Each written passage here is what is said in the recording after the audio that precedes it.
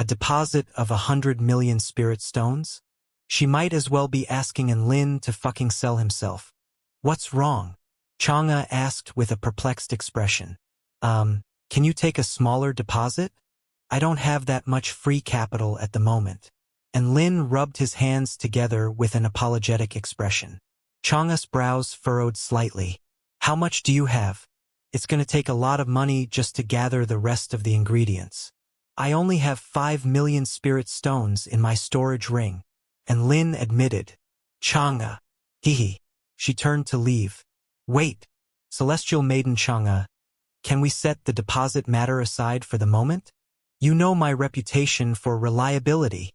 And Lin immediately urged. Xianxia's footsteps faltered before she turned back to look at Lin. Reputation and financial ability are two different things. And Lin faltered momentarily before continuing. You've heard of the 4-9 Immortal sect, right? I'm the sect leader of such a big sect. So how could there be any doubt about my breadwinning ability? I'll be sure to have gathered 100 million spirit stones by the time you finish refining the divine pill. Xianxia blinked upon hearing this. 4-9 Immortal sect? The Grandmaster Construction Cultivator did mention that to me. See? You have to believe me. A smile appeared on Lin's face. She told me that your sect is incredibly stingy and that you created a bigger stir than a first-rate sect, but you have inferior financial ability to even a third-rate sect. Xianxia continued. And Lin's smile froze on his face. For fuck's sake. It was one thing for the Grandmaster Construction Cultivator to insult him, but why was she going around and spreading all these slanderous rumors? He was determined to teach her a lesson next time, and Lin had nothing to say. He had no money, and Xianxia was skeptical of even his sect. He had no way to convince her. Just as he was falling into despair, Xianxia suddenly threw him a life jacket. However, if you can lift my mood a little, I can perhaps consider lowering the deposit requirement. Lift your mood. And Lin faltered slightly upon hearing this before instinctively rummaging through his storage ring to see what he could give to Xianxia. Xianxia immediately shook her head upon seeing this. I don't require materialistic joy. I'm not lacking in money. And Lin stumped again. How was he supposed to make her happy if she didn't even want any presents? She didn't want materialistic joy? So maybe she was looking for mental joy? How about this? I'll tell you a few jokes. And Lin suggested with a buoyant smile. A hint of interest finally flashed past Xianxia's beautiful eyes. Some jokes? Are they interesting? Tell me a tragic love story. And Lin was rooted to the spot. Then, should I tell a joke or a tragic love story? Xianxia paused momentarily before replying. Just tell me a funny yet tragic love story. And Lin drew a sharp intake of breath. Who the fuck could tell him what the fuck a funny yet tragic love story was? Why couldn't she just listen to a joke like a normal person? Such an unreasonable request made telling the joke countless times harder than it had to be. And Lin was about to fall apart. Why was life so hard? His brain scrambled for something, for anything, and for some reason he suddenly thought of Dongfang Zhuangshi. All right, then I'll tell you a tragic yet comical love story. And Lin said in a solemn voice. Xianxia nodded with a hint of anticipation in her beautiful eyes. And Lin continued, the story takes place at a tea shop. A male scholar would go to the tea shop every morning to drink tea. The waitress at the tea shop became familiar with the scholar because of his daily visits to the tea shop. Time slowly passed by. The two of them met every day and gradually became closer to one another. One morning, you seem troubled, the scholar suddenly said to the waitress as he took a sip of tea. The waitress replied, Young master, are you familiar with young Master Tang from the eastern part of the city? The scholar said, he is a family friend. The waitress asked, can you please introduce him to me next time? The scholar's heart throbbed upon hearing this, and the tea suddenly became bland for some reason. The scholar replied, he doesn't like tea. The waitress asked, that's all right. What does he like? I can learn for him. The scholar said, he likes me. Ha ha ha. How about that? Isn't that extremely tragic and hilarious? And Lin chortled with mirth at his own joke. Chang'e's body shuddered as her cheeks became inexplicably flushed. Her eyes rippled like water as her tone softened. As expected, there is only true love in homosexual relationships. This is a good joke. You pass. Ha ha ha. Ha. And Lin's laughter faltered as a blank expression appeared on his face. It seemed like Chang'e had gotten something different from that story compared to him. In any case, the result was a positive one as Chang'e had agreed to lower the deposit for him. Thank you, Celestial Maiden Chang'e. I am truly very grateful. And Lin immediately spoke with gratitude in his voice. A faint smile appeared on Celestial Maiden Chang'e's face. If everything goes smoothly, the Rainbow Divine Dao pill should be ready in 1 or 2 years. Are you sure you will have enough spirit stones by then? And Lin nodded earnestly. Rest assured, I will definitely be able to gather the spirit stones required. Even if I can't, I'll sell off my weapons to make up for what I'm missing. He was quite confident in his assets. There were so many treasures in his storage ring that it really wouldn't be too hard for him to gather 100 million spirit stones if he was to sell them. Chang'e nodded. All right, then I'll begin working on the Rainbow Divine Dao pill at once. I'll be taking your 5 million spirit stones as a deposit. If you change your mind or suddenly die, I'll be taking the money as payment for my labors up to that point. And Lin's lips twitched slightly. Did she have to put it in such an unsettling way? Despite the complaints he was making in his heart, he still maintained an amicable smile as he obediently pulled out the 5 million spirit stones from his storage ring before handing it over to Chang'e. From this day forth, he would be known as Filthy Bankrupt and Lin expressed his gratitude toward Chang'e again.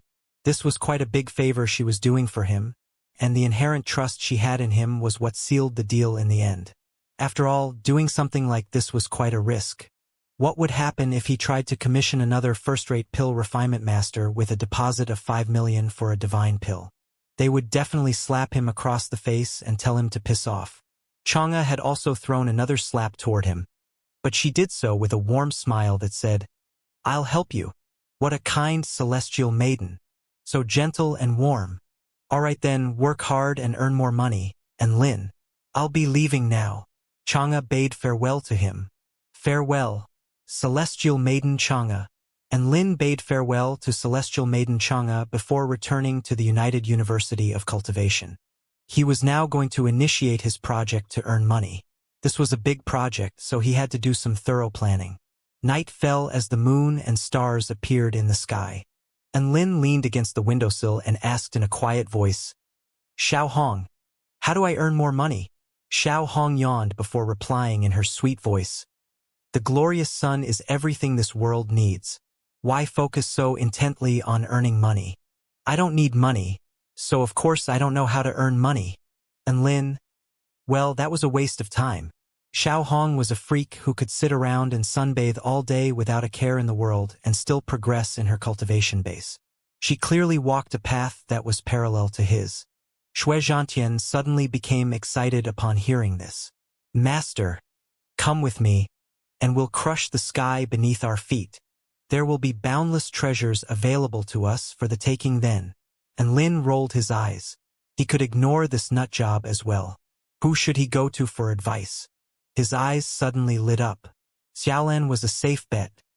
Within Su Xiaolan's dorm room, the light of a candle flickered gently, and Lin snuck over. Tui. He wasn't sneaking over. He was visiting. Su Xiaolan wasn't really all that surprised to see Lin, and she allowed him to come in without any fuss. What's wrong? You look like you're a little troubled, Su Xiaolan asked with a faint smile. As expected of Su Xiaolan to be able to read his emotions even before he had said anything, and Lin nodded upon hearing this. I have indeed encountered a problem. I'm in need of some spirit stones at the moment, and I need to find a way to earn money quickly. Su Xiaolan's brows perked up slightly. You're in need of spirit stones? How much do you need? I can lend some to you. And Lin waved his hands. That's all right. This is quite a large sum of spirit stones, so it's best if I earn it for myself. How many spirit stones do you need? Su Xiaolan pursed her lips. Around 100 million spirit stones in a year, and Lin replied. Su Xiaolan, Peculiar silence ensued. Su Xiaolan took a deep breath. I suggest you go to sleep. And Lin blinked in confusion. Why? Su Xiaolan chuckled lightly. Anything is possible in a dream. And Lin? It looked like earning 100 million spirit stones in a year was an impossible task in Su Xiaolan's eyes. It was probably the case to the vast majority of people on this continent. And Lin made his way out from Su Xiaolan's dorm room with a disconsolate expression. He had made a promise, and he had to fulfill it even if it killed him. Xianxia was probably already preparing the ingredients for the divine pill. What if she refined the divine pill, but Lin couldn't give her the spirit stones? Would he be hung upside down on an osmanthus tree on the moon to be tortured and whipped? And Lin was overwhelmed by a sense of pressure, which was similar to when he had been forced to gather so many Golden Realm essence crystals in less than a month. The ancient Taichu realm was a place where extreme perils existed alongside extreme riches. Even though gathering 100 million spirit stones was quite difficult, it was a lot more realistic of a target in a place like that. But what could he do at the university? This was a serene and peaceful place where even murder and robbery were strictly prohibited. How was he going to earn money in a place like this? Just by selling stuffed buns alone? He opened the door to his dorm room and headed for his bedroom. Giant and Lin. A small and nimble figure flew toward Lin with an enticing glow in her emerald eyes. I have good news. And Lin looked at Tina with a dispirited expression. What good news? I'm currently in need of money, so if this isn't news about spirit stones, then I don't want to hear it. Ah, what a coincidence. This is indeed news about spirit stones. How did you know, Giant and Lin? Tina let loose a cry of surprise, and she was clearly quite shocked by Lin's unintentional clairvoyant response. And Lin immediately stirred upon hearing this, and he cradled the fairy in his hands while looking at her with eyes that were glowing from excitement. What's the good news? Tina replied with an expression that suggested that she was quite pleased with herself. The very first spirit stone mine has been born in our divine mirror world. Boom! This piece of information struck Lin like a bolt of lightning to the head, sending tremors of excitement running through his body. A spirit stone mine? My God, we have a spirit stone mine. And Lin was struck by an overwhelming sense of joy. This was like a human discovering a gold mine in their backyard. How could he not be excited? Following the progressive development of the divine mirror world, a spirit stone mine has finally taken shape beside the holy land that we created. Tina was beaming with joy and excitement. This made sense. The Holy Land was a place that they built using the power of the heavens as well as the veins of the earth. It was quite understandable that the first spirit stone mine to appear in the divine mirror world would be born there. How big is the mine? And what about the purity? How much can we excavate? And Lin inquired with excitement. These were the questions he was most interested in hearing the answers to. Tina paused momentarily before replying. At the moment, there are about 60 million units of spirit stones within the mine, all of which are of decent purity and are ready for excavation. However, in order to ensure the sustainability of the mine, we can only excavate a maximum of 10 million spirit stones for now. And Lin rubbed his face against Tina with elation upon hearing this. Little Na, you're so awesome. You are my lucky star. Hee hee. Tina extended her tiny little arms to pat Lin's massive face, and she too giggled with joy upon seeing Lin's elated expression. A spirit stone mine had to be mined in moderation in order to ensure sustainability, just as water had to be taken from a well in moderation to prevent it from drying out. This was why the spirit stones mines on the Taichu continent were also valuable.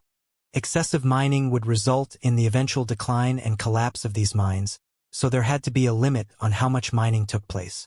This was a very difficult balance to maintain, and there were often spirit stone mines that slowly deteriorated before collapsing over time, leaving the owners of the mines to weep over their own stupidity. However, Tina was different. She was a god of creation, so it could be said that she was the world-leading expert on how to mine and how much to mine in order to maintain sustainability. And Lin and Tina arrived in the divine mirror world.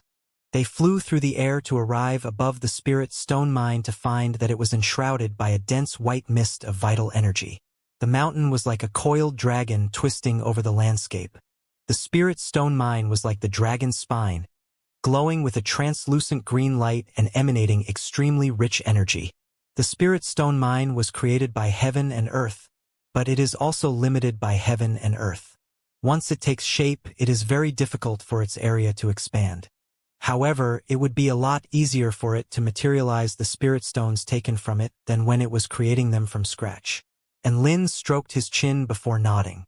This is like a large-scale living being that can draw on the power of heaven and earth to recover from its injuries. But it would still die if its injuries were too severe. Wow, that's an extremely vivid analogy.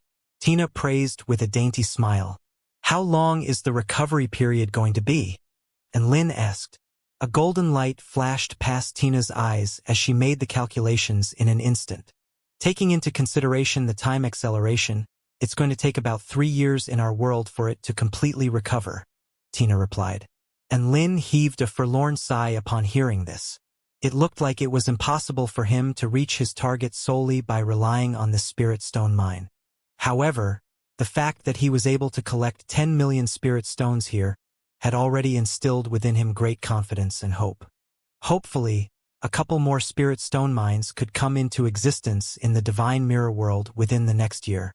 Are we going to send people to mine for spirit stones now? And Lin asked. Why would we do that? Tina's blinked her emerald eyes. I can take care of it by myself. By yourself. And Lin was a little taken aback by this response. At this moment, Tina waved a hand toward the spirit stone mine down below. Rumble. A series of green lights separated themselves from the mine before flying toward Tina like a meteor shower, gathering in such a dense, boundless bunch that Lin felt as if he were going to be blinded by their collective light. Tina had mined all these spirit stones with a series of different parameters in mind, thereby allowing her to minimize the damage inflicted on the mine and allowing it the best chance to recover. Her control was incredibly precise. She was like a godlike doctor who was dissecting the mine with surgical precision. And Lin immediately thought of a piece of news that he had seen in the mortal world. A certain female doctor stabbed her boyfriend several dozen times, only for the hospital to diagnose him with just minor injuries. But now, Tina had stabbed the spirit stone mine 10 million times only for the world to diagnose it with only minor injuries. Here you go, Giant and Lin. Tina tossed the spirit stones at Lin in an extremely generous gesture. And Lin was moved to the brink of tears. He carefully put the 10 million spirit stones away into his storage ring as he stared at the fairy before him with elation and gratitude. Thank heavens he had Goddess Tina as a coattail to grab onto. With her supporting him, he could completely undergo a rags-to-riches transformation and retire in a short few decades. This was Lin's road to riches. And Lin thoroughly basked in the joy of becoming Tina's sugar baby before leaving the divine mirror world with contentment in his heart. Tina was also quite elated to be able to take care of Lin in his time of need. Giant and Lin, I'll make sure to notify you as soon as any new spirit stone mines are born in the divine mirror world. Tina whizzed around Lin's head as she spoke in a crisp, gentle voice. You're the best, little Na. I'll cook something just for you with the frying pan tomorrow. And Lin praised with a smile. Yay! You're awesome, Giant and Lin. Tina latched onto Lin's finger excitedly. The dishes cooked by your frying pan are the most delicious dishes in the world. Of course. And Lin raised his head with a smug expression. A thought suddenly occurred to him. Wait, there seems to be something wrong. And Lin's expression darkened. What do you mean by the dishes cooked by my frying pan? Those are the dishes cooked by me using the frying pan. Is there a difference? Tina blinked in confusion. Of course. And Lin nodded with a serious expression. The former makes it sound like the frying pan is really badass, while the latter makes me sound really badass. Oh? Tina nodded even as she grumbled internally. That's exactly what I'm saying. The frying pan makes all the difference. Without the frying pan, your cooking isn't even as good as the stuff made by the aunties in the school cafeteria. The dishes cooked by Giant and Lin using the frying pan are the most delicious dishes in the world. Your cooking is the best. Tina lied through her teeth with a dainty smile, and Lin nodded with satisfaction. The most delicious dishes in the world. Another thought suddenly occurred to him. If he continued to sell 100 steamers of stuffed buns ignored by every day at a price of 1,000 spirit stones per steamer, he would be able to earn 100,000 spirit stones a day. However, this was clearly not a sustainable model of business. After all, this was a luxury item, and the students at the university really weren't all that rich. Many of them were only trying out the stuffed buns for the experience before regretting it afterward. There were almost no students who could afford to buy his stuffed buns every day. How about I sell the stuffed buns once every other day?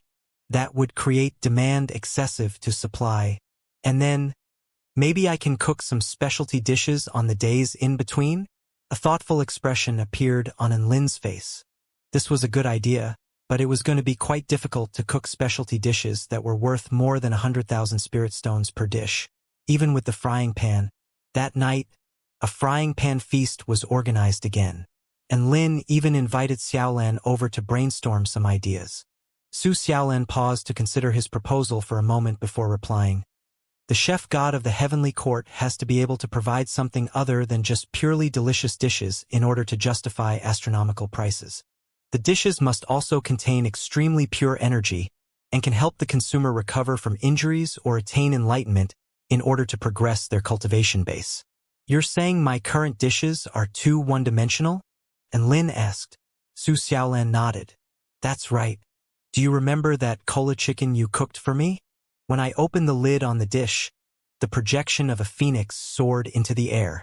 All of the specialty dishes cooked using the frying pan must come with their own special effects, thereby creating a selling point on its own. If we could use some ingredients with medicinal properties, we could even transcend beyond what it means to be a chef god. Xiaolan's words were imparted like words of profound wisdom, and Lin was itching to give her idea a try. All right, I'll try that tomorrow. And Lin had his cooking skills and pill refinement skills to carry him, so he couldn't go wrong. Did you say his cooking skills were only on par with aunties from school cafeterias? Please. Aunties from different cafeterias had different levels of cooking skills.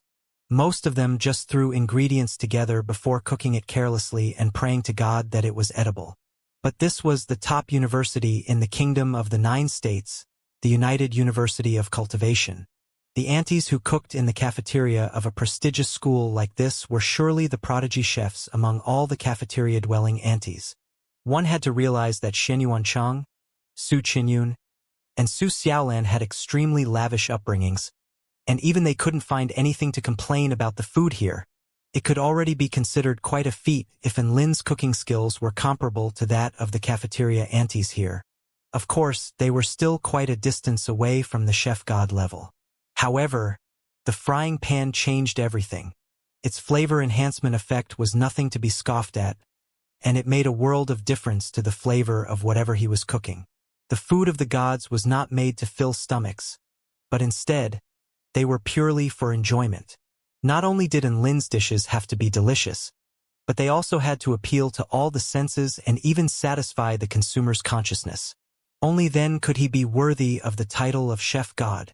The next day after classes, Lin stood in his kitchen while looking at all the ingredients laid out before him. These were all high-quality ingredients that he picked carefully from his storage ring. Each and every one of them emanated their own unique energy fluctuations. All of these were extremely good pill refinement ingredients as well.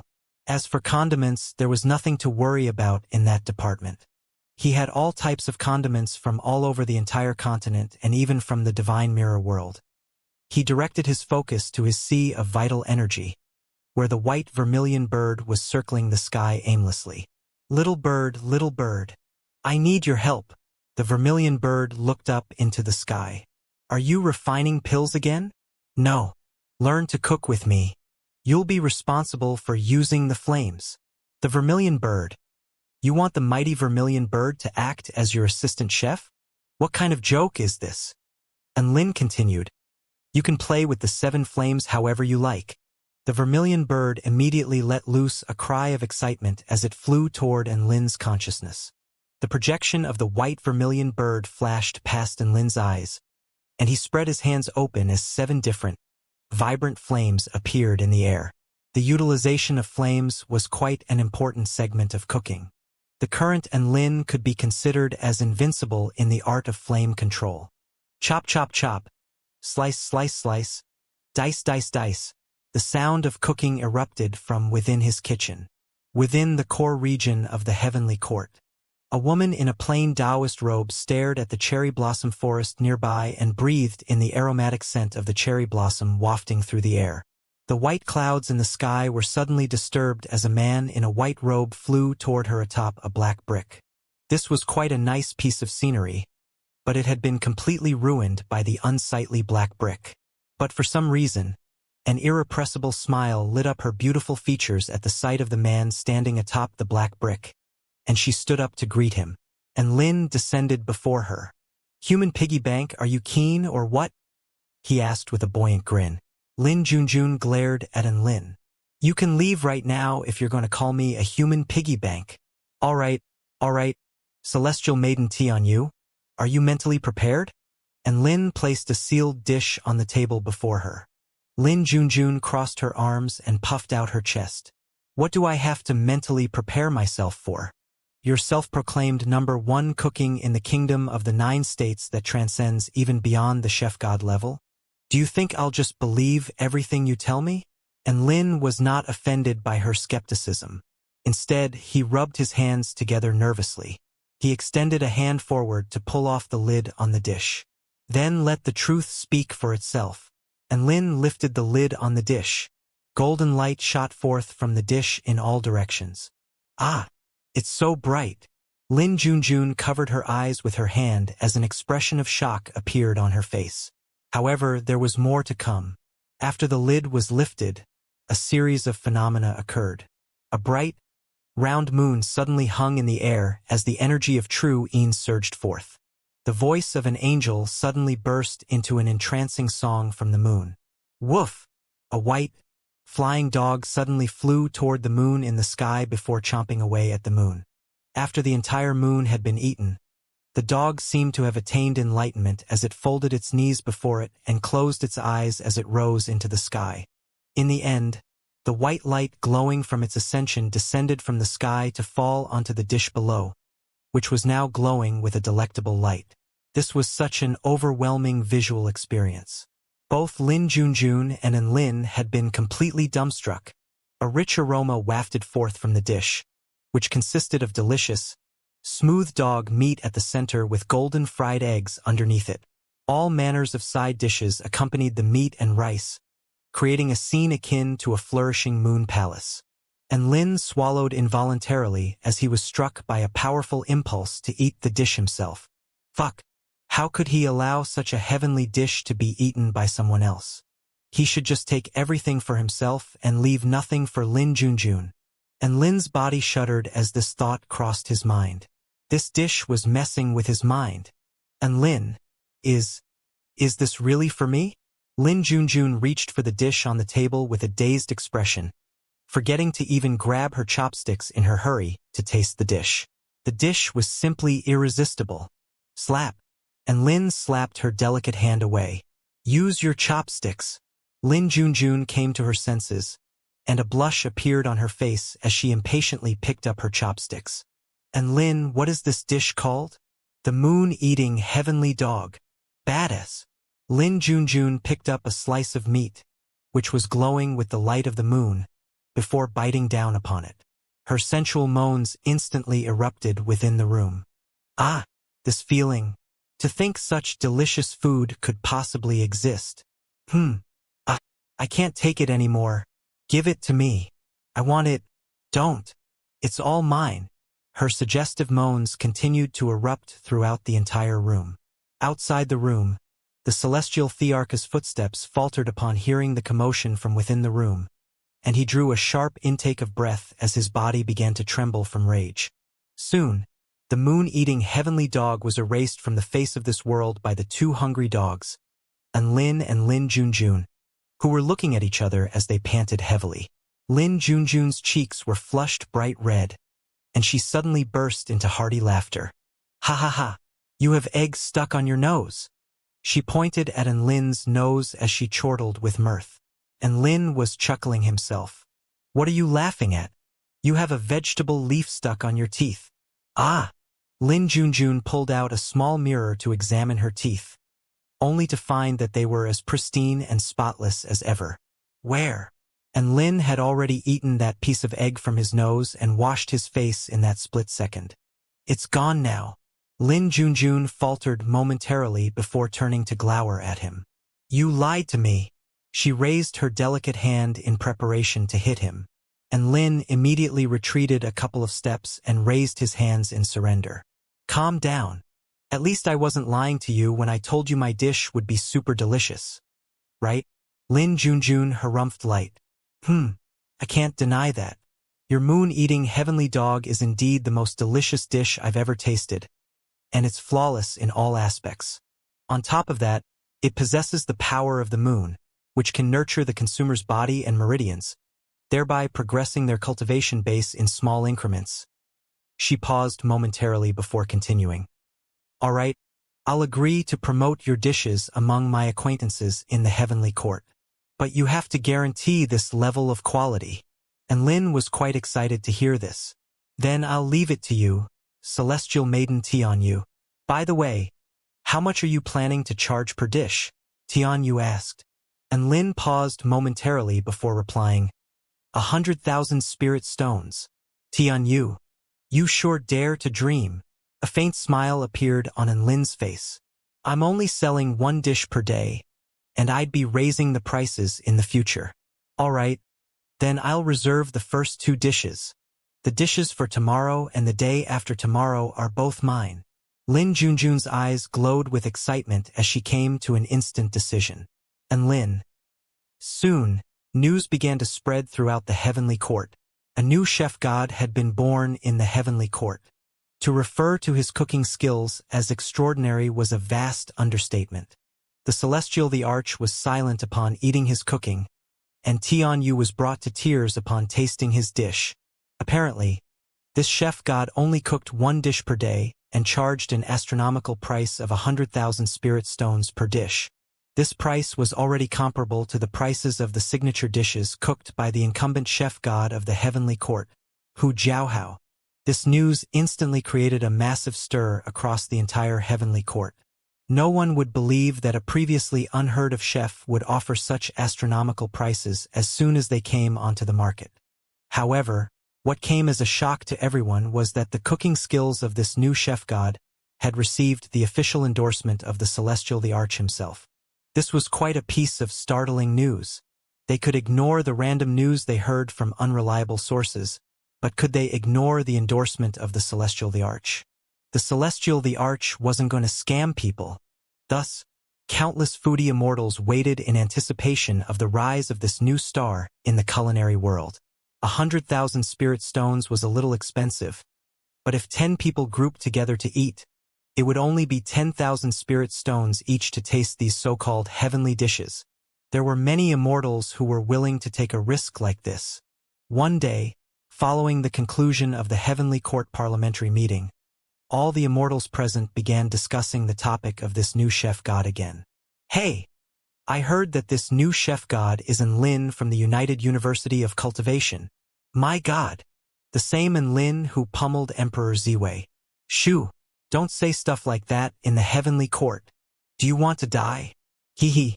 Just for that entry on his resume alone, I'll be sure to visit his restaurant. I heard he is also the founder of stuffed buns ignored by Dubai. Oh, I've heard about those. They're the #1 luxury snacks of the Heavenly Court. It looks like he does indeed have some skills. We should go to taste his cooking sometime. Let's go together. On a certain street within the Heavenly Court, and Lin rented a storefront, which was quite a simplistic and plain one. To put it simply, it was a storefront that screamed poverty. The storefront was completely nondescript, and the only eye-catching aspect of the store was the sign out front. Heavenly Court Chef God and Lin Restaurant. He was probably the only person in the entire heavenly court who dared to openly hang a sign upon which were inscribed the words, Chef God. This was quite an astonishing title to proclaim, and it created a stark contrast with the mediocre storefront behind the sign. Because of this, most of the pedestrians passing by would be attracted by the sign before turning their eyes upon the storefront, upon which they would instantly come to the decision that this was a fake Chef God.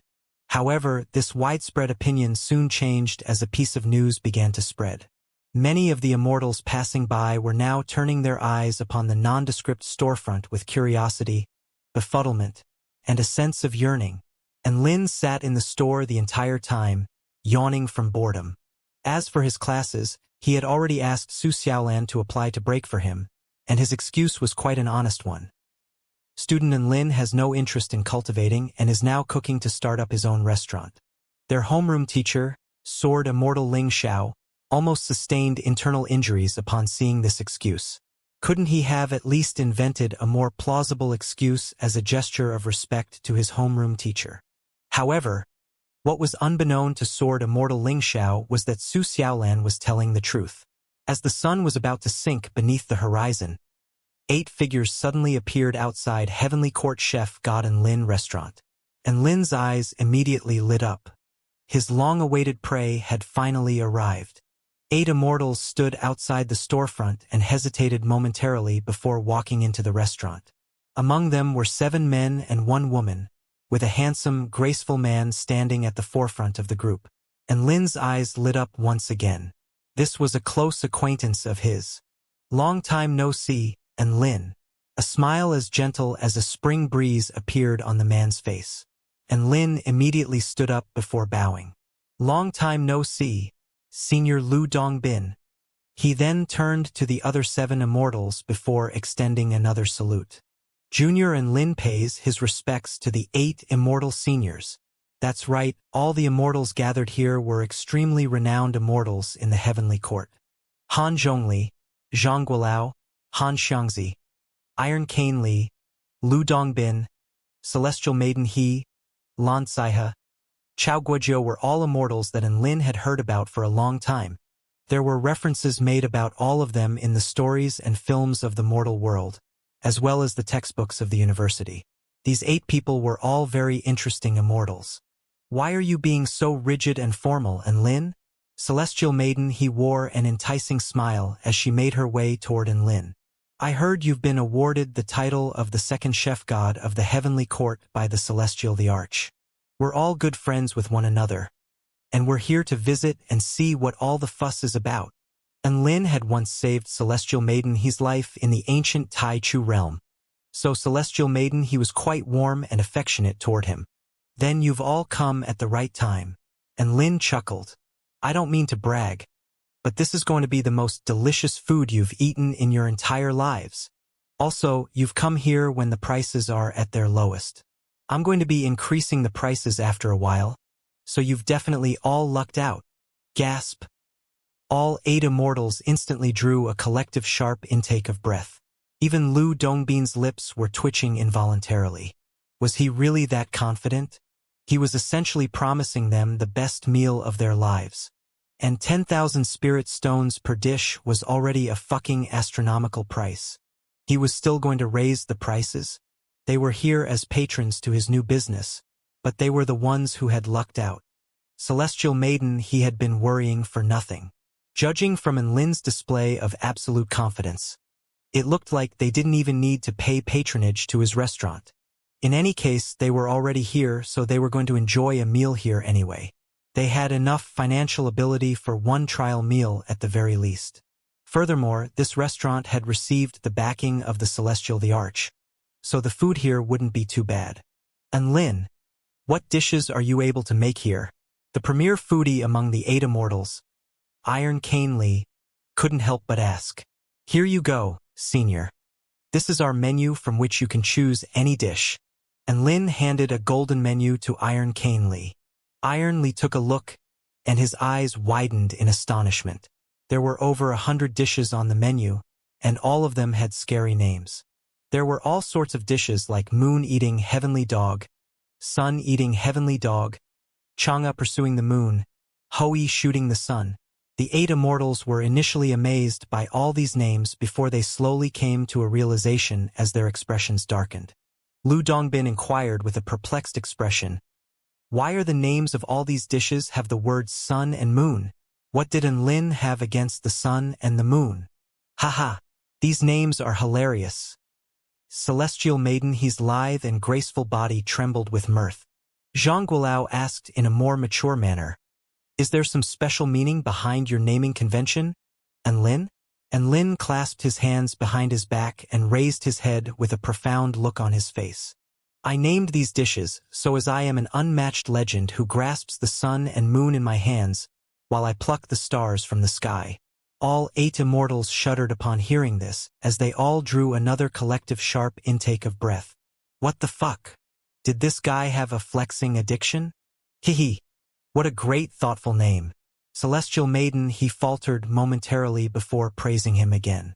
And Lin nodded internally with approval. It looked like this celestial maiden was worth saving after all. She sure knew how to give timely praise. The other 7 immortals repressed their urges to flip the tables and leave as they scanned through the menu to see which dish they would like. "Let's go with this one, the solar and lunar eclipse. It has both the sun and the moon in its name, so it should be quite delicious." "Tui. Chao Guojiu, what kind of stupid logic is that? You must have been misled by Enlin's naming conventions. I think we should go with the sunlight chicken. I like chicken." The flower lover Lan Saiha protested. "No, Han Zhongli. Let's pick the flowers under the moon. I like flowers." No, that dish clearly sounds like a vegetable dish." Thus, a heated discussion ensued between the 8 immortals. In the end, they couldn't come to a decision, even after an extended period of intense debate.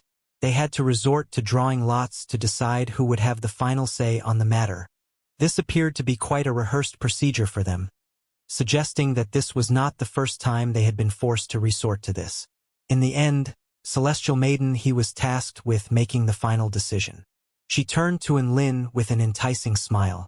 "Enlin, do you have any suggestions? For example, are there any signatures dishes?" A faint smile appeared on Enlin's face. "All my dishes are at the pinnacle of culinary excellence. You will be jumping for joy regardless of which dish you choose." Celestial Maiden, he gasp. All 8 immortals shuddered upon hearing this. Holy fuck. Was there no one that could control this guy? This little bastard was flexing his ass off. In the end, Celestial Maiden, he had no choice but to make the choice on her own. She chose a dish with a strange name, Ecliptic Sun of Fortune. This was a peculiar name for a dish, and she chose it intentionally just to see what kind of surprise Chef God Enlin could serve up for them. They were then treated to the sight of Enlin walking into the kitchen with a tranquil expression, following which the sounds of cooking erupted. "How long do you think Enlin will take to cook this dish?" Han Xianxia sat down on a chair before turning to Zhang Guilao. Zhang Guilao analyzed as he wobbled his head from side to side. "It's quite difficult to say, but the more exquisite a dish is, the more energy and time it takes to prepare.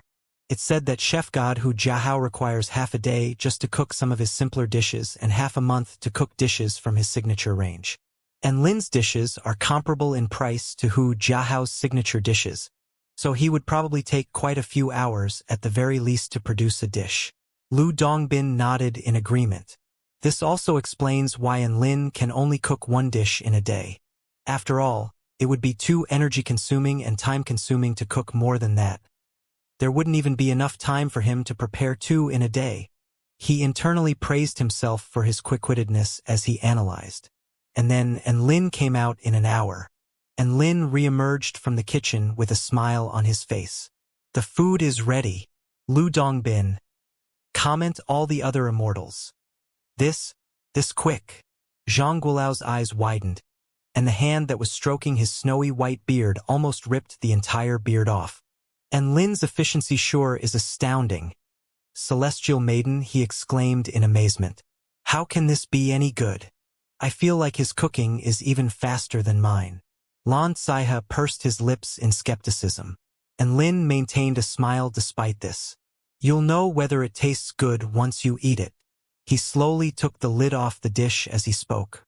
The 8 immortals were then treated to a show, which would remain etched in their minds until the end of their days. The instant the lid was lifted, golden light enshrouded the entire restaurant. What blinding light! Lan Saiha narrowed his eyes as he let loose a cry of surprise. This is the revered light of first-rate dishes. Zhang Guilao clearly knew what he was talking about, and his eyes lit up as he spoke. Immediately afterward, countless mesmerizing images began to appear before everyone's eyes. Not only was there a show for the eyes to behold, but there was also an accompanying auditory spectacle as well. A resonant female voice began to sing the song, "Today is a good day. Today is a good day. Everything you wish for will come true.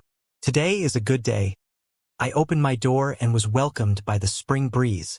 The singing is very pleasing to the ear, and it's also extremely relevant to the ecliptic day of fortune. How exquisite! Han Xianxia praised as he listened with an entranced expression. What was the ecliptic day of fortune? Among the 12 divine fiends of the almanac, there were 6 that were referred to the 6 ecliptic gods, and they were respectively known as Qinglong, Tiande Yutang, Ximing, Mingtang, and Jin Kuei. The day during which all 6 of these ecliptic gods appeared at once was known as the ecliptic day of fortune. After the phenomena disappeared, all 8 immortals turned their eyes upon the dish on the table. Qinglong revolved around the exterior like an azure dragon. Tiande and Jin Kuei fell from the sky like gold coins glinting with alluring light. Ximing was a chicken that had manifested itself into the form of a phoenix that spread its wings in pursuit of the stars. And Mingtang along with Yutang were fresh, sumptuous vegetables that were like items of clothing to further captivate the beauty of the phoenix. The bodies and souls of all 8 immortals trembled in unison at this sight. An irrepressible urge welled up in their hearts. I want to eat this. Initially, all 8 of them picked up their chopsticks in a reserved manner. After all, they had lived for so long and had seen pretty much everything this world had to offer. However, their calm facades were instantly shattered after they took their first bites. All 8 immortals shuddered in unison. Ah, this flavor! Oh my God! Oh! Gasp! Vital energy suddenly surged as their chopsticks flashed through the air at extreme speed, leaving a series of afterimages in their wake. Get away from those chicken wings. They're mine! Lu Dongbin screeched as he swatted away the other pairs of chopsticks by wielding his chopsticks like swords. No! I only want those lovely vegetables. Why are you swatting me away? Lan Saiha's chopsticks were like delicate blades of grass that somehow managed to hold its own against the other aggressive pairs of chopsticks despite their apparent frailty. Celestial maiden, he let loose a delicate cry as the projection of a lotus flower enshrouded a chicken wing. Lu Dongbin, how dare you claim the delicious chicken wings for yourself without even asking for my permission? Calm down, everyone. Remember to respect your elders and let me go first. Iron Cane Li's chopsticks were infused with his power of the Tao of metal, making them extremely fierce and powerful. They broke through Lan Saiha's defenses before extending toward the piece of delicious meat in the form of an azure dragon. Tui, respect your elders? What about cherishing the young? Lan Saiha yelled as he fell into retreat before battling Zhang Guilao's chopsticks. You're already an old bastard. Why are you referring to yourself like some innocent child? Zhang Guilao flared up. Hee, I'm the youngest among the 8 of us, so I am an innocent child. Lan Saiha was unrelenting in his logic, and his attacks gradually grew more skilled and precise. Chao Guozhou's tactics were even more impressive. He was attacking with his chopsticks on the surface, but behind the scenes, he had manifested a small doll with his consciousness and instructed it to grab the ingredients that looked like golden coins. These were some high-level tactics he was displaying, and all for some food. Unfortunately for him, Han Zhongli possessed the eyes of yin and yang, and he immediately summoned some flames to incinerate the doll into nothingness. Old man Chao, that's not very nice of you. A man should fight fair and square battles. Han Xiangxi laughed heartily as he waved his hand through the air, materializing over 100 nimble little dolls, which dove toward the entire dish all at once. Holy fuck, old man Han. You're being even more of a sly bastard. Han Zhongli was given a massive fright, and he pulled out a fan, which he abruptly waved through the air to summon an explosion of flames. Boom! The flames erupted with terrifying force. The Heavenly Court chef god and Lin restaurant was razed to the ground on the day of its grand opening. Thankfully, Lu Dongbin and Celestial Maiden he protected the dish at this critical moment. Otherwise, the consequences of Han Zhongli's actions would have been unimaginable. Holy fuck! Han Zhongli, are you fucking insane? Han Xianxia let loose a torrent of abuse. You were the insane one first for trying to take the whole dish for yourself. Han Zhongli roared with laughter. Thus, the two of them began battling it out with one another again. No, they weren't battling it out with one another. They were battling it out over the ecliptic sun of fortune. And Lin's heart throbbed with pain as he looked around at the charred remains of his restaurant. What the fuck? 8 graceful immortals had walked into this restaurant. But why had they transformed into a pack of hungry wolves? Was it really appropriate for renowned celestial immortals like them to be holding a mass street brawl like this? Looking at it now, it was a stroke of genius finding a crappy storefront like this one. What was the point of a good storefront? It would just get blown up anyway. After an intense battle, the 8 immortals had finally exhausted themselves and lay panting heavily on the ground. The ecliptic sun of fortune had been devoured by them. Han Zhongli panted as he said in a slow voice, "Huff, huff, huff. I had never thought that we would fight over a dish someday. And Lin's cooking skills are truly exemplary." Celestial Maiden he licked her lips with a hint of unfulfilled desire. Lu Dongbin nodded in agreement. "I give full marks to Lin's cooking. Haha, you're all far too kind, seniors. If you like my dishes, you can come again tomorrow," and Lin said with a buoyant smile. "We have to go on a mission to the East Sea tomorrow. Can you make it today? We can pay more than what we did for the first dish." Zhang Guolao's inner foodie had been completely captivated, and Lin shook his head with a forlorn expression. "I'm afraid I can't do that, senior. I can only cook 1 dish per day due to some special reasons." All 8 immortals heaved a disappointed sigh upon hearing this. "Don't worry, Lin. We'll definitely help spread the word about your cooking. Your cooking skills are by no means inferior to Chef God Hu Jiahao." Lan Caihe nodded with excitement. All the other immortals also chimed in and announced that they would be more than happy to endorse Lin's cooking. And Lin was ecstatic upon hearing this and gifted a steamer of stuffed buns ignored by Dubai to them. One had to realize that the 8 immortals had a large network of friends and acquaintances in the Heavenly Court. If they could promote his restaurant in person, the results would definitely be astounding. Thus, the 8 immortal food critics left. They all made reviews of Lin's cooking, which could be surmised by the words, "And Lin is worthy of his title as chef god." News of this caused another massive stir in the Heavenly Court. The Celestial Thearcha's endorsement was like an official government advertisement. It was reliable, but it wasn't really down to earth. However, the endorsement by the 8 immortals was like the most reliable food critic review because they provided their most genuine thoughts and opinions. One had to realize that all 8 immortals had different tastes. Their combination was exemplified by diversity as they represented men, women, the elderly, the young, the rich, the poor, the highborn, and the lowborn. As such, it was quite a difficult task to please all 8 of them with one dish. And judging from their reviews, they were not only pleased but pleased beyond belief. This indicated that Lin's cooking skills could conquer anyone's taste buds. News of this spread through the Heavenly Court like wildfire as countless foodie immortals itched for an opportunity to visit that dilapidated storefront. And Lin's restaurant had finally become popular, and Lin decided to not sell stuffed buns for now. Instead, he decided to focus on the restaurant in order to establish a reputation first. The next afternoon, a huge group of immortals gathered outside Lin's restaurant. "Is this the place? What an interesting place." It's not a big place, but the style of construction is quite intricate. What's the point of having a big restaurant? He only makes 1 dish per day anyway, so how many customers will he have a day? If you ask me, this restaurant could even be smaller. I just want to ask why he decide to use alloy walls. Haha. Could it be that he's afraid his little restaurant will explode? All the immortals gathered laughed as they chatted with one another. In the end, a few immortals decided to pool their funds together in order to buy a dish. None of the other immortals joined on this. All of them stood outside the restaurant and continued chatting with one another.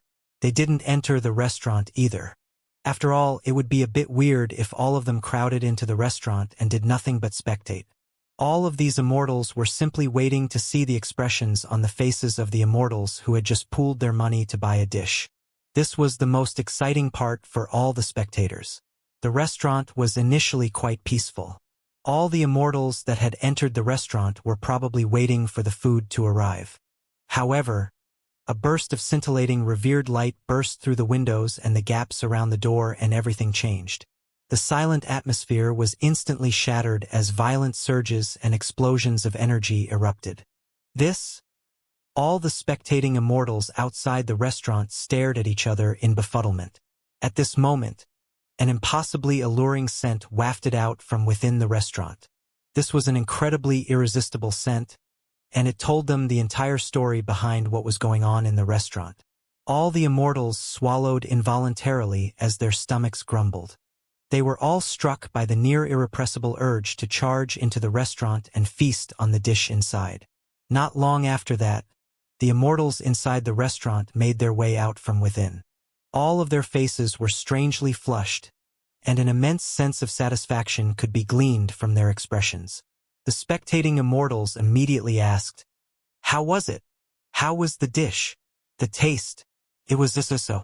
But 100,000 spirit stones is a little too expensive." Fei Long the Enlightened replied with a blissful smile. Celestial Maiden Ing Chao, whose face was still flushed, nodded in agreement. "And Lin's cooking skills are exemplary. But 100,000 spirit stones is indeed a little expensive. That's all I have to say. You can make the decision for yourselves." All the other immortals who had entered the restaurant gave similar accounts of their experiences. Some of the spectating immortals believed this to be true, while others were a little skeptical as they felt like there was something amiss. The next day, the Heavenly Court Chef God and Lin restaurant reopened for business.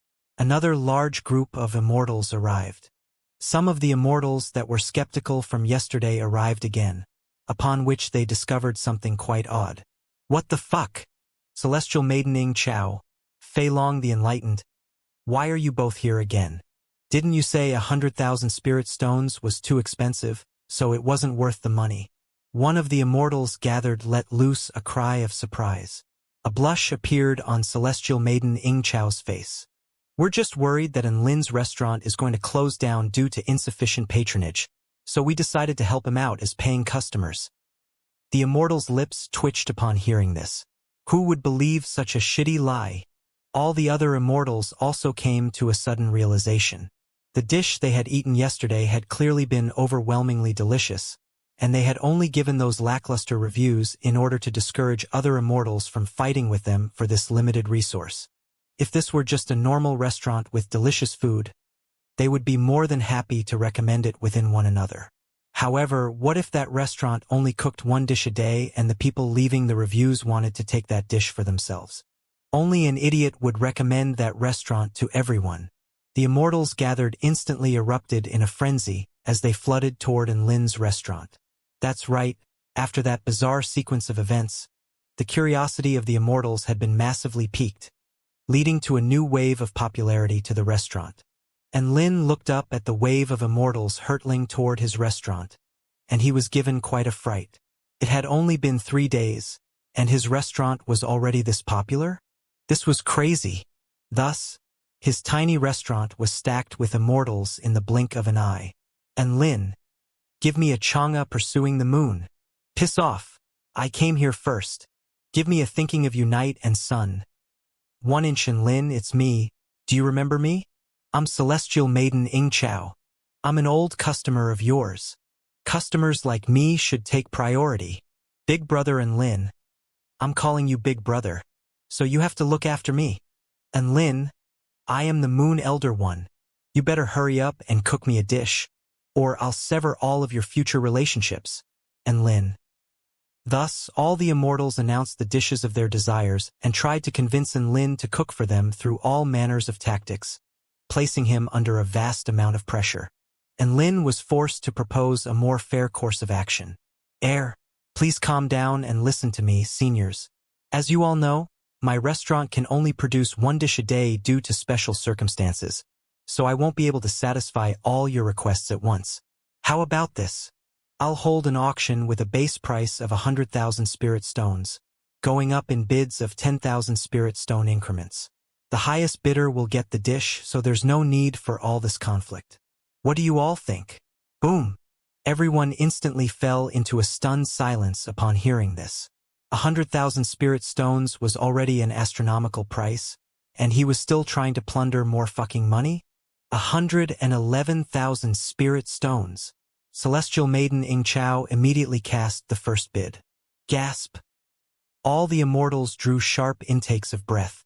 112,000 spirit stones. Please don't fight with an old man like me. Otherwise, I'll sever all of your future relationships. The Moon Elder threatened with a malicious smile. All the immortals trembled upon hearing this. The Moon Elder had brought out his trump card, the single-for-life atomic bomb. Who dared to challenge him? No one wanted to be single for life. I, the mighty heaven-defying dog, don't believe in your bullshit. 130,000 spirit stones. A man with dark skin and a pair of dog ears retorted with a carefree smile. Gasp! Not even the Moon Elder's trump card could break this foodie's determination. Humph! A young celestial maiden like me need not be afraid of the single life. 140,000 spirit stones. Another foodie celestial maiden cast another bid. Moon Elder, if you dare to sever our future relationships, we'll band together and tear your house down. A group of 6 immortals cast a collective bid. 150,000 spirit stones. Another stir erupted throughout the entire restaurant, and Lin was chortling with glee in his heart. Haha! Fight and argue all you want. How can you take a threat from the Moon Elder without retaliating? You have to fight, even if you discard your dignity as an immortal. In any case, he would be the biggest winner in the end. After a series of bids, the Lightning God and Lightning Goddess couple managed to secure the dish with a final bid of 200,000 spirit stones. All the immortals were dumbstruck as their adrenaline slowly faded. Holy fuck! A dish that was already astronomically priced at 100,000 spirit stones was elevated to a price of 200,000 spirit stones after an auction? This was way too fucking scary to even think about. Just this one dish could buy them a very decent spirit tool. Today is our 9,999th wedding anniversary, so please cook us a harmony between sun and moon.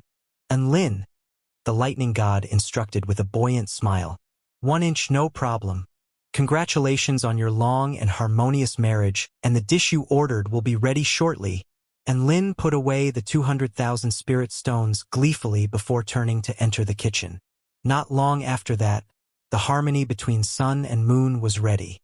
Upon opening the lid on the dish, revered light burst forth, followed by a phenomenon in the form of the sun and moon appearing at the same time, refusing to abandon one another, creating a profound scene of harmony and untold love. The lightning couple ate the dish, and they couldn't help but recall all they had been through in the past 9,999 years. As their emotions flourished, they began to make out across the table. All the single people present who were having their stomachs abused were now also having their relationship status abused. They all walked out of the restaurant with dazed expressions. Was that dish really worth 200,000 spirit stones? It was definitely overpriced. The price was only inflated by the auction. Once everything dies down, the price will inevitably fall. Exactly. He might even be forced to make a discount due to a lack of customers. All the immortals chatted among themselves as they walked away from the restaurant. At the same time, tales of Lin's 200,000 spirit stone dish caused another sensation in the heavenly court. Countless people began to discuss Lin's restaurant. Some were in shock, some were openly skeptical, and some were struggling to comprehend how this could have even happened. There were even people pointing to this as a marketing stunt that was to be frowned upon. A new day arrived. The Heavenly Court Chef God and Lin restaurant was once again packed to the rafters by immortals. Another rowdy auction ensued. The final bid was 250,000 spirit stones. Countless immortals were stunned yet again. Were there really that many stupid cunts out there? Or could it be? Another day passed by. On the 5th day, the dish produced by Lin's Heavenly Court Chef God and Lin restaurant was auctioned off for a jaw-dropping 300,000 spirit stones. News of this created the biggest stir in the entire Heavenly Court yet. What did 300,000 spirit stones entail? This was the price for a high-rank spirit tool or a 6th-grade immortal pill. One dish was worth one immortal pill? What a terrifying notion. Crazy. They were all fucking crazy. That was what everyone thought about the immortals that had participated in Lin's auctions. However, when these crazy immortals were questioned by others, all of them wore expressions of bliss and contentment as they expressed their desire to continue visiting Lin's restaurant as long as their financial situation allowed them to do so. All the skeptical immortals were truly dumbstruck. Were those astronomically priced dishes really that delicious? It's all a marketing stunt. Don't be fooled by this. Consumers need to be smart. An immortal provided a voice of reason amid the madness. There were other immortals who were much more direct. Don't let Lin pull the wool over your eyes, everyone. His cooking really isn't that delicious. And it'll be too late to regret it if you actually buy a dish from him. The incumbent chef god of the Heavenly Court, Hu Jiahao, also delivered a statement. Don't worry. The eyes of the masses will be able to decipher right and wrong. They know what's worth the price and what's not worth its price tag. Mark my words. The prices of Lin's dishes will begin to decline tomorrow. The 6th day. Lin's dish was sold for a heart-stopping 320,000 spirit stones. All the immortals. Hu Jiahao. The 7th day. Lin's dish was sold for a gut-wrenching 350,000 spirit stones. All the immortals. Hu Jiahao. The 8th day. The celestial thearch's 7 daughters decided to join in on the fun, and the auction was concluded with a final bid of an earth-shattering 400,000 spirit stones. Boom! This news was like an explosive clap of thunder booming over the entire Heavenly Court. Countless immortals were completely dumbstruck, and all the spectators had their jaws dropped to the ground without even realizing it. 400,000 spirit stones for a single dish? This was a concept they could not even begin to comprehend. Some of the newly appointed Earth Immortal officials of the Heavenly Court didn't even have net worths of 400,000 spirit stones. This was beyond an astronomical price. This price had made a lap of outer space and had emerged on the end. Those immortals who were roasting Lin and denouncing him for using unethical marketing strategies all felt like they had been slapped in the face. If a product's price increased once or twice, then it could be due to a marketing stunt. However, for an auction product to steadily increase its price over a period of time, this strongly suggested that this had something to do with the product itself. Immortals weren't idiots. If they spent so much money on a crappy dish, they would be airing their dissatisfaction for the world to see. Instead, all of them had nothing but praise for Lin's dishes as they continued to throw their hard-earned cash at Lin's restaurant. My poverty has limited my imagination. This price seems to have broken the record for the regulation dishes of the Heavenly Court, right? The regulation dishes of the Heavenly Court referred to dishes that could be produced regularly and on demand from a menu. Dishes that required special cooking methods and exotic ingredients were exempted from this list. That's right. The last record-holding regulation dish was the Dance of Dragon and Phoenix cooked by chef god Hu Jiahao, which was priced at 360 spirit stones. To think Lin would be able to rack up 400,000 spirit stones from just one regulation dish. That's absolutely terrifying. The scariest thing is, his restaurant has only been open for 8 days. Gasp! Everyone drew another sharp intake of breath upon being reminded of this fact. This terrifying rate of growth had completely shattered their concept of what could be considered to be possible. They felt like they were witnessing the rise of a god. Lin's name once again made its rounds across the entire Heavenly Court. The last time his publicity had spiked so significantly was when he had pummeled Emperor Ziwei. Now, He had used his cooking skills to make even more of the heavenly court's immortals remember him. The 9th day, the heavenly court chef god and Lin restaurant hadn't even opened for business when the incumbent chef god, Hu Jiahao, appeared and extended an invitation for a showdown, and Lin accepted the challenge, and it was decided that the showdown would take place the next day. Boom! This news triggered another figurative level 10 earthquake, and Lin's meteoric rise had finally spurred the incumbent chef god into action. This was the first official battle between the new chef god and the incumbent chef god, a battle that was eagerly anticipated by all immortals who didn't have missions on their hands. A battle for the title of chef god. How long has it been since the last one? Oh, there was one prior to this. You're only over 300 years old, so you're too young to know about this. The last one was over 1,000 years ago.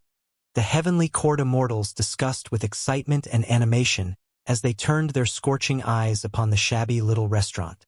And Lin's restaurant was open for business as usual. This time, the auction price declined a little to $370,000. After all, the record had been set as all 7 human piggy banks gathered at once to raise Lin up into the heavens, so it was normal for the price to rebound from there. Even all the tycoons had to recover a bit after buying a dish from Lin's restaurant. Sigh, only 370,000 spirit stones? I'm past my prime. And Lin heaved a forlorn sigh within the restaurant. All the immortals within the restaurant almost threw up mouthfuls of blood upon hearing this. Was he fucking serious? He was complaining about a dish worth 370,000 spirit stones? Even the most expensive regulation dish from the incumbent chef god's menu wasn't that expensive. Price fluctuations were quite normal. If the prices continued to rise, all the heavenly court immortals were probably going to start casting doubt on their lives. Wait, they were already starting to cast doubt over their lives. How scary was a man that could earn a few 100,000 spirit stones a day? Even the 5 emperors of the heavenly court probably earned less on a daily basis than Lin, let alone the incumbent chef god. Even though the 5 emperors were no longer actively pursuing spirit stones, this was still a startling notion, which exemplified just how much Lin was earning in a day. And Lin knew in his heart that this was indeed the result of a marketing stunt. Even though his dishes were extremely flawless after using his frying pan and his 7 flames, which were controlled by the vermilion bird, it really was not worth that much money per dish. All the tycoon cultivators were only visiting his restaurant because his dishes were new and exciting, and they could not be expected to be regular customers in the long term. That's right, this model of business was not sustainable as there were simply too few immortals who could afford the dishes. All he could do was to increase the popularity of his dishes so that he could make a great profit before the popularity died out. The incumbent chef god had given him a perfect opportunity to do this. Thus, it would be decided tomorrow whether he was going to rise into the clouds or plummet into an abyss. The day all of the heavenly court immortals were eagerly anticipating finally arrived. And Lin tallied up his profits for the past 8 days to find that he had earned a total of 1,700,000 spirit stones, which was significantly more than what he would have earned from selling stuffed buns. The incumbent chef god's assist should help earn him quite a bit more money, and Lin strode confidently onto the path of dethroning a god. At the heavenly court, there was a floating heavenly altar constructed from gold and jade. 9 intricately carved dragon pillars stood for over 1,000 feet at the edges of the heavenly altar, from which astonishing energy fluctuations emanated forth. There were already over 1,000 powerful immortals gathered here. They had all taken time out of their busy schedules to witness this grand battle, the magnitude of which had not been seen in the heavenly court for several years. On one side was the up-and-coming new chef god, while the other was the tried and proven incumbent chef god. This showdown would decide whether Lin would be able to solidify his status as a chef god or be knocked off his high horse by Hu Jiahao. An elderly man sitting atop a 9-colored lotus flower throne with 9-colored divine light revolving above his head was the judge for this epic showdown. The identity of this man was extremely terrifying. He was one of the 5 emperors of the heavenly court, Emperor Qinghua of the East. Emperor Qinghua was not that Qinghua who could be mounted by Dubai. This was a Dao integration stage super mighty figure who was also known as the Heavenly Venerate of Transcendence for his specialty in helping suffering dead souls cross over to the afterlife. Emperor Qinghua's logic behind agreeing to become the judge for this showdown was quite simple. It would be an opportunity to sample 2 free dishes from the best immortal chefs the entire continent had to offer. Why wouldn't he jump at this opportunity? Beside him stood 2 adorable toddlers that looked as if they had been carved from translucent jade, and the 2 of them announced in unison, "Let's welcome the competitors for the Chef God title, Hu Jiahao and Enlin, to the stage. Little sister, the man of your dreams is about to take the stage." A celestial maiden in a red robe let loose a delicate laugh as she tugged on the plain Taoist robe of the woman beside her. "What the hell are you saying, big sister?" Lin Junjun glared at the woman beside her with a hint of aggravation. A celestial maiden in a blue robe chimed in with a slight smile. "Little sister, I've watched you grow up from a toddler, and I've never seen you be so interested in any other man. Can you deny that? Pursue him if you like him. Getting into a relationship isn't against any heavenly laws." A woman in a green robe echoed the same opinion. A celestial maiden in a yellow dress said with a dainty smile, "It would be great if you could take him down. We would be able to feast on delicious cooking every day. Just the thought of it brings happiness welling up in my heart." Lin Junjun's fair cheeks were blushing like a tomato as several beautiful celestial maidens created a rabble-rousing party around her. In the process, they displayed quite a beautiful sight to behold. It was finally time for Enlin to take the stage. He wore a set of signature white robes, and a hint of confidence and tranquility could be gleaned from his handsome features. Despite the audience of over 1,000 immortals, there was not even a single hint of stage fright discernible from his body language. This was an audience comprising of around 24 return to void stage celestial immortal, and close to 1,000 soul formation stage earth immortals and spirit nurturing stage young immortals.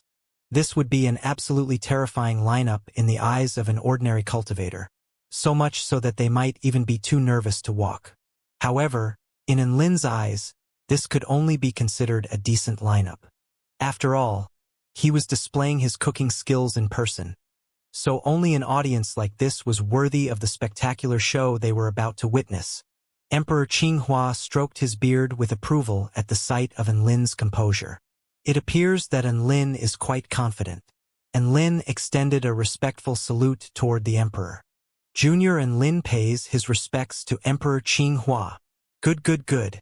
You can go wait over there." Emperor Qinghua pointed with a warm, gentle smile to the competition stage, upon which all utensils had already been prepared for him.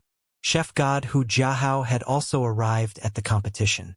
This was a man wearing a set of red robes. He had a slightly rough set of features and a pair of eyes that glowed with a hint of domineering confidence. Hu Jiahao extended a respectful salute to Emperor Qinghua before taking the stage. And Lin turned to look at Hu Jiahao to find that Hu Jiahao was also looking at him. This was the first time their eyes met and sparks already seemed to be flying. Hu Jiahao said in an indifferent voice, "Perhaps your cooking skills are indeed quite exemplary, but I'll show all of the immortals here that your dishes are not worth the price you charged." The chef god did not denounce Enlin's cooking skills, which instilled a bit of confidence in his heart.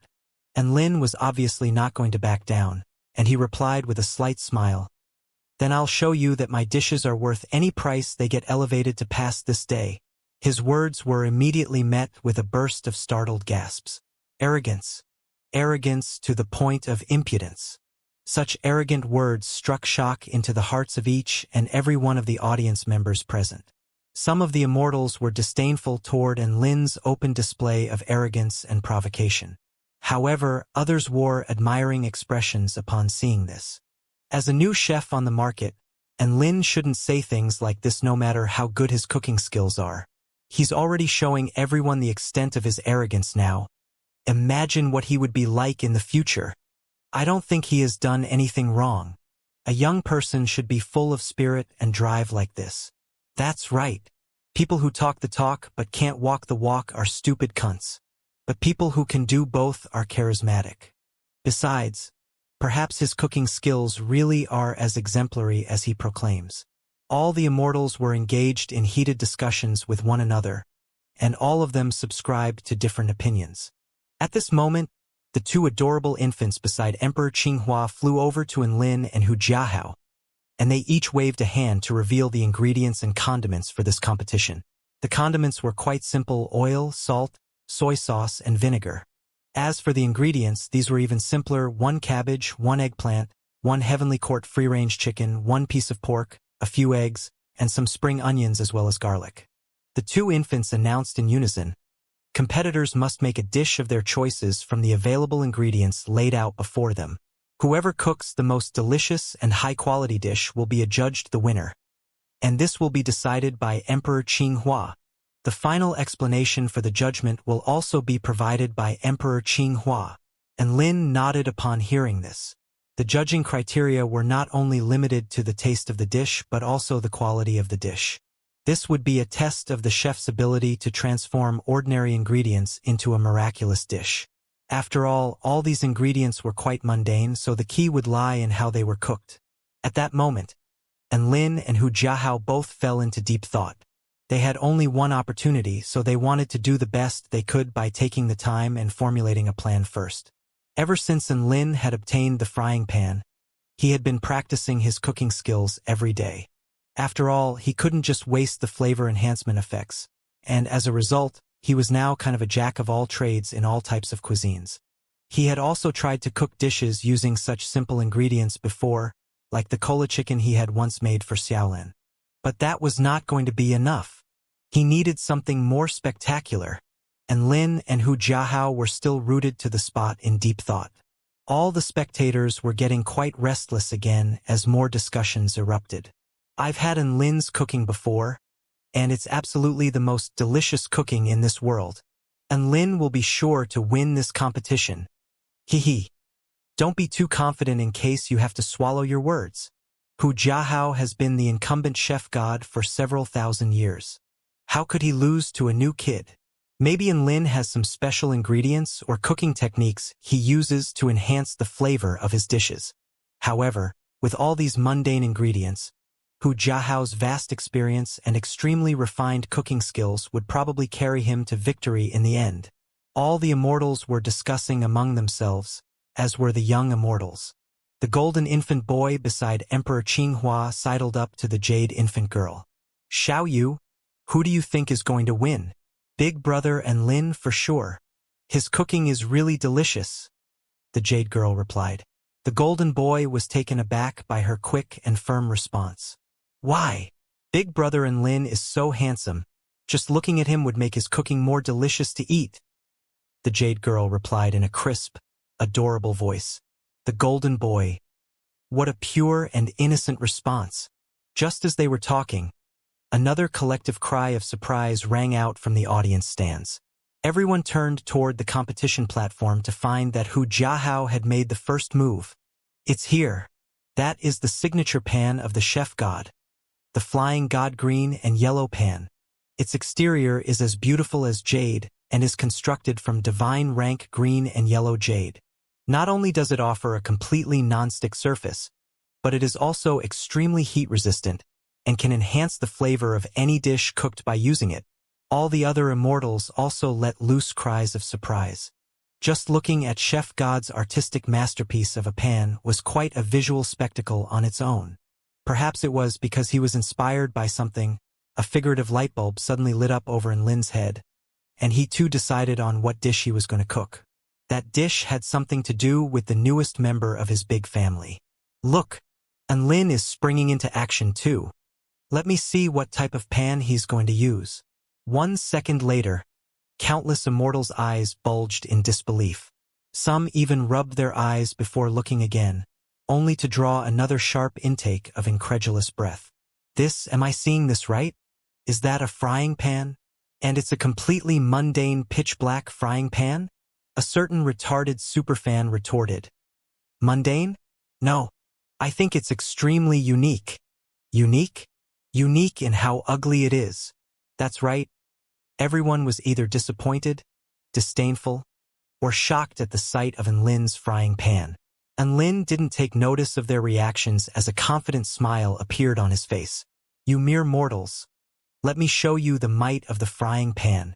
The frying pan was completely mundane? Even worse, the frying pan was ugly? They were right about all that. However, he was going to teach everyone a cliched lesson about why they shouldn't judge a book by its cover. And Lin's heart was surging with a fighting spirit as he placed his pan over a tall, empty frame. All real immortal chefs used their own spell technique flames as opposed to flames from external sources. And Lin was the same in this respect. At this moment, Hu Jiahao had already unleashed his flames, which instantly drew another round of surprised gasps. It's here. Chef God Hu Jiahao's crimson gold divine flame. It is the divine flame at the very center of the crimson gold hell, and is capable of incinerating all evil, as well as enhancing the energy of pure yang within a dish. As expected, only a divine flame can exemplify the badassery of a chef god. I wonder what An Lin's flames would be. It should be a divine flame too. Even though he's quite young, he's definitely got some tricks up his sleeve. And Lin couldn't help but shake his head in resignation at the sight of the excitement on everyone's face upon seeing just one divine flame. He really didn't want to flex using his divine flames. But why were these immortals so worked up after seeing just one divine flame? Boom!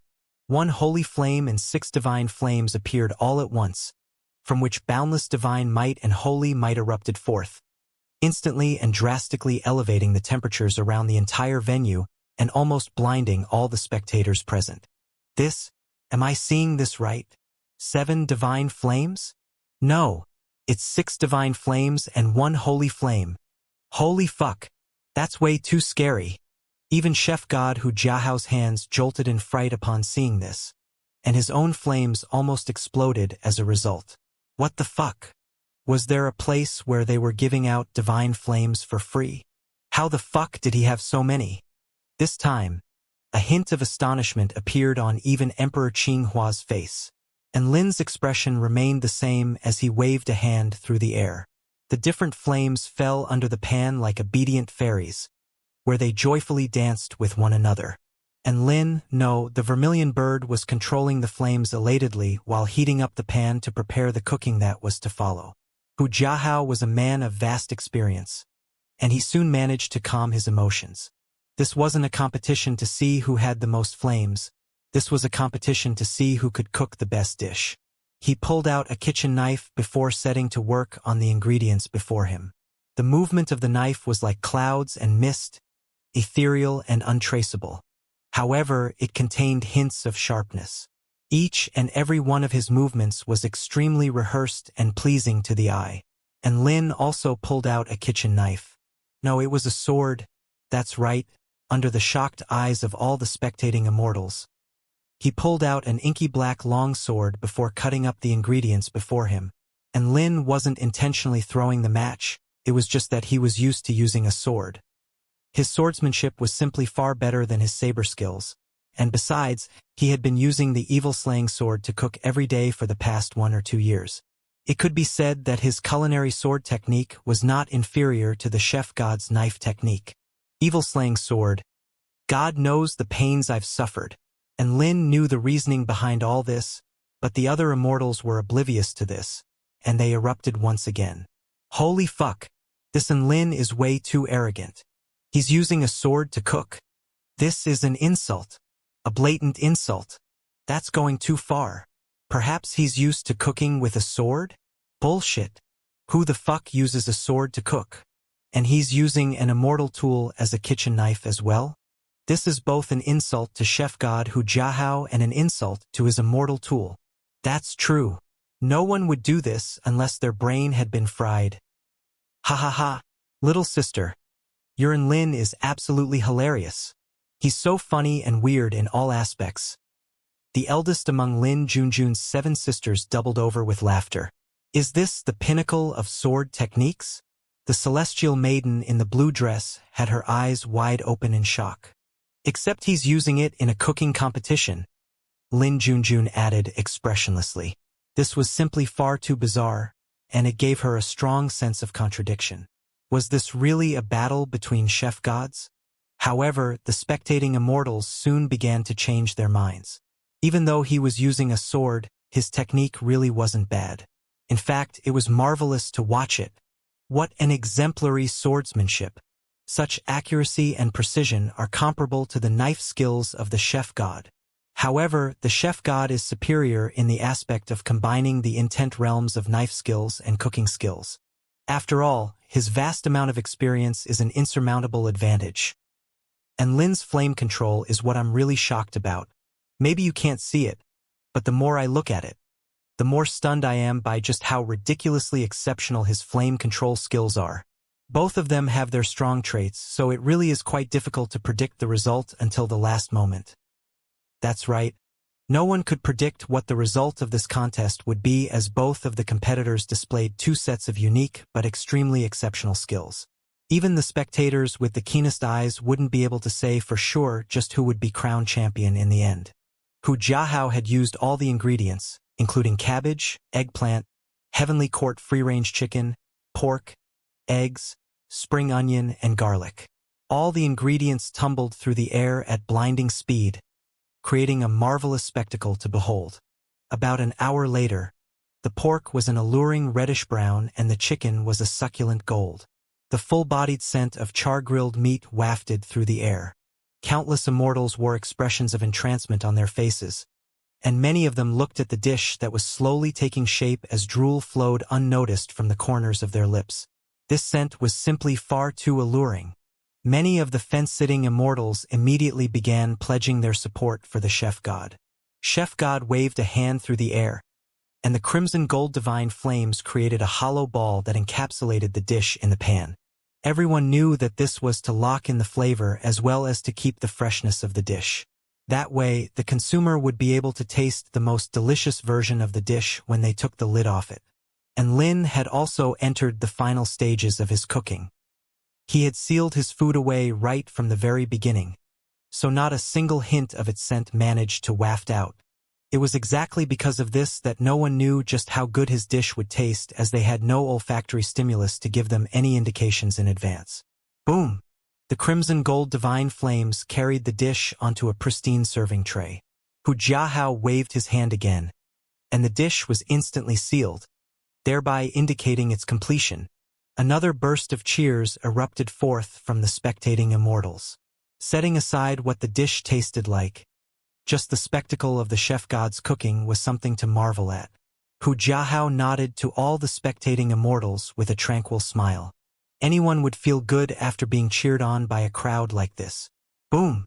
Another scorching heat wave swept forth. The clear cry of a vermilion bird seemed to have erupted from within the white holy flame. The 6 divine flames created a set of beautiful wings, within which contained the dish that no one had been able to even lay an eye on from start to finish. A final burst of flames erupted like fireworks, and Lin immediately grabbed this opportunity to cover the plate. Another huge wave of cheers erupted, among which were intermingled with the high-pitched screeching of celestial maiden fangirls. They had all been won over by Lin's godlike sword skills and cooking skills. Hu Jiahao's lips twitched when he heard the completely different cheers that Lin received. All these tricks mean nothing. In the end, the victor will be decided based on the dishes. And Lin smiled confidently. Then let's see who's the superior noob. I'm superior for sure. Hu Jiahao immediately burst out without thinking. Hu Jiahao felt like there was something wrong with what he had just said, and Lin forced himself to repress his laughter. Hu Jiahao glowered at him with unadulterated rage. If it weren't for the fact that there were so many spectators present, they would probably have a fistfight right here, right now. We now invite the competitors, Hu Jiahao and Lin, to present their dishes to the judge. The Golden Boy and the Jade Girl spoke in unison in their tender voices. The two of them immediately carried their large platters toward Emperor Qinghua before placing them on the table. Emperor Qinghua surreptitiously swallowed. To be able to eat 2 free supreme-grade meals in one day. Such happy days were not very common at all. Then, whose should I eat first? He scanned the 2 covered platters before him with his eyes. Since Chef God Hu Jiahao finished first, I'll start with his. A faint smile appeared on Emperor Qinghua's face as he took the lid off one of the platters. A dazzling golden sun instantly appeared before everyone's eyes. It's here. The revered light of food. Many of the immortals' eyes widened in shock, and they couldn't help but let loose cries of surprise. When an immortal chef reaches the pinnacle of their craft, all of their dishes, which have been infused with the Tao realm of their cooking skills, will present golden revered light. Chef God Hu Jiahao's revered light is as dazzling as a miniature sun. The quality of his dish must be very high. Just as everyone was exclaiming in amazement, 5 projections of celestial maidens began to dance elegantly and gracefully in the air. At the same time, heavenly music sounded, flowing into the ears of everyone present. Is this the manifestation of the food's intent realm? It's so beautiful. Big sister, I feel like those celestial maidens are better at dancing than you are. Fuck off. And Lin was also quite amazed by the sight. So even without the enhancement of the frying pan, a phenomenon could still arise from dishes. It had to be said, Hu Jiahao was indeed superior to him in the aspect of Tao realm in the art of cooking. Soon, the phenomenon disappeared to create specks of light, which converged onto the dish below. Everyone turned their attention to the dish then and discovered 5 intricate, porcelain-like celestial maidens standing around the dish with an equal amount of distance between each of them. There were yellow and purple dresses draped over their flawless bodies, making them appear particularly graceful and elegant. Between them, there was a perfectly round moon that was emanating a faint light. Everyone was dazed upon seeing this. Was this really just a dish? But soon, an unparalleled aroma began to waft forth from the dish. The refreshing scent of the egg white coupled with the rich aroma of the chicken instantly had drool rolling down the corners of countless immortals' lips. My God! I can't take this anymore. An immortal's eyes glowed with a fanatical light as he stared at the dish on the table. If it weren't for his friends holding him back, he would have pounced on the dish like a starving wolf. Chef God Hu Jiahao joined his hands in a salute while smiling. This dish is called Immortals Appraising the Moon. Please do me the honor of tasting it, Emperor. Emperor Qinghua was unable to repress his growling stomach any longer, and he nodded with a slight smile. All right, then allow me to taste the cooking of Chef God Hu Jiahao. He extended his chopsticks and picked off a piece of the moon to find that the moon began to ripple in a rhythmic manner before disappearing from the edges, as if it was representing the cycle of the lunar phase. Emperor Qinghua's eyes lit up. Oh? A dish to exemplify the imperfect and perfect states of the moon? How interesting! Everyone let loose another cry of surprise. It had special effects too? I want it! Emperor Qinghua placed the meat into his mouth, and his body shuddered involuntarily as his taste buds ascended to a blissful heaven. So good. If there weren't anyone else around, he would wolf down this dish faster than any competitive eater in history. However, he had to maintain his image as an emperor, so he could only chew slowly with an elegant and graceful expression while forcing himself to not become a barbaric Neanderthal. What a blissful yet painful experience. Emperor Qinghua felt as if the taste of the meat was constantly assaulting his taste buds, and he instinctively extended his chopsticks to reach for another piece of meat. However, he hesitated momentarily upon seeing the celestial maidens, and he picked one of them up with his chopsticks instead. The tiny celestial maiden was picked up and eaten in one bite. Ah! Another collective cry of surprise erupted from the spectators. The little celestial maidens were so adorable. How could he eat them? A brilliant light burst forth from Emperor Qinghua's eyes, and he began delivering his thoughts. The exterior of these celestial maidens are carved from egg whites, while their clothes are created from the egg yolks and eggplant fibers. It exudes the fresh aroma of nature and initially presents a refreshing taste, but it then leaves a taste in the mouth to be savored. This is a superb vegetarian dish on its own. He then turned his attention to the moon. This moon is constructed from painstakingly cooked chicken and pork and seared by crimson gold divine flames to lock in all of its moisture and flavor. This is a superb meat dish. This is a flawless combination of meat and vegetables. It was also cooked in accordance with the theme of nature and is overflowing with creativity. I am truly amazed. Emperor Qinghua let loose a cry of praise and amazement one after another, but his chopsticks did not falter in the slightest as he shoveled food into his mouth. All the other immortals were about to stage a rebellion. For them to be able to see such delicious food but not eat it, they were absolutely green with envy. What to do, little sister? I think Mr. Enlin is going to lose. A celestial maiden in a green robe smacked her lips as she stared with scorching eyes at the immortals appraising the moon dish. A faint smile appeared on Lin Junjun's face. And Lin's cooking is the best. I believe he can win. Oh! A red-robed woman turned toward her. Oh ho ho! All the celestial maidens turned toward her in unison. They needed no more invitation. Thus, Lin Junjun was once again swamped by a sea of suggestive comments. Lin Junjun. Humph! It looks and smells pretty good. But Enlin's cooking is definitely superior. The lightning goddess had already become Enlin's fan after eating just one of his dishes. Whatever you say is right, dear wife. The lightning god chimed in with a buoyant smile. That was what he was saying. But the emotions behind his words were already hinting at the quality of Chef God Hu Jiahao's dish. If it wasn't for the fact that they felt like this dish was extremely threatening to Enlin's chances of winning, they wouldn't be consoling themselves like this. All the other immortals were either dumbstruck by amazement or gasping in admiration. An assured smile appeared on Hu Jiahao's face as he shot a glance toward Enlin. Enlin's expression remained unchanged as he looked directly at Emperor Qinghua. Emperor Qinghua demolished Hu Jiahao's entire dish before smacking his lips while his eyes narrowed in bliss and enjoyment. He seemed to only realize that there was another dish for him to try after a short, blissful pause. Ahem. Next, let us taste the dish created by the up-and-coming chef god of the heavenly court, Enlin.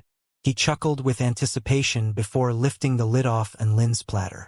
Upon hearing this, all the immortals also turned their eyes toward the second dish. The lid was lifted, but no revered light escaped. This dish doesn't have any revered light. All the immortals were astonished, and even Emperor Qinghua's expression shifted. If this dish didn't have any revered light, then it was already of a lower level than the dish he had just tasted. There was also no chance of any spectacular phenomenon taking place. However, the dish only began to show its true colors after the lid was completely lifted. Everyone's shocked expression soon transformed into an incredulous expression. This was a translucent, snowy white egg that stood atop the platter while exuding a flawless white sheen under the light of the sun. A white egg? How did he even make that? Countless immortals were dumbstruck from incredulity. They felt like this had suddenly become a magic show instead of a cooking competition. And Lin used cabbage, egg, and chicken to create an egg? How is that even possible? However, in the next instant, Emperor Qinghua's eyes lit up. No!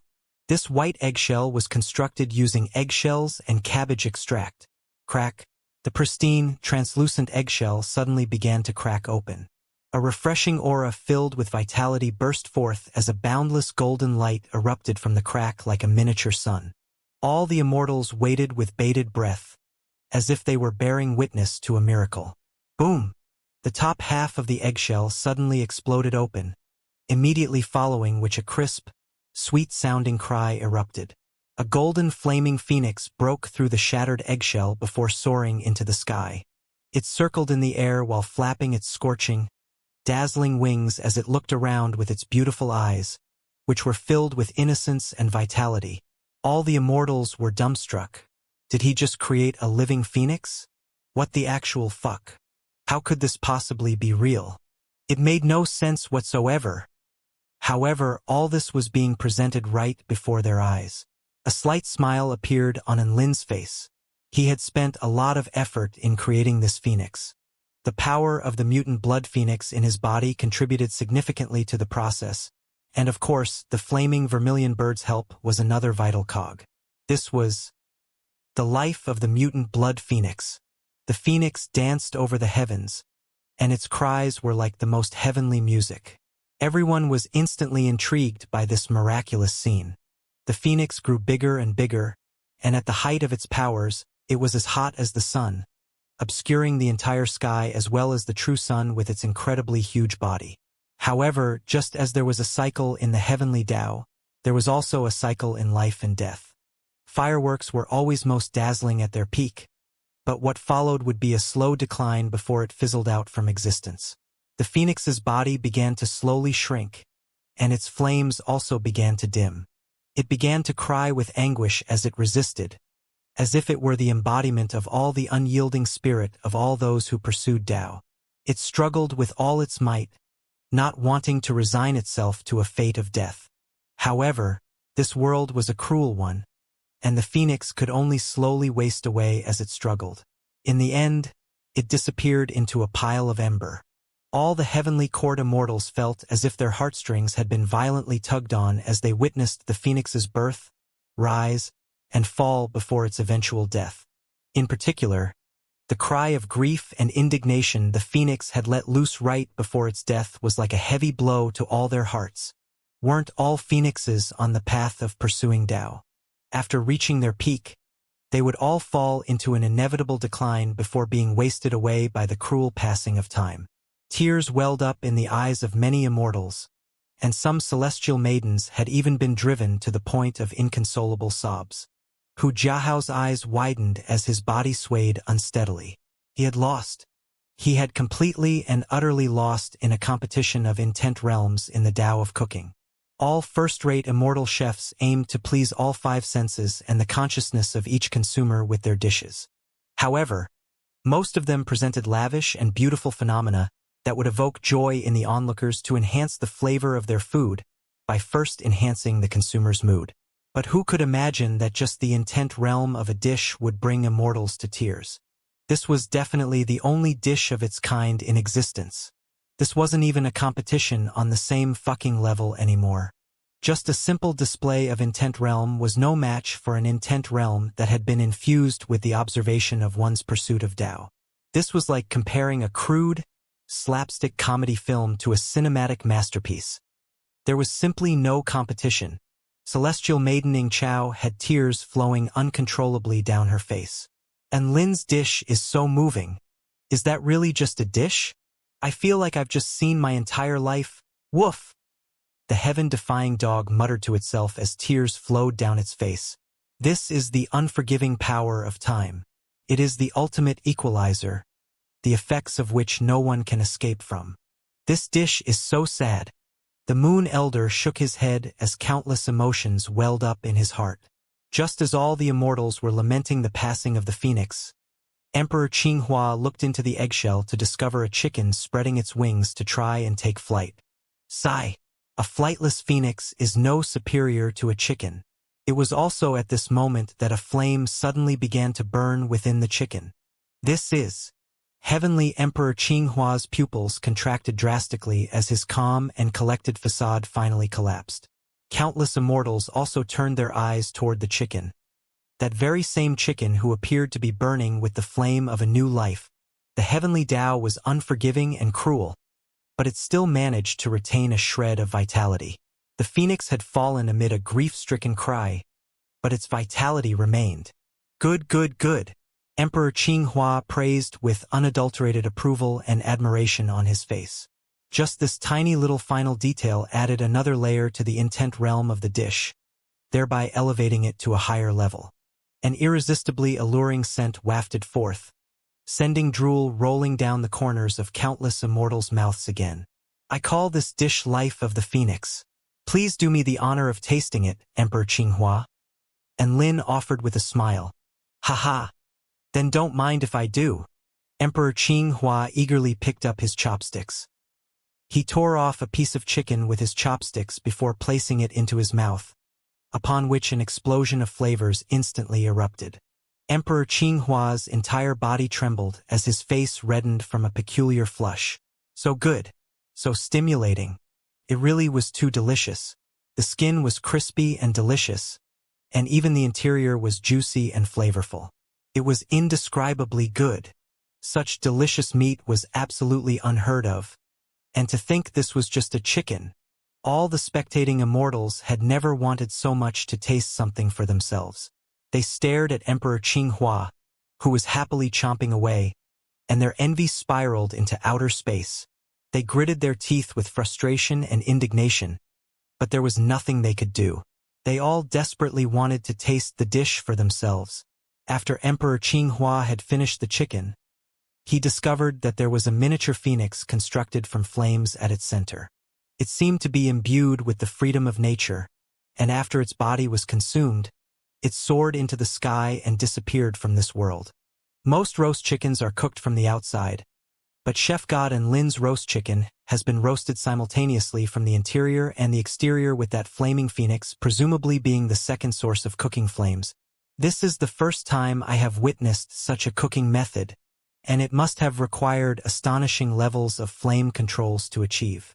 It's clear that Lin has executed this aspect to perfection. After delivering a review of Lin's dish, he turned to the two people standing before him. All the immortals, including Hu Jiahao and Lin, were all getting a little nervous. They knew that this was the moment of truth. From the taste and quality of the dishes, Lin and Hu Jiahao are on par with one another. But in terms of the intent realm in the Tao of cooking, Lin's performance was superior to Hu Jiahao's. Hence, the winner of this showdown of chef gods is Chef God Lin. Emperor Qinghua's voice reverberated throughout the entire floating heavenly altar. All of the immortals present offered genuine applause. Some even let loose cries of joy and celebration. A hint of disappointment and sorrow appeared on Chef God Hu Jiahao's face, but he also joined in on the applause. He knew that he had well and truly lost. Boom, boom, boom. A dazzling divine light erupted forth from each of the 9 jade dragon pillars. The divine light arced toward Lin in a magnificent trajectory before setting onto Lin's body, placing him under the limelight. At that moment, it was as if he had been blessed by the divine light. Lin had finally reached the culinary peak of the heavenly court. Just as everyone was celebrating, the heaven-defying dog silently made its way over to Emperor Qinghua. "What do you want?" Emperor Qinghua glared at the heaven-defying dog. The heaven-defying dog recoiled its dog head a little under Emperor Qinghua's scrutiny, but it was soon looking at the platter with drool rolling down its chin. "Emperor, I feel like it's best not to waste food. We need to think about the environment and clear our plates." Emperor Qinghua looked at the two platters. How could he have not finished such delicious dishes? He was perplexed. "What are you saying?" "I have cleared my plate." The heaven-defying dog pointed at a platter. "There are still chicken bones left. Give them to me if you're not going to eat them." More drool began to roll down its chin as it spoke. "Emperor Qinghua, I refuse." "Why? You're not going to eat them? Why waste food?" The heaven-defying dog roared with grief and indignation. Emperor Qinghua chuckled lightly. He then flicked a finger, and the bones on the platter were instantly reduced to dust. The heaven-defying dog was dumbstruck. He would rather destroy the bones than let it eat them? Just how much bad blood was there between the two of them? That wasn't actually the case. Emperor Qinghua was just unsettled by the thought of this guy eating the bones he had just licked. Thus, this make-or-break showdown had truly made Lin famous. He had dethroned the incumbent chef god right before the very eyes of over 1,000 immortals. Countless immortals were still reminiscing the phenomena they had witnessed, as well as the impossibly alluring scent wafting from the two dishes. They were thinking to themselves what they would do for a chance to eat a meal like the one Emperor Qinghua had just enjoyed. At this moment, Lin suddenly said with a faint smile, "My new dish, the Life of the Phoenix, will be available for purchase at my restaurant starting from tomorrow. If anyone is interested, they can come to give it a try at my restaurant." Boom! This sentence was a huge bomb that instantly aroused the desire of all the immortals present. "Ah, and Lin is so thoughtful. I was just thinking about how I would love to eat this. To think I would have an opportunity to do so tomorrow." Celestial Maiden Ying Chao's expression was filled with desire. "I have witnessed the new dish that was able to dethrone Chef God Hu Jiahao, but I have not had a good chance to study it in detail. It appears I will have to go to that restaurant for an opportunity to revisit the dish." Heavenly Monarch Zhang said with an indifferent voice, "The Life of the Phoenix tomorrow belongs to us 7 celestial maidens. We'll offer the highest bid, no matter how high it'll have to be." The 7 spendthrift human piggy banks yelled in unison. "Don't even think about taking this away from me." or I'll sever all your future relationships." The Moon Elder roared. What followed was a horrendous crime of an elderly man being abused by the masses. A faint smile appeared on Enlin's face at the sight of all the animated immortals. Hu Jiahao came to a sudden realization upon seeing this. So I ended up helping him after all. Not only did I become his stepping stone to the true chef god status, but his popularity has also drastically increased from this. His price might even soar again after this. The chef god's heart was filled with mixed emotions. He was trying to beat down this up-and-coming challenger, so how did he end up furthering his budding career instead? And Lin made sure to go around and greet as many immortals as he could. These were all walking wallets. There were so many prospective customers that he would have to be an idiot to not take this opportunity to familiarize himself with as many of them as possible. After chatting with all the immortals for a while, and Lin returned to his dorm room to continue brainstorming new dishes. Even though he had already achieved great things, he couldn't afford to get complacent. Only constant improvement and innovation would continue to push him to the top. And Lin relayed the news of his victory to Dubai and Su Xiaolan, and both of them were well and truly stunned upon hearing this. "Big brother, and is the frying pan that scary already? It can even beat the chef god now, woof!" Dubai exclaimed in shock. "It's me. I'm the scary one that beat the chef god. Understand?" And Lin retorted with a serious expression. What followed next was a string of horrendous lies. Of course, Big Brother and is the best, Master's cooking is the best in the world. His dishes can only belong up in the heavens, yada yada yada. And Lin was a little bored of hearing their unconvincing, repetitive lies and could only retire to the kitchen where he continued to hone his cooking skills. The next day, which was the 10th day, and Lin's restaurant had been in operation. His restaurant was filled to the brim due to all the immortals that had gathered around, and the auction was off to an extremely lively start. The 7 celestial maidens had been absolutely determined to secure Lin's new dish, but the celestial the Arch somehow got wind of this and forced them to stay home. He simply couldn't bear the indignation of having all 7 of his daughters frantically showering money on another man. This didn't really matter to Lin in the end. His new dish, the Life of the Phoenix, was sold to the 5 burly star monarchs of the 5-star constellation for 500,000 spirit stones. The nth stir erupted throughout the heavenly court as news of this erupted, and Lin was like a celebrity who had become the hottest topic of conversation. 500,000 spirit stones. One would think that Lin would at least use some high-quality ingredients to cook his other dishes. But no, this was just a dish made from cabbage, eggs, and free-range chicken, so there was almost no cost involved and essentially pure profit. Everyone was extremely envious of his meteoric rise, but they couldn't do anything about it. After setting this record, Lin broke it again in 2 days. All those immortals who were urging the consumers to calm down didn't even know what to say anymore. They had all gone fucking insane. What was the point of telling them to calm down? Some immortals even made trips to Lin's restaurant with pleading expressions. "Chef God Lin, are you still taking in any disciples? Please teach me how to cook." And Lin's response was identical every time.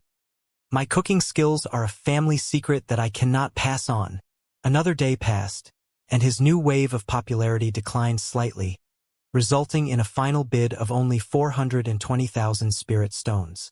The Celestial the Arch finally heaved a sigh of relief and allowed his 7 daughters to go out again. The next day, Lin auctioned off a Life of the Phoenix for the price of 450,000 spirit stones. That's right, the 7 celestial maidens had placed the final bid. The Celestial the Arch? His daughters were so adorable, he simply couldn't bear to hit them. What could he do? How about just killing Lin instead? Regardless of what was happening around him, Lin was completely absorbed in his cooking, and his restaurant slowly gained even more traction over time. However, the rise of something new would always evoke fleeting curiosity among the masses. Lin had defeated Hu Jiahao during the showdown of chef gods and reached the pinnacle of the culinary world as well as the peak of his popularity. The only way from there was inevitably down, and sure enough, his popularity slowly began to decline, simply because he wasn't all that new and exciting anymore. During the next 10 days, The auction price of his Life of the Phoenix gradually fell before stabilizing at about 300,000 spirit stones.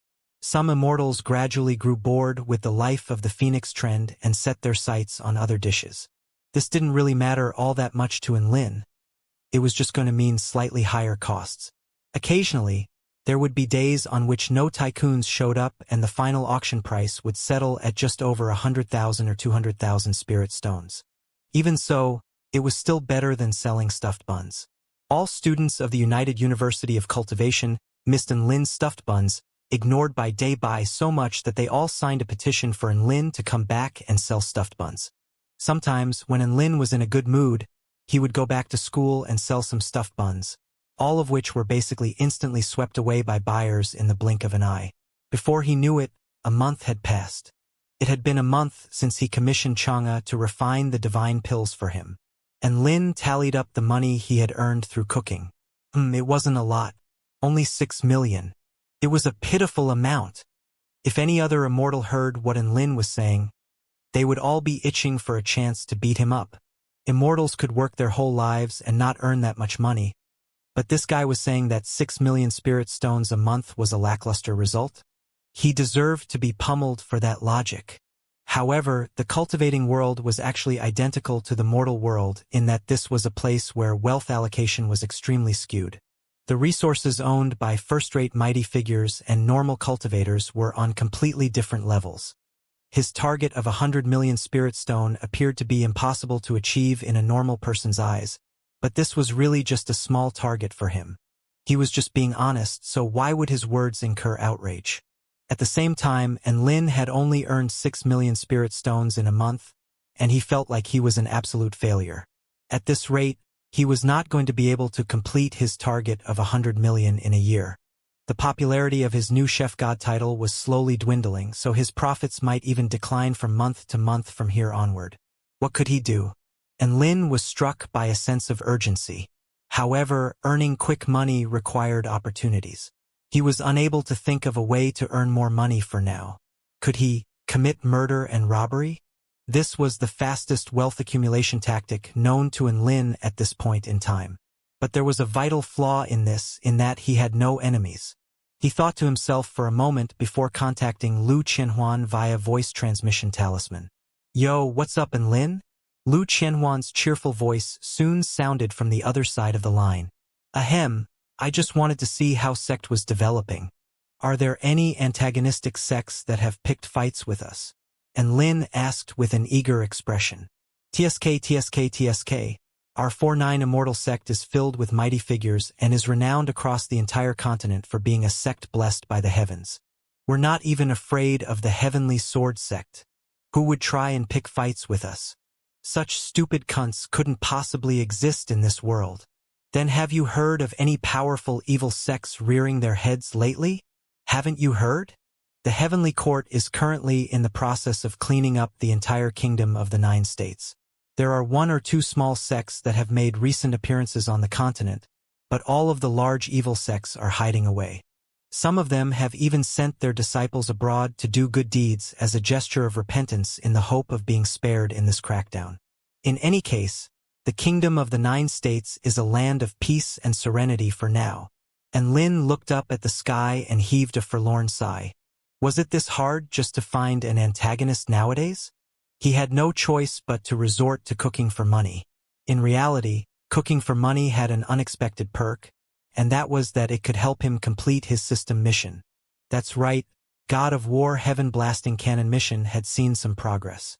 There had been some progress made in the part of the mission that involved getting 10 supreme beings at the return to void stage or above to like him. According to brainwaves and divine sense waves, as well as the system's deductions, he had now more than fulfilled this condition, with people on this list including but not restricted to Yishi, Lin Junjun, Yanhua, Xiaozhe, Tina, the Jade Bone Immortal Butterfly, Dongfang Zhuangshi, Celestial Maiden He, Celestial Maiden Ing Chao, Tai Yi the Enlightened. That's right, many foodie returned to void stage mighty figures had grown to love him for his cooking skills. Perhaps this was what they meant when they said a way to a person's heart was through their stomach? To complete this mission, all he had to do was fill the quota of return to void stage mighty figures that abhorred him. And Lin didn't want to attract any hatred for the moment. so he decided to set this aside for now and let fate determine when the opportunity would arise. When the time arrived, the mission would naturally be completed. Days passed one after another. Before he knew it, it was time for the yearly free-for-all battle again. Thinking back, every time a free-for-all battle took place, the system would assign him a mission. The chaotic alloy brick and the chaotic frying pan were both rewards that he won from the lottery tickets obtained from completing the missions. These two treasures appeared to be useless, but they were actually immensely useful and probably the two tools that Enlin used the most on a daily basis. This time was no exception either, as Enlin's system instantly lit up upon his entry into the Forest of 1,000 Peaks. His entire body trembled when he saw the mission that had been assigned. Detected that host has entered the Forest of 1,000 Peaks. Assigning mission. Secure the number 1 position during this free-for-all battle and be crowned as number 1 on the Immortal rankings board. And Lin was ecstatic upon seeing this. This mission was a piece of cake for him. However, he was dumbstruck upon seeing the mission reward on offer. Mission success. Host will be rewarded with 2 super delicious lollipops. Mission failure. The lollipop between the host's legs will disappear for 100 years. And Lin, fuck off with your lollipop. And what was this about making the lollipop between the host's legs disappear? Did this system misinterpret what a fucking lollipop meant? And Lin was extremely enraged by this. The system's reward and punishment were completely skewed in terms of their respective magnitudes. He was going to report the system. Wait, what if the rewards were actually equivalent in magnitude? His eyes widened as a thought suddenly occurred to him, which then sent a shiver running down his spine. What if all of the lollipops the system was referring to were the same thing? Didn't that mean he was going to have 3 lollipops? And Lin drew a sharp intake of breath before abruptly shaking his head. Impossible. That's completely impossible. There's no chance of something like that happening. The 2 lollipops were definitely different concepts. He rid himself of this train of thought and began to focus his attention on this edition of the free-for-all battle. Last year, I was forced to throw the entire free-for-all battle because of that accursed mission, earning me the titles of Turtle Lin. And Lin raised his head as a vicious smile appeared on his face. Now then, let me show you what true despair looks like. He had already decided to crush all the other students with his absolute strength. It was time for him to rid himself of shameful titles like Turtle Lin. And Lin didn't fly into the air atop his brick. Instead, he took a single step forward, and his monstrous divine sense instantly engulfed an area of 5 kilometers in radius. Over 100 students hadn't even encountered any enemies yet, but they had already been found by Enlin. That's right, with his terrifying divine sense, he could easily detect everything that was going on within a radius of 5 kilometers from him. There are 126 of my adorable fellow students around. Are you all ready? A faint smile appeared on Enlin's face as he snapped his fingers. Boom! Terrifying energy fluctuations erupted out in a radius of 5 kilometers around him. All the students' expressions shifted drastically as they sensed this suffocating aura. At the same time, a familiar, yet unfamiliar voice suddenly sounded. 4th year, 1st class, Enlin. Please enlighten me. The expressions on all the 126 students shifted drastically yet again, immediately following which a hologram of Enlin appeared before each and every one of them. These holograms appeared to be projections of his energy. Enlin was the number 1 legend of the school. Never would they have thought that the first enemy they would encounter would be such a terrifying one. How were they supposed to stand up against this? All these self-proclaimed prodigies were on the verge of shitting themselves. Among them, there was a woman in a pink robe with a hint of bewitching seduction in her dignified features. She had her hair tied back with a pink hairband, and she tried to calm her emotions before pleading in a seductive voice. Senior student Enlin, I am Chiu Luo Tao from 3rd year, 5th class. I have cultivated to the 9th stage Tao body after much difficulty, and my goal is to make it into the top 100 on the Immortal rankings board. If you could spare me here, I would be infinitely grateful to you. I can give you a 100-meter head start. And Lin's reply was completely emotionless. Her features paled upon hearing this, and she gritted her teeth as she fled into the distance. Many of the students within a radius of 5 kilometers made the same decision. Some students chose to fight, others chose to plead, while the rest chose to run. And Lin counted 3 seconds in his heart before snapping his fingers again. Boom! Bolts of blue lightning fell from the sky, striking all 126 of the students below with unerring accuracy. Cries of anguish erupted into the clouds. Above the clouds, the teacher responsible for this area, Teacher Ji, who almost fell off his spirit tool. He immediately swore to himself. What the fuck? Is that even allowed? Earth Immortal Ji, who was a man with fine and delicate features, who also appeared to be quite cultured and frail. However, it was none other than this frail young man who had burst out swearing. Remain calm. I have to remain calm no matter what happens. As a teacher, I have to be diligent and responsible and react to all types of different situations calmly. He wiped the sweat from his forehead before forcing himself to engage in a calm analysis. A free-for-all battle requires a meeting between both sides, and one side must make a formal self-introduction before a battle commences. And Lin had used his consciousness to materialize projections, which is a little dodgy, but it can still be counted as him appearing before all of his opponents, so it shouldn't be a violation against the rules. Furthermore, in the free-for-all battle, students are prohibited from banding together to attack one person. Even though all 126 students had fought in Lin at once, they didn't know that anyone else was also fighting him, so it can't be considered banding together to attack one person. His lips were already twitching as he made this analysis. The students hadn't even managed to touch Lin, so of course they hadn't banded together to attack him. They had just been instantly steamrolled. Ji, who took a deep breath before pulling out his tally chart and recording what had just transpired. Among the 126 students, there was one who managed to survive by conjuring up a suit of golden light armor, and Lin didn't initiate another attack against said student. This must be quite a powerful student too to be able to survive one of Lin's attacks. With this in mind, he began to write, Wu Zong. Combat capability, 103, achievement score, 0.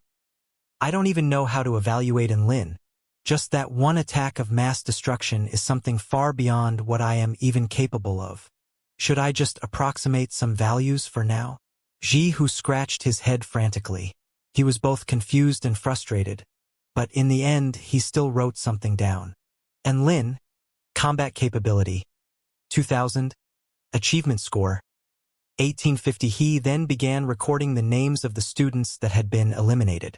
Qiu Luo Tao, combat capability, 0, achievement score, 0, Su Zimo, combat capability, 0, achievement score, 0, Rong Lu, combat capability, 0, achievement score, 0. He scribbled down a series of zeros and suddenly felt extremely sorry for these students. All of them had been insta-killed before even being able to tally up any points. How could Lin be so cruel? Earth Immortal Ji, who hadn't even finished recording all the donuts when another burst of anguished cries erupted several kilometers away.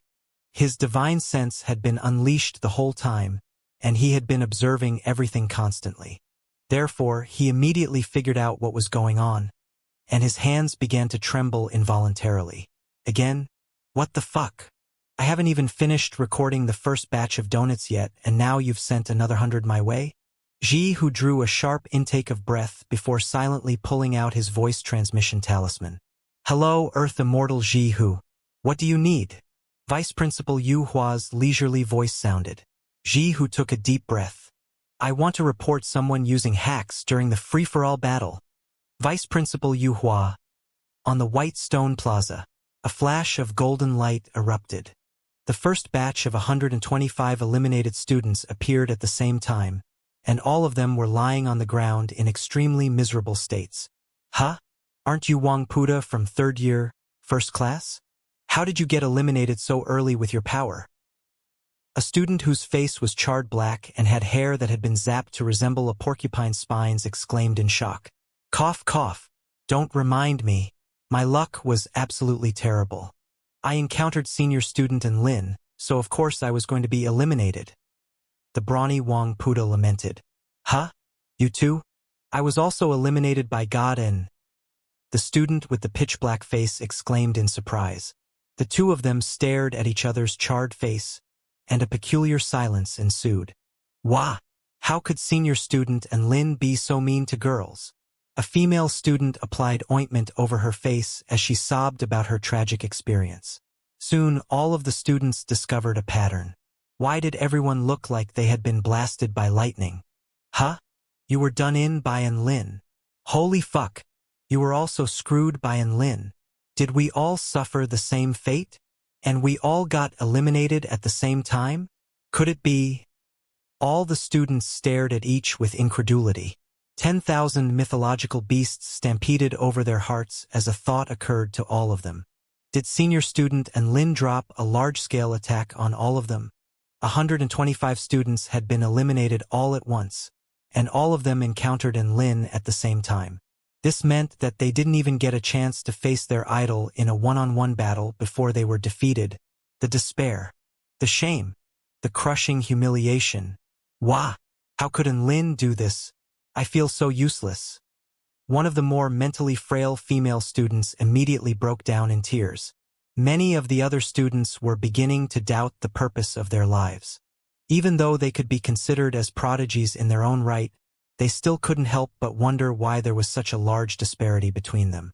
Right at this moment, another flash of golden light erupted. Over 100 more students instantly appeared on the White Jade Plaza. The first batch of students immediately had their spirits lifted significantly at the sight of their successors, who also looked like they had all been blasted by lightning. Some were even actively extending greetings. Hey buddy, you were blasted by senior student An Lin, right? All the students who were still recovering from being struck by lightning were perplexed. Yes. How did you know? Haha. What a coincidence. I was also blasted by An Lin. Was this something to be proud of and boast about?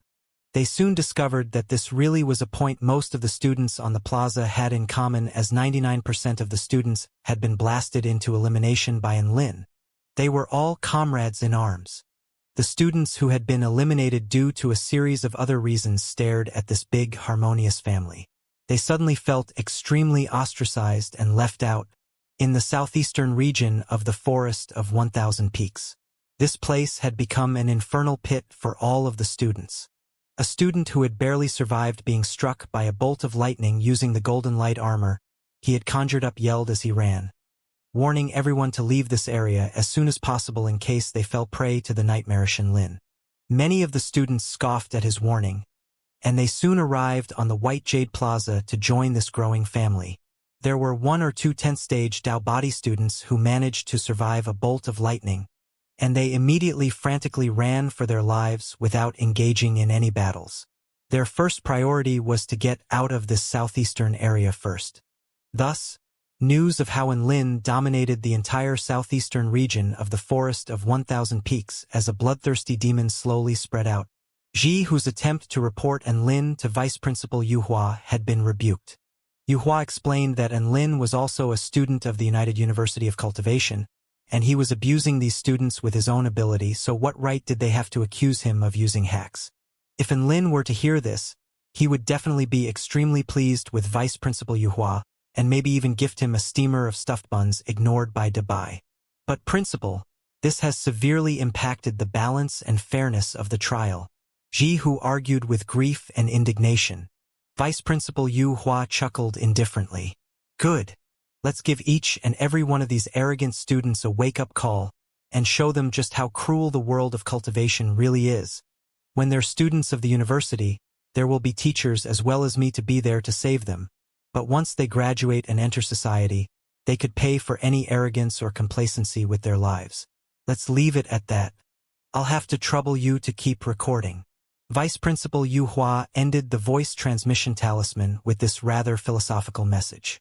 Earth Immortal Ji, whose tears flowed like a river, as he frantically scribbled down every student's name and scribbled donuts next to them.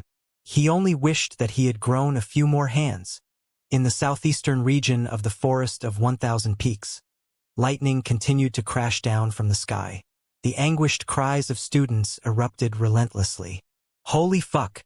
Enlin is killing them faster than I can record. Is there no one who can stop him? Earth Immortal Ji, who roared with grief and indignation.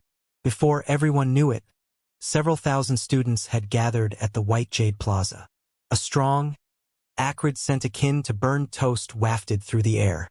Some of the beautiful female students had had their long, luscious hair forcefully curled, while some of the handsome male students had been given afros. What a fashion trend! If they could, they really wanted to express their gratitude to the master barber. And Lin, that's right, the vast majority of them had been eliminated by the nightmarish Lin.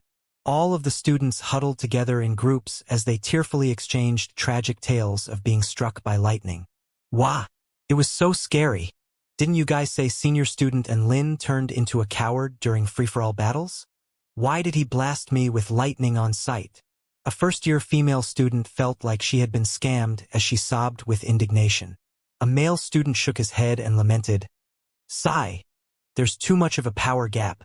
Speaking of which, are the teachers not going to do anything? Unlucky students like us would get insta-killed even before we get a chance to fight and show our skills.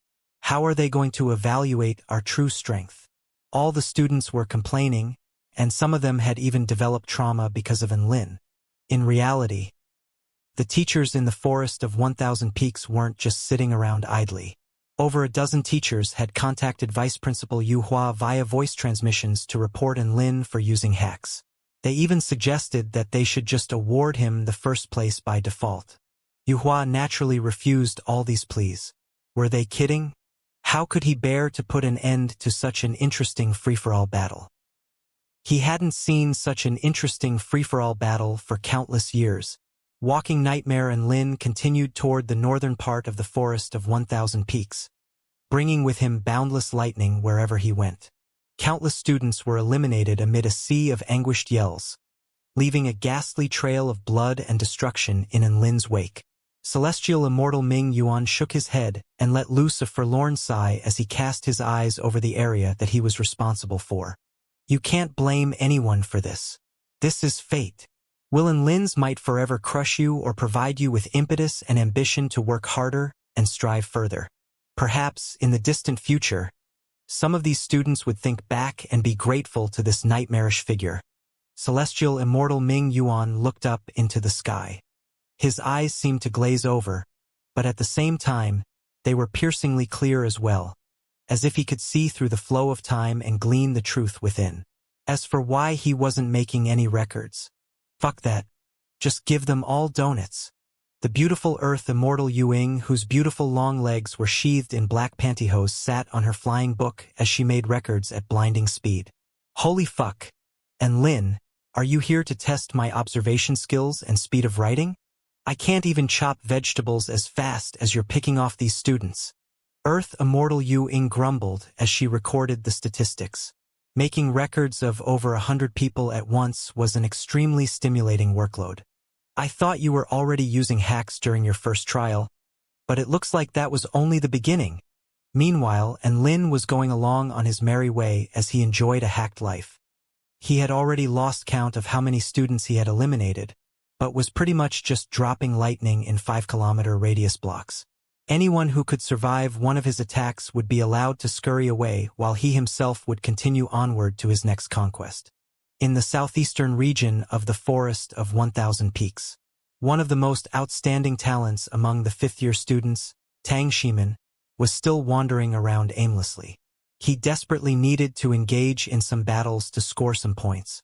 He was determined to do better on the Immortal rankings board this time than he did last time. Last year, the representative of the fifth-year students, Lu Chenhuan, came in second place on the Immortal rankings board. Prior to that, the representative of the fifth-year students, Wang Xuanzhan, had taken out the top spot for the last 2 years he was at the university. Even though Zhu Qiubing had taken the title of the representative of the fifth-year students away from his, he was still the second most powerful cultivator among the fifth-year students. Hence, it was quite possible for him to rank in the top 5 this year. He could accept the likes of Enlin, Su Xiaolan, Su Qinyun, and Zhu Qiubing ranking ahead of him. This was the signature noob logic of Tang Shimin. And this opportunity was only opened up to him as Shen Yuancheng was still in seclusion to break through to the soul formation stage. Otherwise, even his plans to enter the top 5 would be flushed down the drain. That's strange. Why can't I find anyone? Tang Shimin thought to himself in bewilderment as he walked. He remembered in his past free-for-all battles, he would encounter enemies without having to search around. But why wasn't there even any sounds of battle erupting around him? How do I show off my power if I can't find anyone? Forget showing off. I can't even earn any achievement points. Tang Shimin was getting a little frustrated, and he picked up the pace. 1 hour later, Tang Shimin stood on the spot and fell into deep thought. Could I have entered the wrong server? He paused momentarily before speculating again. Or could it be that the opponents haven't spawned? Earth Immortal Ji, whose lips twitched as he looked on from above. Young lad, you haven't entered the wrong server, and the opponents have already spawned. It's just that they have been massacred by Enlin. Tang Shimin wandered through the southeastern region of the Forest of 1,000 Peaks for another hour before finally flying toward the north. There must be some problems at that place. I refuse to believe that I'll continue to encounter the same situation in the north. Tang Shimin flew through the air at high speed toward the north as battle intent raged in his heart. Earth Immortal Ji, who looked on with sympathy at Tang Shimin's departing figure. Silly child. You could have gone in so many directions, why did you have to choose that one? Is this fate? In the northwestern region of the Forest of 1,000 Peaks, countless students suffered a nightmarish epidemic. And Lin was like a god of lightning, steamrolling through wherever he went with boundless bolts of lightning in his wake. He encountered a few spirit-nurturing stage powerful beings, all of whom took one of his attacks before scurrying away into the distance, and Enlin allowed them to escape. These were all seated competitors on the Immortal rankings board, so he decided to give them an opportunity to prove themselves. Soon, the northwestern region of the Forest of 1,000 Peaks was cleared out, and Lin hummed a joyful tune and progressed toward the northern region of the Forest of 1,000 Peaks. In the sky above, a soul formation stage, Earth Immortal's hands trembled as he made rapid calculations to determine Enlin's score. If these scores were revealed, everyone would be blinded by the scintillating numbers. Enlin, combat capability, 2600, achievement score, 21560, a 5-figure achievement score? That has already smashed the precious university record, and it's still climbing.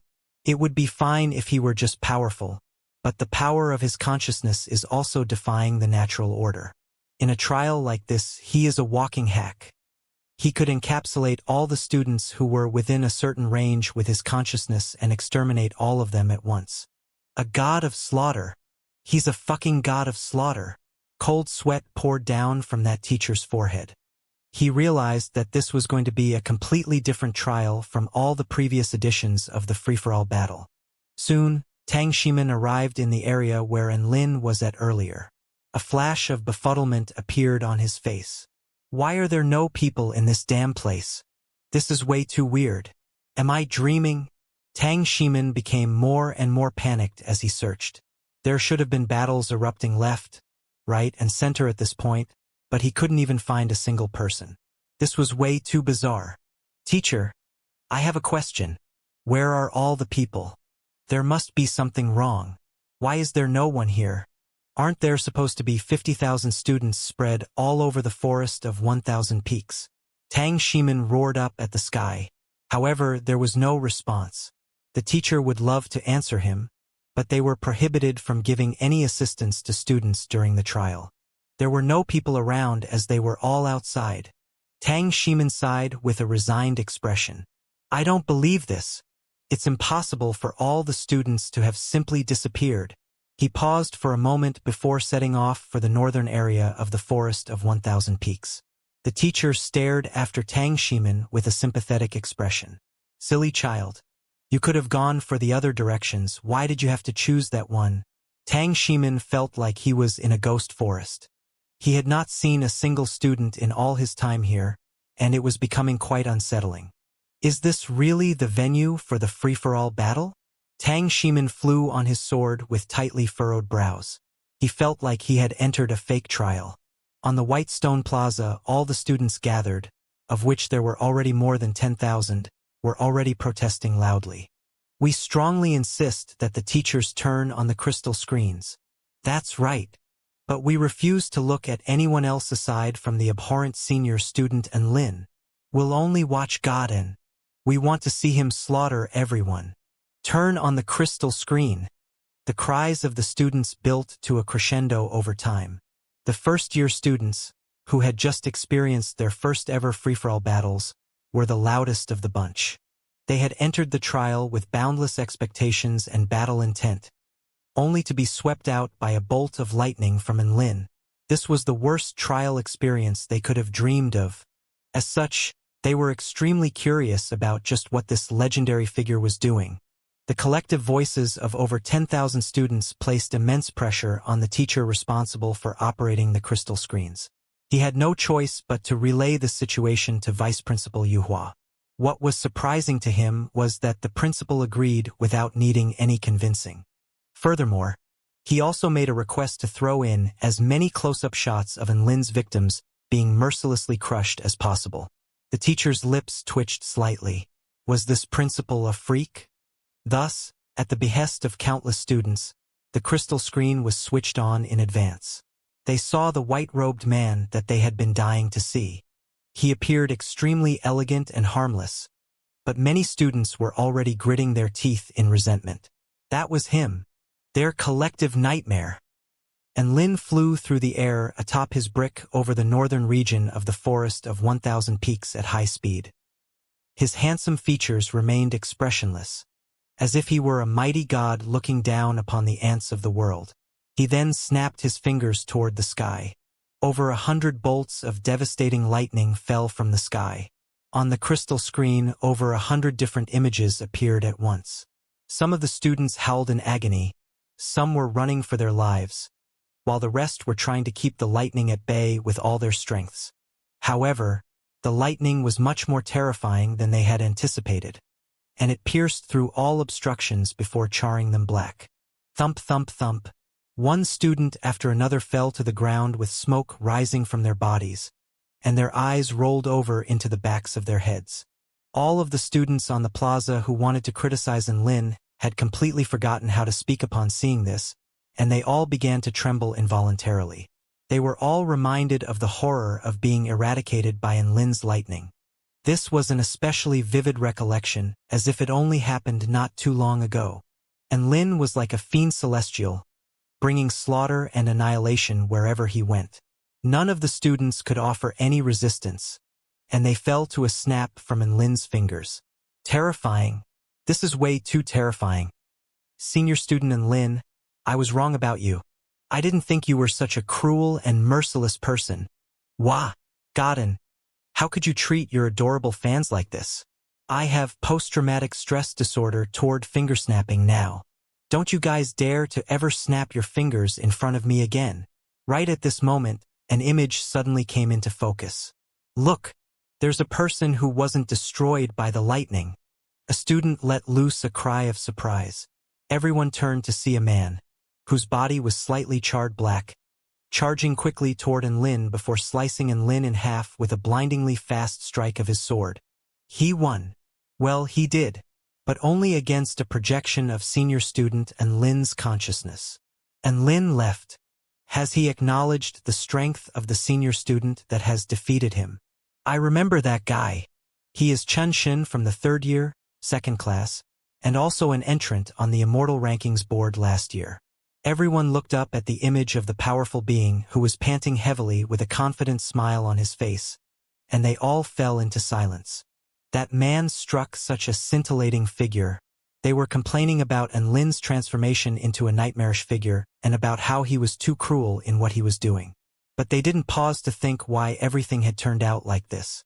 It wasn't because Enlin was too cruel. It was because they were all too weak. So weak that they couldn't even defend themselves against the lightning summoned by a snap of Enlin's fingers. What right did they have to complain about his actions? Some of the students had already attained enlightenment, and they hung their heads in shame. So that's why I understand God and's painstaking efforts now. He has risked ruining his own reputation and irking all of his fellow students to teach us a valuable lesson. I understand now. Tears welled up in a female student's eyes, but she didn't want to wipe them away as she didn't want to lose sight of the man on the screen. Not even for a split second. A male student rammed his fists into the ground as he spoke through gritted teeth. I'm so weak, but I'm blaming others instead of myself. I'm not fit to be called a true man. Many of the students on the plaza fell into deep thought, and the degree of dissatisfaction toward Lin decreased significantly. After inventing some logic and putting some words into Lin's mouth, some of the students felt an even more fervent admiration toward Lin. They had officially leveled up from ordinary fans to true love fans. One herd of students after another was eliminated. Lin swept through the northern region of the Forest of 1,000 Peaks before deciding to carry on toward the eastern direction. As for the central region of the Forest of 1,000 Peaks, Lin decided to save that until last. He would make a lap of the entire Forest of 1,000 Peaks before closing in on the central region. Tang Ximen had been following behind Lin the entire time, and he was in complete and utter despair as he hadn't encountered even a single student up to this point. What can I do? There's no one in the northern region either. Should I head east or the central region next? Tang Ximen's expression was quite lost. Theoretically speaking, there should be more people in the central region, but this trial is way too bizarre, so he had to think outside of the box. As such, Tang Ximen turned toward the eastern direction with a smile on his face. The east was the way to go. In the meantime, Lin was still engaged in his terrifying killing spree, sweeping away all obstacles like an invincible god. The population of students on the Whitestone Plaza continued to expand, and it had only been less than one day, but their population had already exceeded 40,000. After cleaning up the eastern region of the Forest of 1,000 Peaks, Lin set forth for the central region. Tang Ximen finally encountered his first enemy in the Forest of 1,000 Peaks, and he was almost moved to the point of tears. He almost hugged them to express his gratitude toward the student for showing up before him. However, the student seemed to have encountered something extremely terrifying. The student fled into the distance via sword kinesis flight without even looking at Tang Ximen. Tang Ximen! Boom! Right at this moment, the enveloped barrier around the entire Forest of 1,000 Peaks began to contract. This should have taken place on the third day, but now it was being set into motion on the first day. None of the students knew what to say anymore. My God! Senior student Lin was able to make the enchantment barrier contract 2 days in advance through his own strength. Sigh. When will I ever be as exceptional as Godin? I don't have such high hopes. I just want to be 1% as exceptional as Godin. I don't have high hopes either. I just want to be senior student and Lin's girlfriend. Oi! That daydreaming female student over there. Quit dreaming about impossible things. Within the central region of the Forest of 1,000 Peaks, the bright moon and stars had appeared over the night sky. Achoo! A woman in a jade dress suddenly sneezed. Isn't Lin thinking about me? A faint smile appeared on her face as a series of dark shadows emerged beside her. Come here quickly. I've got a surprise waiting for you. And Lin hadn't fought to his heart's content like this for a long time. No, wait. Correction. He hadn't bullied his adorable fellow students to his heart's content like this for a long time. The last time he had been this free-spirited was when he and Dubai were posing as the gallant human and dog duo. At that time, he had ridden the mighty and imposing Dubai everywhere, beating up all the adorable fellow students with their interspecies mixed partnership, carving his heroic figure deeply into the minds of all the students. Now, he had already established himself and had slain tens of thousands of students. The majority of students that had been eliminated thus far were by Lin's hands. He was like an invincible war god setting forth for the central region of the Forest of 1,000 Peaks. Hee. My adorable fellow students, have you felt my power? Have you felt despair? Let's see who dares to call me Turtle from now on. And Lin flew on his black brick as he cackled menacingly. Many of the students on the Whitestone Plaza were already getting anxious. It's over. Demon King is about to crush the last remaining group of students. Is there no one who can stop the Demon King? There's no one left. Senior student and Lin has apparently already broken through to the soul formation final stage. From a cultivation-based standpoint alone, he has set a new record in the history of our school. Who could stop him? But what if it was her? Right? There is still one person who can stop him. Many of the students began to realize who was being referred to here as they all turned up to look at the screen with scorching excitement in their eyes. Some were filled with anticipation, while others looked like they were settling in to watch a good movie. And Lin flew to the central region of the Forest of 1,000 Peaks. This was usually the place where all the seeded competitors on the Immortal rankings board fought, but for some reason it was bizarrely quiet here. A night breeze blew past, bringing with it a hint of coldness. And Lin furrowed his brows as he unleashed his divine sense. But he couldn't discover the presence of any other students nearby. No, there was someone. His expression shifted as he flew in a certain direction. Soon, he saw a man in a black robe sitting on the ground with his legs folded in front of him.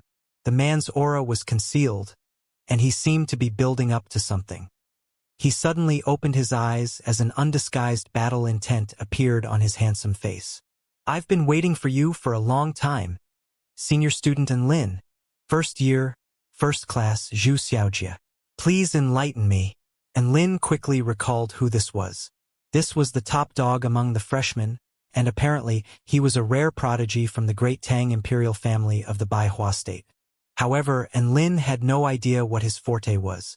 On the White Jade Plaza, many of the first-year students let loose cries of surprise upon seeing Xianxia, with many of them offering words of encouragement. It was clear that he was quite popular among the freshman cohort. "I finally encountered a decent opponent. I hope you won't disappoint me." And Lin chuckled as he made his way toward Xianxia. A faint smile appeared on Xianxia's face as he gripped both hands toward the sky. The power of the stars in the sky converged to materialize a purple glaze that swept toward Lin with a dreamy light. "Oh, so you specialize in playing with the power of the stars? That is indeed quite interesting." And Lin's interest was piqued as he pointed a finger straight into the sky. The spectating students immediately exclaimed in astonishment, "The finger of the heavenly Tao?" The other students rolled their eyes at them. "Do you really think God and would need to use the finger of the heavenly Tao against an opponent like this?" Sure enough, there was no eruption of power from Lin's finger. It made direct contact with the purple blade, and the purple blade was unable to advance even an inch further. "Is that it?" The smile of a demon king appeared on Lin's face. "Then I really am going to be disappointed." Xiaojia's aura suddenly soared explosively as he stamped a foot into the ground. "Star Realm Illusion." Boom! The purple blade suddenly exploded, transforming into a cloud of illusionary mist that settled over Lin. In that instant, Lin's eyes glazed over slightly. A hint of shock jolted through his heart. So Xiaojia's intentions were not to attack with the power of the stars, but instead to unleash extremely powerful illusionary realms with the power of the stars. Impressive. But you're not hoping to use this illusionary to ensnare me, are you? And Lin chuckled lightly with a taunting expression. An illusionary realm of this caliber could ensnare a spirit-nurturing stage cultivator, but it was far too much to expect something like this to trap him. "I don't need to ensnare you. I just need to buy a split second of time," Xiaojia replied with an indifferent voice. What did he mean? And Lin blinked in confusion.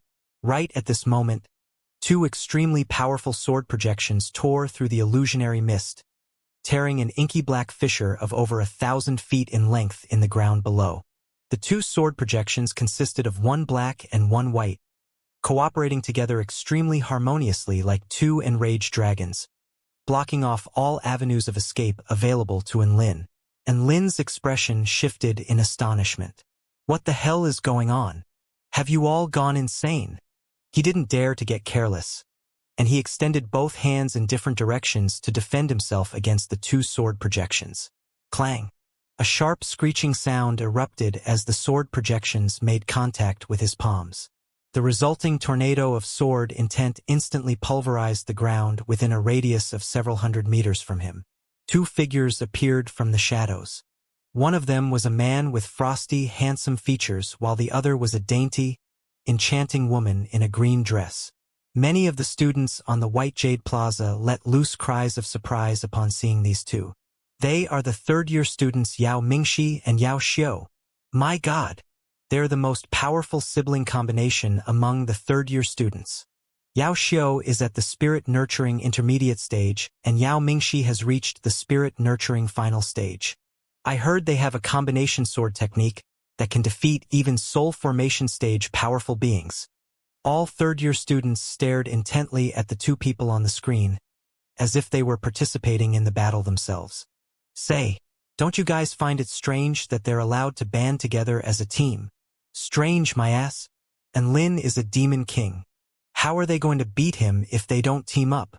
Yeah, unite to defeat the demon king. Knock Demon King and Lin onto his ass. A new wave of cheers erupted across the plaza. Ganging up on one person as a team was prohibited in free-for-all battles, but none of the spectating students opposed this development.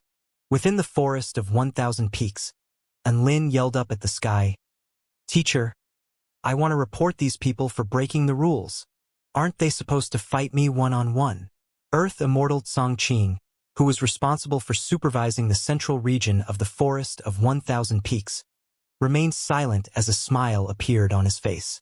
Vice Principal Yu Hua, who was responsible for supervising the entire trial, was also smiling with a devious expression. "You little shit. That's what you get for being a living hack. We decided to fiddle with the rules of the free-for-all battle to make things more interesting." None of the teachers replied to Lin's report. The only thing that responded to his yell was an explosion in the ground. Boom! The ground below Lin's feet suddenly erupted as a man who had been hiding under the ground using a concealment technique finally emerged at this critical juncture to launch a fist at Lin. A golden fist sent waves of power exploding forth for several hundred meters, flattening the air into a pancake. Lin had just extended his hands to defend himself against Yao Mingxi and Yao Xiao's sword projections, so there was no way he could dodge this attack. Thus, Lin was hammered into the sky as a resounding boom erupted. "It's student Hu Guan," a student screeched. "The top dogs of the first year and third year have already arrived, and now the top dog of the second year is also joining the party?" Some students were extremely excited to see this. Who's going to be next? Some students were already looking ahead with anticipation. These prodigies who were ganging up on Lin carried the hopes of their entire respective year levels on their shoulders. All of them were working toward the collective goal of defeating Demon King and Lin could bully them all he wanted as they couldn't offer up any resistance. But these top prodigies among their respective year levels would avenge everyone. The atmosphere in the plaza reached a climax amid bursts of enthusiastic cheers. Lin looked up as he was bashed into the sky. There, a woman with luscious, long hair emerged from the clouds atop a blue moonlight disk while holding a lotus flower, which contained the fearsome power of the moon. Her dreamy blue eyes appeared especially bright with excitement under the moonlight, and she splayed her palms open as the blue and white lotus flower pierced through space before crashing into Lin. Immortal Wrath Fire Lotus. Explode. The Immortal Wrath Fire Lotus was one of the inheritances Su Qianyun obtained from the Immortal Spirit Tower. She had proven herself to be worthy of her title as a supremely talented cultivator, as she was able to use her observation of the Immortal Wrath Fire Lotus to change its power source from the power of flames to the power of the moon. Thus, she could unleash the attack using the power she was most proficient at wielding. As the blue and white lotus flew through the air toward Lin, he finally detected a hint of danger. The lotus flower instantly exploded. The boundless power of the moon erupted in a series of white halos, sweeping forth with the power to pulverize everything in its wake. Even the entire heaven and earth tremored violently as the resulting shockwaves swept up gale-force winds within a radius of 5 kilometers. At the center of the explosion was the blinding power of the moon, which could erode all things in this world with its terrifying power. The blue energy was the power of frost, while the white energy was the power of purification and shredding. The two completely different types of powers crashed toward the man in the center of it all in a frenzy. All the male students on the plaza drew a sharp intake of breath as they stared at the man on the screen with anxious expressions. Goddess Su is so powerful. I've never seen a soul formation stage cultivator unleash such a terrifyingly powerful technique. Have you selectively forgotten about Godin? Do you think Demon King and Lin is going to be eliminated by that attack? Not a chance. Senior student and Lin definitely won't be beaten so easily, but he should sustain minor injuries from such a fearsome attack. Right at this moment, an inky black sword projection slashed through the power of the moon, and Lin emerged forth from the darkness, completely unscathed. He had an inky black cloak draped over his body, which seemed to be obscuring the stars and the moon as an incredibly intimidating aura instantly erupted forth. Endless night sword technique. All of the prodigies around him were struck with a crushing sense of suffocation, and even all the spectating students also felt an indescribable sense of pressure, as if they were being confronted by a true demon king. Right at this moment, a scintillating light erupted in the inky black sky. A spear with lightning revolving around the tip roared like a dragon and instantly tore through the power of darkness around Lin en route to his heart. Its senior students Wuxiobing from the 5th year. Some students began to yell with excitement. Wuxiobing's spear techniques are invincible among his cohort. Even senior student Tang Shimin fell to him in a sparring match. Wuxiobing reminds me of the mighty Wang Xuanzhan. Wuxiobing had progressed to the half-step soul formation stage before Tang Shimin and had leapfrogged him to take the top spot in the 5th year cohort, so he too commanded a lot of respect and admiration of all the students. However, right before everyone's scorching, eager eyes, Lin slashed his sword toward him without even looking. Fuck off! An inky black sword projection seemed to have engulfed heaven and earth, instantly transforming the world into an infernal pit of eternal darkness. The lightning spear didn't even last a second against the sword projection before completely being blown away. Ah! Wuxiobing let loose a wail of anguish as his body was engulfed by the black sword projection. A golden light encapsulated his body. All the students stared blankly at the protective golden light on the screen as their raucous cheers came to a grinding halt. The top dog of the 5th year cohort, the half-step soul formation stage, Wuxiobing, had just been insta-killed. However, the instant Lin's attack landed, white holy flames erupted to tear apart the inky black sword projection. White flames swept through the air, from which a woman in a jade dress with the appearance of a holy maiden emerged. This exquisitely beautiful woman held a dragon sparrow sword, which exuded a terrifying sword intent that threatened to crush the entire sky. The insta-killed Wuxiobing was instantly forgotten by everyone. All of the several tens of thousands of spectating students stared at the figure in the air with scorching expressions. This was an extremely powerful, beautiful woman. She was the second legendary figure of the school, the woman who had the biggest hope of defeating Lin, Su Xiaolin. This was the warrior everyone was waiting for. Vermilion bird, God-slaying strike. A delicate cry sounded. The dragon sparrow sword in her hand exuded brilliant white flames, which lit up the entire night, as she slashed down toward Lin with no hesitation. Her attack was like a vermilion bird crashing to the ground, incinerating the sky while instantly engulfing Lin. A massive fissure was slashed open in the ground by the fearsome temperatures of that sword projection, and it went on for several kilometers. Several small hills nearby were reduced to dust and disappeared from the face of the world. All the spectating students' eyes widened in shock as they trembled in fear from Su Xiaolan's ferocious strike. Was this really a fucking attack unleashed by a soul formation stage cultivator? We're all students of the heavenly court, so why is Goddess Xiaolin so much more exceptional than us? What I'm a bit more concerned about is, was senior student Lin killed by that strike? I don't know. Did senior student Lin cheat on her? Is that why she unleashed such a terrifying attack against him? God will be fine. He's turtle and his defenses are godlike. All the students were discussing heatedly among themselves, and some were so nervous that they were sweating profusely. Watching a battle of this caliber was even more thrilling than actually participating in a battle in person. Amid a sea of holy flames, the air within a radius of over a kilometer was shimmering and warping, as if everything were a dream. Su Xiaolan descended from the sky before making her way toward a certain direction. Holy flames danced around her body like obedient fairies. In the sky above, Su Qinyun, who was in a light blue palace dress, materialized another immortal wrath flame lotus, which she held at the ready. Yao Mingxi and Yao Xiu clutched their swords in their hands as their auras soared to a peak. Zhu Xiaojia's body warped and twisted before slowly disappearing.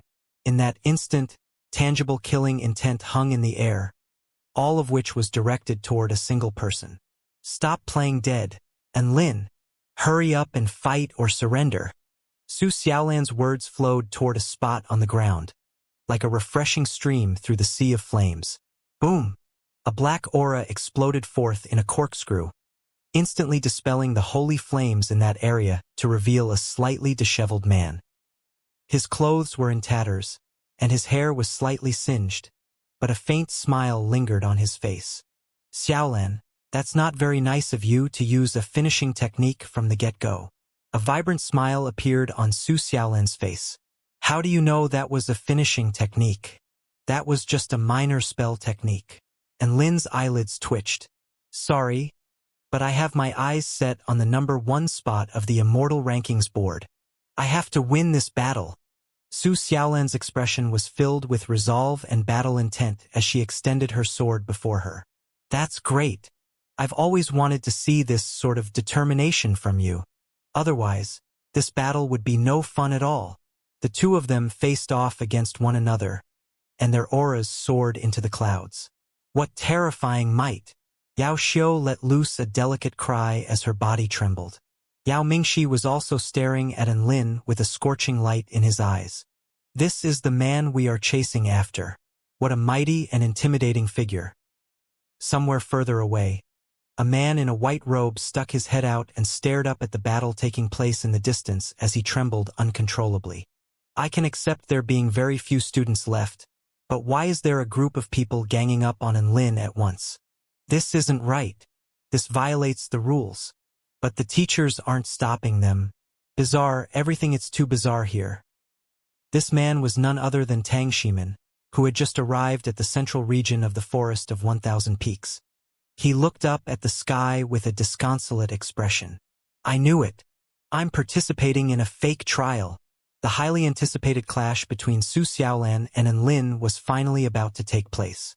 The plaza witnessed another climax as tens of thousands of students began discussing spiritedly among themselves. My God! I'm so excited. Are An Lin and Su Xiaolan finally going to fight? I've been waiting for this moment for such a long time. Can Su Xiaolan really defeat An Lin? I really do want to see Demon King An Lin get defeated. But I have to admit that An Lin is undisputedly the most powerful student within the school. Hehe. Would he dare to win? All the spectating students had truly been captivated. Meanwhile, in the Forest of 1,000 Peaks, all the prodigies were nervous to the extreme.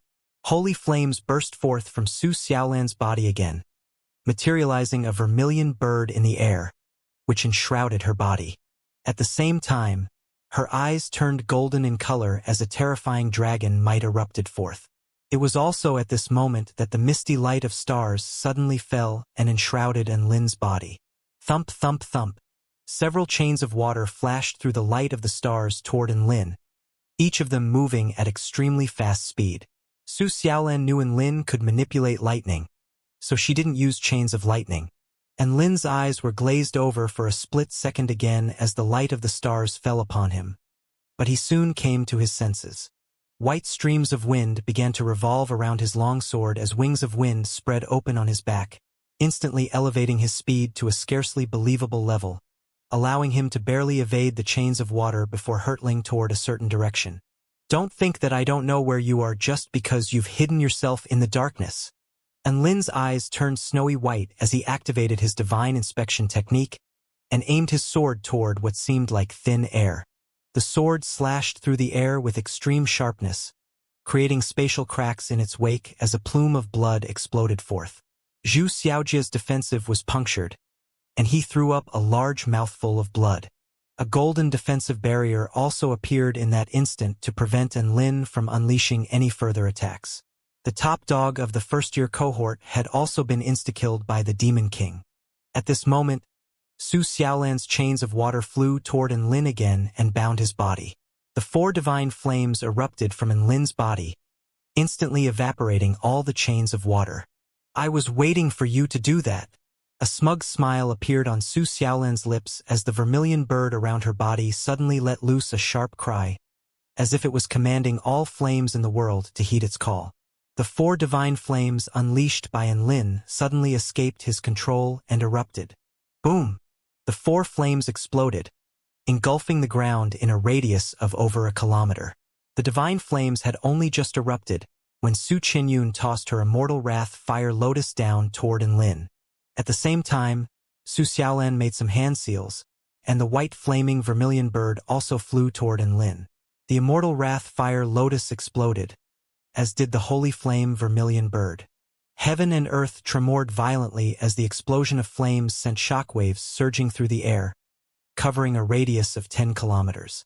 A massive mushroom soared into the sky, exuding boundless light and heat, and its terrifying power had even managed to create little cracks in the enchantment barrier around the forest.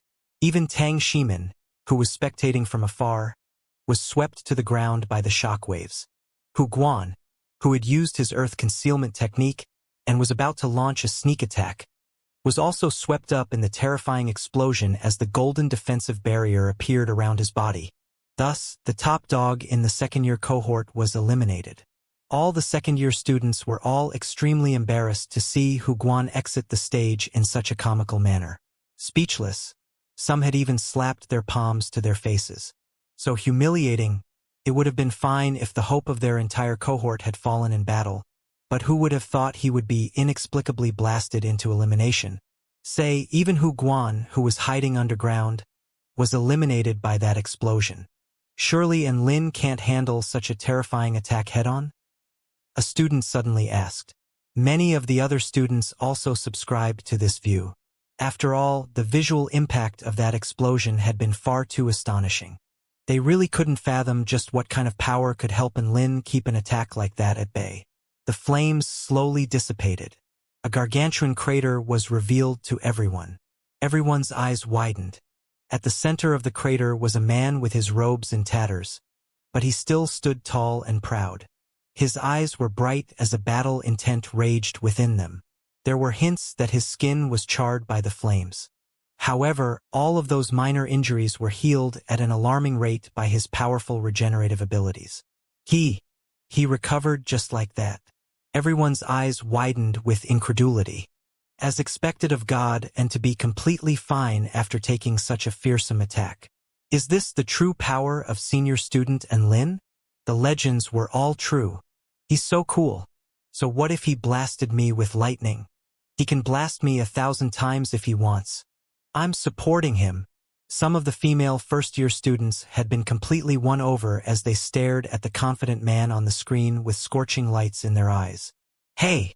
Are you going to betray our Beat the Demon King camp? A male student was disconsolate. Su Xiaolan's long eyelashes trembled slightly at the sight of Enlin, as if she was a little surprised. However, a smile immediately appeared on her face as she charged toward Enlin with a stronger battle intent. Yao Mingxi and Yao Xiu unleashed a series of long-range sword projections to assist her from a distance. Enlin stepped forward, and heaven and earth instantly dimmed. Su Xiaolan's heart jolted in shock as she summoned her holy flames to protect herself.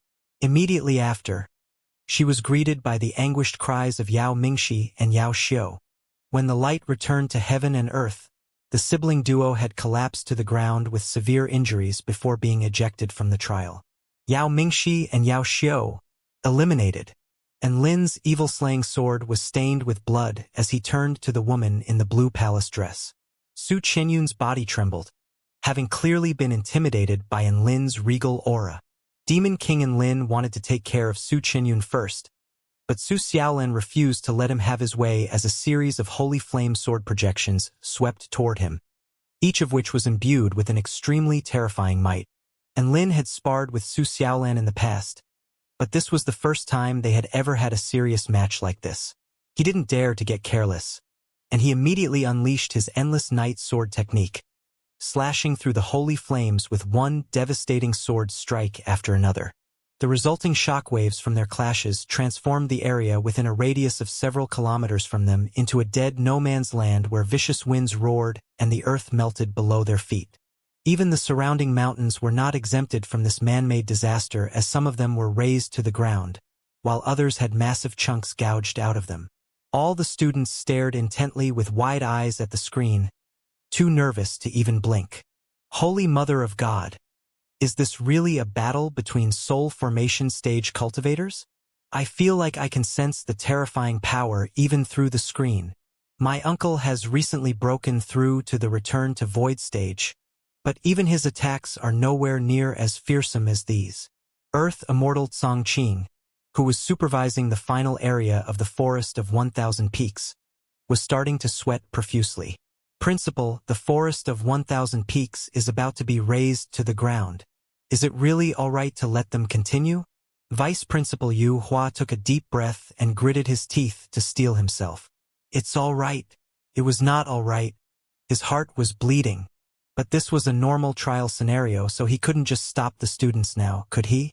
They were the top university in the Kingdom of the 9 States. If they didn't even have a suitable trial ground for their students to battle to their heart's content, then they would be the joke of the century. Thus, Enlin and Su Xiaolan continued their intense battle as tens of thousands of spectators watched in shock and amazement. Never would they have thought that the free-for-all battle would become a couples battle between Su Xiaolan and Enlin. This really is way too fucking awesome. The enchantment barrier around the Forest of 1,000 Peaks had been stretched to its greatest extent. Within the trial grounds, energy surged violently as monstrous shockwaves crashed into the enchantment barrier, causing it to tremor violently. The teachers maintaining the enchantment barrier were starting to show signs of strain. Earth Immortal Xianxia, who was responsible for the evaluation of the students' combat capability, had even more cold sweat pouring from his forehead. These two students were completely off the charts. How the fuck was he supposed to evaluate anything? Thankfully, Vice Principal Yu Hua was nearby to make a rough evaluation. Otherwise, Earth Immortal Xianxia really would be at a loss for what to do. Su Xiaolan, combat capability, 2950, achievement score, 3580, and Lin, combat capability, 3100, achievement score, 85410. Earth Immortal Xianxia stared at Enlin's achievement score and fell into silence. Holy fuck, calling him the Demon King was no exaggeration. His achievement score was almost 10 times the previous school record. Just how many adorable students had he slaughtered? Su Xiaolan and Enlin were still locked in battle, and their battle was getting more and more exaggerated, progressing to a point where they were both throwing finishing techniques at one another. Vermilion Bird God Slaying Strike. Boundless light erupted from Su Xiaolan's dragon sparrow sword as a holy flame sword projection extended for several kilometers as it swept through the air toward Enlin, as if it were tearing apart heaven and earth. Enlin's evil-slaying sword hovered beside him as the cape on his back transformed into 99 black vortexes before him, all of which were seemingly imbued with the power to engulf all things. Boom! The holy flame sword projection erupted forth, erasing about a dozen mountains nearby from the face of the world. Enlin's defenses were broken through layer by layer. Just when the holy flames were about to fizzle out, the dragon sparrow sword flashed past as the powers of the true dragon and the vermilion bird were infused into the sword projection to bolster its power. Su Xiaolan raised her chin to look into Enlin's eyes with her golden eyes as a triumphant smile appeared on her face. Her aura soared to an unprecedented height as she slashed through the final vortex and stabbed her sword toward Enlin's chest. Scintillating light erupted forth from the tip of her sword as it hurtled toward Enlin's chest. A sense of extreme danger suddenly welled up in Enlin's heart. He immediately flew back in retreat, but Su Xiaolan flew directly toward him, not letting him escape. Enlin's chest constricted upon seeing this. He wondered what Su Xiaolan would think if she knew that she was currently trying to make him into a eunuch for 100 years. Enlin gritted his teeth as a boundless white light burst forth from the blade of his evil-slaying sword. lighting up the night to resemble the break of dawn. Endless night, dawn. The sword of dawn slashed through the darkness, becoming the only color tone between heaven and earth. During that split second of reaction time afforded to her, Su Xiaolan unleashed her true dragon bind to wrap around her own body before she was engulfed by the boundless white light. The mighty white sword projection pulverized the ground below before crashing into the enchantment barrier. Several of the teachers reinforcing the enchantment barrier all suffered from a backlash as blood trickled from their mouths. What the fuck? They had only ever handled normal students, not freaks like this. Principal, there are so few students left anyway, so how about we just withdraw the enchantment barrier? A teacher pleaded as they struggled to hold on. Vice Principal Yu Hua clasped his hands behind his back. Hold on for a while longer. You're all teachers of the prestigious United University of Cultivation. How can you allow yourselves to falter in the face of shockwaves caused by a battle between students? Don't worry. They no longer have the energy to battle for much longer. Hints of embarrassment appeared on the teachers' faces upon hearing this, and they worked even harder to maintain the enchantment barrier. Yu Hua nodded with an approving smile, but he was seething internally. Withdraw the enchantment barrier? Fuck off.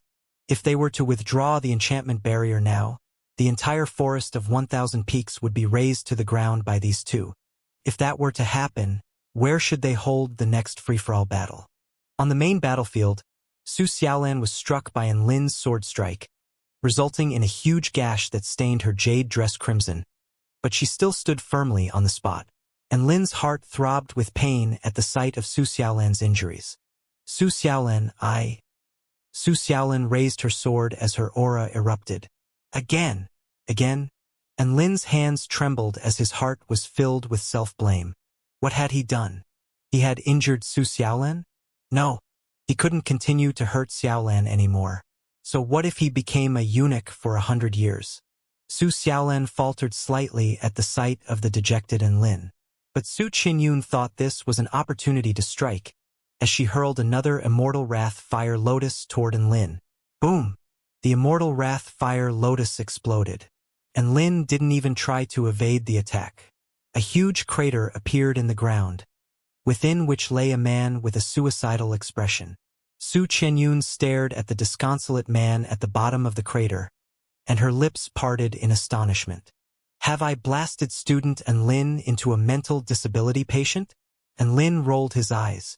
How could a man with an IQ as high as his be mentally handicapped from this tiny explosion? What a joke! Su Xiaolan pursed her lips with displeasure.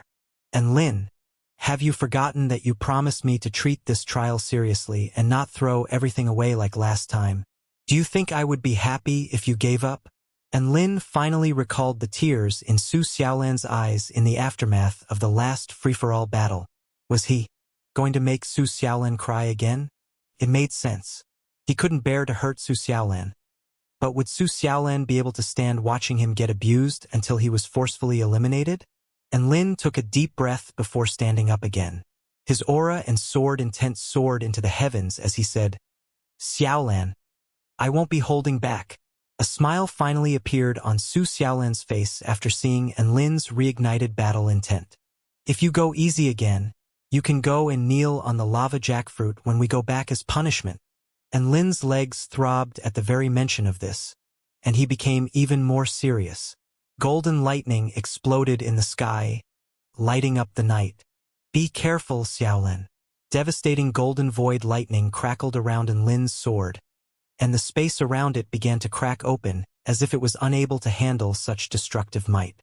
Su Xiaolan's true dragon and vermilion bird appeared at once with the body of the dragon acting as her armor while the holy flames transformed into her sword.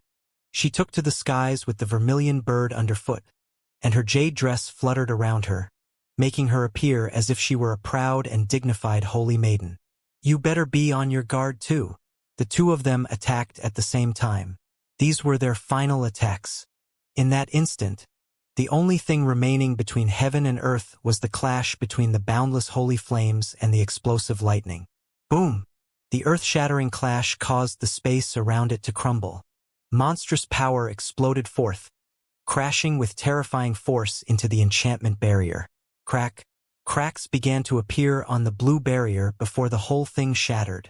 Thump, thump, thump. Several teachers suffered backlash and flew back with blood gushing from their mouths. The terrifying explosion resulting from the clash had finally proven to be too much for the enchantment barrier to handle. Yu Hua was given a massive fright upon seeing this, and he immediately acted to stabilize the space while isolating the force of the explosion in the process. On the white stone plaza, tens of thousands of students erupted in excitement. God has fucked the heavens again. Last time, he destroyed the barrier around the Immortal Spirit Tower. Now, he set his sights on the barrier around the forest of 1,000 peaks. Su Xiaolan is an accomplice this time. Speaking of which, these two are simply way too crazy. My heart goes out for those teachers who were blasted flying. Who won? It wasn't a double KO, was it? All the students were staring intently at the screen, in eager anticipation for the result of the most thrilling battle in the history of the United University of Cultivation to be unveiled. The flames slowly dissipated, as did the lightning. A figure slowly appeared in everyone's line of sight. The murky figure slowly began to emerge as the dust settled. My God! It's Lin. He didn't fall. Some of the students were already letting loose cries of surprise. That's right, in the aftermath of the final battle, there was one man left standing. And Lin's clothes had been incinerated away by the holy flames, revealing his well-built, yet charred body, along with a light wound on his chest. Even after facing the terrifying attack he had faced, he still stood like an invincible war god. And Lin made his way forward and looked down at the slightly disheveled woman in the jade dress, who was lying on the ground with the golden defensive barrier already encapsulating her body. Both of them exchanged smiles. Well fought. And Lin cupped his fists. A vibrant smile appeared on Su Xiaolan's face. As expected of the super demon king of this trial, you really are impressive. The woman's body disappeared into specks of light. And Lin heaved a long sigh of relief. He had finally completed this mission. But right at this moment, a blue and white lotus flower suddenly appeared before him, rotating slowly as it exuded terrifying energy fluctuations. And Lin. He looked up as he roared, Su Qinyun, are you fucking addicted to tossing immortal wrath fire lotuses? Boom! Energy instantly exploded, reducing the ground within a radius of several kilometers to dust. There was a light sheen of sweat on Su Qinyun's forehead. Using the immortal wrath fire lotus over and over again in quick succession was very taxing on her vital energy reserves. This was already the final strike she was capable of. She stood atop her moonlight disk. Her dreamy eyes blinked as she stared nervously down at the center of the explosion while pursing her lips with a hint of uneasiness. Did that do the trick? Nope. A voice that sounded like it had come for the pits of hell suddenly sounded beside her. Su Qinyun received a massive fright upon hearing this, and her features instantly paled. She was then greeted by the sight of Lin's body slowly materializing from the mist. Golden light enshrouded his fist as the insignia of a golden lotus flashed on his forehead. He activated his Earth Lotus Supreme skill to the very maximum as a vast, boundless power of the earth erupted forth from his fist. It's over, he muttered in an indifferent voice. Su Qinyun pleaded in a mellow voice, please be gentle, and Lin nodded. 100% mountain quaking fist. Boom! Golden light exploded out as if the sun had collapsed to become a supernova, lighting up the entire night. The devastating power of the earth erupted forth in shockwaves, dissipating all the clouds within a radius of several kilometers from point of impact. An exquisitely beautiful woman threw up a mouthful of blood, and she plummeted from the sky as a golden light encapsulated her body. On the plaza, all the students instantly flared up in rage upon seeing this. Scum! How could you be so cruel to Goddess Su? His strike was so barbarous and decisive, completely disregarding their friendship. Has God really been reduced to an evil demon king? I'm calling the police. This is a crime he has committed. Sigh. We lost. Even the entire school with their forces combined were defeated by Demon King and Lin. Gasp. When you put it that way, that really does appear to be the case. All the students' hearts jolted in shock, and they all came to their senses. The vast majority of the spectating students had been eliminated by Enlin, and even the top prodigies of all the year levels were no match for Enlin. That's insane. Should we be saying, as expected of God? This is a mighty feat no one has ever achieved. Senior student Enlin is the legend of our school. A living legend. Many of the students who had been blasted by Enlin's lightning could no longer muster up even a shred of resentment toward him. All of them were staring at the man on the screen with scorching reverence in their eyes. Even though Enlin had been denounced as the Demon King during this trial, he was still the most charismatic antagonist and attracted countless fans. Enlin slowly descended from the sky, and his body swayed slightly as if he was about to collapse. He had been fighting non-stop while he unleashed his divine sense relentlessly. At the same time, he conducted large-scale attacks, recklessly expending his energy in the process. He had exterminated the entire forest of 1,000 peaks, and now, he had also completely run out of energy. It's time for me to go back. A faint smile appeared on Enlin's face as he looked up at the teachers in the sky. However, what was strange was that none of the teachers descended to congratulate him. What's going on? Enlin's brows furrowed slightly. Right at this moment, a crimson sword projection imbued with terrifying sharpness swept forth toward Enlin's back. A voice sounded from afar. "Fifth year? Tang Shimin? Please enlighten me." On the white stone plaza, all of the students' expressions shifted again. All of the fifth-year students even let loose cries of excitement. "It's student Tang Shimin. Tang Shimin hasn't attacked yet. Our mission to slay the Demon King has not failed yet. This is great. Student Tang Shimin has finally struck." Some of the students already had tears in their eyes. "He is one of the most powerful cultivators in our cohort.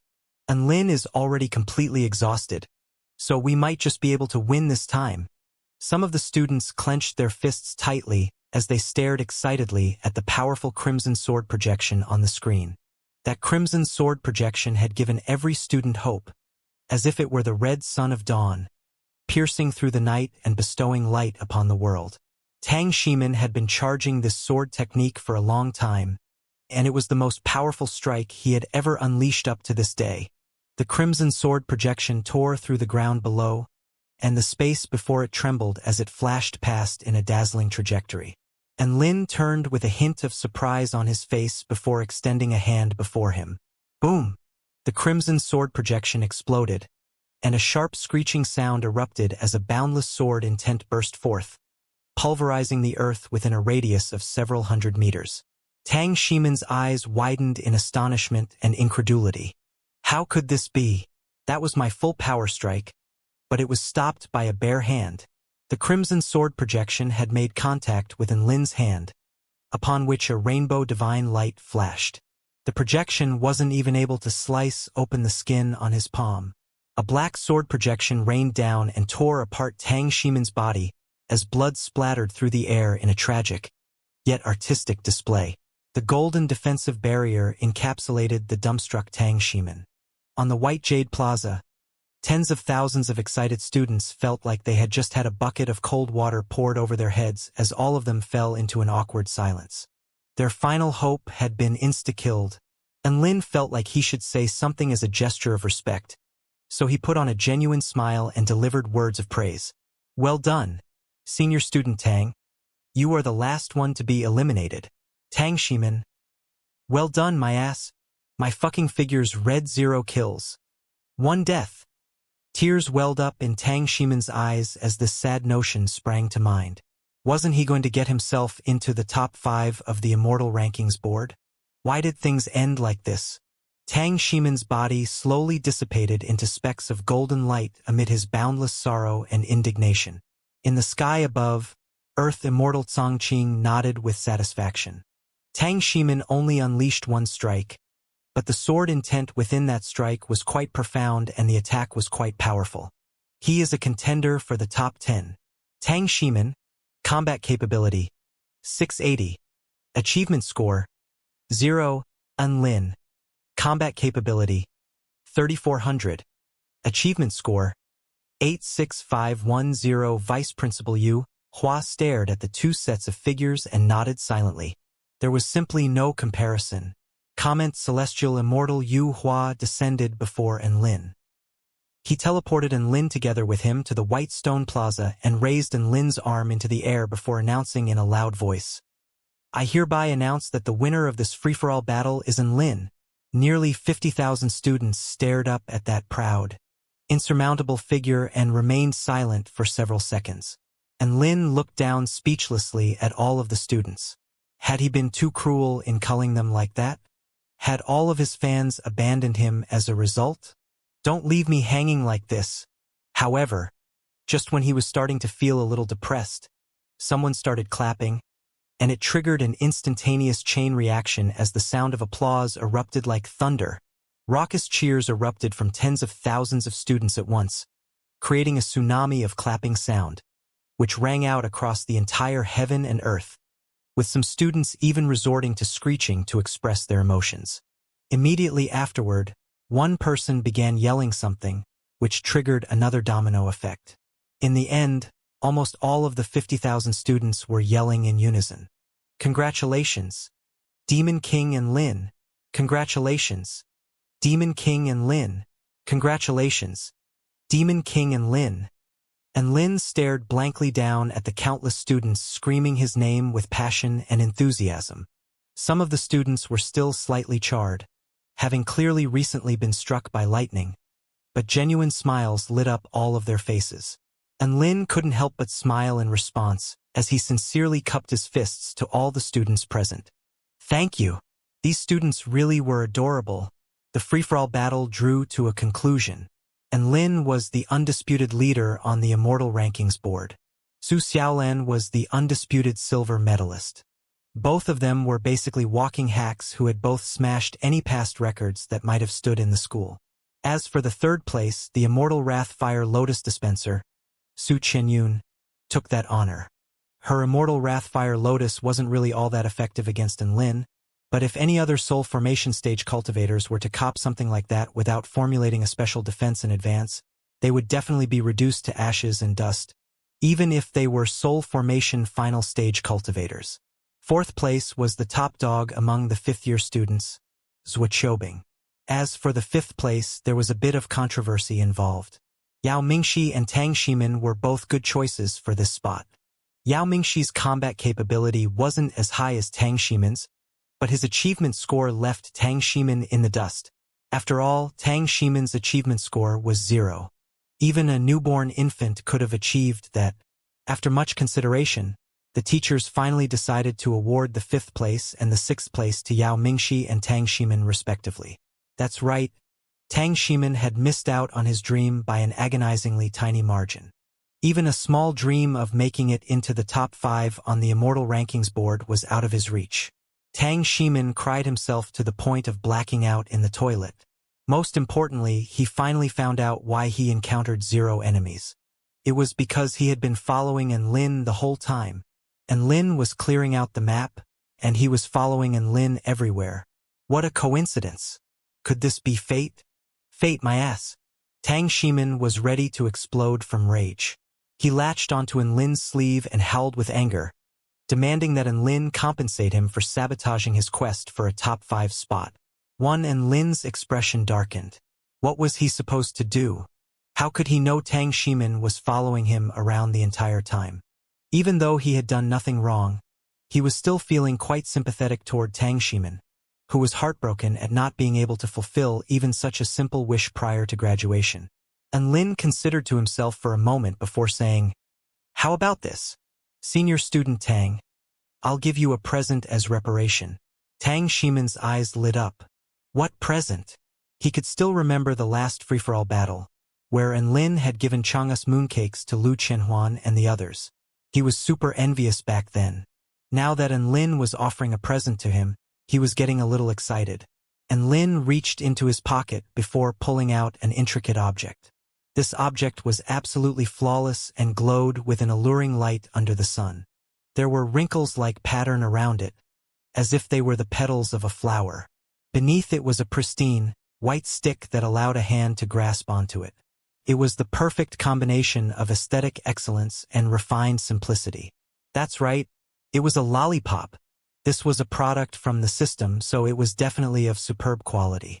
Giving Tang Ximin one of the two lollipops he had been rewarded by the system could be said to be quite a reluctant decision. Thankfully, the lollipop the system had given him was not the type of lollipop he had been worrying about and were instead real lollipops. Otherwise, he was going to kill the system. Thus, he only had one lollipop left. A pained expression appeared on Enlin's face. Tang Ximin looked like he was about to fall apart. "Enlin, are you screwing with me? You told me you'd give me a present, but you ended up giving me a lollipop." He was completely enraged. Even if I were to die from starvation, not encounter a single enemy, and end up dead last on the free-for-all battle, I refuse to accept such an insincere offering. Hee, this is my super limited edition lollipop. If you don't want it, then I'll keep it. And Lin proceeded to put the lollipop away. In reality, he was already regretting his decision a little, so this was the perfect opportunity for him to withdraw his offer. Wait! Tang Ximin captured a hint of relief in Enlin's eyes, and his interest was piqued. Could it be that this lollipop had some sort of miraculous effect? With this in mind, he extended a hand. "Hand over the lollipop." Enlin. Tang Ximin received a lollipop. A joyful smile appeared on his face upon seeing Enlin's slightly dejected expression. Letting Enlin suffer a little would be a minor consolation to him. Tang Ximin silently tore off the wrapper on the lollipop, revealing the lolly within, which glowed with a rainbow light under the sun and emanated a faint aroma. A faint smile appeared on his face. "Is this a rainbow lollipop? It looks pretty good." He placed the lollipop in his mouth as he spoke. It was also at that instant that his body suddenly trembled, and he let loose a cry of surprise. "So sweet." That's right. A peculiar sweetness flowed from the tip of his tongue and all the way throughout his entire body. An expression of entrancement surfaced on Tang Ximin's face, as did a peculiar blush. He licked the lollipop frantically and relentlessly, as if he had developed an addiction and simply couldn't stop. So sweet. It's so good. I feel like my body is floating. Ah! Tang Ximin moaned as he licked the lollipop. Goosebumps appeared all over Enlin's body. This was a fucking lollipop? Why did it look like an aphrodisiac instead? He had initially planned to use senior student Tang as a lab rat, and if it was good, he would eat the other one himself. However, he was a lot more hesitant upon seeing senior student Tang's reaction. Enlin, At this moment, a gentle and soft male voice suddenly sounded. Enlin turned to Tang Ximin to discover that he was licking his lollipop and staring at him with a seductive expression. Enlin. Tang Ximin silently made his way toward Enlin. "Get away from me!" Enlin immediately kicked Tang Ximin to the ground. Tang Ximin got up with his brows slightly furrowed. He pouted as he sucked on his lollipop. "Enlin, why did you kick me?" Enlin's lips twitched. What kind of fucking lollipop was this? It was so dangerous. So weird. "Do you feel any strange symptoms?" Enlin retreated a few steps as a precautionary measure as he spoke. Tang Ximin shook his head. "No." He then turned to Enlin, and a light blush appeared on his face before he hung his head in embarrassment. "It's just that I find you so much more pleasing to look at now. You're more handsome and more charismatic than you were." Enlin drew a sharp intake of breath. These symptoms. How terrifying. "Enlin." Tang Ximin approached Enlin again as he sucked on his lollipop. Enlin kicked him aside again with no hesitation. "How could you do this to me? Why are you so violent to me?" Tears shimmered in Tang Ximin's eyes as if he were a domestic abuse victim. "Can't we just have a loving, amicable relationship?" Enlin chuckled coldly. "Fuck off." The lollipop was finally finished. Tang Ximin reminisced that sweet, beautiful flavor, and his eyes narrowed with bliss. "I can feel that the power within my body has clearly increased." He turned to Enlin with a bright smile. "Thanks for your lollipop, Enlin. This really is an awesome present." "I was wrong about you." Enlin faltered slightly before nodding. "No problem. I'm glad you liked it." He had been observing the effects of the lollipop the entire time, and he discovered that shortly after finishing the lollipop, Tang Ximin's weird burst of emotions seemed to have disappeared as his eyes regained their former clarity. Did that mean that the person eating the lollipop would only develop feelings toward him as they were eating the lollipop? A bold plan suddenly began to hatch in Enlin's mind. That's right. Enlin had a bold idea. There was only one lollipop left, so how about giving it to Xiaolan? A sinister smile suddenly appeared on Enlin's face. Tang Ximin shuddered at the sight of Enlin's mysterious smile, and he immediately bade farewell. Junior student Enlin, if there's nothing else you wanted to talk about, then I'll be taking my leave. Enlin was more than happy for Tang Ximin to leave, and he immediately waved a dismissive hand. Piss off. Senior student Tang left. Enlin turned to the dorm room beside his and hesitated momentarily before taking a deep breath and making his way toward it. This was just an ordinary lollipop, but anyone who ate it would think that he was more handsome and more enchanting. As the saying goes, beauty is in the eye of the beholder. Su Xiaolan surely found him quite handsome already. Wouldn't the enhancement effect make him absolutely irresistible to her? He was getting a little excited thinking about this. He knocked on Su Xiaolan's door. Xiaolan, how are your injuries? And Lin asked in concern. I've pretty much fully recovered from all injuries. After their battle, Su Xiaolan had taken a bath and changed into a white dress, which was embroidered with bamboo. Her hair fell like a waterfall behind her, and her skin was like the most delicate jade. And Lin inhaled and was greeted by the enchanting scent unique to Su Xiaolan. And Lin had only just walked into the door, and his body was already feeling completely carefree. He felt like this was heaven. If he would love to live here. It was much better than his zoo of a dorm room. What? You're feeling a little guilty. So you came to see me? A vibrant, teasing smile appeared on Su Xiaolan's face, and Lin nodded with a sincere expression. That's right. I'm here to visit you and give you a little present for what I did. What is it? Su Xiaolan's interest was piqued, and Lin slowly pulled out a lollipop from his pocket before placing it on Su Xiaolan's table. Upon seeing the lollipop, Su Xiaolan's expression faltered slightly. She then burst into laughter. What an interesting present! She picked up the lollipop with a smile lingering on her lips. But I like it. And Lin nodded with a gentle smile. This is a unique, one-of-a-kind lollipop. It's extremely delicious, and I'm giving it to you. No need to thank me. Su Xiaolan tore open the wrapper, and her eyes lit up when she saw the rainbow light flashing from within. She opened her mouth and placed the lollipop within. An exquisite sweetness instantly spread throughout her entire body. Her body trembled slightly as her eyes became a little glazed over. And Lin looked at Su Xiaolan with anticipation in his eyes. How is it? Do I look more handsome now? He decided to keep that sentence to himself. Su Xiaolan raised her head, and her eyes rippled with a peculiar emotion.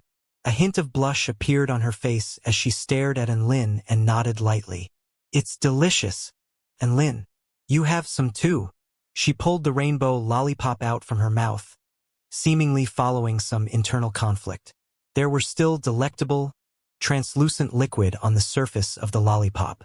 Su Xiaolan always shared things with Enlin that she felt were good. When she heard that there was only one of this lollipop in this world, she felt like Enlin shouldn't miss out on such a delicious lollipop. Upon seeing this, Enlin's heart rate and breathing accelerated. Eat Xiaolan's lollipop? This is an indirect kiss. So exciting. Also, would he develop stronger feelings for Su Xiaolan if he ate her lollipop? Would Su Xiaolan become even more beautiful and alluring? This was a notion worth testing out. Without further hesitation, Enlin opened his mouth to accept the lollipop Su Xiaolan was passing to him. So sweet! A unique sweetness flowed into his body like a rainbow, filling him up with bliss. The sweetness flowed throughout his body and into his consciousness. It was also overflowing with an abundant energy, and it was like the most delightful thing in this world. A mellow, seductive voice said, Enlin, give me a taste. And Lin looked up to see Su Xiaolan looking at him with yearning in her eyes. After struggling with an internal conflict of his own, he handed the lollipop over to Su Xiaolin. Thus, the two of them took turns to lick the lollipop. Su Xiaolin's arms had somehow already wrapped themselves around Enlin's arm. Her warm and exquisite body pressed itself tightly against Enlin's, and as her voluptuous chest rose and fell, a beautiful blush appeared on her pristine, swan-like neck. She looked up with passion overflowing from her eyes as she let loose a soft, seductive cry. Enlin, Her breathing accelerated as she pressed her lips toward Enlin's. Enlin shot a glance at Su Xiaolan, but he was still sucking relentlessly on the lollipop. When had a holy and regal woman like her ever presented such a thirsty, seductive display? However, Enlin abruptly pushed her aside with a disdainful expression. "Get away from me, woman!" Upon being pushed aside, Su Xiaolin faltered as a hint of loss and pain appeared on her face. However, she still made her way toward Enlin. "Enlin, I don't want the lollipop, I only want you." Enlin's expression darkened as he pushed Su Xiaolan to the ground again. "Piss off, woman. Don't try to get near me." "Su Xiaolan?" Enlin harumphed coldly as he made his way toward the mirror in the room. He looked at the man in the mirror, and an expression of intoxication appeared on his face. He sucked on the lollipop and stroked his chest with a blush on his face. What a peerlessly handsome man! How could there be such an outrageously flawless man in this world? He stroked his own face and was completely entranced by his own reflection. Su Xiaolan made her way toward him with a hint of resentment and seduction on her face as she laid her hands onto Enlin's shoulders. "Enlin, how could you treat me like this?" The expression of disdain resurfaced on Enlin's face as he brutally pushed Su Xiaolan aside. "Fuck off!" He looked at the man in the mirror, and his breathing accelerated with boundless yearning. "Only I am worthy of myself in this world." Su Xiaolan was in despair. Tears welled up in her eyes as she clasped her hands over her heart, which was throbbing at the sight of the self-absorbed man. Enlin really had fallen in love. He unconsciously leaned forward and extended his neck to try and kiss the man in the mirror. However, it was also at that moment that the lollipop was finished. A mysterious ripple began to disappear, and Lin's eyes recovered their former clarity. He received a massive fright from the man in the mirror before hurtling back in retreat. "Holy fuck! What am I doing?" An expression of shock and fear appeared on his face. After recollecting the events that had just transpired, he finally came to a realization. So that lollipop won't just evoke love within the consumer for the person in front of them. Instead, it will make everyone who eats it fall for the owner of the lollipop, which is why I fell in love with myself. Hehe, what an astute analysis. A crisp, pleasant voice sounded, and Lin turned to discover Su Xiaolan looking at him with a hint of a smile on her face. A dangerous light flashed in her eyes, and Lin was dumbstruck for a second. All three of his legs gave out, and he almost collapsed to the ground as he offered a frantic explanation. "Xiaolan, let me explain. There has been a misunderstanding. It's not what you think." A gentle smile appeared on Su Xiaolan's face. "It's not what I think? I had thought you didn't know what the effect of the lollipop was and was eager to share it with me, thereby resulting in both of us falling victim to it. So, I was wrong." And Lin faltered upon hearing this. What the fuck? Was she always this lenient? He felt like he had grasped onto a life jacket, and he immediately waved his hands before him. No. I misunderstood. It's exactly what you were thinking. I had no clue that the lollipop would have an effect like that. Xiaolan, you have to believe me." Su Xiaolan's eyes narrowed slightly. Hee. And Lin. Thump thump thump. Bang bang bang. Clatter clatter clatter. Puff puff puff. Another ghastly display of domestic violence ensued. 2 hours later, and Lin finally hobbled out from her dorm room. His legs were trembling, his knees were bright red, and there were a series of brutal wounds scratched upon them. When did Xiaolan become so violent? I was giving her the lollipop for her sake, but she made me kneel on the lava jackfruit. It would be fine if it was just kneeling on the lava jackfruit, but she didn't even allow me to use my divine body. and Lin grumbled as he hobbled back to his dorm room. The scorching and heart-wrenching pain still remained fresh in his mind. This was an unforgettable experience that he never wanted to remember. Big brother, and you're finally back. Congratulations on securing victory in the free-for-all battle. Are we going to have a celebratory feast tonight? Woof! Dubai immediately ran in excited circles around Lin as soon as he walked into the door, his intentions clear as day. And Lin rolled his eyes. I'm on a tight budget, so the frying pan's flavor enhancement effect has been expended on cooking stuffed buns. Giant and Lin, what happened to your knees? Tina immediately caught sight of Lin's injury, and she flapped her wings and flew toward Lin before unleashing a healing spell technique on his injured knees. Good girl, little Na. And Lin gently caressed her golden hair with a gratified expression. As expected, keeping a little fairy around was much more useful than keeping a dog around. Dogs could only eat and sleep, but a little fairy was like a warm jacket that could provide him with constant warmth. Dubai finally came to a realization that he had made his intentions too obvious and had irked Lin as a result. He immediately ran toward Lin and extended his tongue. Big brother, and I'll lick your injured knees for you. And Lin's lips twitched. Fuck off. Dubai bounded away with an aggrieved expression. What had he said wrong? All dogs licked their wounds as saliva was an antiseptic that could contribute to quicker regeneration. And Lin's knees were soon fully healed. He looked around his room to discover that aside from little Na, Xiao Hong was joyfully photosynthesizing as usual. Dubai had silently slinked away to lie down somewhere, and little Gu had settled on Xiao Hong's flower petals like a butterfly fawning over a flower. And Lin's brows furrowed slightly. There seemed to be someone missing. He only came to the realization with regard to who it was after a short while. Where was Xianxia? What has little Tian been up to these past few days? Why do I not see him around? Him? He's preparing to make a breakthrough.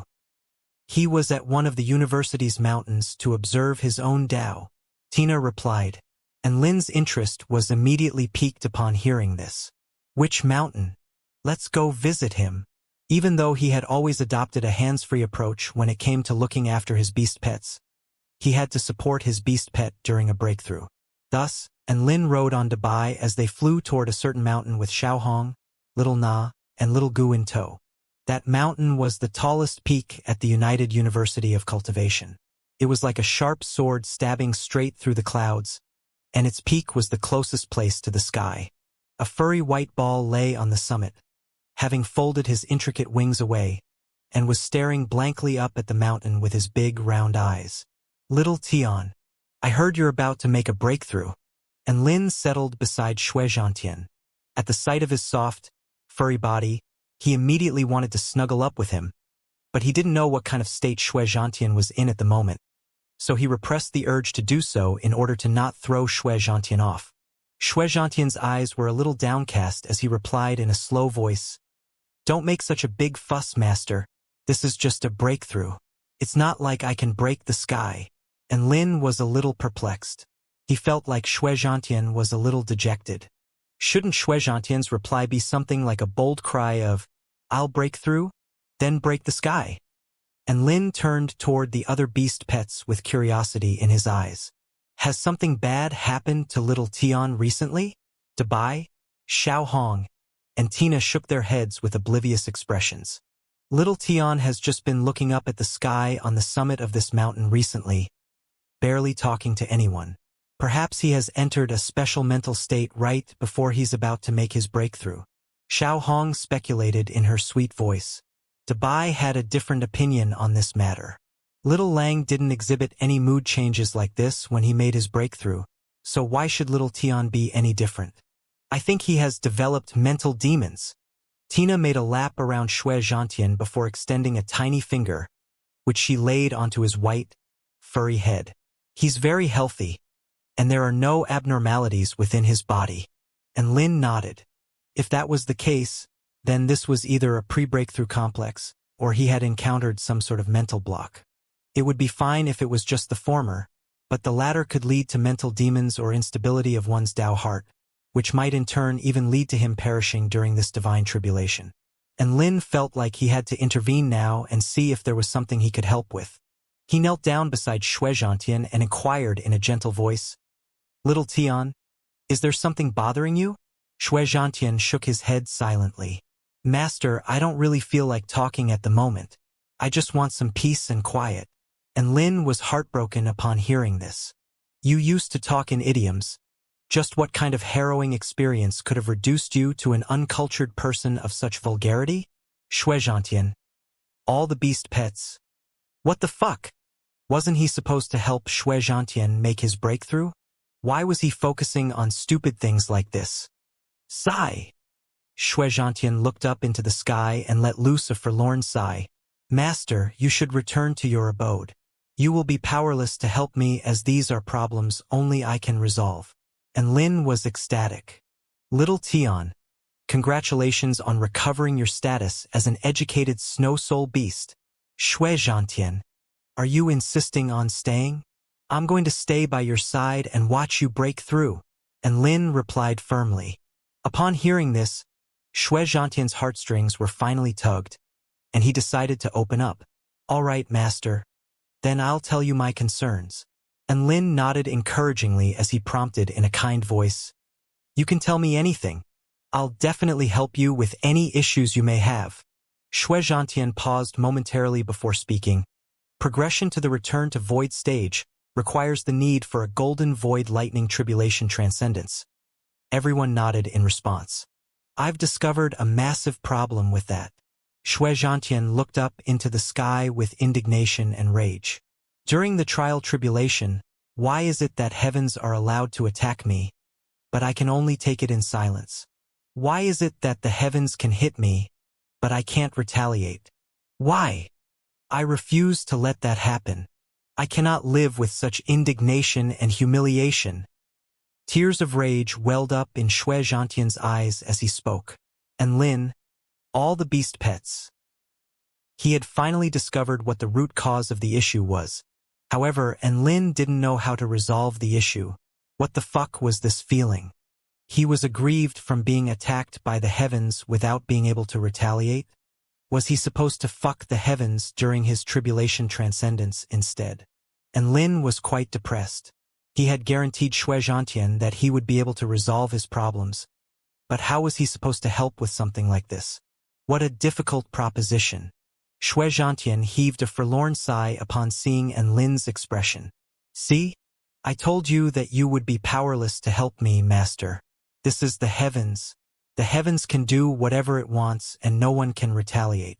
If it wanted to blast you with lightning, then you just had to take it. There is no other way." And Lin spoke with difficulty. "So you'd rather not break through than face your heavenly tribulation?" Xianxia looked up into the sky. "That's not completely the case, but I find it hard to keep the notion out of my mind." And Lin was feeling a little exhausted. What a bizarre beast pet. How could he convince Xianxia to let the heavens strike him with lightning? This was a difficult question. After a while, and Lin's eyes suddenly lit up, and he stroked Xianxia's head as he said with a meaningful and heartfelt expression, "Little Tian, I want to teach you the meaning behind an idiom." "What idiom?" Xianxia's interest was finally slightly piqued upon hearing something about an idiom. "The idiom is..." And Lin looked directly into Xianxia's eyes and said, "To suffer in silence, only for a more satisfying vengeance." Boom! These words exploded in Xianxia's head like a clap of thunder. As the king of idioms, he was obviously familiar with this idiom.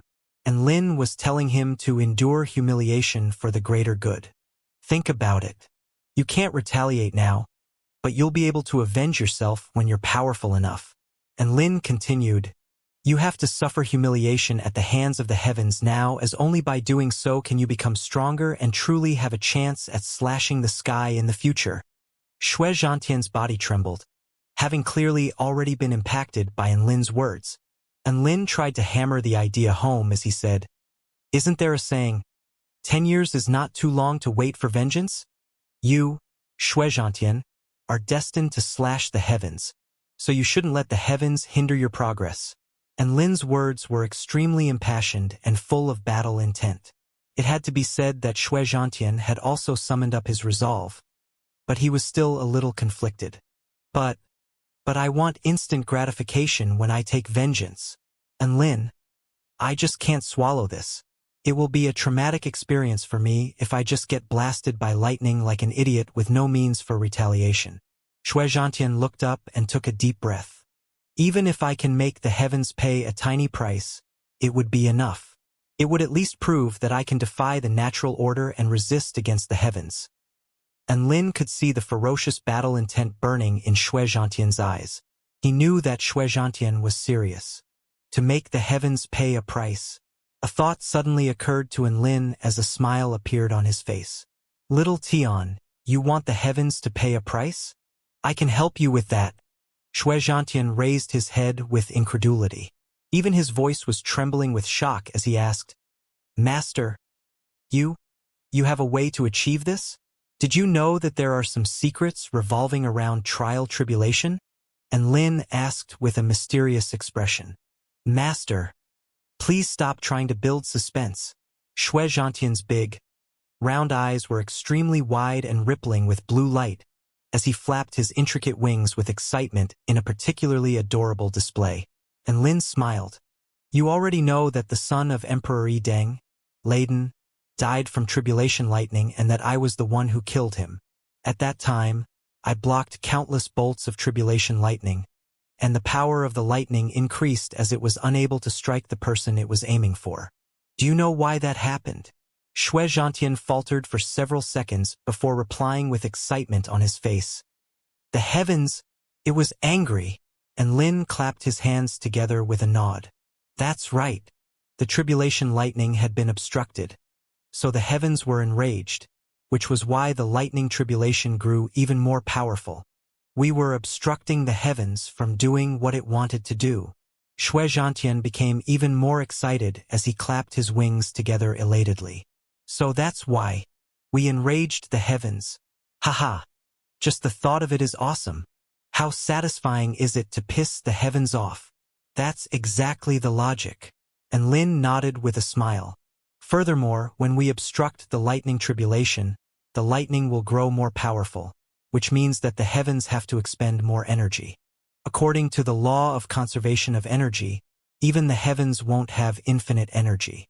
So wouldn't we be pushing it toward its downfall by depleting its energy? Boom! And Lin's words exploded like claps of thunder in Xianxia's mind. Xianxia flapped his wings with joy as a brilliant light glowed from his eyes. Genius! Master, your words have opened my eyes as if a veil had been removed, revealing a path to greatness right before me. And Lin turned toward him with a smile, and the light of the sun shone down on his body, framing his figure with a holy glow. He extended a hand toward Xianxia before speaking with a clear and confident voice. Little Tian, do you want to transcend your tribulation now? We can enrage the sky together. Xianxia let loose an almighty laugh. Come, let us make the very heavens tremble. Crack. A crisp crack sounded, as if a certain shackle had been broken. The great Tao of heaven and earth trembled lightly, as if in resonance. Boom! Xianxia's aura soared straight into the clouds. Listening to your words has benefited me more than 10 years of cultivation could. Master, I'm going to break through now. Little Tian, enjoy your tribulation transcendence. I will stay here beside you, and we will enrage the heavens together. A joyful smile appeared on Lin's face at the sight of Xianxia's fervent expression. Tina, Dabai, and Xiao Hong all stared blankly at the scenes unfolding before their eyes. Dabai faltered for a long time before speaking. It's over. The two of them have both gone insane. They've decided to increase the power of the tribulation lightning. Woof!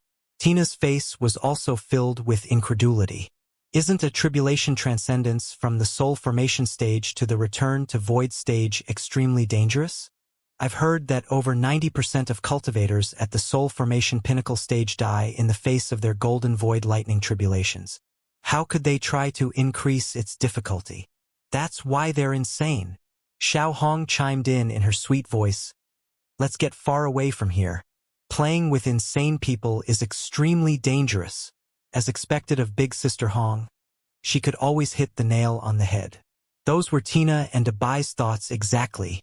They immediately flew to over a kilometer away without even saying a word. Vital energy surged in a radius of over 50 kilometers. Dark clouds obscured the sky and covered a radius of several dozen kilometers as a terrifying lightning might gathered. Such a terrifying phenomenon naturally alarmed all the students and teachers within the school. Vice Principal Yu Hua immediately arrived at the scene, upon which he saw Shui Zhantian, who was preparing to transcend his tribulation, and Lin, who was acting as his personal one-man cheerleader squad. His lips twitched upon seeing this. It's him again. It's always him. It would be fine it was him making a breakthrough. But Xiao Chou, Xiao Hong, the white-scaled wolf god, and Shui Zhantian are all transcending their fucking tribulations in the school. None of the students and teachers can focus like this. Just what does he think this school is? The spiritual energy of heaven and earth surged violently. If this were in the past, all the students and teachers would definitely turn pale with fright. However, all of them were now just looking out the window indifferently, as if they were already used to it. Is someone else transcending a tribulation again? Looks like it. And from its magnitude, it appears that this is a tribulation from the soul formation stage to the return to void stage. It's quite similar to the time that Wolf transcended his tribulation. Haha, it definitely won't be one of the students then. It must be one of senior student and Lin's beast pets again. It must be that extremely adorable snow soul beast. I really want to go watch. Some of the female students were itching to go. How about we apply for a break? Just say we're on our periods. Another female student was blushing with embarrassment, but she still mustered up the courage to make a suggestion. At the front of the classroom, a female teacher was quite depressed to hear this. Could you be a little quieter when discussing things next time? Your teacher is not deaf. In another classroom, there was a man wearing a radiant smile as he discussed karma. He peered out the window before turning to the students with a faint smile. Students, when you think the person that is right for you has appeared, do not hesitate. Pursue them with determination, or you'll only be leaving disappointment and regret for yourself in the future. All the students were confused. Why was the teacher suddenly saying something like this? Something that I must pursue in my life has just emerged. It is an ideal opportunity for me to observe my Tao realm, so this is now going to be a self-study period. Goodbye, students. The man chuckled before tearing open a spatial passageway on the spot. He then disappeared into it. All of the students were dumbstruck upon seeing this. I feel like what the teacher said is quite true. But did he really ditch us just like that? He's probably going to watch Lin's beast pet transcend their tribulation. He would always go to witness trial tribulations in order to inspire himself. Then The class captain thought to himself for a few seconds before speaking. The teacher has encouraged us to cherish fate, so go do what you want to do, and may fate lead you somewhere great. Oh! All the students understood what was being said, so class was dismissed. Thus, the entire classroom was instantly emptied. Who the fuck would still stay in the classroom when there was an opportunity to spectate? Thus, a bunch of spectators slowly gathered around the scene of the tribulation transcendence. There were teachers who had set up enchantment barriers around the mountain to prevent the power from the lightning from injuring the surrounding students. Vice Principal Yu Hua looked on from a distance with furrowed brows. Why isn't Lin still there? Isn't he afraid of disrupting Shui Zhantian's tribulation transcendence? Sword Immortal Ming Yuan, who had just ditched his classroom full of students, was also looking on with a meaningful smile. It looks like student Lin is about to show us something amazing again. In the sky above, dark clouds gathered as heaven and earth dimmed. Bolts of golden lightning flashed like golden dragons, emanating extremely fearsome lightning might. Shui Zhantian flapped his little wings as he let loose a torrent of abuse up at the sky.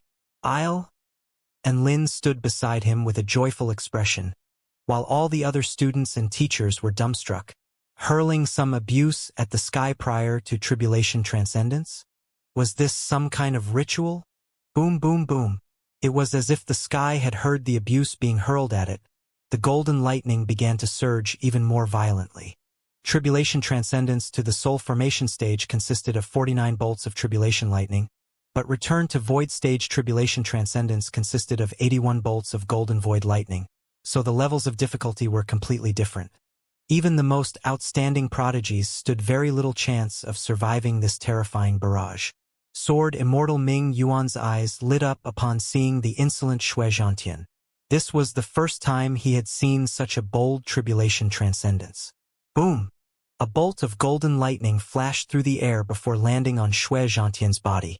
Terrifying electricity crackled over his round body, frantically destroying all of his cells. Shui Zhantian chortled with mirth. Ha ha ha!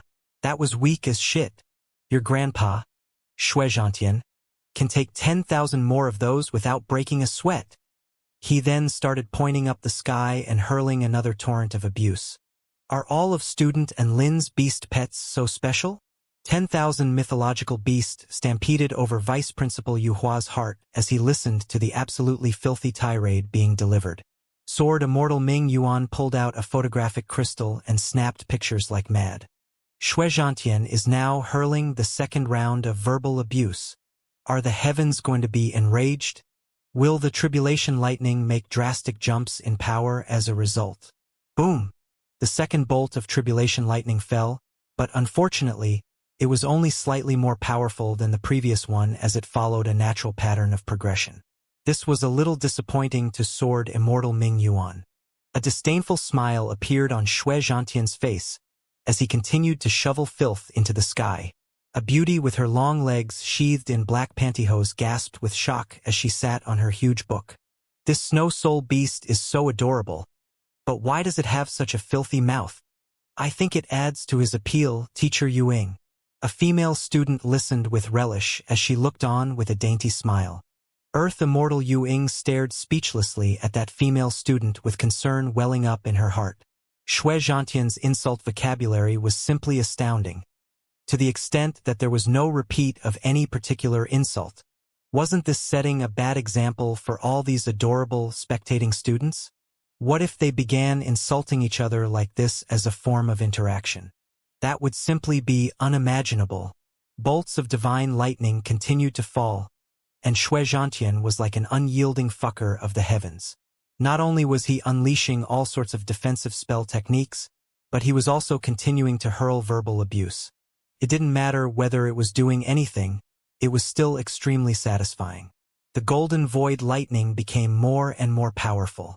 After the 70th bolt of lightning, just the power escaping from the lightning strikes were able to reduce the earth in a radius of several hundred feet to dust. Shui Zhantian's altitude sank lower and lower. Vice Principal Yu Hua stared up at the mountain peak that was slowly being blasted into non-existence, and he silently pulled out a notepad to make a record. That was another protected heritage site. He vowed to make Lin pay compensation for all these heinous crimes.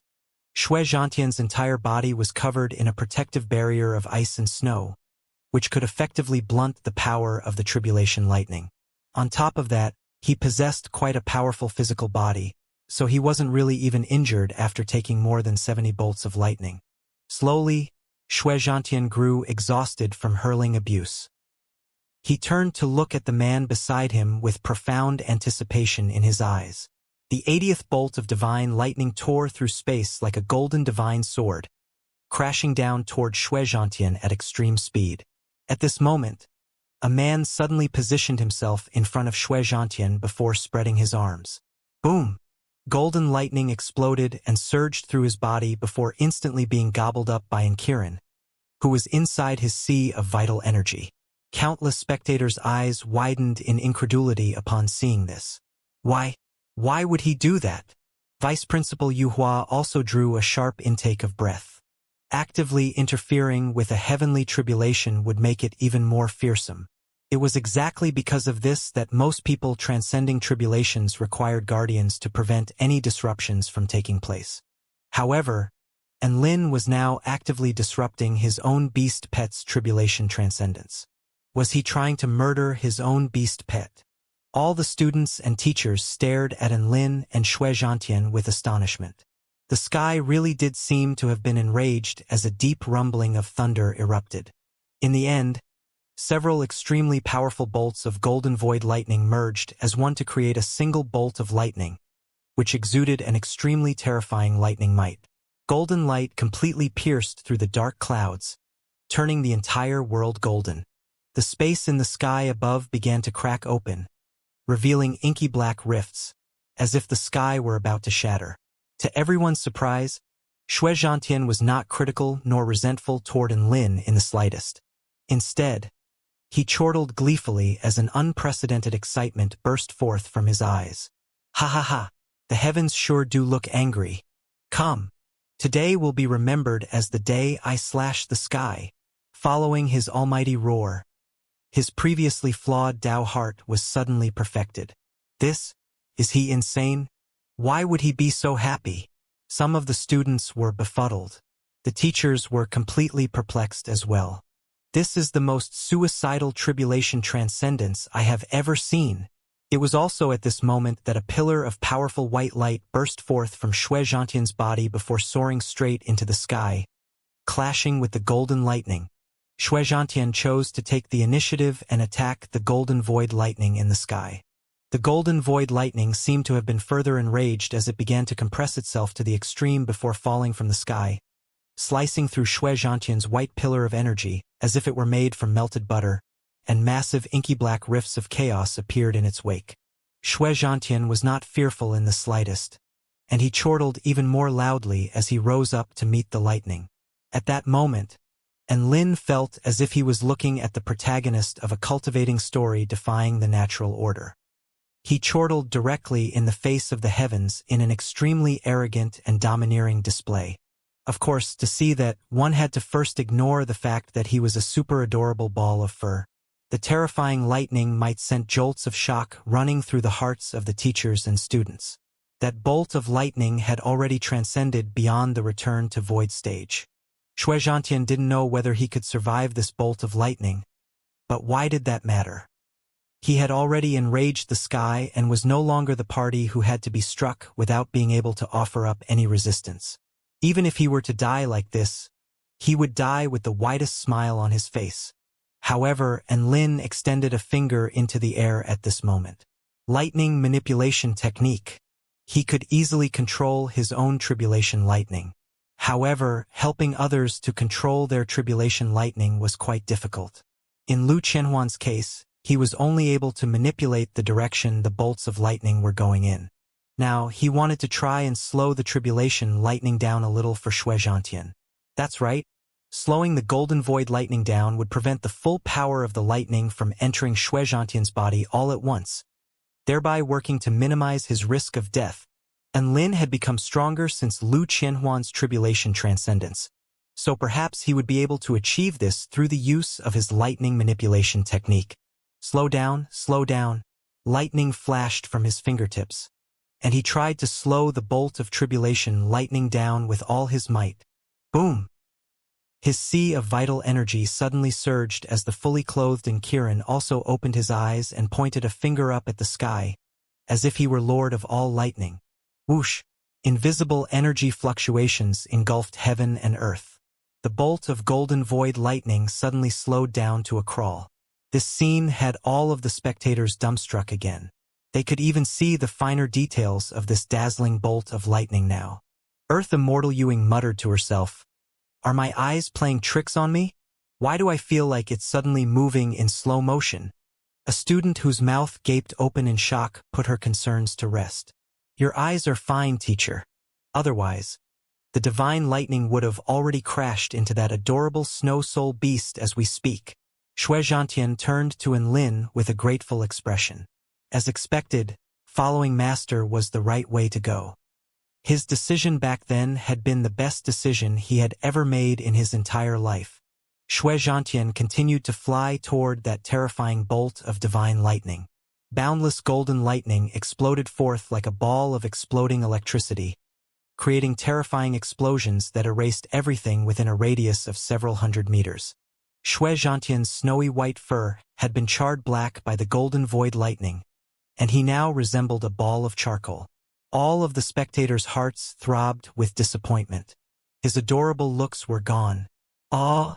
Xianxia roared as he spread his wings, and the power of Tao intent erupted forth to combat the fearsome golden void lightning. And Lin gritted his teeth as he pointed his finger up at the sky to slow the descent of the golden void lightning as much as he could. Celestial Immortal Ming Yuan caught sight of this detail. His entire body trembled as a brilliant light of excitement burst forth from his eyes. So that's what happened. What a terrifying power, to be able to affect the heavenly tribulation itself. This is the power to usher in a new era. In the end, the golden void lightning was completely depleted. Xianxia survived the last bolt of golden void lightning. He looked up at the receding clouds and laughed heartily without a care in the world, as if he had won some sort of battle, before plummeting from the sky and landing in Lin's arms. "Master, fighting the heavens is such a satisfying feeling." Xianxia's eyes rippled with blue light, and they seemed to be shimmering with tears as well. He closed his eyes in exhaustion as he spoke, and Lin's lips twitched slightly. He couldn't understand what this black ball was so satisfied with. He silently stuck a high-rank spirit pill into his mouth before flying down from the peak of the mountain. Dabai, Xiaohong, and Tina immediately crowded around them. Su Xiaolan and Su Qianyun, as well as a few teachers, also flew over to them to express congratulations. Vice Principal Yu Hua was going to ask for compensation, but he swallowed his words at the sight of the miserable snow soul beast. After all, everyone else was celebrating, so it didn't appear appropriate to be asking for compensation now. However, his heart throbbed when he looked at the mountain in the distance, which was now a plateau. Back at the dorm room, and Lin placed Xianxia into a coffin. Of course, this was not to bury it, but instead, it was to help him recover. The Immortal tool's regenerative abilities were nothing to be scoffed at. A red light erupted forth in a radius of 5 kilometers, sweeping the surrounding spiritual energy of heaven and earth toward Xianxia to heal his injuries. Xianxia's charred black fur finally began to fall off as pristine. Snowy white fur grew to take its place. Everyone heaved a long sigh of relief upon seeing this. If Xianxia really did become a ball of charcoal, I probably wouldn't ever hug him again, Su Xiaolan admitted. If he continued to be this black, I wouldn't use him as a ball to kick around. Dabai also chimed in. This was a world where looks and presentation were of the utmost importance. If Xianxia's fur remained black, even if he had broken through to the return to void stage, he would still be less popular compared to back when he was at the soul formation stage. This was a harsh reality. And Lin finally turned to the man beside him with curiosity on his face. Teacher Mingyuan, why are you still here? That's right. All the other teachers had already left. But Celestial Immortal Ming Yuan had pursued them excitedly to Lin's dorm room. I have a bold idea.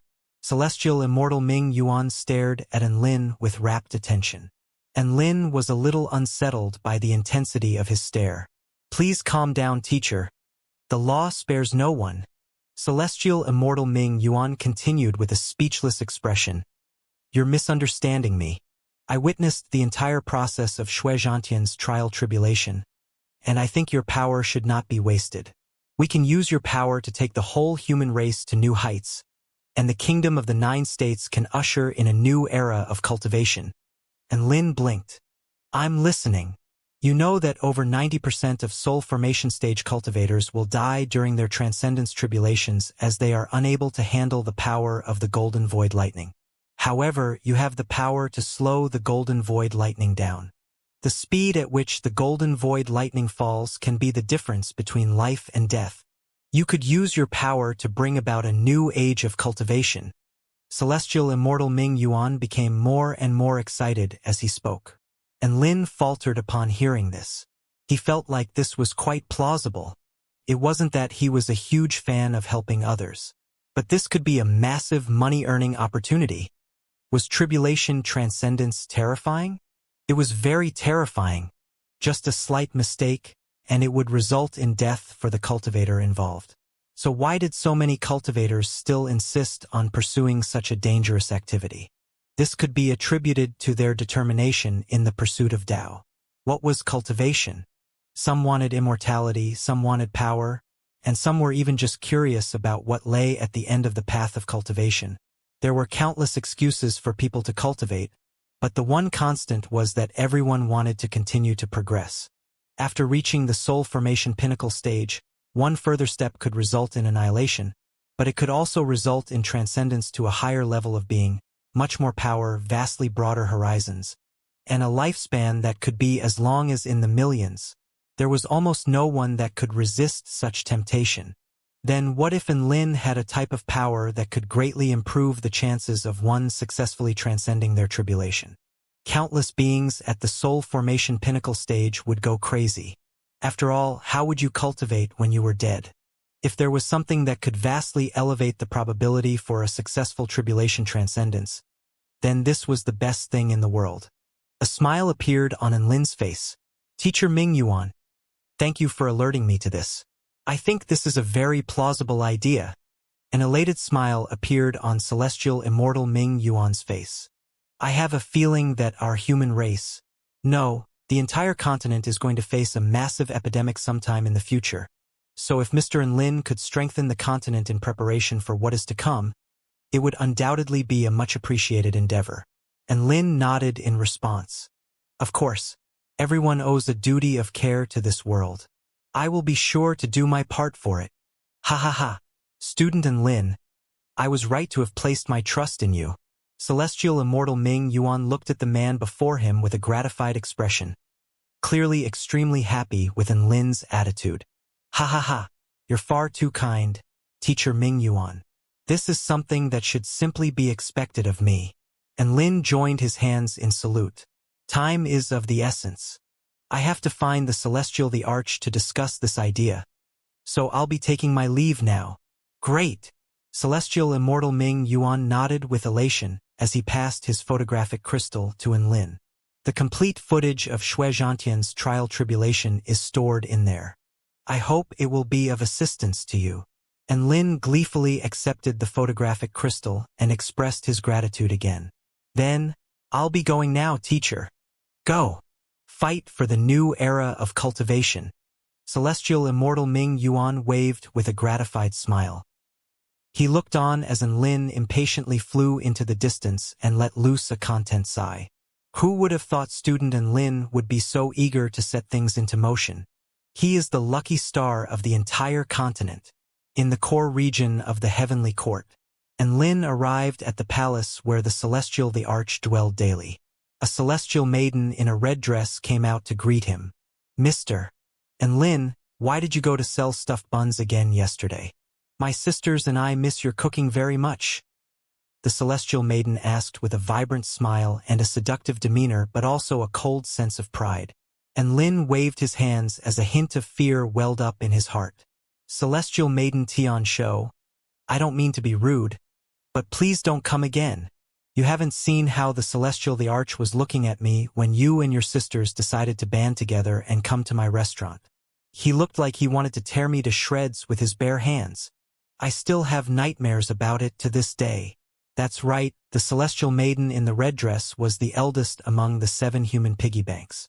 Celestial maiden Xianxia burst into laughter upon hearing this, and she approached Lin. An alluring scent wafted from her body, and the 2 snowy white melons in front of Lin's eyes wobbled as she walked, creating a spectacular sight to behold. And Lin politely averted his gaze, but he was speculating in his heart whether the 7 celestial maidens were ranked according to size rather than age. The eldest sister as a level E powerful being, slightly inferior to the Grandmaster Construction Cultivator. Number 2 and number 3 were level D powerful beings, number 4 was a level C powerful being, number 5 was a level B powerful being, number 6 was a level A powerful being, and as for number 7, that was of course all just a joke. Strictly speaking, Lin Junjun's figure was quite exquisite, but it was still slightly inferior to all her elder sisters. Just as Lin was being led astray by this train of thought, Celestial Maiden Xianxia had already set her supple, red lips beside Lin's ear before speaking in a mellow, seductive voice. Then, can we work on another type of deal? Another type of deal? And Lin's body shuddered. Was she suggesting something unsuitable for younger audiences? How terrifying. As a man of justice and exemplary moral compass, he had to nip things like this in the bud. And Lin immediately replied, "Please state what deal you would like to propose, Celestial Maiden." Celestial Maiden Tian shows beautiful eyes narrowed slightly as she said in a low voice, "To be honest, my father has taken the spending money from my sisters and myself. Hence, it might be impossible for us to pay for your dishes with spirit stones. But we have another way through which we can pay you." And Lin swallowed as waves of shock surged through his heart, but his expression remained calm and collected. "In what way do you propose?" Never would he have thought that a chef like him would be able to enjoy such benefits. These were 7 thirsty celestial maidens. Come all at once. The more the merrier." Celestial Maiden Tian Shou's eyes glowed with a mischievous light, as if she were a little kitten hatching a sinister plot. "We have a peach orchard at the heavenly court, in which there are spirit peaches which ripen once every century and immortal peaches which ripen once every millennium. My sisters and I are hoping we can exchange one immortal peach for one of your dishes. PFFF?" And Lin almost threw up a mouthful of blood. He turned with incredulity to the woman beside him. "You're planning to steal immortal peaches for dishes?" Tian Shou pouted as she glared at Lin with resentful eyes. "My sisters and I are the guardians of the peach orchard, and the orchard belongs to our family. How can it be considered stealing if we use an immortal peach to exchange for one of your dishes?" And Lin's lips twitched. Has the Celestial the Arch agreed to this? A light blush appeared on Tian Shou's face. "If he agreed, then why would I be discussing this in secret with you?" And Lin's chest constricted upon hearing this. They would dare to use the peaches to exchange for dishes without the Celestial Thearch's agreement? How the fuck was this not stealing? Stealing from your own family was still stealing. Top news. The 7 celestial maidens snuck into Peach Orchard at night to steal immortal peaches. "I'm sorry. I'm not interested in peaches." And Lin repressed the throbbing in his heart to reject this offer. He did not want this top news headline to pop up someday, as the Celestial the Arch would probably skin him alive. "Ah, that really is a pity." A hint of disappointment appeared on Celestial Maiden Tian Shou's face, and Lin was not disappointed in the slightest. Instead, he was ecstatic that he would be able to live on for another day. "By the way, and Lin, why are you here so urgently to see my father?" Celestial Maiden Tian Shou suddenly asked. And Lin instantly came to his senses and slapped his forehead. "I almost forgot. I have a method that can drastically increase the success rate of tribulation transcendence, and I would like the Celestial Thearch's help to promote it." Drastically increase the success rate of tribulation transcendence? Tian Shou covered her mouth as she let loose a cry of surprise. And Lin nodded. "That's right. Hence, I would like the Celestial the Arch to mobilize the forces of the Heavenly Court to promote this method across the entire continent." Tian Shou's eyes glowed with a peculiar light as a small smile appeared on her seductive lips. "As expected of the man my 7th sister has fallen for, to think you're able to devise such a method." And Lin's expression remained unchanged. "There are many celestial maidens who have fallen for me. After all, I am exceptionally outstanding." Tian Shou. There was no need to compliment this man. He had a self-praising function. Celestial Maiden Tian Shou led Lin into the conference palace. The legendary conference palace of the Heavenly Palace wasn't all that impressive and luxurious. Instead, it was much more plain and simple, with some intricately crafted wooden screens and simple wooden seats. Aside from that, there were a few pieces of artwork created by Lin Junjun. Those were probably the most beautiful things within the conference palace. The Celestial the Arch didn't wear his imperial robe. Instead, he wore a white robe with a black sash while holding a foldable fan, as he greeted Lin's arrival with a smile. And Lin and the Celestial the Arch had met a few times, but he was still a little nervous. This was mainly because he was a little apologetic about earning all that money from the human piggy banks. Tui, his daughters. To his surprise, the Celestial the Arch was quite friendly today, and Lin's heart soon settled. And Lin pulled out the photographic crystal for the Celestial the Arch, and the Celestial Thearch's eyes gradually lit up as he viewed the footage. And Lin, your lightning manipulation ability can even slow down the descent of tribulation lightning? The Celestial the Arch was astonished. He had witnessed Lin helping Lu Qianhuan with her tribulation transcendence, but at that time he was only able to manipulate the direction of the lightning. But who would have thought that he would also be able to control the speed of the divine lightning as well?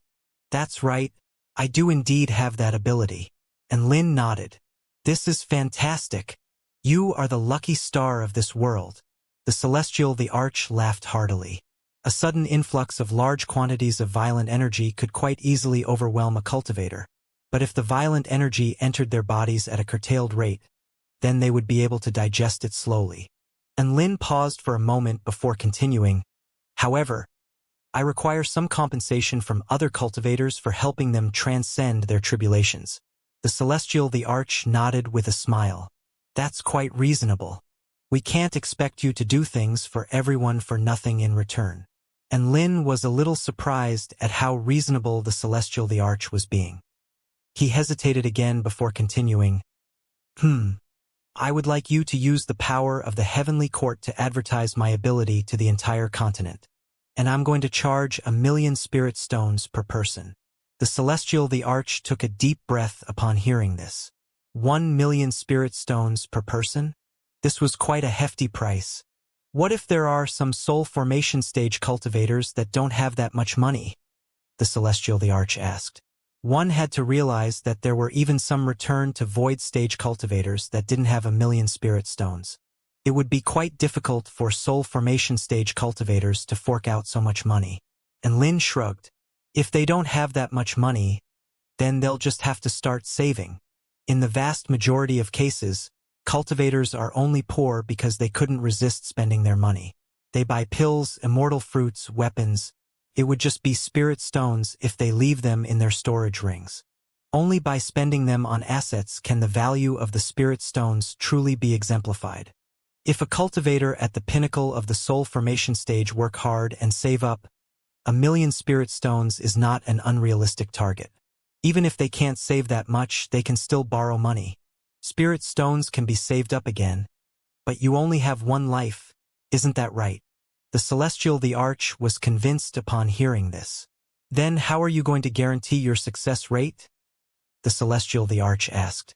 In any case, I can only slow the tribulation lightning down to the extent that you can see on the photographic crystal footage. As for whether the cultivators can handle it, it would be down to them. And Lin replied with a smile. The Celestial the Arch fell silent for a moment before shaking his head. That's not good enough.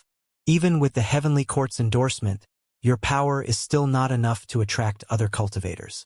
If we're going to do it, then we have to make it the best it can possibly be. Is there something we can do to make cultivators think that you're really reliable? And Lin stroked his chin before a smile suddenly appeared on his face. No problem. I can raise the price to 1,500,000 spirit stones. Gasp! What kind of solution is that? The Celestial Thearch's eyes widened. Let me finish. And Lin held up a hand before continuing.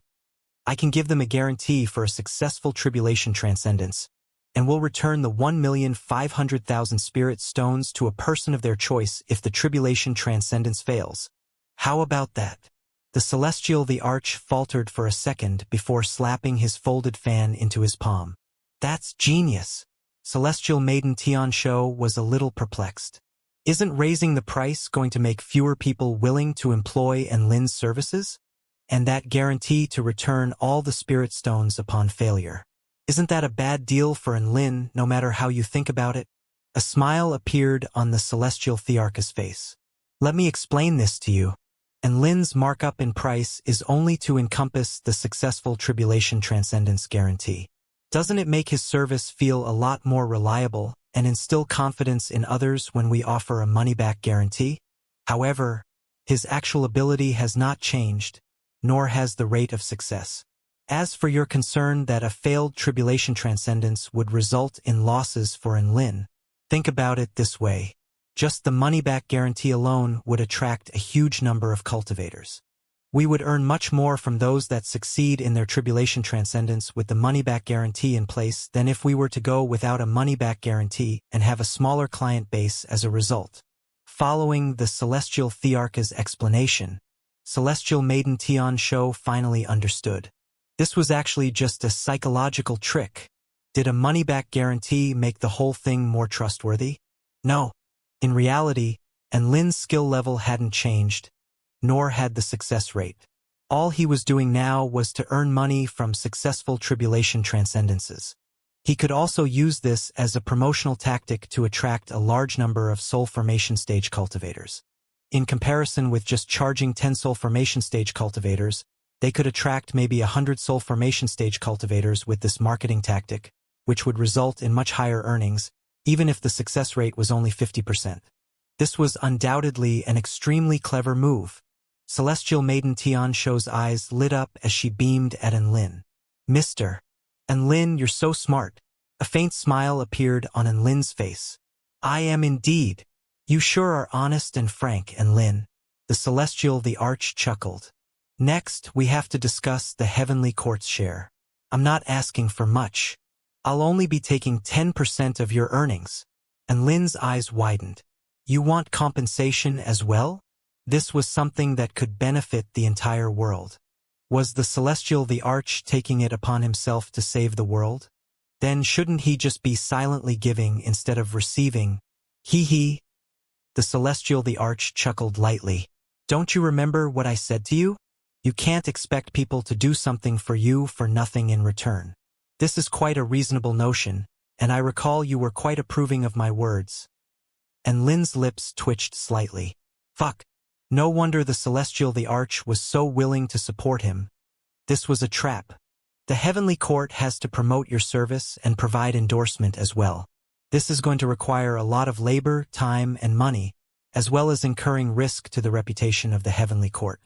As such, I don't think it's too much to ask for some compensation, right? The Celestial the Arch was still wearing a harmless smile, giving him the appearance of a benevolent, amiable, middle-aged man. Even though Lin's heart was throbbing with pain, he had no way to refuse. All right, deal. Lin gritted his teeth before spitting out an agreement. This would actually provide more security for him, as well as this was now a joint business venture between himself and the Heavenly Court, from which both parties would stand to profit. Ha ha ha, you're an open and honest person, Lin. Then I'll set things into motion. You just wait to pick up the money.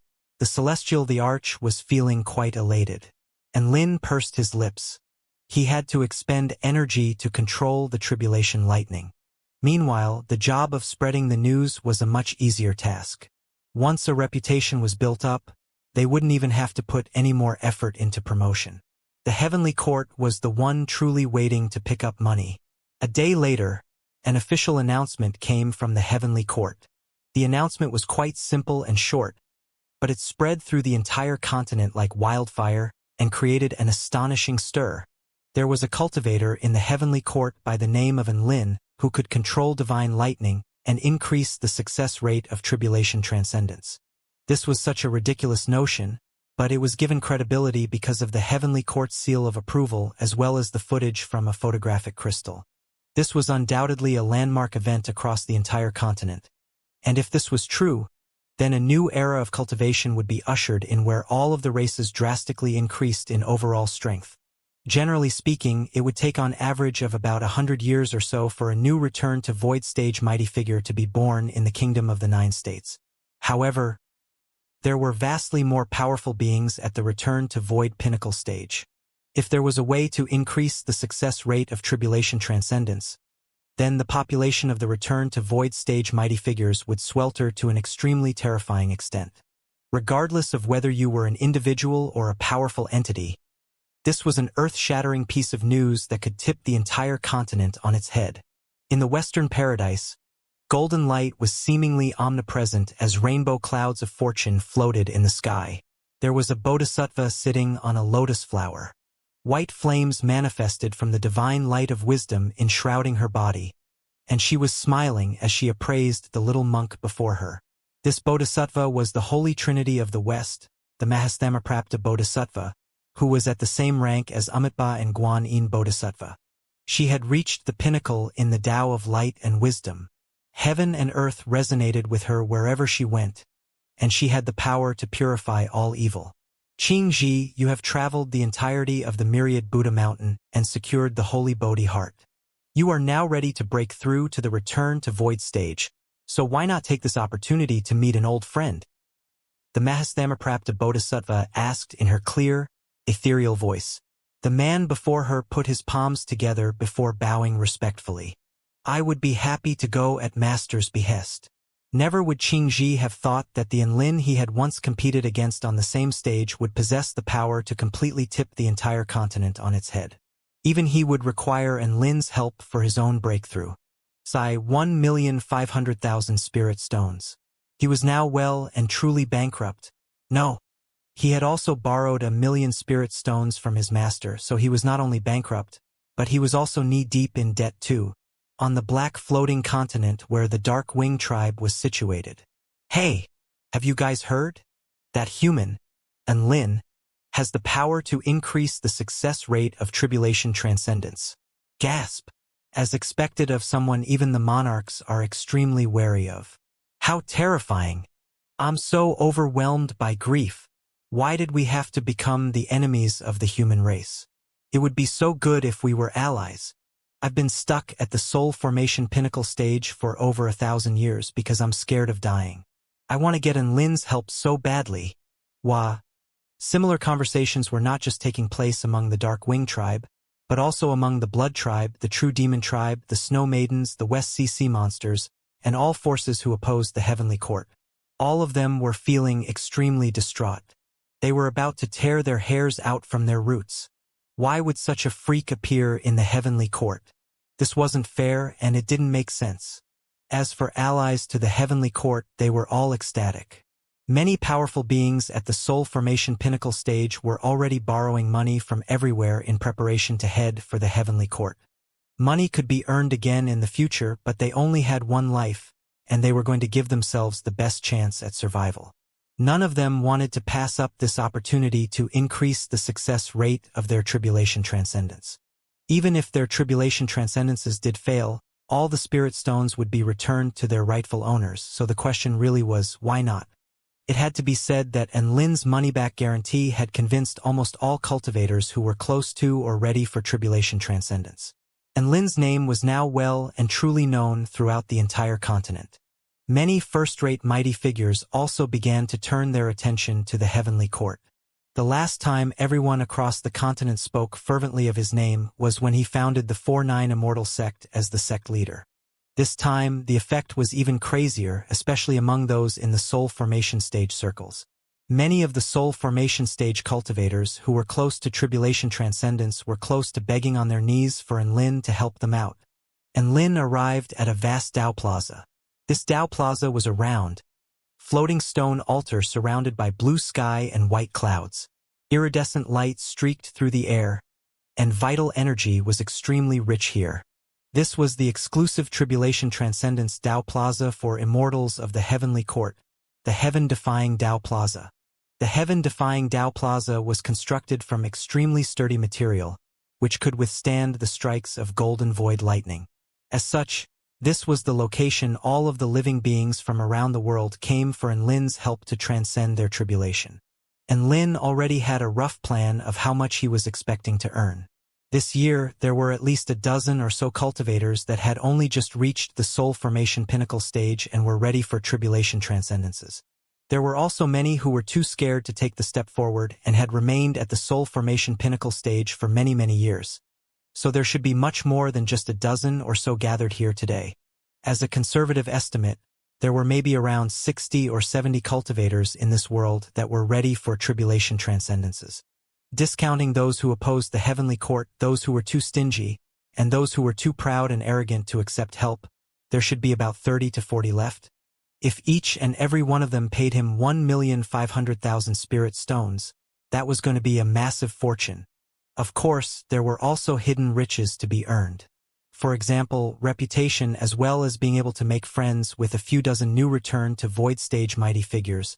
All in all, this was a win-win-win situation for Enlin. And Lin sat around leisurely at the heaven-defying Dao Plaza during the day, waiting for fated people to arrive. At night, he would go to his restaurant for another massive haul of spirit stones. The day after the news was spread, there were 2 cultivators from the Kingdom of the 9 States who arrived at the heaven-defying Dao Plaza. One of them was a cultivator from the Dark Wind Imperial family of the Wind Plain State, while the other was a nomadic cultivator. Both of them extended warm and enthusiastic greetings to Lin before sitting down. None of them said anything about tribulation transcendence, and they were both clearly waiting for something. And Lin knew that they were waiting for the first group of people to receive his help for tribulation transcendence. After all, they had to see the process with their own 2 eyes first before making a decision. Who would be the first brave warrior? And Lin wasn't in a rush. Someone was going to take that first step sooner or later. Soon, powerful beings at the soul formation pinnacle stage arrived from the Garden of Eden, the Hall of Creation, the Dragon Court of the Eastern Seas, the North Song Mountain Realm, and the Spirit Lake Realm. The Snake Spirit Clan cultivator from the Spirit Lake Realm was a spirit snake with an extremely alluring body and delicate features. She had not brought enough money and asked in a low voice if she could pay him with her body instead. And Lin turned her down firmly. He was not interested in a transaction like this. All he wanted was money. That's right, he was the kind of person he was.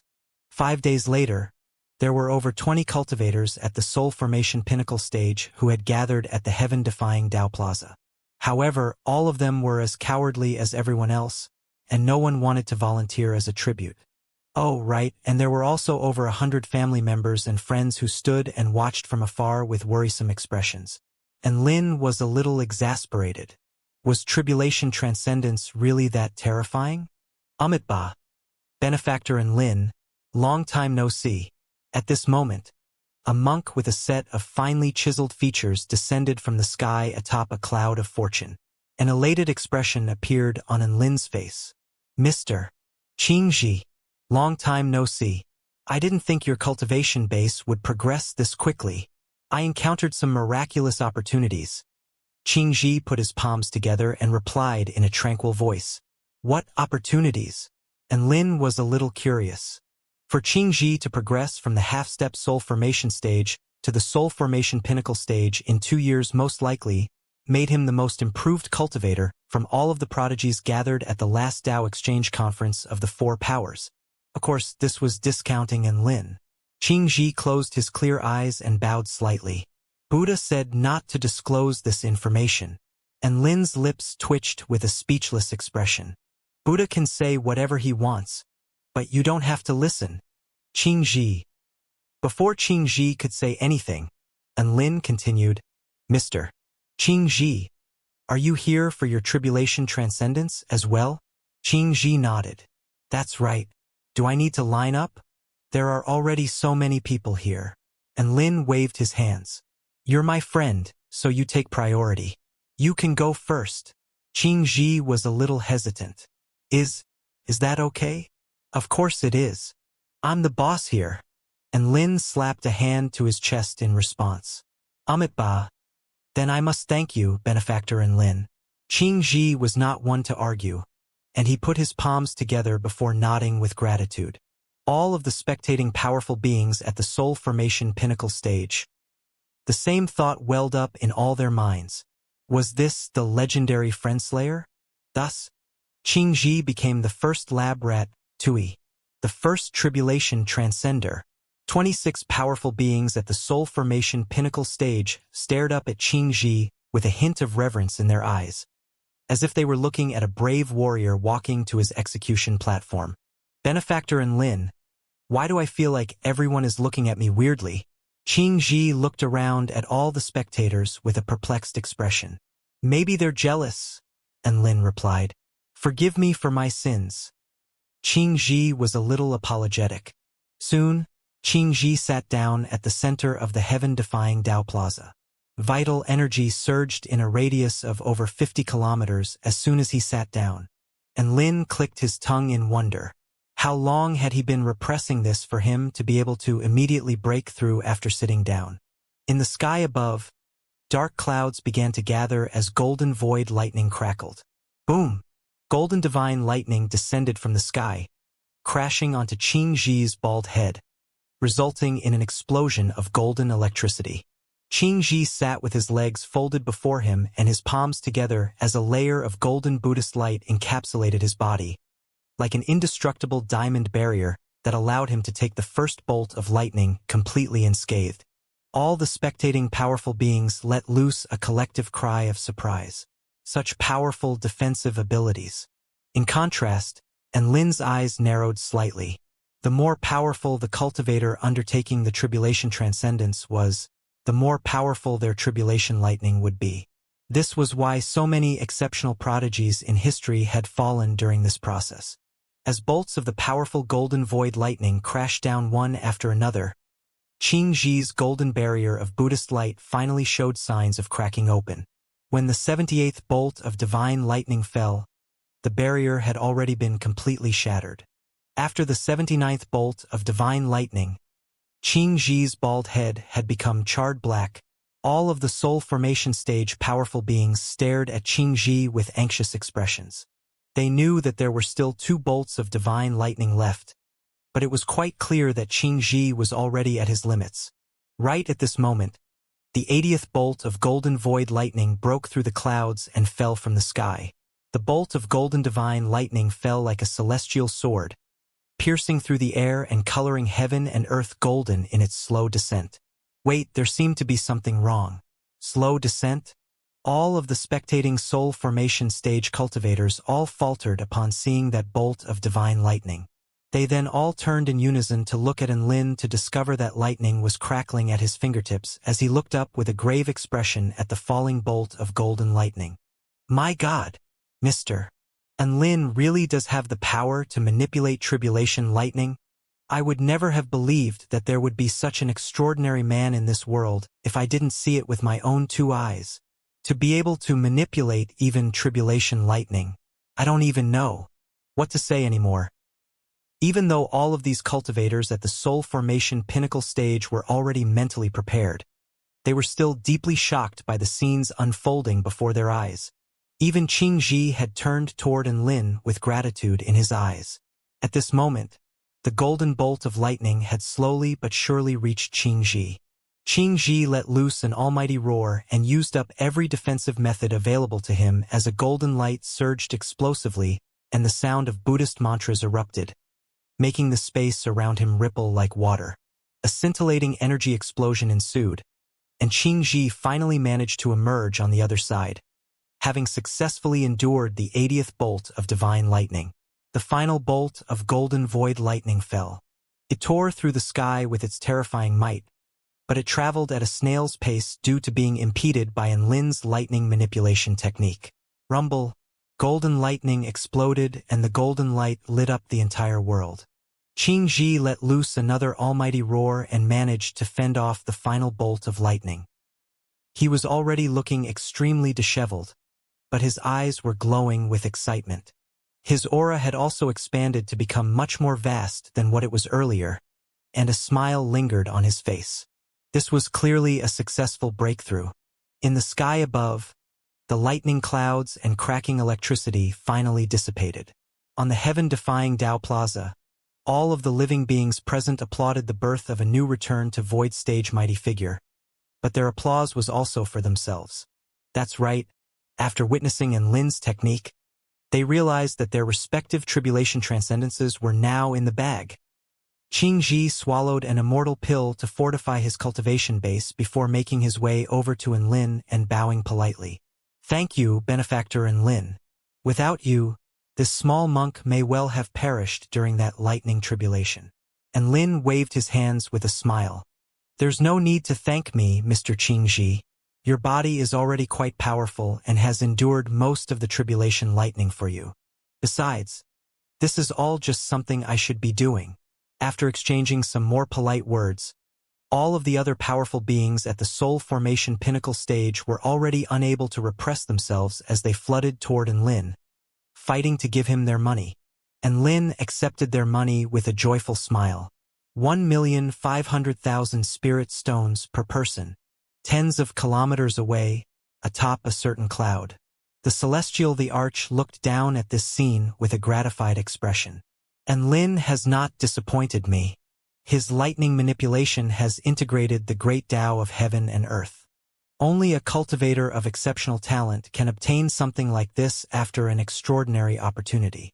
Celestial Maiden Xianxia had yet to recover from her shock as she stared intently at the white-robed man in the distance, as if she was trying to see through him.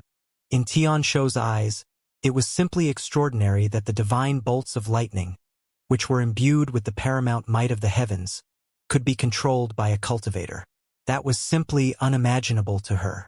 And Lin rested for a while before helping another powerful being at the soul formation pinnacle stage transcend their tribulation. There was no set order or anything. He just picked whomever he felt was pleasing to the eye. Thus, the sexy spirit snake successfully transcended her tribulation. Following this, she gave Lin a big hug. People with exquisite figures were always quite enjoyable to hug. But when she proceeded to try and give Lin a big kiss, and Lin abruptly pushed her away. "Humph, you're trying to seduce me? A man of exceptionally flawless looks and an immeasurable future? Don't even think about it." And Lin immediately scoffed. He knew that the spirit snake's love was not pure. She was only pursuing him for his incredible power, exceptional aptitude, his potential to become a super tycoon of the cultivation world, and his gorgeous looks. In any case, she didn't love his soul. So he immediately turned her down. Exceptional people always had to contend with so many unwanted advances. He rested for another short while. This was mostly to allow Kiran some respite within his sea of vital energy. After all, even his arms would throb if he were to point up at the sky all day. And Lin only called up the third soul formation stage powerful being after an hour of rest. The third powerful being at the soul formation pinnacle stage was a tree spirit from the Hall of Creation. Unfortunately, this tree spirit was an absolute noob, and even after having its tribulation lightning decelerated through the use of Lin's lightning manipulation technique, it was still blasted to death by the 79th bolt of golden void lightning. All of its accompanying family and friends wept in a heart-wrenching display. And Lin was also extremely heartbroken as he handed over 1,500,000 spirit stones to his family and friends' entourage. There was no other choice. He had made a promise, so he had to keep it. After having the spirit stones returned to them, the tree spirit's family and friends continued to weep, but they didn't pin any blame on Lin. They weren't that stupid. It was quite clear that the tree spirit was too weak, so there was no point in faulting someone who was only trying to help it transcend its tribulation. After that, more tribulation transcendences were to follow. In the end, after 3 days, including Qingji, there were 12 new return to void stage mighty figures who were born from the 27 powerful beings at the soul formation pinnacle stage. One had to realize that at the normal success rate, it would have been quite a good result for just 2 out of the 27 cultivators to successfully transcend their tribulations. However, within Lin's intervention, this number was elevated to 6 times the normal rate. Even the Celestial the Arch was quite surprised. "This world is finally going to change," the Celestial the Arch muttered to himself. All of the 12 new return to void stage mighty figures were extremely grateful toward Lin, and some were even referring to him as their brother. These were all going to be part of his network of friends, so Lin was quite happy to build a close relationship with them. Soon, news of what had taken place at the heaven-defying Dao Plaza, including the fact that 12 out of 27 powerful beings at the soul formation pinnacle stage had successfully transcended their tribulations with Lin's help, swept through the entire continent like a hurricane. The entire continent was in shock again. There had been no statistics to back up Lin's ability in the past, so some powerful beings were still a little skeptical. But now, the insanely high success rate had caused all the soul formation stage cultivators to admire Lin. There was no doubt that Lin's control over lightning was the real deal. Countless cultivators remembered Lin's name. There were even some who had started saving money even though they were only at the spirit nurturing stage. This was so that they would have a chance to hire Lin once they reached the soul formation pinnacle stage in the future. Who would want to fucking die if they could live instead? At the same time, Lin also received a new title. This was a title everyone across the continent approved of. Lord of Transcendence. That's right, this was the mighty being who brought hope to countless powerful beings at the soul formation pinnacle stage. He was the Lord of Transcendence. And Lin was also a little surprised to discover that he had a new title. He didn't think that he would have such a serious title someday. Lord of Transcendence? That sounded pretty legit. However, he didn't really take much notice of it. After all, he had many titles, and to have one more or one less at this point really didn't matter. He was still going to proclaim himself as Sword Immortal and Lin to everyone else. Titles and things like that really didn't matter. He stroked his storage ring, and a satisfied smile appeared on his face. Just from helping the 12 powerful beings at the soul formation pinnacle stage transcend their tribulations, he had earned 18 million spirit stones. Adding that to the income from his restaurant from the past 2 months and the 10 million spirit stones from Tina's spirit stone mine, he now had a net worth of 40 million spirit stones. What a massive amount of wealth! And Lin looked up at the sky and sighed with emotion. To think that he had accumulated such an insane amount of wealth during such a short time. He was probably the first person ever on this continent to do so. However, this rate of money earning was probably going to taper off a little. After all, the supply of powerful beings at the soul formation pinnacle stage looking to transcend their tribulations had been exhausted. There were only so many cultivators on this continent who had either just only reached the soul formation pinnacle stage or who had been holding back for a long time. As for his restaurant, the income had stabilized at about 200,000 spirit stones per day. At this rate, accumulating a total of 100 million spirit stones in 10 more months was not a dream. A few uneventful days followed, and Lin's position in the school had already transcended beyond the teachers. He was a huge celebrity in the Kingdom of the 9 States, even across the entire continent. All of the teachers and students felt like their eardrums were getting calluses from all the news they were hearing about Lin. A few days later, another female cultivator at the soul formation pinnacle stage arrived. This female cultivator's Dao title was Kong Zuexiang. Her brows and eyes looked like they had been taken from the most beautiful artwork, and her skin was as fair as snow. Her luscious, flowing hair fell all the way to her slender waist. This was quite a beautiful cultivator. She held onto Lin's hand tightly and confessed that she didn't have much confidence in her tribulation transcendence and pleaded with Lin to help her during the process. And Lin slapped his chest and guaranteed to her that his title of the Lord of Transcendence was not just for show. Mr.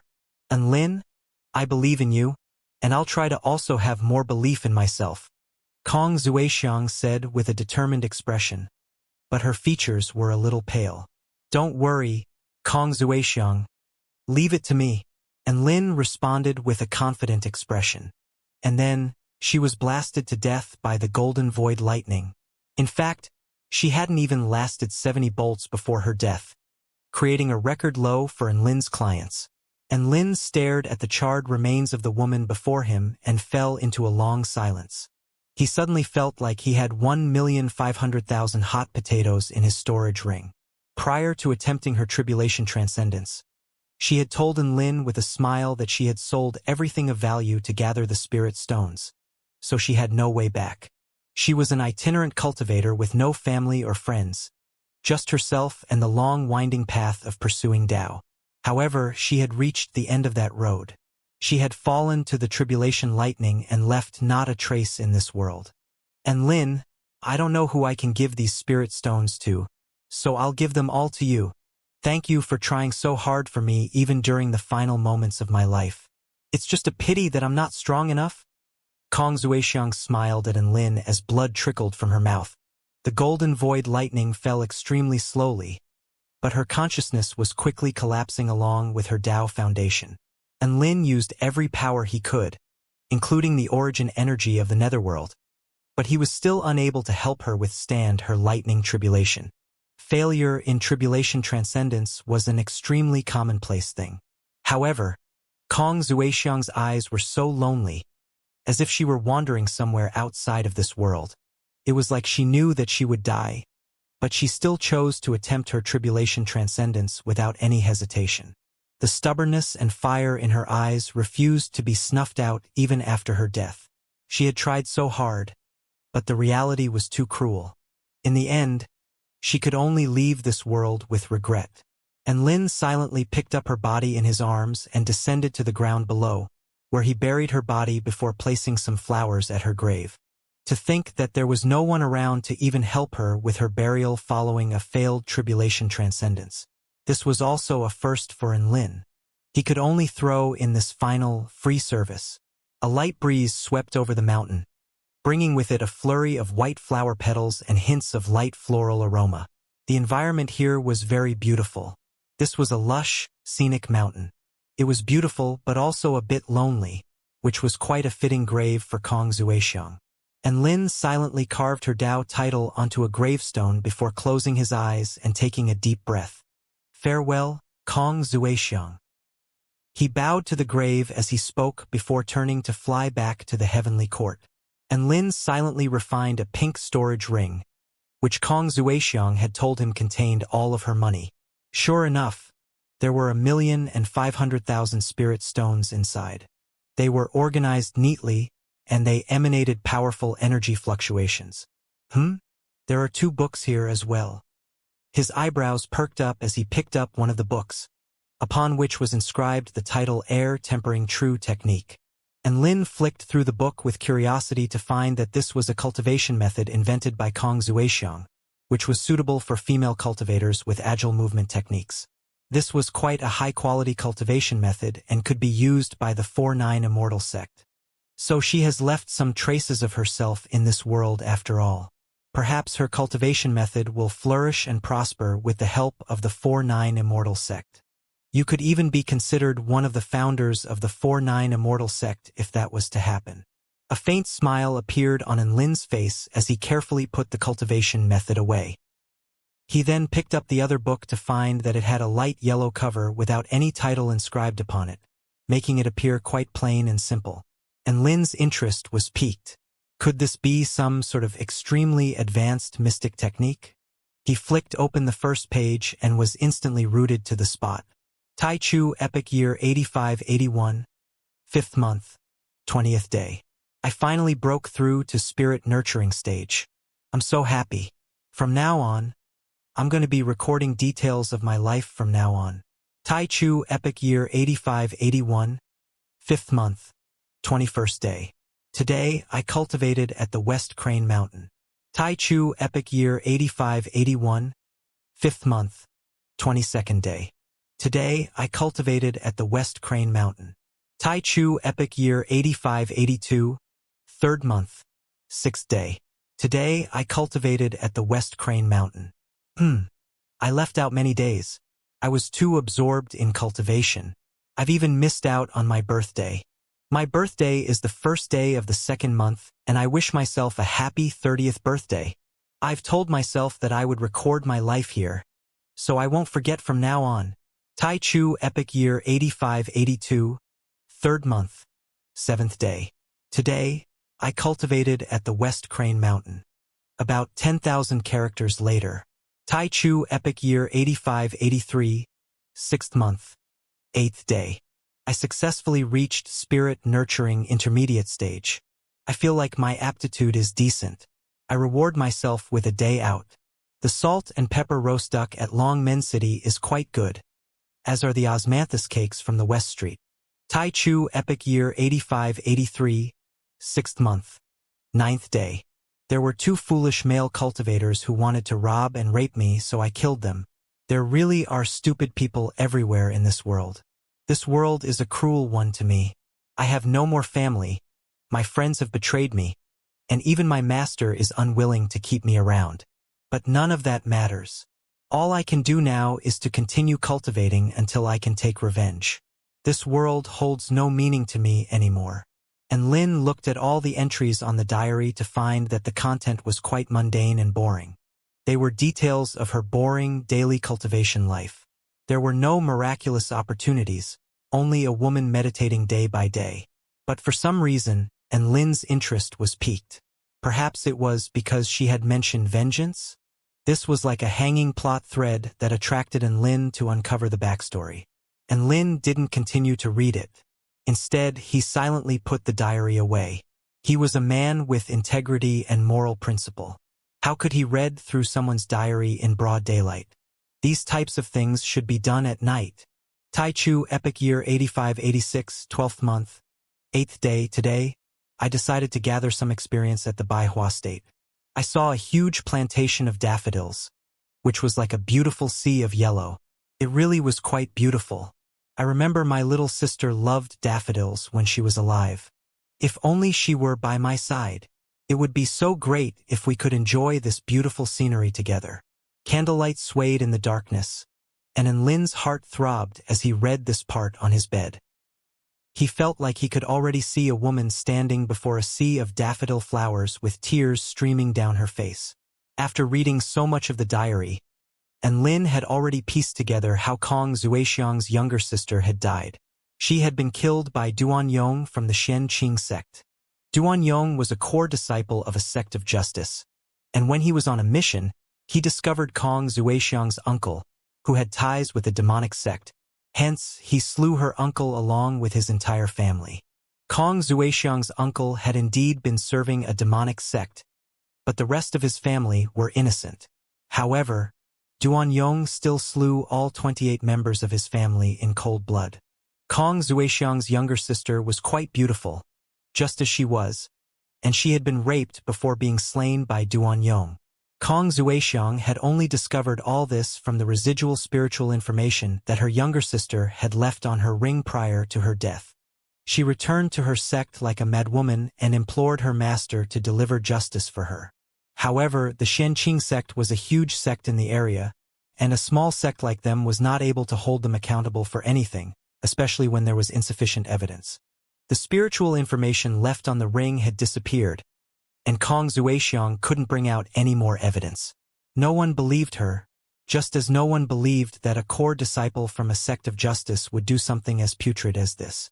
Not only that, but her master had even advised her to go to the Xianxia sect to prove to Duan Yong that she had no connections with any demonic sections.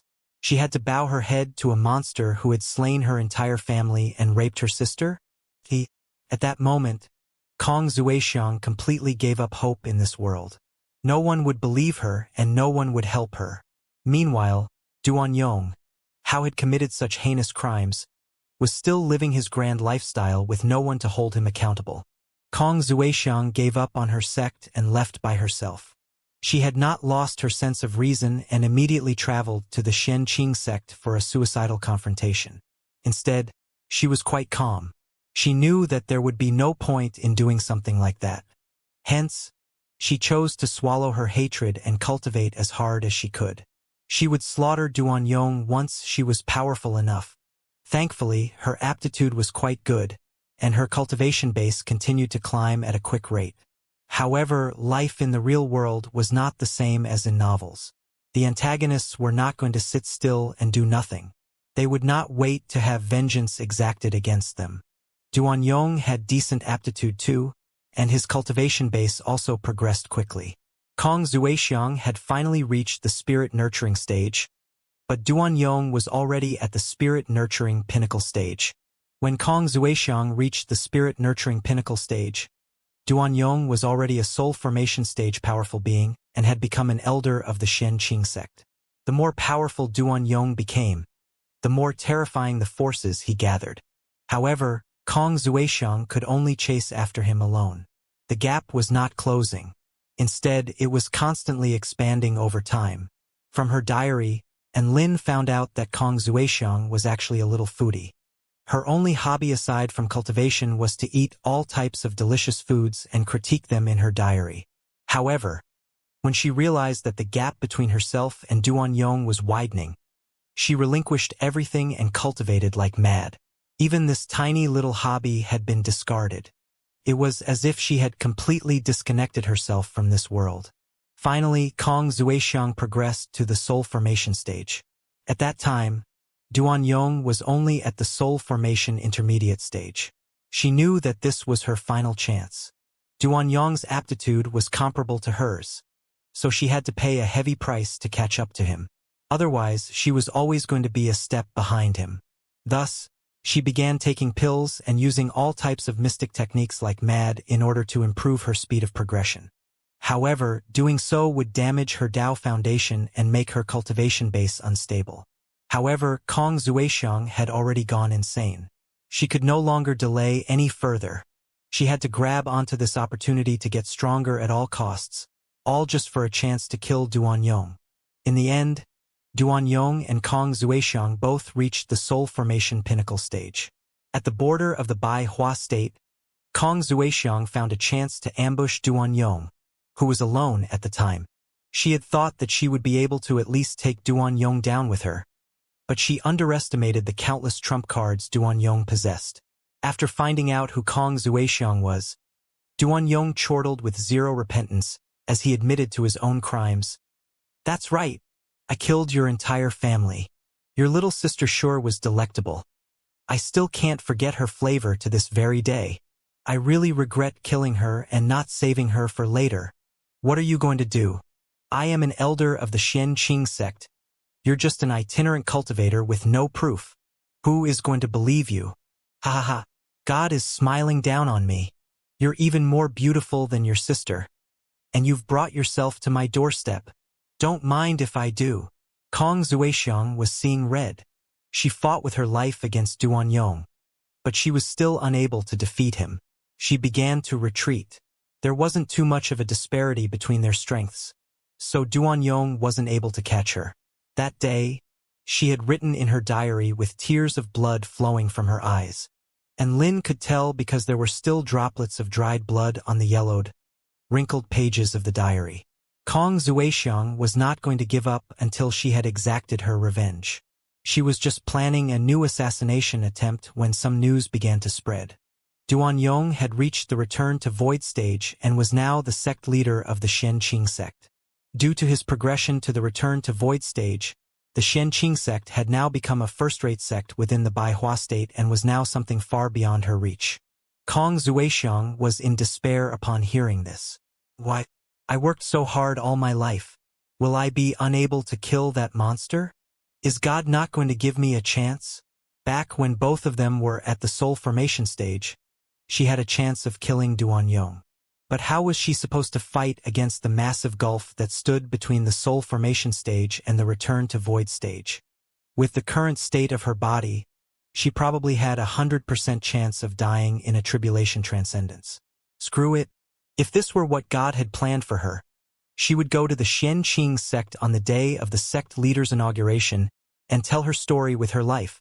Tai Chu Epic Year 10576, 5th month, 8th day. I heard there was a miracle man by the name of Enlin in the heavenly court that can drastically increase the success rate of tribulation transcendence. Has God finally seen my efforts? This is my only hope. Perhaps he can help me. But I don't have enough spirit stones and I have no friends to borrow money from. I'm sorry, my drunken dream sword. You have been my loyal companion for countless years. But I must part with you.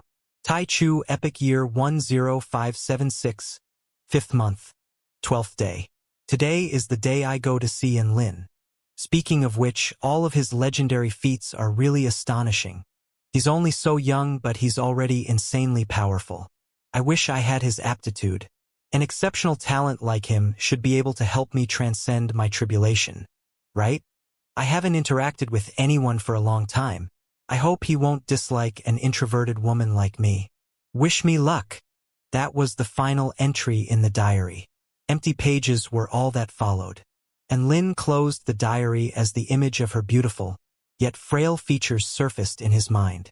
He recalled back to when she had grabbed onto Enlin's hands tightly and told him that she didn't have much confidence in herself and hoped that Enlin would be able to help her. Her frank and honest way of speaking was still clear in his mind. Enlin could remember the final words she had spoken to him as blood trickled from her mouth. "Enlin, I don't know who I can give these spirit stones to, so I'll give them all to you. Thank you for trying so hard for me even during the final moments of my life. It's just a pity that I'm not strong enough." Kong Zuixiang died, but the stubbornness and flames in her eyes had engraved themselves into Enlin's heart. Heh, what a foolish girl. Candlelight continued to flicker, and Enlin closed his eyes, as if he was tired from reading. Outside his dorm room, A galaxy of stars hung alongside the moon in the night sky. Everything was so peaceful, as if this were a muted world. At this moment, a man's faint voice sounded. Kong Zuexiang, who said that no one believed in you. Your diary is your proof, and I believe in you. At the Bai Hua State, atop the Shilong Mountain, countless people milled around under a celebratory atmosphere. On this day, the inauguration of the Xianxia sect leader was about to take place. This was an exceptional prodigy of the Bai Hua State, and he was about to be inaugurated under the watchful eye of the entire Bai Hua State. Countless officials and sect representatives headed to the Shilong Mountain to offer congratulations to this up-and-coming star of the Kingdom of the Nine States. The new sect leader, Duanyong, was clothed in a dashing robe as he stood at the center of the ceremony. He was in an extremely high spirit, and an extremely vast aura exuded from his body. He stood with a smile as he welcomed guests from all parts of the Kingdom of the Nine States. The old sect leader, Gong Sunji, wore a benevolent smile as he looked at the man under the limelight. Congratulations, Senior Gong Sun. You can finally retire now. A brawny man made his way over to Gong Sunji with an envious expression. Another elderly man with white hair and beard chimed in. He sure can. Only a skilled master can give rise to such an exceptional disciple. We are all very much in admiration that you are able to produce such an outstanding disciple. Ha ha ha. Mr. Liangcheng, Elder Wu, you're all far too kind. I only stumbled upon a diamond, that's all. Gong Sunji replied in a modest manner. Even though his words were full of modesty, his expression was filled with undisguised pride as he turned to look at Duanyong. Duanyong was a disciple that he had raised from scratch, so he was obviously quite happy to see his disciple became such an exceptional man. The pride of the Xianxia sect, Duanyong, wore a warm smile as he gave all of his guests a pleasant welcome. All of them were full of praise for him. One of the representatives from the great Tang imperial family said with a smile, Sect leader Duan, I have heard about you for a long time, and I have been completely won over by your peerless disposition today. How many men in this world can be as exceptional as you are? That's right. Sect leader Duan is so young and successful. In my opinion, in the entire Kingdom of the Nine States, only sect leader Enlin of the 4-9 Immortal sect can be compared to you. A sect representative chimed in. Duanyong's expression became more serious as he stated an objection. Sect leader Enlin is an exceptional talent and a role model for all cultivators of our generation. What right do I have to compare myself to Enlin? I only wish to set him as my target, and I will work hard to not be left behind in the dust by him. To think that sect leader Duan is so powerful yet so humble. I cannot compare. Another representative sighed with emotion. Duanyong didn't reply to this, but he wore a confident smile on his face. After a momentary silence, he heaved a forlorn sigh. It's a pity that Enlin is busy with his own things far away in the heavenly court. If he could attend this ceremony, I'm sure we could become good friends. All the representatives around him chimed in agreement. You want to be my friend? You're not worthy. A voice suddenly erupted across the entire ceremony. Upon hearing this, all of the representatives faltered as they stared blankly at the new arrival, who had a huge white dog trailing along behind him. He left a trail of guards in his wake, all of whom had fallen to the ground with their eyes rolled over into the backs of their heads and white froth pouring from their mouths. Duanyong didn't even get a chance to speak before a general yelled in rage. This impudent man dares to storm the sect and injure our guards. Take him down. All of the remaining guards charged toward the man. Fuck off. The man's eyes widened as a peerless divine might erupted forth, resulting in a golden ripple that proliferated outward, covering a radius of over a kilometer. All of the guards, including the general who had just spoken, fell to the ground in unison as they frothed at the mouth and their eyes rolled back into their heads. Several tens of thousands of representatives from other sects as well as the sect disciples also fainted. Those who had fainted and collapsed had all fallen feebly to their knees, as if they were welcoming their monarch. Duanyong tried to repress his emotions, but his words still rang with barely disguised shock. Mr. Enlin. The man smiled coldly. You're Duan Yong? A warm smile appeared on Duan Yong's face as he joined his hands in salute. That's right, I am Duan Yong. Forgive me for not giving you a proper welcome, Mr. Enlin. Everyone's expression shifted drastically upon seeing this. None of them had thought that the legendary Enlin would suddenly airdrop from the sky in such a domineering fashion. Hee hee. Scum like you aren't worthy to refer to me by my name. Enlin's body flashed directly toward Duan Yong. Duan Yong's expression shifted, but he was now a return to Void's stage mighty figure. After all, and he immediately reacted to conjure up an extremely powerful crimson barrier before him. A golden light encapsulated Enlin's fist, and the overwhelming power of the earth erupted forth, instantly shattering the crimson barrier and knocking Duan Yong flying as blood gushed from his mouth. Duan Yong was shocked. He didn't think that his power would be so insignificant against Enlin's strength. He hadn't even seen Enlin moved before Enlin appeared right before him with an expression so cold that it was as if he were looking at a dead person. A golden light burst forth from his fist again. Boom! Another earth-shattering boom erupted. Heaven and earth tremored violently as a terrifying golden energy shattered the ground in a radius of several kilometers. Cough cough? Duan Yong lay on the ground while trembling uncontrollably as he threw up one mouthful of blood after another. He felt as if all of his organs had been shattered. With a foot stamped firmly onto his chest to prevent him from moving, Enlin was like a war god looking down upon Duan Yong. Everyone stared at this scene in shock. One of the most exceptional prodigies of the Bai Hua state had just been insta-killed by Enlin? Was he too weak, or was Enlin too damn strong? Stop! Sect leader Enlin. Let's be civilized and talk. The previous sect leader, Gong Sun Ji, immediately yelled as he hurried over. All of the other cultivators also recovered from their shock and began persuading Enlin to calm down. Duan Yong repressed the urge to cough up more blood as he asked in a placid voice, Mr. Enlin, is there some sort of misunderstanding between us? This is the first time we've met, so there can't be any vendetta between us. Enlin waved a hand, and Dabai immediately pulled out a photographic crystal to record. Taichu Epic Year 8578. 5th month, 11th day. What did you do on that day? Enlin interrogated in a cold voice. Duan Yong's expression shifted minutely upon hearing this. He knew exactly what he was doing on that day. But why would Enlin mention it? Did he know something? Could it be? Duan Yong didn't even get a chance to speak before Gong Sun Ji replied in his stead. I remember.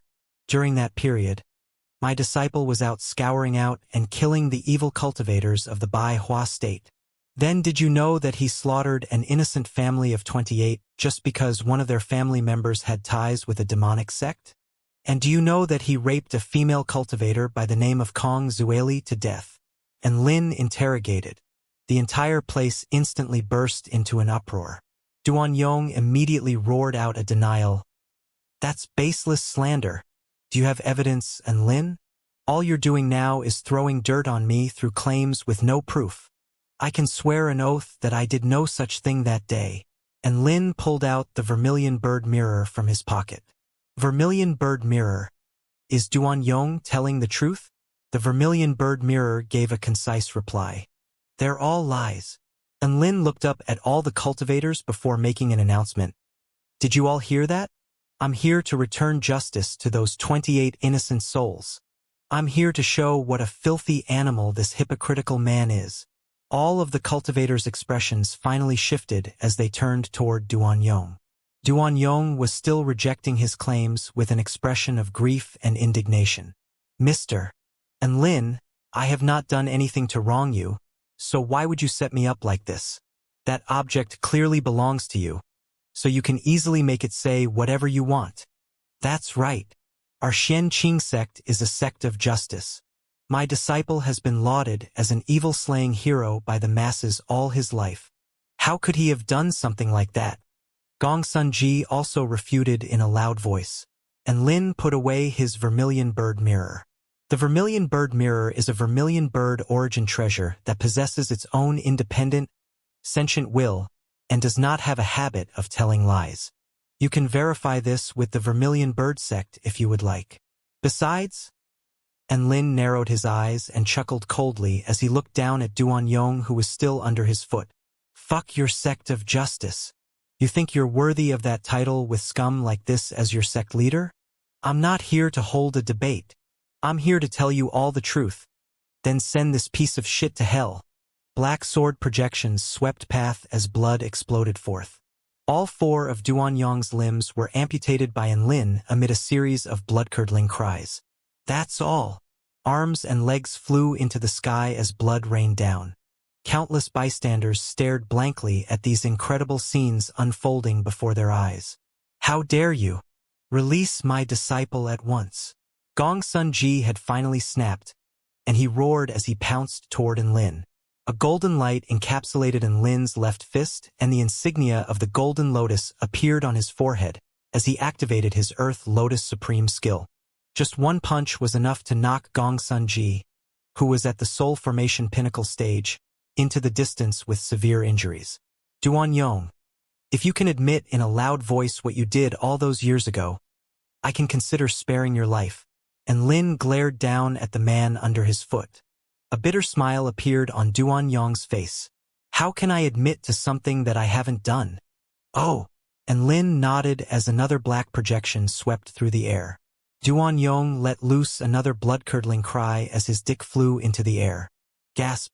All of the spectating male cultivators felt a frosty breeze between their legs, while some of the female cultivators present averted their eyes. That sword strike was for Kong Zueli, and Lin said in a flat, expressionless voice.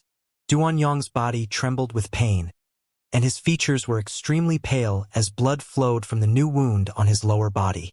And Lin slashed another sword strike, and a white light transformed into a peerlessly sharp sword intent that penetrated the man's body and destroyed all of his meridians. Ah! Duanyong let loose another blood-curdling cry. Boom! Heaven and earth suddenly began to tremor violently. A huge spell formation appeared, from which terrifying power burst forth. And Lin, you are the sect leader of the 4-9 Immortal sect. How dare you attack our new sect leader without any evidence? I'm going to need an explanation from you. The old sect leader, Gong Sun Ji, roared as he activated the sect protection spell formation. My myriad sword sun slaying formation was created by Xinjiang the Enlightened. It can... Boom! A red nail pierced through the air. The formation hadn't even completely taken shape before it was instantly shattered by the red nail. Gong Sun Ji. And Lin didn't even raise his head as he stomped down onto Duanyong's chest, upon which the sound of bones being cracked erupted. Next, I'm going to destroy your Dao foundation so that you can never cultivate again. The sect protection formation had been destroyed, and they had nothing left. A hint of horror finally appeared on Duanyong's face. A smile suddenly appeared on Enlin's face. You still have a chance if you want to live. What do I have to do? Duanyong really was scared now as he asked through gritted teeth. Admit to what you did and give me a list of people who also knew about this. Then all of you have to go and kneel before the graves of Kong Zuexiang as well as her family. If you do that, I will swear on my name as the sect leader of the 4-9 Immortal sect that I will let bygones be bygones. And Lin replied. Duanyong's body trembled upon hearing this. Kong Zuexiang had died? So that was how Lin came to know about all this? And Lin shouldn't have been very familiar with Kong Zuexiang, and the 4-9 Immortal sect was a super sect that could compare to even the 9 Imperials. A vow made in the name of his sect should be one he wouldn't go back on. But if he did admit to everything, then that would really be it for his reputation. And Lin, are you telling the truth? Fuck reputation. Living on was the most important thing. Duanyong knew that if he didn't choose now, he would be dead in seconds. Of course it's the truth, but you better tell the truth as well. And Lin pulled out his vermilion bird mirror and said, My mirror is a perfect polygraph, and if you dare to tell even one lie, I'll kill you. A conflicted expression appeared on Duanyong's face, but he nodded in the end. All right, on the Taichu epic year 8578, 5th month, 11th day, I did kill Kong Yuqing along with 28 members of his family. Yes, none of his family members were involved with demonic sects, but what I was doing was to wipe them out at the roots to prevent any of them from exacting revenge or going down the same path. Continue, and Lin urged. Yes, I was overcome by my sexual urges and raped a woman before killing her. This was something that I had done wrong, and I will repent for it. Duan Yong hung his head. All of the spectating cultivators erupted into chatter again as they turned incredulous eyes toward Duan Yong. They were unable to believe that such a man of justice would have committed such a heinous crime. Everyone from the Xianxia sect stared blankly at their new sect leader as their mouths gaped open. Who else knows about this? And Lin continued in his interrogation. Duan Yong pointed to several of the sect elders with his chin. They knew that I killed Kong Yuqing's entire family. After a moment, he pointed to another elderly man with his chin. He knew about everything I did. Everyone fell into a peculiar silence. And Lin couldn't help but burst out laughing. The elderly man Duan Yong had pointed to was none other than the old sect leader of the Xianxia sect, Gong Sunji. Countless cultivators fell silent. Never would they have thought that the two sect leaders of the Xianxia sect would be people like this. What a hypocritical sect leader. You sure hid yourself quite well. I almost missed you. And Lin took a deep breath. Gong Sunji's eyes widened. Bullshit. Our Xianxia sect has stood for thousands of years, serving as a beacon of justice and revered by countless people. How could something like that have happened? Duan Yong, how could you invent such shameful lies just for a chance to live? Silence. And Lin roared. He extended a palm toward him from a distance, and a huge palm of vital energy pressed his body firmly into the ground. The fact that the vermilion bird mirror had remained silent told him all that he needed to know. Boom, boom, boom. Bolts of golden void lightning tore through the air before landing on the bodies of the elders who had been identified. A series of blood-curdling cries erupted as all of the elders were reduced to charcoal. They were just normal soul formation stage cultivators, so how were they supposed to defend themselves against Lin? You, Lin, didn't you swear a vow that you would let us go if I confessed? Duan Yong's eyes widened, and Lin glared at Duan Yong with cold eyes. Hee. I don't have a habit of upholding promises to scum. Duan Yong's mouth gaped open, clearly not expecting Lin to pull a stunt like this. Gong Sunji's face was deathly pale, and he pointed at Lin as his body trembled uncontrollably. The elders did nothing wrong. What reason do you have for killing them? And Lin, you're a monster. And Lin pointed a finger at him, and a bolt of golden void lightning instantly reduced him to a piece of oversized charcoal. Gong Sunji didn't even have a chance to let loose a cry of anguish before he died with his eyes wide open. It's exactly because of people like you in this Xianxia sect that scum like Duan Yong would be produced. What do you think? Duan Yong. And Lin looked down at the man who had had all 5 of his limbs amputated. Why would you go so far? Who is Kong Zuexiang to you? Duan Yong asked with a despairing expression. A faint smile appeared on Lin's face. She's my friend. How did this happen? Duan Yong's eyes were blank with incredulity. It was also at this moment that a power tore through his body again, pulverizing his Tao foundation. Duan Yong let loose another blood-curdling cry as his cultivation base of several thousand years was destroyed in an instant. Kill me! Duan Yong glared at Lin in despair and rage. You want to die?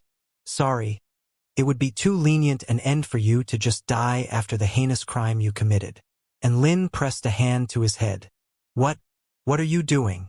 Duan Yong asked with a panicked expression. A dark light burst forth from Lin's hands. Soul extraction. This was the soul extraction technique he had learned from Duan Hunzi's storage ring.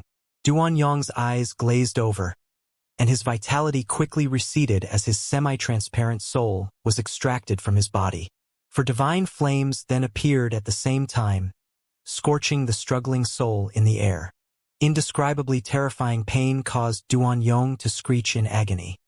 His cries erupted throughout heaven and earth, and the excruciating pain was countless times more terrifying than just killing him. Kill me! I beg of you, please kill me!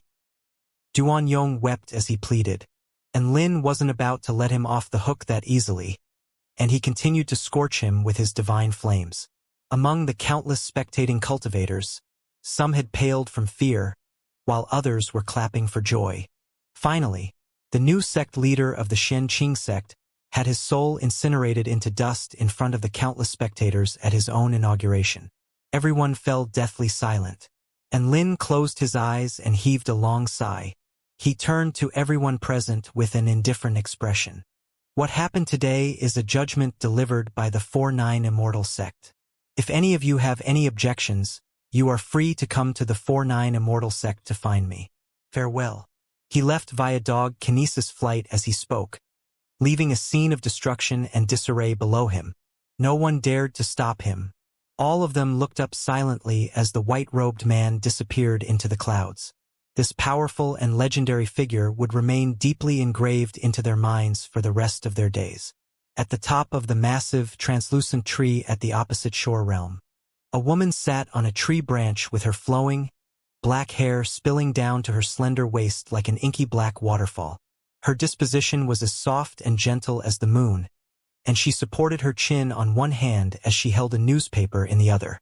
Her eyes lingered on the image on the newspaper, and her intricate brows furrowed with a hint of distress and exasperation. There was a bold caption on the newspaper. Shock! A man did something like this to the daughter of the pill sage following the rookie pill refinement competition. This was, of course, referring to Lin's feats at Pill City. Not only had he won the championship title, but he had also used a bet to set up a relationship between his own disciple and the daughter of the pill sage, Fanny. And he succeeded. The woman then pulled out another newspaper with another massive headline. Shock! On the sect leader inauguration ceremony of the Xianxia sect, a man stomped the new sect leader to the ground and did this to his willy. Of course, the protagonist of this story was also Lin. This article detailed how he razed the Xianxia sect to the ground through his own power. This was quite a huge story even across the entire continent and was quickly making its rounds. Moonlit night. You really are an idiot. Don't even think about making Lin use his mystic technique now. You probably can't even do anything to him before he uses his mystic technique. The woman's voice sounded with a hint of self-pity and resentment. The Xianxia sect event of the Baihua state sent a wave of shock running throughout the entire kingdom of the 9 states. Many people were against Lin's violent ways. However, the topic of their discussion was the 2 deceased sect leaders. Never would they have thought that a fairly renowned sect of justice in the kingdom of the 9 states would give rise to such putrid sect leaders. Both of these sect leaders were exceptional Oscar-winning level actors. The young one played the role of a hypocrite to perfection, only to have the old sect leader outdo him in a spectacular display in the same acting role. If Lin did not forcefully reveal the truth to the world, everyone would still be in the dark. Following this event, a domino effect ensued as more and more events came to light. For example, there were many stories about how Duanyong had raped many beautiful female cultivators across the lands, as well as how he and the elders had bullied smaller sects into handing over resources. There were plenty of other putrid stories. All of these victims were too scared to speak up as the Xianxia sect was too powerful. But now that they had the backing of the 49 Immortal sect, more and more people emerged to accuse the sect of a host of different things. There was an elder with a strange fetish who would go to the other sects and do unimaginable things to the spirit beasts there. The cruelty and ghastliness of his methods were scarcely believable. After this event came to light, countless spirit beast activists instantly exploded and took up arms in an operation to raze the Xianxia sect to the ground. One event after another came to light. The Xianxia sect had suddenly become public enemy number 1, and even though most of the sect disciples and elders were innocent, they were still generalized as an evil bunch, and the whole sect was facing disbandment. Not only that, in the aftermath of this event, many self-proclaimed sects of justice were also exposed. Some brave cultivators stepped forward to request help from all the powerful sects to uphold justice. What Lin had done had sparked a revolution of sorts, in which everyone became determined to stamp out all evil within this world. This world was one where the weak suffered and the strong thrived, after all, and there were still countless heinous crimes that had yet to come to light. And Lin had stumbled upon one of them and triggered a chain reaction that brought many more of these events to light. Many cultivators saw hope and immediately clambered to tell their stories. And Lin, there are many cultivators coming to our 4-9 Immortal sect, requesting for us to uphold justice for them, Lu Qinhuan said to Lin over the voice transmission talisman. Then send disciples to verify their claims. If there's concrete evidence, then fuck them up no matter what sect it is. And Lin's reply was extremely straightforward. The 4-9 Immortal sect wasn't some justice-upholding sect. But Lin wanted to continue in this. He wanted to create a sect that would be a beacon of hope to all those helpless people in the darkness. He wanted to provide a place where they could go to when they were in despair and ready to give up on this world. He wanted to let them that they were not alone in this world. On a small, scenic mountain, the light of the sun shone down upon the earth, bathing the ground in the radiant and enchanting glow. A colorful butterfly fluttered through the air, over a lush lawn, before flying over to the other side of the mountain, where it was attracted by the scent of flowers and landed on a small white flower. Footsteps sounded, gradually drawing closer. Surprisingly, the colorful butterfly was not scared off by the intruder. Instead, it flew into the air and began to flutter around the man, as if it was welcoming a guest. And Lin walked alone past a lush lawn before arriving at a small grave. He looked at the beautiful flowers growing around the grave, and a small smile appeared on his face. At this moment, a colorful butterfly suddenly flew into the air. It fluttered its beautiful wings under the sun in a bewitching display. And Lin smiled and waved at the beautiful butterfly. He then turned his eyes toward the small grave. Sorry, Kong Zuexiang, I looked through your diary. But I'm sure a kind-hearted person like you wouldn't mind, right? He slowly sat down, and a photographic crystal appeared before the grave, broadcasting the footage from his trip to the Xianxia sect. From Duan Yong's dismemberment to his admission of his crimes before everyone, and finally, to his soul being incinerated into dust. Everything was broadcasted by Lin. After the image disappeared, the small mountain fell silent again. And Lin sat silently for a long time before pulling out a dish from his storage ring. He took the lid off, and a revered light erupted as a phenomenon appeared between heaven and earth. This was a paradise where 2 innocent little girls grew up without a care in the world. The 4 seasons cycled one after the other, creating a marvelous spectacle to behold. The 2 little girls let loose peals of tender laughter. They grew up to be gorgeous beauties, but time continued to pass by, and in the end, the 2 of them left this world in each other's arms as 2 smiling old women. Everything was so simple but so pure and wholesome. It was as simple as a blank piece of paper, but it was just as simple as the happiness Kong Zuexiang was pursuing. The revered light slowly dissipated, and an alluring scent wafted throughout the entire mountain. I call this dish the life of Zuexiang. You're such a foodie, so you must be ecstatic to be able to eat something so delicious, right? And Lin continued with a smile. This dish is for you. There's no need to hold yourself back. The only response to his words was a light breeze, which swayed the vibrant flowers growing around the grave. And Lin placed the book with no title in front of the grave before unleashing a ball of flames to incinerate it. This diary was a record of Kong Zuexiang's life. It was the proof of her existence in this world. But Lin felt like Kong Zuexiang would still need to use this diary in the other world. So he burned it for her. 1. The pages were slowly incinerated as sparks danced in the air. The wind on the mountain picked up and flicked open the diary, revealing page upon page of elegant text, as if it were telling a story. In the end, the book stopped at the final entry. This was an entry written in a different style of handwriting.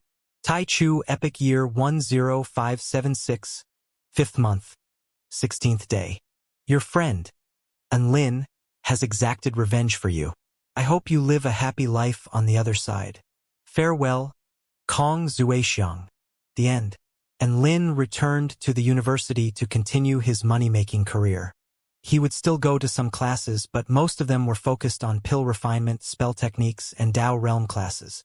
Pill refinement classes could help improve his cooking, which was very important. Spell technique classes would allow him to learn many useful spell techniques and gradually teach him how to invent spell techniques of his own, so that was quite important too. As for Dao Realm classes, this was mostly because he liked to watch Celestial Immortal Ming Yuan's lectures.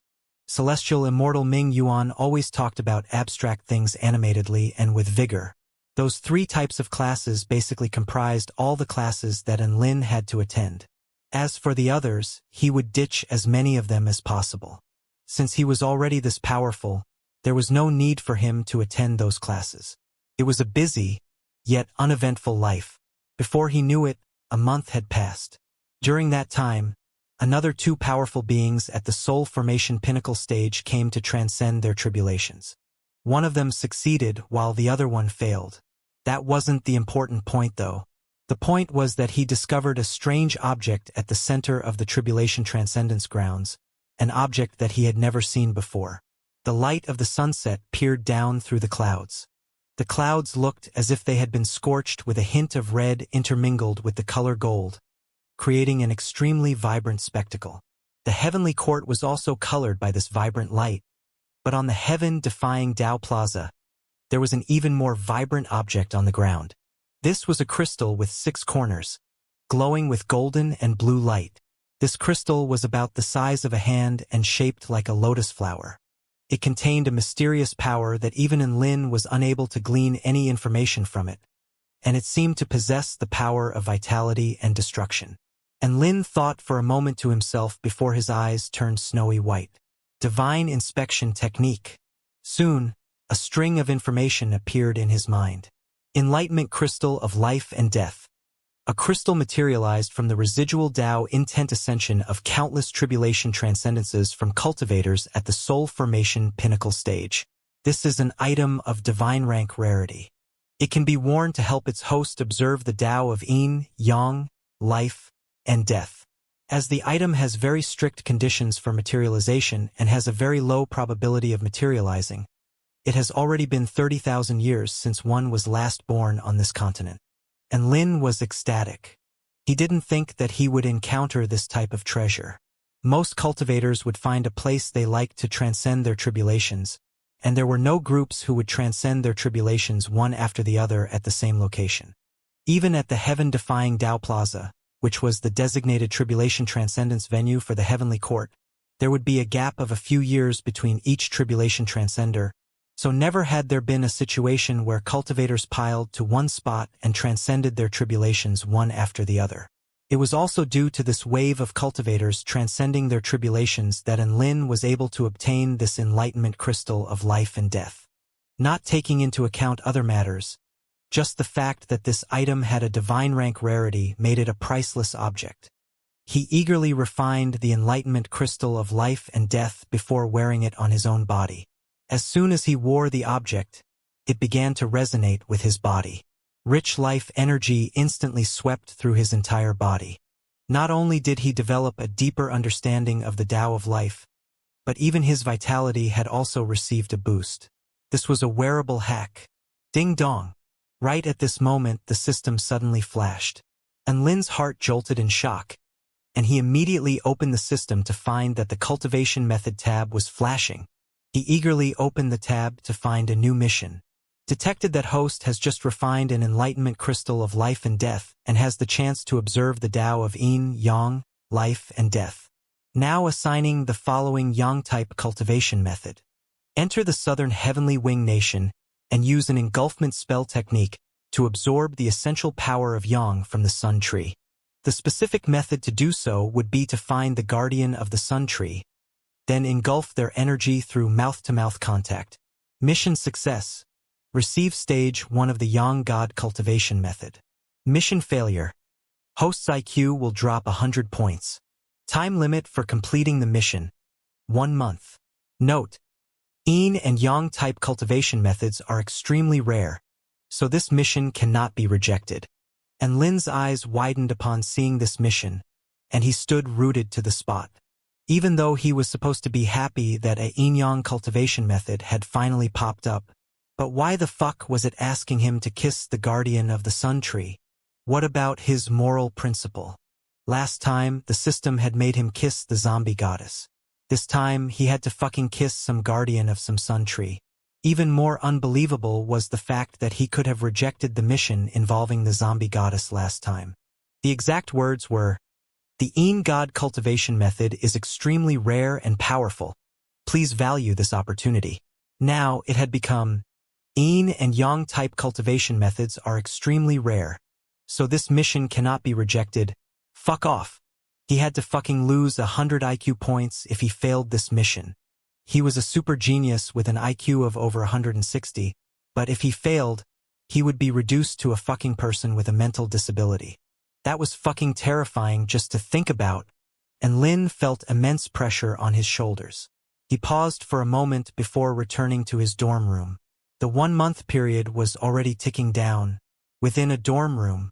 Not his dorm room, this was Su Xiaolan's dorm room. Su Xiaolan stared at Lin with her clear eyes. "You're telling me you have something very important that you have to do at the Southern Heavenly Wing Nation?" And Lin nodded earnestly. "What is it?" Su Xiaolan was a little concerned. "Well, I have to go and absorb the fundamental power of Yang from the sun tree. It's quite a complicated procedure, so I won't explain it," Lin replied. If he were to explain this, Xiaolan was probably going to explode. Su Xiaolan brushed some hair behind her intricate ear as she stared at the man before her with intensely. "And you don't need any helpers?" And Lin shook his head. "There's no need for that. I have my invincible Gundams. At the very most, I'll take little Tion with me and use his spatial powers to help me travel faster." Su Xiaolan heaved a faint sigh as her lips puckered with a lack of confidence. "But, will I really be okay? 200,000 spirit stones per dish? I don't have the conviction to charge prices like that." That's right. Even though Lin was heading to the Southern Heavenly Wing Nation, he couldn't just throw money-making out the window. Hence, Su Xiaolan was the only one that could inherit his restaurant. And Lin held onto Su Xiaolan's warm and slender hand with an earnest expression. "I believe in you. Among all the people I know, you are the only one with cooking skills that can rival mine. I've sold so many, so why can't you? Also, please have more faith in the frying pan." A hint of confidence crept onto Su Xiaolan's face at the mention of the frying pan. And Lin continued, "I've already spread the word that your cooking skills are not inferior to mine. So business should continue as usual. If that old chef god gets pissed off and wants to challenge you, just ignore him and I'll bash him for you when I get back." A smile appeared on Su Xiaolan's face at the sight of Lin's gentle and earnest expression, and she nodded lightly. "All right, Lin. Then I'll be awaiting your return." Thus, Lin's restaurant had an official successor. The next morning, he set forth for the Southern Heavenly Wing Nation with Xianxia in tow. The Southern Heavenly Wing Nation was located at the southernmost tip of the Taichu continent. The trees were absolutely gigantic, and it looked like the entire place was a huge forest with no end in sight. Within this boundless forest, there were over 10,000 types of ferocious beast inhabitants. Among them, the Vermilion Bird tribe was the most powerful and also one of the 10 Realm Guardian tribes. This was a nation of bird-type tribes centered around the Vermilion Bird tribe. The Southern Heavenly Wing Nation had an okay relationship with the human race, in that it was not an antagonistic one, nor a friendly one. Under most circumstances, all of the bird tribes would raise their proud heads to ignore any humans who went to the Southern Heavenly Wing Nation in a show of haughtiness. And Lin and Xianxia traveled to the Spirit Lake realm via the Heavenly Court's teleportation spell formation first. From the southern part of the Spirit Lake realm, all they would have to do was travel through a few tribal settlements before reaching the Southern Heavenly Wing Nation. And Lin was not lacking in money, and so, he paid for teleportation spell formations all the way to the border of the Southern Heavenly Wing Nation. Phew! These trees here really are just as impressive as they are in the legends. And Lin looked up at the massive trees that were several hundred or even over 1,000 meters tall and exclaimed in amazement. "Wow! So many majestic, diversified trees. These trees must have grown so tall in order to stab through the heavens. This attitude has determined that they will all go on to do great things." Xianxia flapped his little wings as he praised with excitement. And Lin picked up Xianxia from the ground and flew into the sky atop his brick. You're useless at spatial travel, but you sure can talk. Doesn't that mouth of yours ever get tired? Xianxia grinned in response. A newbie like me will, of course, be a little clumsy.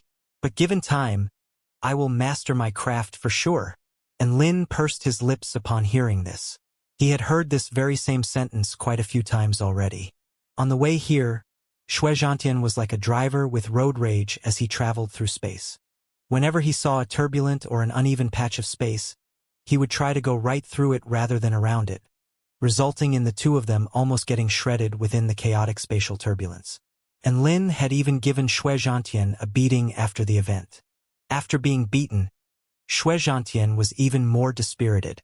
In the end, Lin could only carry Xianxia on his brick as they continued onward. In reality, traveling via flying had its perks too. At least they could survey the scenery around them as they traveled. As Lin looked around at the lush ground below him as well as the countless types of birds flying in the sky, his mood improved significantly. They had even seen massive trees several kilometers tall, in which many birds were situated. Master, that bird looks like a phoenix. Xianxia pointed at a golden flaming bird. And Lin narrowed his eyes. A white light flashed past his eyes before he shook his head. That's just a bird with a hint of the phoenix bloodline. Phoenixes are from one of the rarest species on this continent, so they're not that easy to encounter. It seems like the vermilion birds are easier to encounter. Xianxia scratched his head with a wing. We've already encountered 3 vermilion birds so far. They're so majestic and regal. They're like the royal family of all beasts. And Lin chuckled lightly. The real vermilion bird is a one-of-a-kind holy beast that exists alongside the world. Everything else is just a successor to it with some vermilion bird bloodline and cannot be referred to as the real vermilion birds. However, the vermilion bird tribe possesses the vermilion bird bloodline and is extremely powerful, so they can proclaim themselves to be vermilion birds. In any case, they can do whatever makes them happy. Even though the vermilion bird tribe governed the entire southern heavenly wing nation, theirs was a very liberal rule where they essentially did nothing. In any case, as long as no one was threatening to destroy the entire nation, you could do whatever you wanted and they would not care. This was a free nation, but also a nation that was unrestrained and ruthless. This was exemplified by 2 sinister giant birds that appeared in Lin's path after flying for just a few hundred kilometers. Cuckoo! This is a robbery. Hand over all your stuff. A mighty bird enshrouded in poison mist chuckled. Not just your money and assets. We want your bodies and your life force too. Hee hee. A 4-winged crimson eagle also chuckled with a sinister expression. How many times is this? And Lin asked expressionlessly. Master, this is already the 5th time. The tactics are the same every time. They just charge in and try to block our way. I'm getting a little sick of how repetitive this is. Xianxia replied exasperatedly. What are those 2 talking about? The poison mist bird was perplexed. Who cares about what they're saying? I have no interest in dead people. Less talking, more action. The crimson eagle let loose a sharp screech before flying toward Lin and Xianxia. Blue light enshrouded Xianxia's body, and he too flew toward the crimson eagle. Boom! The crimson eagle was instantly frozen solid before being shattered by Xianxia. The poison mist bird immediately let loose a cry of terror before flying away into the distance.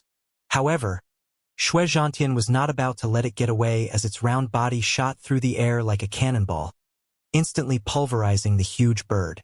And Lin clapped his hands in approval. Little Tian, your bowling skills are getting more and more impressive. Humph.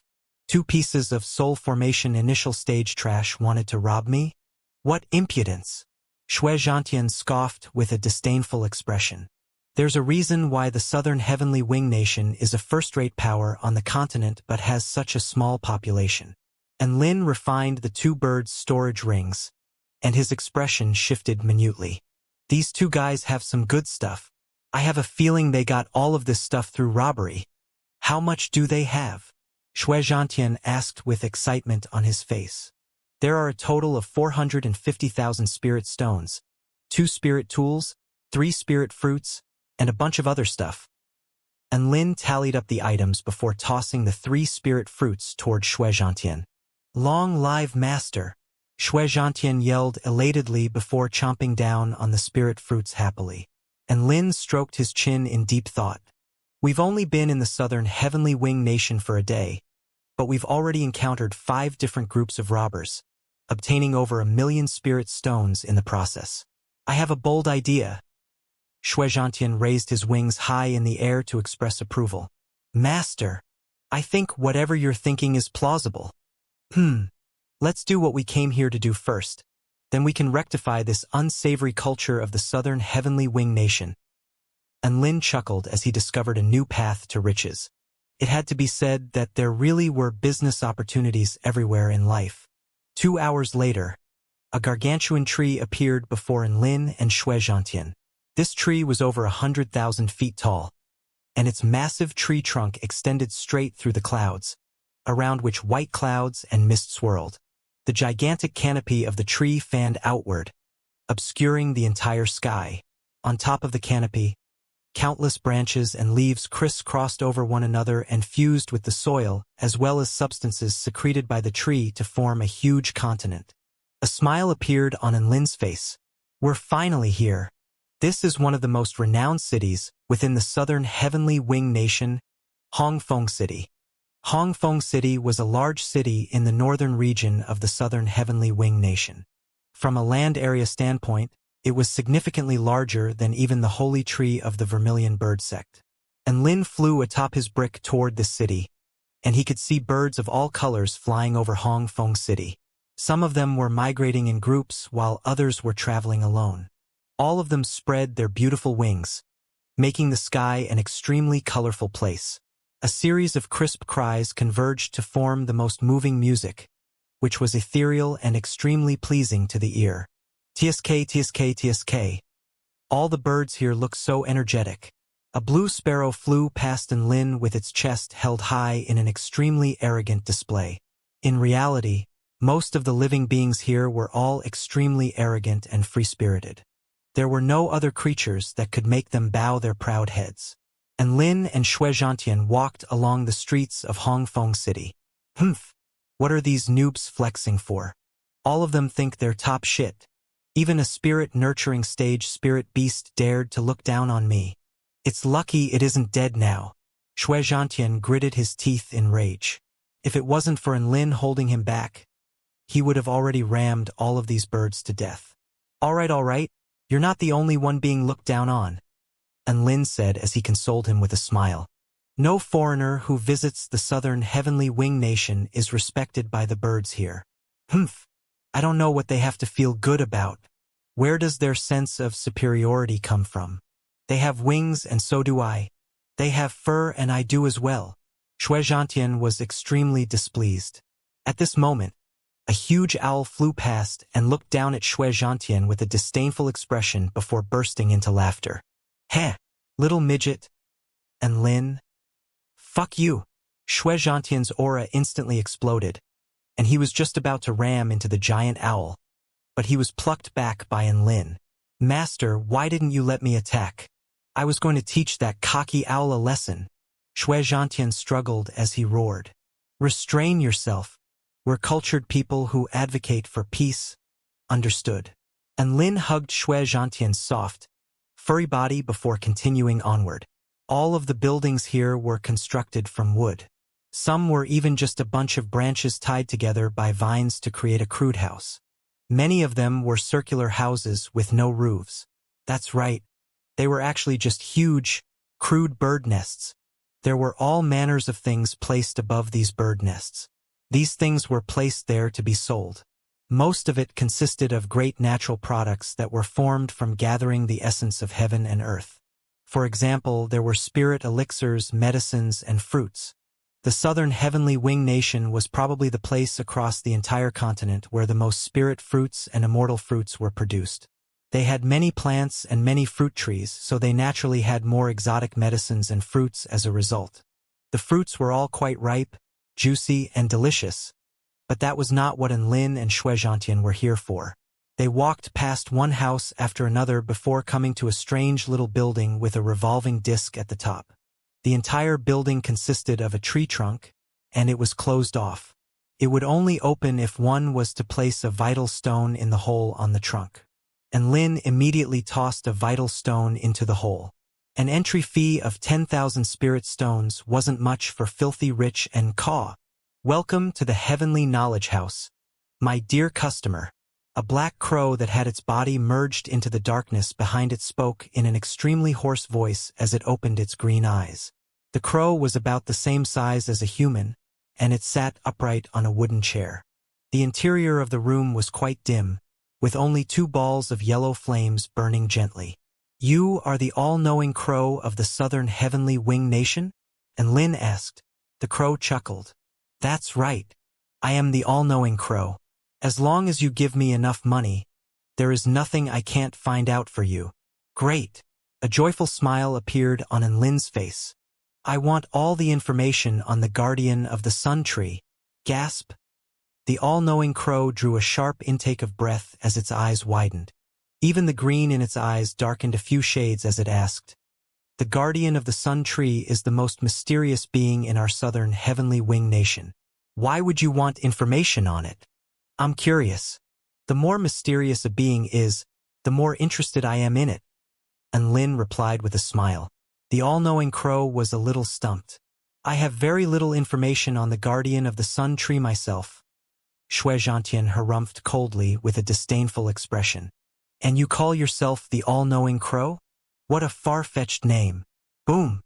A terrifying power erupted forth, causing the space within the room to congeal. The all-knowing crow's aura was like a boundless abyss, giving people the feeling that they were about to be engulfed. The fur on Xianxia's body stood up on end as he abruptly recoiled into Lin's arms.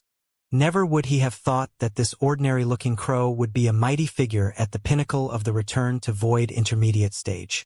The all-knowing crow looked deeply into Lin's eyes, whose expression remained unchanged. "You can leave if you like, but you can't doubt my professional skills." Its intentions had been made very clear. "Come here if you want, piss off if you don't. Tell me all you know." And Lin didn't leave. He desperately needed information on the guardian of the sun tree. I don't know much, but the information I do have is going to be quite expensive. I'll need 300,000 spirit stones." The all-knowing crow replied. Clatter. And Lin slapped 30 vital stones onto the table without even blinking. "It's a pleasure doing business with someone like you." The all-knowing crow chuckled. Within the darkness, there seemed to be countless projections of tiny crows, and all of them also smiled elatedly. The guardian of the sun tree is a role undertaken by the member of the vermilion bird tribe with the purest bloodline. Its home is located at the top of the sun tree, and it possesses a cultivation base at the return to void pinnacle stage. Apparently, when it unleashes its vermilion bird domain, it could reduce an area within a radius of 100 kilometers from it to ashes. Its connections are quite simple. It has one blood brother. The all-knowing crow's eyes flashed. However, that brother is the current leader of the vermilion bird tribe, the most powerful cultivator in the southern heavenly wing nation, the eternal sun god. Even though the eternal sun god is currently not here in the southern heavenly wing nation, I must advise you to exercise caution if you plan to do anything to the guardian of the sun tree. And Lin's expression became quite solemn upon hearing this. This information was very important. However, he had something else he needed to confirm. "That's all I know. The guardian of the sun tree is the most mysterious being within the southern heavenly wing nation, and even what little information I have on it was obtained through paying a heavy price." The all-knowing crow sighed as it spoke. "That's it? I have a question. What gender is the guardian of the sun tree?" And Lin asked with a serious expression. The all-knowing crow faltered upon hearing this question. "Is that important?" "It's very important." And Lin immediately nodded. No shit. He was going to have to kiss this guardian of the sun tree. If it was a male vermilion bird. Erg. "The guardian of the sun tree is female," the all-knowing crow confirmed. And Lin heaved a sigh of relief. That was the answer he was looking for. "Thanks." And Lin cupped his fists happily. The all-knowing crow was perplexed. Why was this human so happy?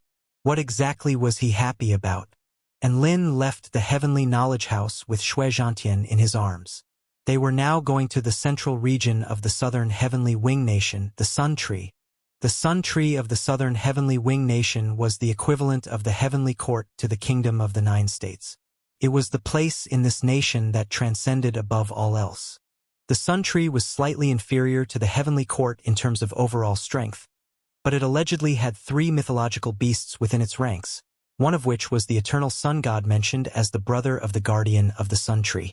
The all-knowing crow had told him that the eternal sun god had something to do and had left the southern heavenly wing nation. So he posed no threat to Lin's plan.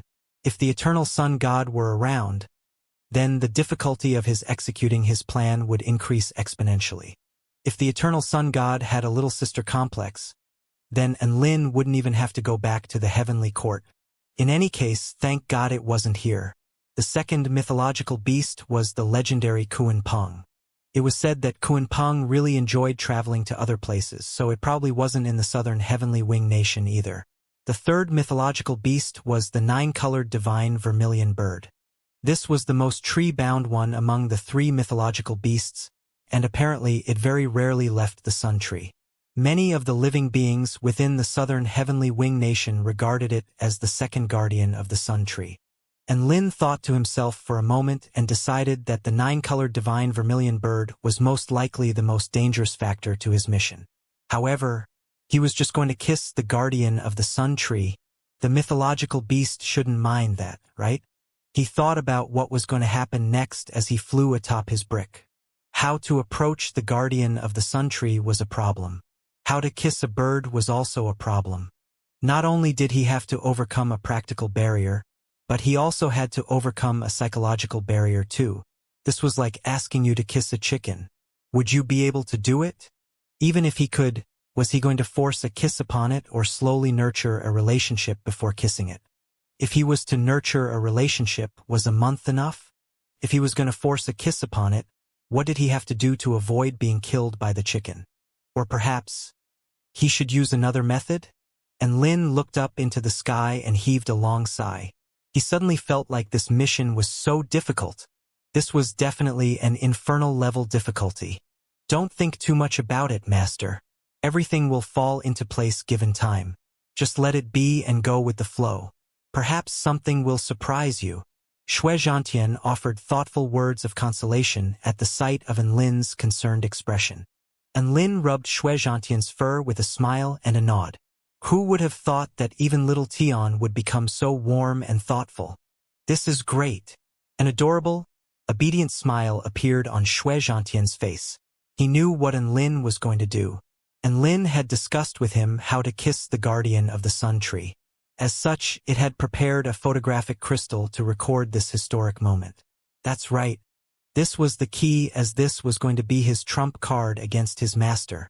After taking that recording, Master wouldn't dare to smack his bum anymore. If Lin hit him again, he would hand the photographic crystal over to Su Xiaolan. The biggest flaw to the southern heavenly wing nation was that it had no large teleportation spell formations. Perhaps this was because all of the living beings here had wings and could fly to wherever they wanted, so there was no need to waste resources on constructing teleportation spell formations. All bird tribes were extremely proud of their wings and did not care for things like teleportation spell formations. This was, however, quite a bother to visitors of other races. If this was someone below the spirit nurturing stage and had no flying abilities, they wouldn't even have the courage to come to the southern heavenly wing nation. There were desolate mountains, an overabundance of ferocious beasts, and many other obstacles. If they were to walk to the Sun Tree, it would be a trip to hell and back. However, it was much easier for Lin as he had brick kinesis flight.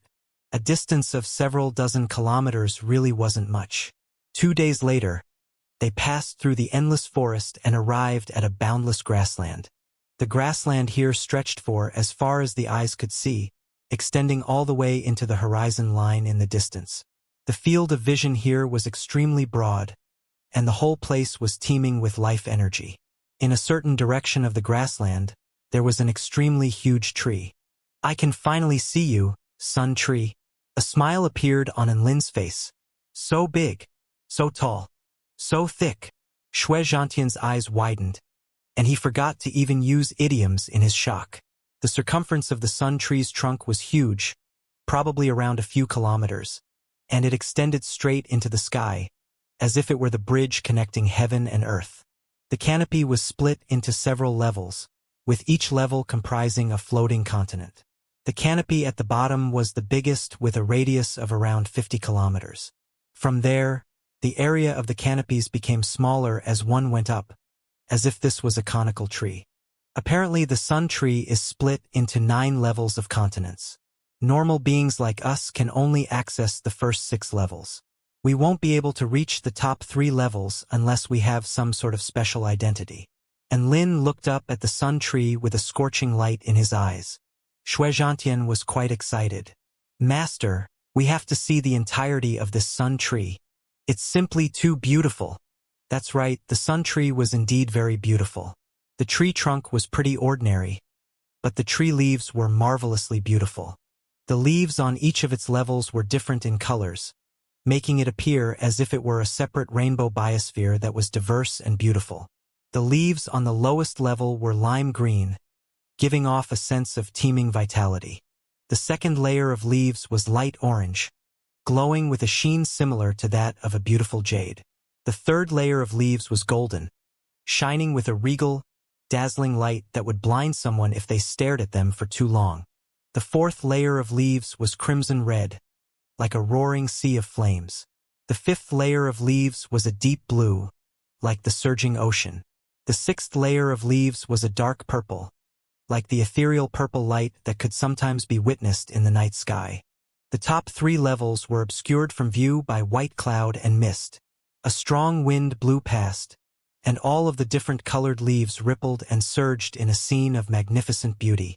And Lin and Xianxia flew closer and closer to the sun tree.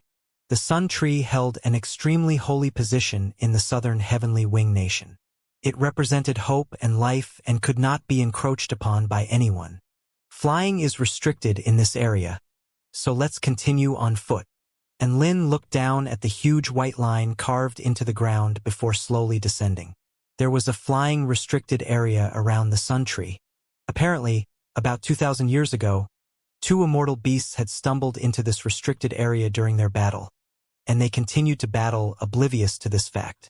The sun tree then projected energy toward them, and they were blasted into oblivion before even having a chance to run. Apparently, within this restricted area, only the sun tree itself had the right to be the closest to the sun. If one entered this restricted area and still screwed around in the air, then be prepared to receive heavenly judgment. And Lin and Xianxia landed on the ground and began running. Soon, they arrived at the base of the impossibly large trunk. There were many birds here that had retracted their wings and were waddling around like clumsy ducks. They made their way onto the energy-propelled board, which carried them toward the canopy continents. And Lin and Xianxia also stepped onto a board to progress to the first level of the sun tree. The first layer of the sun tree had lime green leaves, which exuded a rich vitality. The canopy was massive, encompassing an area with a radius of over 50 kilometers. The first level was a huge shopping district where all sorts of merchandise were sold, most of which were specialty local produce from the southern heavenly wing nation. And Lin and Xianxia arrived at the first level canopy content atop the energy-propelled board, and they were immediately stunned by all the stalls and the vast variety of merchandise around them. So many exotic plants and minerals. Xianxia looked around with a scorching light in his eyes as a translucent liquid flowed from his mouth. And Lin made his way toward a blue icebird stall and picked up a spirit fruit. "How much is this?" The blue icebird shot a cold glance at him and answered in a clipped tone, 20,000 spirit stones. And Lin nodded upon hearing this. 20,000 spirit stones for an 8th grade spirit fruit. This was indeed cheaper than those found at the markets back in the Kingdom of the 9 States. "Can you do any cheaper?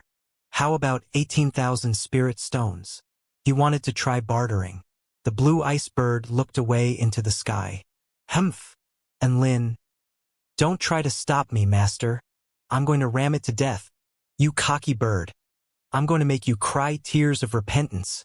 Xianxia couldn't help but pounce toward the blue ice bird in rage. It would be fine if he had just ignored Lin, but how could it ignore someone as adorable and powerful as him? However, a pair of big hands plucked him out of the air again. Calm down, Lin snapped. The blue ice bird finally turned its eyes back to Lin and Xianxia before speaking in a cold voice. Discipline your stupid kid. Just because you're adorable doesn't mean you can do whatever you please. The Divine Guardian Squad is right here, so you better think twice before stirring up any trouble. And Lin carried Xianxia away with an apologetic smile. The Sun Tree was an extremely holy place and was different from the southern Heavenly Wing Nation governed by the Vermilion Bird Tribe. This place strictly prohibited any fighting. If a fight did break out, the Divine Guardian Squad would arrive in less than a minute and execute all parties involved. Master, how can you accept this discrimination? Xianxia struggled in Lin's arms with an enraged expression, and Lin pursed his lips. So what if I can't accept it? Are we able to bash the 9-colored divine vermilion bird? If you can't, then be quiet. At this moment, a yellow figure suddenly flashed before Lin with a friendly smile on its face. Welcome, friends from afar. Do you need a tour guide? And Lin's footsteps faltered as he looked at the cow standing before him. First Ao Nyo, now you? Do you cows have a liking for carrying people? The cow? This was a cow with yellow fur. It stood upright on its hind legs as it scratched its head in confusion. That's all right, I don't need a tour guide.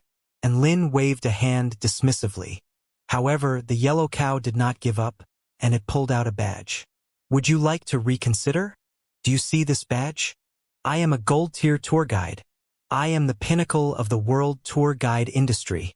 When it comes to these 6 levels of the Sun Tree, there is nothing I'm unfamiliar with. If you hire me, I'll make sure that you have a good time here. Its eyes suddenly flashed with a suggestive light as it spoke in a low voice. I know many stimulating places and can help you find many beautiful bird women with explosive figures and fine, smooth skin. Hee. And Lin's expression stirred upon hearing this. Of course, he was only interested in the yellow cow's first sentence. The yellow cow immediately began to press its case upon seeing the change in Lin's expression. My services are a little expensive at 10,000 spirit stones, but I can cover all the bases. I can take you to places for food, drinks, and fun. There is no place I can't go on this Sun Tree. I'll make sure you have a fantastic time here. The yellow cow slapped its chest as it guaranteed. There's no place you can't go? Impudent cow. Can you go to the top 3 levels of the Sun Tree? Xianxia chuckled coldly. The yellow cow's expression faltered. And Lin. Had Xianxia been provoked by something? Why was he acting like he had swallowed gunpowder? All right, I'll hire you then. And Lin threw a vital stone at the yellow cow. Thank you very much. The yellow cow was elated. As a gold-tier tour guide, it naturally knew what customers would be tycoons. This man had a snow soul beast, which was one of the continent's 10 legendary beast pets. So how poor cold he be? And his assumptions were verified. This man did indeed appear to be quite rich. The yellow cow immediately launched into an enthusiastic introduction of the sights and scenes of the first level. Brother and Lin, if you're interested in bird women, there are some very delectable ones in the northwest. They can shapeshift and flap their wings and take you into the sky as you do them. It's super stimulating. And Lin's expression darkened. Nope, he hadn't even fucked a person. But this cow was encouraging him to fuck a bird? What a joke. The yellow cow's words faltered again. Hadn't this man expressed interest at the mention of the bird women? Why was he not interested now? Then, Brother and Lin, aside from the bird women, the main attraction of this level is all sorts of rare fruits. There are all sorts of spirit fruits here, including ones that are rarely found elsewhere on the continent. The yellow cow led the way, and Lin identified a few spirit fruits that he liked and purchased. The Sun Tree's sun fruits are extremely renowned and are split into different levels. The fruit on this level is the green sun fruit, which is a 9th grade spirit fruit. It contains extremely rich yang-type essence, but there is a minor side effect to consuming them, and that is that you will see the sun as green for a while. The yellow cow continued to rattle off information. There wasn't much Lin was interested in on the first level, so they went up to the second level.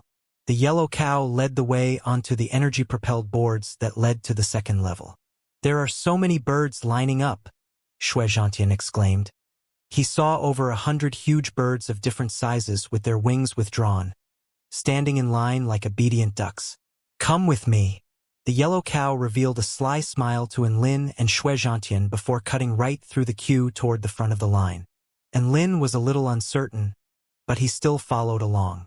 The crimson bird responsible for operating the energy-propelled boards saw the yellow cow, and a rare expression of respectfulness appeared on its face. "Brother Cow, are those your customers?" "Yes. Please allow us to go ahead first." The yellow cow nodded indifferently. "Sure thing." The crimson bird smiled before pointing at an energy-propelled board. "Please embark." Thus, Enlin and the yellow cow made their way onto the board under the envious gazes of countless birds in the line. Enlin was a little surprised by this. This cow was only a soul formation initial stage cultivator. What did it do to make the crimson bird be so respectful toward it? This was no simple cow. A triumphant smile appeared on the yellow cow's face. "Brother Enlin, did you see how badass I was?" Enlin shook his head. "I wasn't looking." "The cow?" Enlin's response made the yellow cow falter for a few seconds. The yellow cow then came to a realization with regard to what he was alluding to, and he almost threw up a mouthful of blood. "Brother Enlin, I am a proper cow," the yellow cow said in a solemn voice. Enlin gave a dismissive nod. This was like a girl who had tattoos, smoked, drank, swore like a trooper, and frequented nightclubs telling him that she was a good girl. Cool story, buddy. It was no wonder that Enlin would come to such a conclusion. After all, the yellow cow had been urging Enlin to go to the prostitution areas of the Sun Tree since earlier. The board continued to rise. Soon, they arrived at the second level of the Sun Tree. The second level was slightly smaller than the first and had light orange leaves. The continent here was vibrant and glowed like a beautiful jade. Stepping onto the orange leaves below was like stepping onto a soft rug. The yellow cow led the way and made an enthusiastic introduction. "The second level is a place mainly for refining all sorts of tools and pills. If you want some tools refined, I know a top-notch tool refinement master and can introduce you to them." The yellow cow slapped his chest. Enlin waved a hand. "Not interested." He had the Purple Star inheritance of mechanical engineering and knew how to refine all sorts of tools, so there was no need to visit any other tool refinement masters. It was just that he had too many treasures in his storage ring, and he couldn't be bothered to refine anything for himself. An awkward smile appeared on the yellow cow's face before he continued to introduce the intricacies of the second level. Enlin was a little disinterested, and he waited for a short moment before asking, "I'm interested in going to the top 3 levels of the Sun Tree. Do you have some way to get me there?" The yellow cow's expression became more grave at the mention of the top 3 levels. "The top 3 levels are mysterious restricted areas even to the native inhabitants of the southern Heavenly Wing Nation, let alone outsiders like you," the yellow cow replied. "It's exactly because it's mysterious that I'm curious. Why don't you tell me about it? I only know about the 7th level. I heard that the most regal members of the Vermilion Bird tribe live there. As for the 8th and 9th levels, I really don't know anything." "How much do you know about the guardian of the Sun Tree?" Enlin asked. The yellow cow responded with a cautious expression. "What are you trying to do?" Enlin heaved a long sigh. "To be honest with you, I'm very curious about the guardian of the Sun Tree. If there is a chance that I can approach it, I can pay whatever price required." The yellow cow heaved a sigh of relief at Enlin's transparency. "There's no one in the entire southern Heavenly Wing Nation that isn't curious about the guardian of the Sun Tree. Even though I'm curious, I still know nothing about it. There is a legend that when the guardian of the Sun Tree descends upon the southern Heavenly Wing Nation in her true form, beautiful red feathers will float down from the sky. A blue, divine wind will sweep throughout the entire continent, and the hidden bird tribe forces will be completely unleashed. When that time comes, the southern Heavenly Wing Nation will welcome a true revolution." Enlin became even more curious after hearing this. Was the guardian of the sun tree that badass? The yellow cow said after a momentary pause. However, brother and Lin, if you want to go to the 7th level, I do know of a way. And Lin was ecstatic upon hearing this. What is it?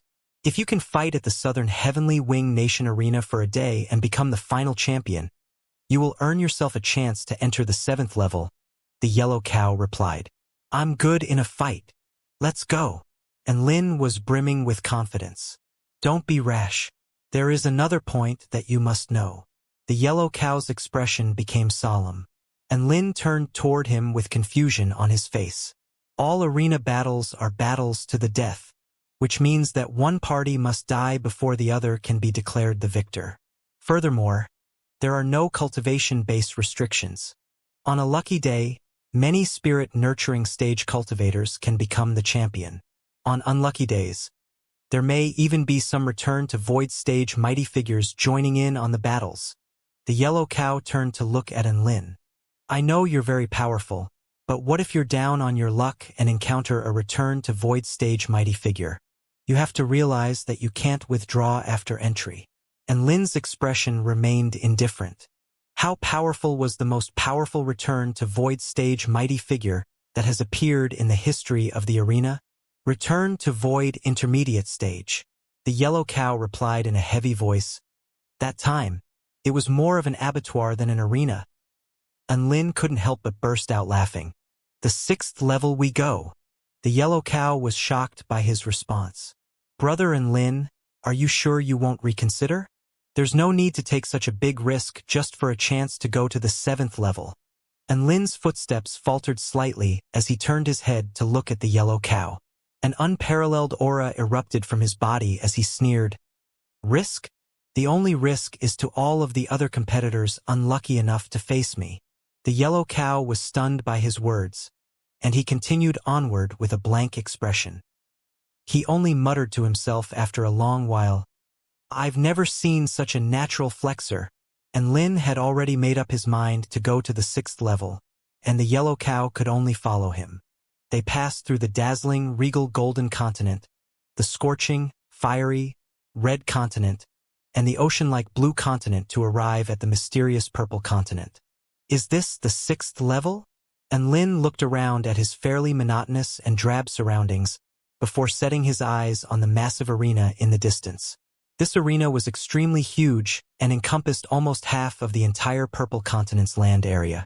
Bursts of rumbling and boom could be heard from within, as well as the frenzied roars of the spectators. That's right. This is the craziest, most gruesome, but also the most glorious place on the sun tree. A scorching light appeared in the yellow cow's eyes. Every powerful being within the Southern Heavenly Wing Nation would want to come here to prove themselves. As long as they become the final champion of the day, even a spirit-nurturing stage cultivator would be respected and revered by countless birds. The champion of the arena not only requires strength, but they also need to have the courage to fight to the death. Comment, I like this place. Life should be full of battle and devoid of fear. Xianxia looked at the colossal building in the distance with a sense of longing in his eyes. Boom, boom, boom. The rumblings from the battles, as well as the light escaping from the arena, were setting their battle intent alight. And Lin's eyes were bright as his vision pierced through the purple night fog to focus on the bold, golden characters above the gate. Sun Tree Arena. Let's go. He led the way toward the arena. The yellow cow could only follow along.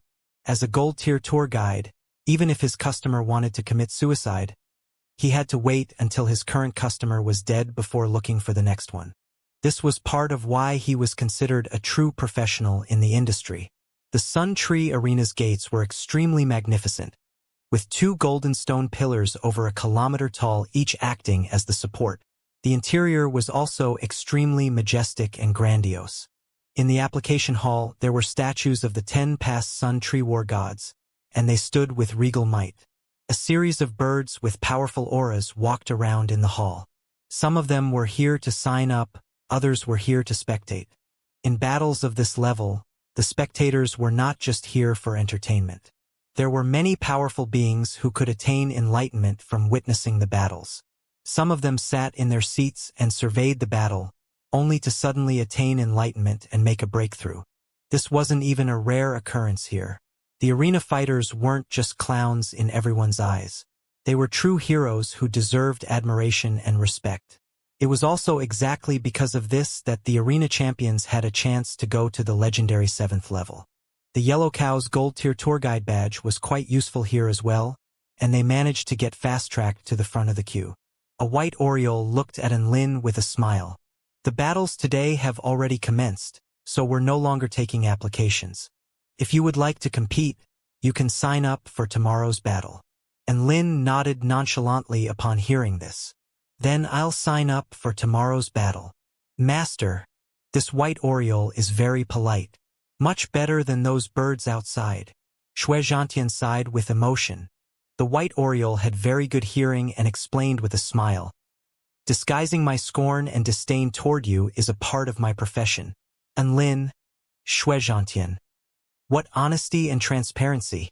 This was some service. After finishing the applications, Lin was led by the Yellow Cow into the spectating area of the arena. Upon entry, they were all given a fright by the deafening, thunderous roars. Black Falcon King, Black Falcon King, Black Falcon King. And Lin's heart surged with excitement upon hearing these raucous cheers. There were a total of around 100,000 spectators. And Lin turned toward the center of the arena, where a platform of 5 kilometers in diameter had been set up, with a huge spell formation encapsulating the platform to prevent shockwaves from injuring the spectators. A huge black falcon extended its saber-like wings and left an afterimage in the air as it slashed downward, upon which a 4-winged tiger bird was instantly sliced in half. Raucous cheers erupted again. It was quite clear that this Black Falcon King was very popular among the spectators. This Black Falcon King has already won 2 successive battles, and possesses a soul formation final stage cultivation base. Hopefully it won't come here tomorrow. Otherwise, it's going to be a difficult fight for you, brother Lin, the Yellow Cow said with furrowed brows. And Lin had disclosed to the Yellow Cow that he was just an ordinary soul formation final stage cultivator, so it was natural for the Yellow Cow to have concerns like this. The arena battles were still raging, and it looked like they were already at the elimination stages already. In the end, the Black Falcon King was matched up with a soul formation intermediate stage Dark Pegasus. This was a particularly intense battle with earth-shattering clashes of energy, and all of the spectators were roused once again as their cheers surged like tidal waves. The result of the battle was that the Black Falcon King defeated the Dark Pegasus to complete 3 consecutive victories. It had finally earned itself an opportunity to enter the 7th level, and tears of excitement were streaming down its face. And Lin was astonished. You need 3 consecutive wins to enter the 7th level? The Yellow Cow shook his head. Not necessarily. You might even need 10 consecutive wins on some days. And Lin, if your performance is exceptional and is acknowledged by the judges, just 1 victory could even grant you entry to the 7th level, the Yellow Cow added. And Lin shrugged. He would let them know what true horror was tomorrow. He turned toward the judging panel to discover that the most powerful judge was a vermilion bird. It had 4 wings and crimson flames surrounded its body like gossamer. Many other living beings stood close beside it, but none of them felt any scorching heat. That is the main judge of the vermilion bird tribe, the heavenly flame vermilion bird.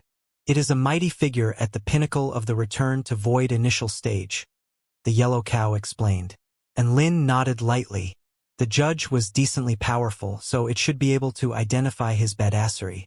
The next morning, the Sun Tree Arena picked 64 powerful beings from the initial over 200 applicants.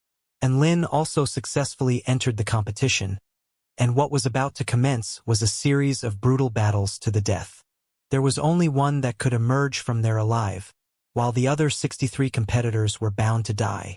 And Lin was led by a graceful female swan to the waiting room. Within the huge waiting room, there were already several dozen beast tribe powerful beings. They were looking at Lin with sinister expressions. Even the weakest among them were spirit-nurturing stage spirit beasts. Hee. Who would have thought that a human would participate? It has been a long time since I tasted fresh human flesh. Human. Have you thought about how you want to die yet? If you surrender, I can give you an easier death. Has he shit himself? Kukuku, a skeletal falcon chuckled. One bird after another hurled insults at him, but Enlin couldn't even be bothered responding to their jeers. They were all trash, so he didn't even feel like verbally abusing them. He scanned the competitors with his divine sense to find that the most powerful being here aside from himself was only at the soul formation intermediate stage. They were all absolute trash. Pitter-patter, crisp footsteps sounded. Yo, hello there, fellow competitors. An extremely pleasant voice sounded like heavenly music, instantly drowning out everything else. Even Enlin shuddered slightly upon hearing this voice, and he couldn't help but turn his eyes toward the door, where a petite figure was starting to come into focus. A human, and Lin's pupils contracted. The woman wore a colorful dress with 9 different colored streamers dancing around her body. Her features were gorgeously intricate, and she had a pair of particularly big and bright eyes under her intricate brows. She was quite small, and even with the red high heels on her feet, she was by far the smallest one here. However, her expression was quite arrogant as she looked around the room, as if she was deeming everyone here to be trash, just like what Enlin did a moment ago. However, what was even more surprising to Enlin was that all of the other competitors really did become trash. All of them either wore expressions of despair or howled tearfully.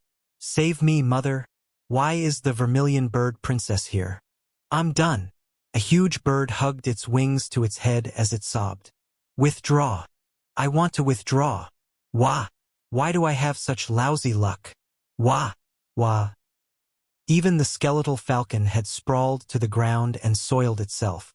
The soul formation intermediate stage soul beast was shivering uncontrollably, and its face had turned completely pale. Right at this moment, a carefree roar erupted from a distance. Ha ha ha ha, let Papa Bear show all of you trash what true strength is. I am a powerful being that has racked up 7 straight wins. Ha ha ha, ha. The bear seemed to have suddenly discovered something, and its laughter instantly faltered as it ran in the opposite direction. Mommy, why is she here? I'm not fighting anymore. I want to withdraw. Save me. Whoosh.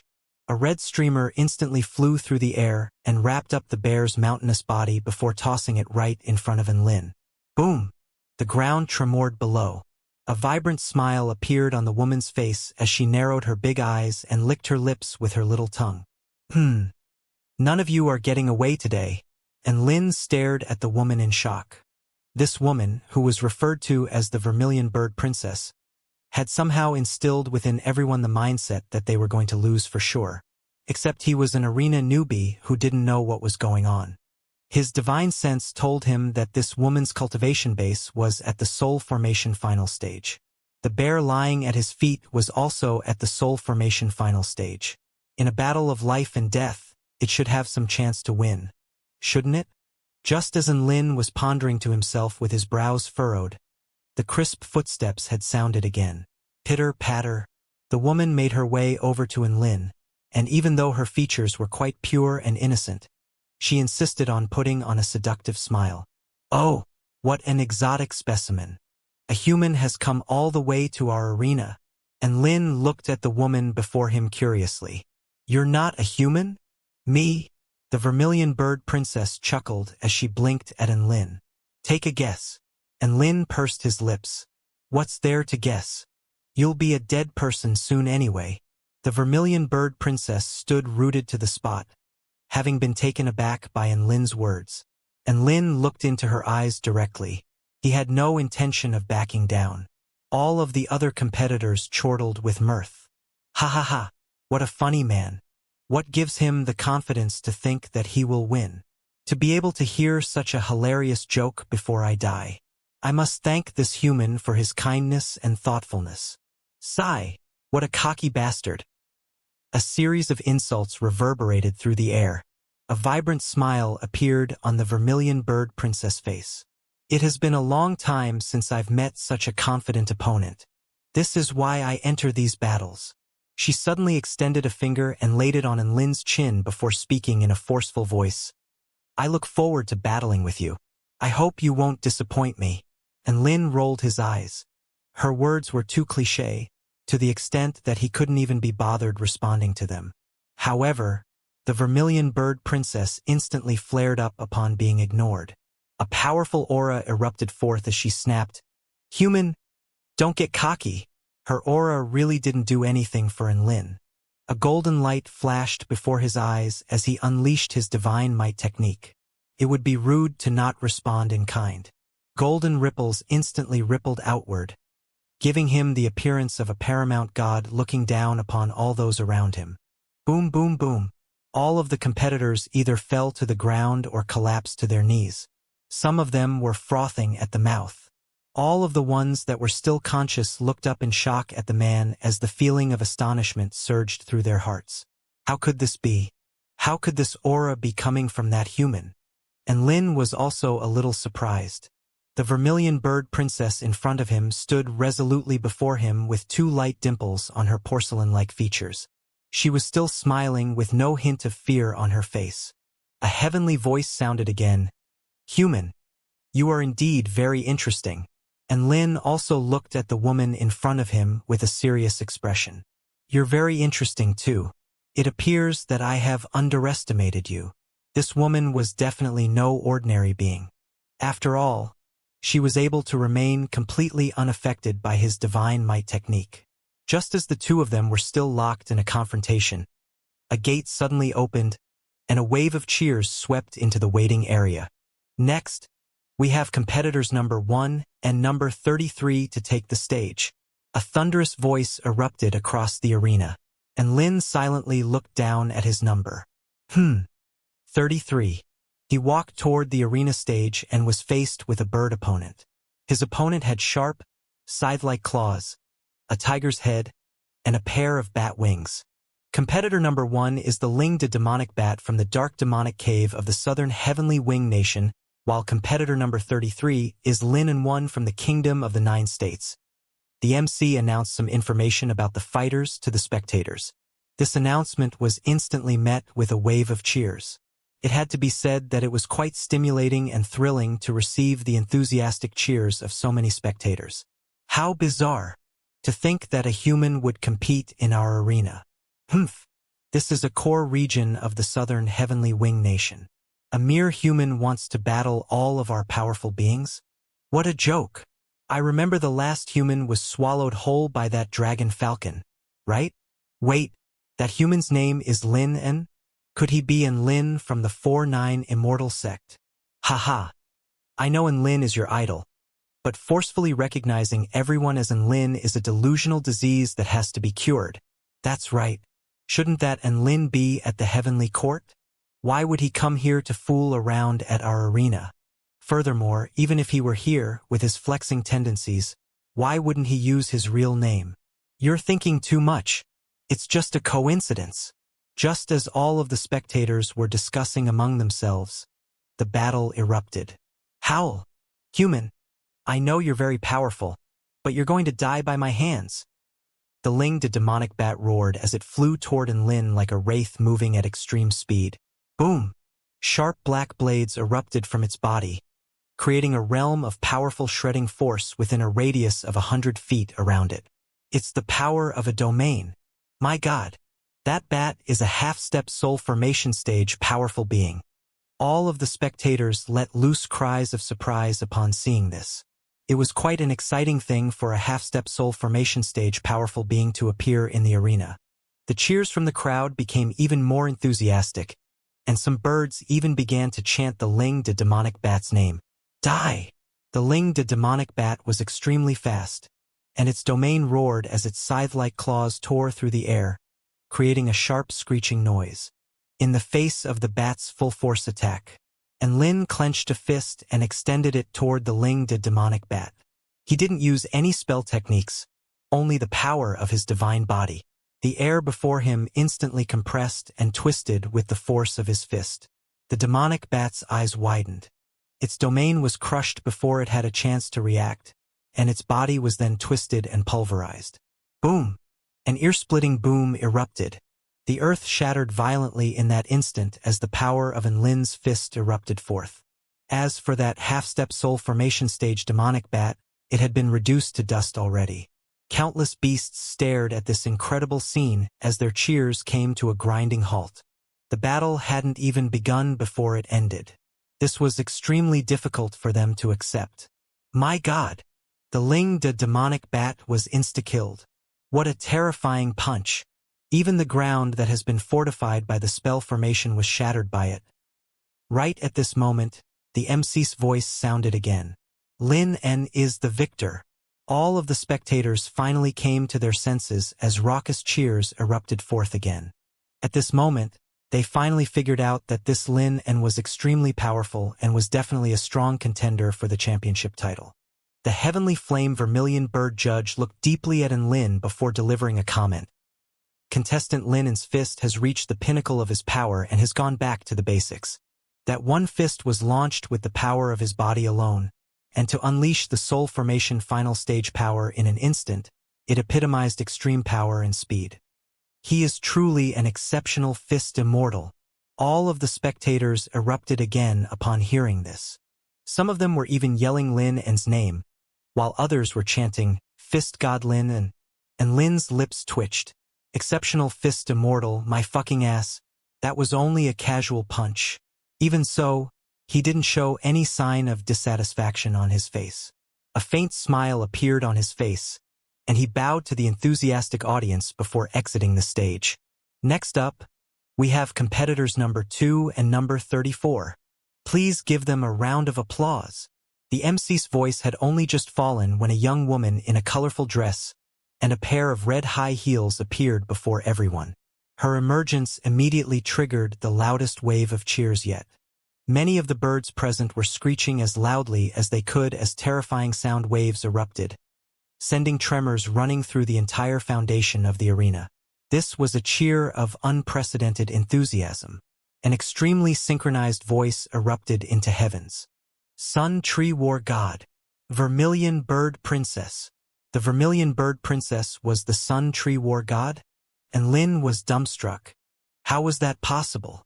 All of the Sun Tree War gods were legends who had created records of 100 wins, and there were only a handful of them in the 10,000-year history of the arena. In fact, there were only 10 Sun Tree War gods, and all of them had statues of themselves lined up in the application hall outside. But the Vermilion Bird Princess was not among them. But it seemed like everyone here knew of the Vermilion Bird Princess except for him. Was there something wrong? And Lin walked in a slight daze back to the waiting area as the Vermilion Bird Princess strode out. That was a pretty good battle, Linen. The Vermilion Bird Princess patted An Lin's shoulder as if they were good friends, and a radiant and enchanting smile appeared on her face. And Lin was curious. You're the Sun Tree War God? Nope. The Vermilion Bird Princess immediately shook her head. Then why do they all call you that? And Lin was perplexed. The Vermilion Bird Princess looked at An Lin with a peculiar expression. Do you really not know who I am? How could you just come to the arena without knowing anything? I didn't think there was any need to do research as I would be the final champion anyway. And Lin replied honestly. Pfft. The Vermilion Bird Princess burst into laughter. You really are interesting, Lin, and I look forward to our battle. But I have to go now. The skeletal falcon on the arena platform had tears streaming down its face. That's okay. I can wait. Keep talking. And Lin immediately urged as the Vermilion Bird Princess turned to leave. You haven't even answered my question yet. Haha. I'm not telling you. Why don't you take a guess?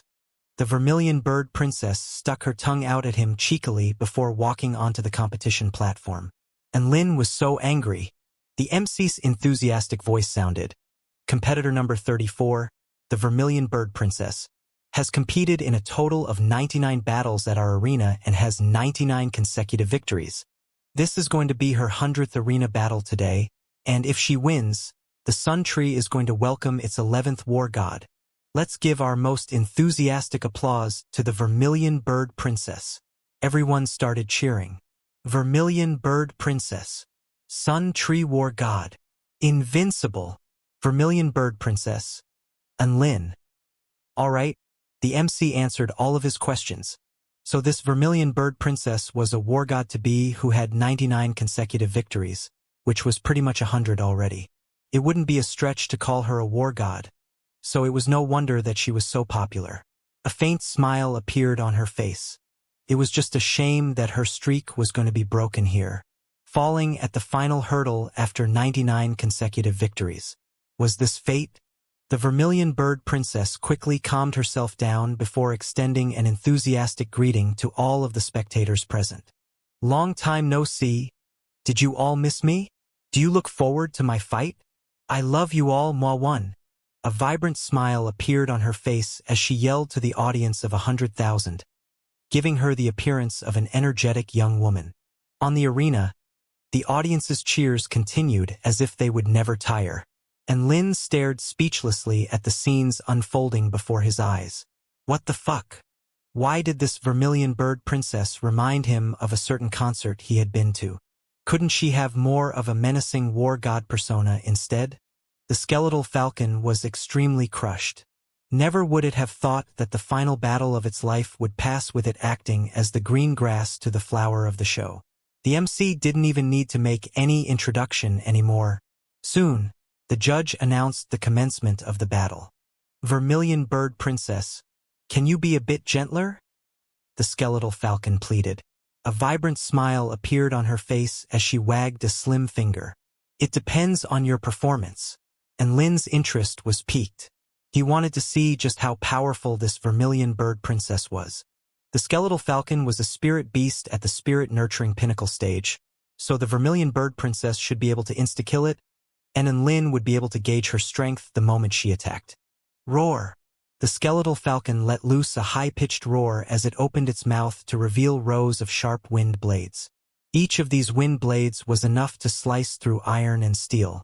The Vermilion Bird Princess stepped forward, evading each wind blade with an extremely quick and nimble movement technique as she closed in on the skeletal falcon. The skeletal falcon's heart jolted in shock as it spread its bone wings, which separated into bone spears that pierced through the air toward the Vermilion Bird Princess at blinding speed. The Vermilion Bird Princess twisted her nimble body through the air at an incredible angle and evaded all of the spears. Her high heels cracked the ground below her as she propelled herself toward the skeletal falcon. The skeletal falcon instantly summoned its wings back and sliced toward the Vermilion Bird Princess like a pair of blades. The Vermilion Bird Princess arched her back, and her slender waist bent like a graceful snake, thereby allowing her to evade again. Her colorful dress fluttered around her like a blossoming flower as her well-proportioned little legs created an elegant trajectory through the air before her red high heels landed on the skeletal falcon's head. Boom! The sound of a heavy collision erupted. Red ripples erupted forth along with the sound of bones breaking. The skeletal falcon opened its mouth, but it didn't even have time to speak before its vitality disappeared, and it tumbled to the ground. The Vermilion Bird Princess is the winner, the MC announced in a loud voice. Another wave of raucous cheers erupted as everyone roared the Vermilion Bird Princess name. Thanks for your support, everyone. Did you all like my battle? Do you all think that I'm a graceful and adorable woman? The Vermilion Bird Princess interacted with the crowd, and everyone present was about to scream themselves hoarse. Her popularity was still on the rise, and the cheering sounded as if it would go on until the next day. It was a decisive insta-kill. The spectators didn't think too much of this. It was only to be expected, after all. But Lin was quite astounded. Under normal circumstances, he wouldn't be surprised that an insta-kill had taken place either. But the way in which the Vermilion Bird Princess had insta-killed her opponent made him draw a sharp intake of breath. She sure knows how to play, and Lin muttered to himself. The skeletal falcon was a powerful being at the spirit-nurturing pinnacle stage, but the Vermilion Bird Princess had restricted her own power to that of the spirit-nurturing initial stage. Her speed, power, vital energy expenditure, everything was restricted to around the spirit-nurturing initial stage standard. The vast majority of spectators didn't notice this, but Lin did. This meant that the Vermilion Bird Princess had insta-killed the skeletal falcon, which was at the spirit-nurturing pinnacle stage, even though she had restricted her strength to that of a spirit-nurturing initial stage. She was able to do so with a combination of extreme battle sense and a sharp instinct for battle as well as opportunities. In any case, she was very powerful. She could be a worthy opponent. If she could beat opponents with higher cultivation bases than her own like this, what would it be like if she unleashed her full power at the soul formation pinnacle stage? And Lin's expression became a little grave. He had to treat this opponent seriously.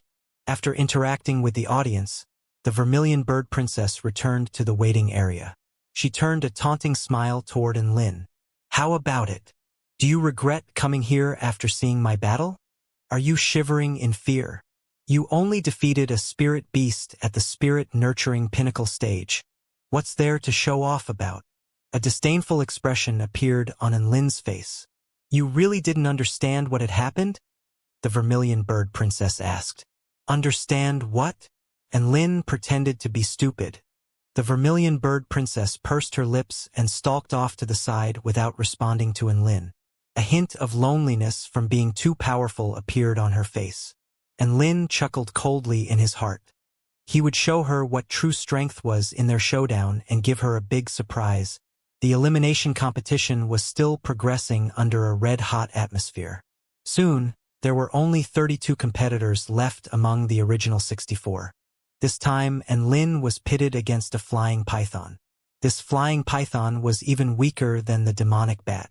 It was only at the spirit nurturing final stage, and it was easily taken care of by another punch from Lin. The Vermilion Bird Princess was a soul formation initial stage soul beast with a domain. She restricted herself to the strength of a spirit nurturing final stage soul beast, and kicked her opponent's head open with her high heels, and ended the battle instantaneously again. Aside from the two of them, the bear with 7 consecutive arena victories also won quite easily. However, it was not feeling very happy. Every time it looked at the petite figure on the other side of the waiting area, its mountainous body would tremble uncontrollably. When the contestants applied, they were required to disclose their cultivation bases, so they were aware of the fact that he was a soul formation final stage cultivator. As such, he was a seeded contestant of sorts, and they intentionally pitted him against some of the weaker contestants. After a while, there were only 16 contestants left. And Lin progressed to the quarterfinal with another simple punch that reduced his opponent to dust. In the quarterfinal, Lin's opponent was a huge ice bird. The bird had a body of 1,000 feet in length, and the entire battle platform was turned into its exclusive domain of ice and snow. This was a soul formation intermediate stage powerful being. It was quite a powerful bird, and the spectators at the arena began to cheer with excitement. This appeared to be quite a popular contestant too.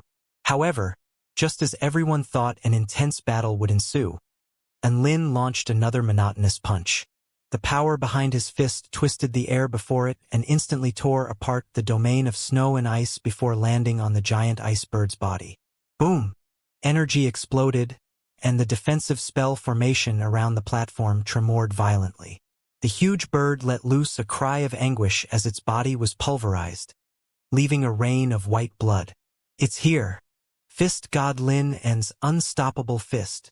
Insta-kill. Another insta-kill. I didn't think he would be able to insta-kill a soul formation intermediate stage soul beast with one punch too. Fist God Lin N is truly worthy of his title. Ah, he's so cool. All of the spectators were cheering at the top of their lungs, but the yellow cow was quite dejected. Xianxia slapped his cow head upon seeing this. Why do you look so depressed? Can't you see how invincible my master is? The yellow cow heaved a forlorn sigh. Brother Lin truly is very powerful. In any other arena battle, he would have a great chance of winning. But today, he's up against the Vermilion Bird Princess. A disdainful expression appeared on Xianxia's face. Isn't the Vermilion Bird Princess only at the pinnacle of the soul formation stage? She isn't even at the return to void stage yet, so what's there to fear? The Vermilion Bird Princess isn't a return to void stage mighty figure. The yellow cow turned with an expression of awe and veneration toward the waiting area as it spoke. But she has slain return to void stage mighty figures in the arena before. Xianxia. Before they knew it, there were only 4 contestants left. The sun had already set into the clouds, and the light of sunset shone down upon the arena, giving it a sense of tragic beauty. Despite the time of day, there was a second climax in the arena itself. This was because the upcoming battle was between Fist God Lin En and the Black Wing Bear Lord who had racked up 7 consecutive victories. That's right, this was that arrogant bear. Even though it was a mountainous brute of a bear, it was always shitting itself at the sight of the Vermilion Bird Princess. Roar! Lin En, before my battle against the Vermilion Bird Princess, I'll enjoy my battle with you. I'll show you just how terrifying my power is. The bear roared as it stood up on its hind legs to tower over Lin as a bear of over 100 feet tall. A mighty power swept forth from its body, lending further menace to its massive frame. And Lin had no interest in speaking to weak trash, and he launched another mundane fist. It's here. Fist God Lin En's unstoppable fist. All of the beasts in the spectator stands yelled with excitement as they stared at the human's fist. The terrifying power behind the fist continued on toward the bear with an overwhelming force. The bear let loose an almighty roar as it completely unleashed its power, which was at the pinnacle of the soul formation stage. Rays of black light rose into the sky, making it appear like an ancient god-fiend. A gust of black wind roared around its claws as it swatted its claws violently toward the power of Lin's fist. Boom! The explosion of energy made the ground explode open as a gust of black wind surged throughout the entire arena. The bear retreated a few steps as blood trickled down its astonished face. It blocked Fist God Lin En's unstoppable punch. This is going to be a thrilling battle, the MC announced with excitement. All of the spectators also became quite excited. And Lin's punch had previously been invincible in their eyes because the result in each and every battle was always an insta-kill. Now that there was finally someone that could take one of Lin's fists, they were all looking forward to the battle to come. As expected of a powerful being with 7 consecutive victories, Fist God Lin En is facing some danger now. I wonder if Fist God Lin En still has energy left after unleashing that terrifying punch. If that's the extent of his energy, then he really is going to lose. Humph! The Black Wind Bear Lord has 7 consecutive arena victories. How can he be defeated so easily? I support the Bear Lord. Go, Bear Lord! Cheers and debate instantly erupted. The Black Wind Bear Lord took a deep breath before thumping its chest. Lin En, you truly are a formidable opponent. I'm going to unleash my full power now and gouge out your heart before devouring it with fervent pleasure. And Lin's lips twitched. Was this black bear fucking retarded? Roar!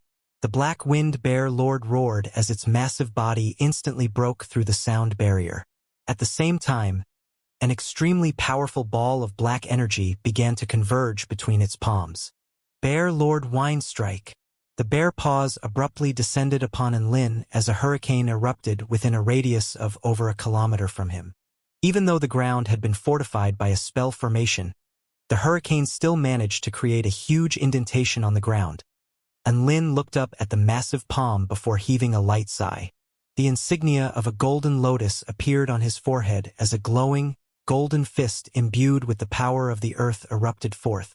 With the boundless power of the earth, the golden light tore through the black wind before landing on the Bear Lord's massive palm. Boom! The explosion of energy rocked the entire arena. The golden fist then tore through the bear paw before landing squarely on the Black Wind Bear Lord's chest. Ah! The Bear Lord let loose a blood-curdling cry as its mountainous body caved in from the impact of the golden fist. A golden light began to pour forth from his body. The fist, which seemed to be imbued with the power of an entire continent, steamrolled its body. Then, under the incredulous eyes of close to 100,000 spectators, the Bear Lord's body was pulverized into 1,000,000 pieces. Everyone fell deathly silent. All of the spectators were staring at the human male on the platform with astonishment in their eyes. Where was the intense battle they had been promised? Why was it another fucking insta-kill? This is the Bear Lord who was at the pinnacle of soul formation stage and had won 7 consecutive battles. How could it have died so easily? Just how powerful is this Lin En? Lin En's fist was enhanced by some sort of extremely terrifying power. He is indeed worthy of the title of Fist God. At this moment, the MC's excited voice sounded again. It's here. In a seemingly dire moment, Fist God Lin and unleashed his unstoppable punch. This was a punch that transcended above the soul formation stage, and it was imbued with the paramount Tao of the fist. The MC once again gave another noob analysis of Lin's fist techniques, using a bunch of badass buzzwords to elevate him to the heavens while the spectators lapped it all up like idiots. And Lin couldn't be bothered correcting them. He wasn't a vain person. He bowed to the audience of close to 100,000 before speaking in a domineering and confident voice. Bear Lord my ass. Scum like that is nothing in the face of the Fist Lord. Everyone fell silent for a moment before extremely raucous and enthusiastic cheers erupted again. Chants of Fist God Lin and erupted into the clouds. And Lin walked off the stage amid countless cheers. It was now time for the Vermilion Bird Princess to fight a double-headed blue crow that was at the soul formation final stage. And Lin joined the spectators in enjoying the Vermilion Bird Princess battle. This time, the Vermilion Bird Princess restricted her strength to the soul formation initial stage. Even though the blue crow had 2 eyes on each head, which meant that it had a total of 4 eyes, it was unable to see through her nimble and mysterious movement techniques. The blue crow spat out streaks of corrosive blue light, all of which were evaded by the Vermilion Bird Princess. As the Vermilion Bird Princess approached slowly but surely, the blue crow had no choice but to expend a large amount of energy to set up a large-scale attack. A type of blue liquid swamped the space around it, covering a radius of several hundred meters from it. Splash! The blue liquid engulfed the blue crow like a ball of water. This liquid was insanely corrosive. Even a soul formation stage soul beast would be eroded down to its skeleton if they were to come into contact with the liquid. The Vermilion Bird Princess faltered in her footsteps with an exasperated expression. Oi! Fight if you're going to. What's the point in hiding like a turtle? The blue crow stared at the Vermilion Bird Princess with expressions of shock and horror on its 2 heads. A few pillars of blue liquid flew toward the Vermilion Bird Princess like a series of sharp swords. The Vermilion Bird Princess evaded the attacks expressionlessly. It was quite clear that these attacks were unleashed without any heart or application. Heh! The Vermilion Bird Princess sneered. The crow didn't dare to move anymore as it maintained its defensive technique. The whole arena fell into silence. The 2 of them faced off like that without either one of them making a move. The atmosphere felt like it was going to congeal from the tension in the air. After a short while, "You continue. I'm going to take a rest." The Vermilion Bird Princess yawned before constructing a hammock with her blue streamer and lay down on it before looking up at the blue crow with a leisurely expression. All of the spectators were instantly disgruntled by this. It was a good battle, so why was it reduced to this state now? Many of the spectators were already hurling abuse at the blue crow, saying that it was a disgrace to all birds and that there had never been a coward like it in this arena.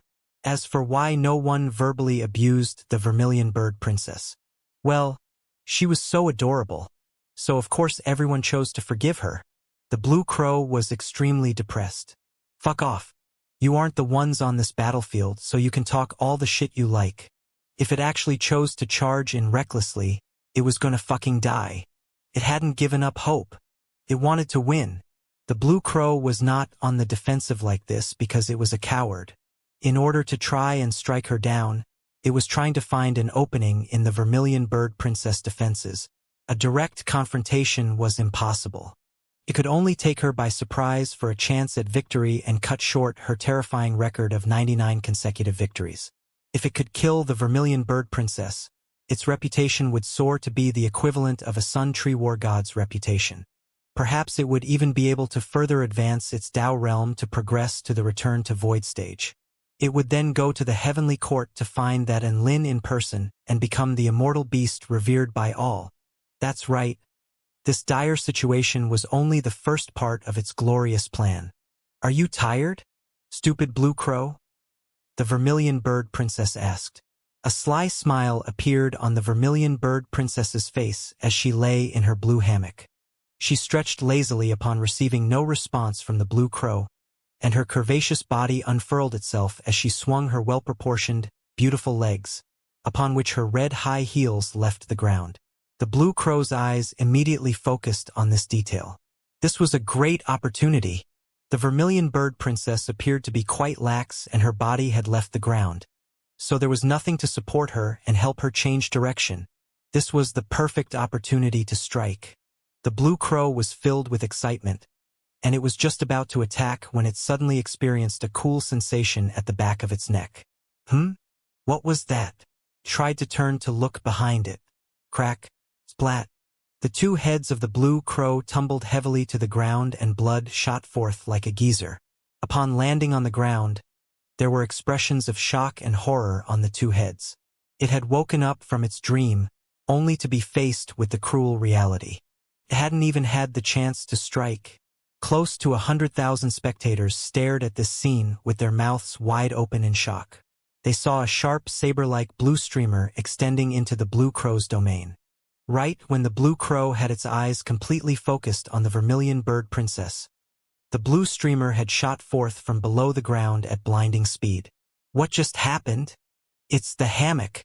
Look, the streamer extended from the vermilion bird princess hammock into the ground before stabbing into the blue crow's domain.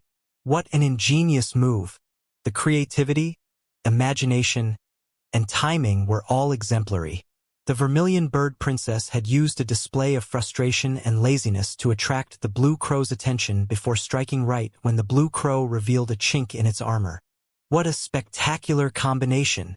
As expected of the vermilion bird princess, she is surely going to be crowned as the Sun Tree War God tonight. All of the spectators roared with renewed excitement. They began to discuss spiritedly among themselves while giving their most enthusiastic cheers to the Sun Tree War God in their hearts. The headless corpse of the blue crow fell to the ground.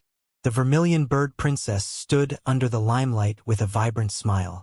The blue streamer wound itself around her left arm as she skipped around to interact with the audience again. Hi! Were you all shocked by my performance? Did you all like that battle? Don't you think my battle tactics just then were extremely adorable?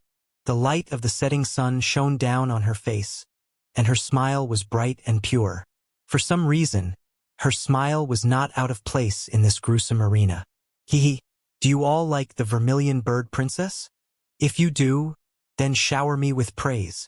My hearing is very good, so I can hear every compliment that you give me.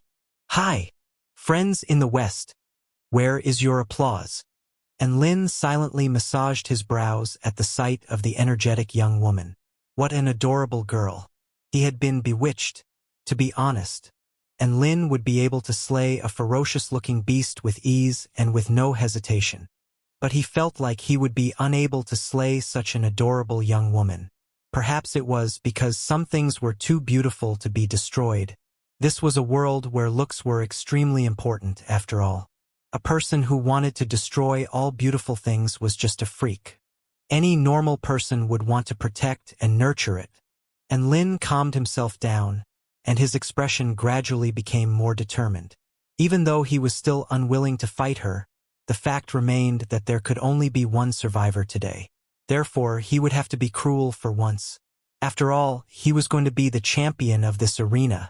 Night fell, and the purple leaves glowed with a faint light. Stars appeared over the night sky, and the bright moon enshrouded the entire arena in a layer of silvery white light. At the spectator stands, there were only a few places that were lit up with flames. Everywhere else remained unlit. All of the beasts had exceptional eyesight, so the light of the moon was enough for them to be able to see. It was just that the darkness overhead, as well as the arena, added a sense of eeriness to everything. Even though night had fallen, the atmosphere within the arena had reached a climax. The ear-splitting cheers and screams were audible even on the 5th level. The most anticipated showdown was about to commence. We are now about to commence the final battle of this arena. The MC's impassioned voice erupted. This is the most anticipated battle of the decade. No, the entire millennium. Today we are going to witness the potential rise of another Sun Tree War God. Is the Vermilion Bird Princess going to complete the legend of 100 consecutive victories and be crowned as the 11th Sun Tree War God? Or is Fist God Lin going to come away with the victory and snap the Vermilion Bird Princess streak at 99 victories? The might which Lin had displayed as well as the significance of this battle made the MC give another introduction to Lin. Otherwise, the MC would have completely ignored the Vermilion Bird Princess opponent as usual. Let's welcome the two contestants to the stage. The MC's words were welcomed by an eruption of cheers. Even though Lin's performance had attracted a lot of fans, most of the spectators were still chanting the Vermilion Bird Princess name, to the extent that chants of the Sun Tree War God, Vermilion Bird Princess, were reverberating throughout the entire arena. The Vermilion Bird Princess was even more popular than the 10 previous Sun Tree War Gods, so it was impossible for Lin to win in a popularity contest. But Lin didn't really care about all that. Popularity wasn't going to enhance anyone's battle prowess. All he had to do was to defeat the Vermilion Bird Princess in a fair and square battle. Lin, I finally get to fight you. The Vermilion Bird Princess stared at Lin with a pair of bright eyes. 9 different colored streams revolved around her body while glowing under the light of the moon, as if she were a vibrant and enchanting holy maiden. Lin heaved a faint sigh. You're such an adorable girl. It would weigh on my conscience if I killed you. Can you turn into a monster so that I can kill you more easily? The Vermilion Bird Princess drew a sharp intake of breath as her eyes widened in shock. This is the first time an opponent has ever made such an unreasonable request to me. Is it okay? Lin asked. The Vermilion Bird Princess crossed her arms across her chest. I refuse. Lin's heart skipped a beat. So adorable. The Vermilion Bird Princess let loose a delicate harumph. I am an exquisite beauty that monsters cannot compare to. You've really gone too far with your request. Come. I'm going to pummel you to death. An extremely powerful aura surged from her body as she spoke. Lin turned to her with a peculiar expression. This idiot had restricted her cultivation base to the soul formation intermediate stage. This was the first time he had encountered an opponent who willingly handicapped themselves in a battle to the death. In all honesty, it was quite an interesting experience. I'm coming. The Vermilion Bird Princess abruptly charged at Lin at blinding speed. But in Lin's eyes, she was very slow. Seeing as this idiot was restricting her power, he would grant her a relatively painless death. The insignia of a golden lotus appeared on Lin's forehead as a golden light instantly enveloped his fist. At the same time, he activated his divine body and threw a fist at the Vermilion Bird Princess. 100% mountain quaking fist. The Vermilion Bird Princess was planning on using her wraith-like movement techniques to evade Lin's punch, only to find that his fist seemed to be omnipresent, leaving her no avenue for escape. What a terrifying punch! The Vermilion Bird Princess' heart jolted in shock as the golden streamer around her waist sprang into action and formed a round barrier before her. Boom! The mountain-quaking fist collided with the golden streamer to trigger an almighty boom. Golden light surged, and the terrifying power of the earth instantly pulverized the ground within a radius of over a kilometer from the point of collision. The Vermilion Bird Princess was also blasted back a few hundred meters, and her breathing accelerated as her hair flew in a disorderly mess in a slightly disheveled state. In the next instant, Lin had already disappeared from the spot. The Vermilion Bird Princess' expression shifted, and she immediately somersaulted through the air. Lin appeared behind her, but his fist landed on thin air. At this moment, the Vermilion Bird Princess twisted around, and one of her red high heels pierced through the air before landing on Lin's face, leaving a lethal, crimson trajectory in its wake. Bam! The ensuing shockwave swept outward for several kilometers. The Vermilion Bird Princess' pupils contracted.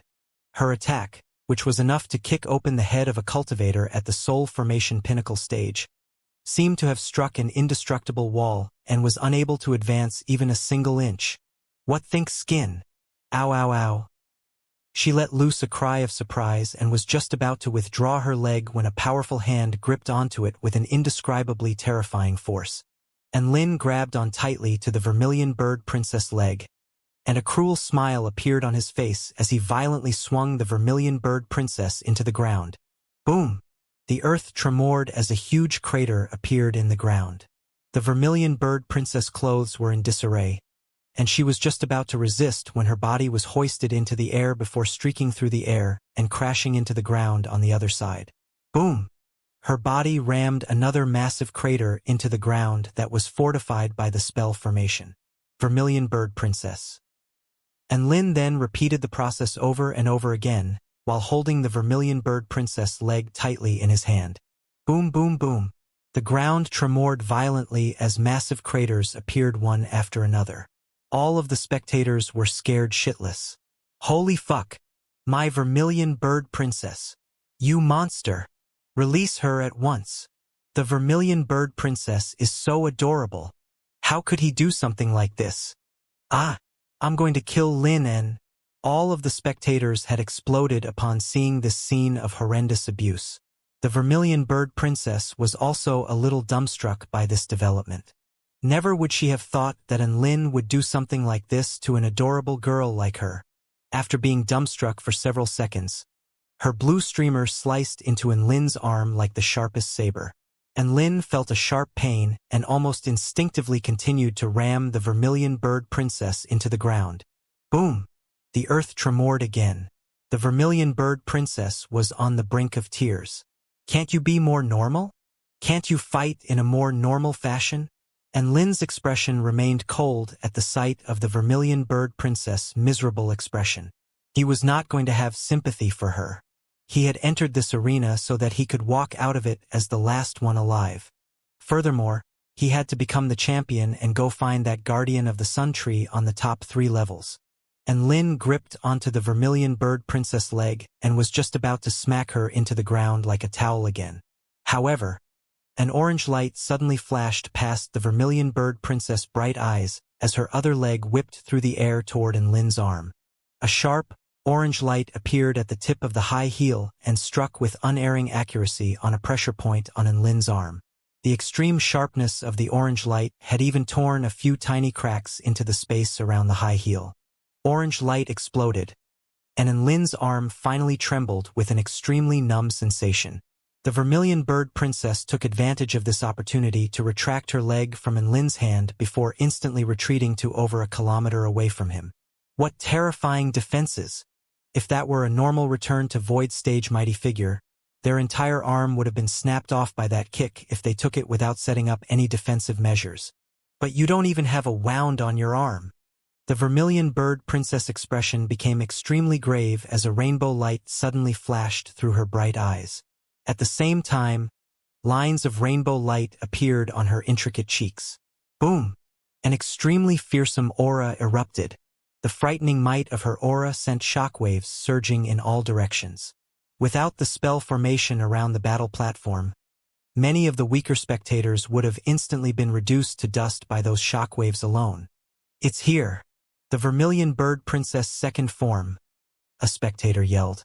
The vermilion bird princess used her second form in a battle 10 years ago to slay an immortal beast at the pinnacle of the return to void initial stage.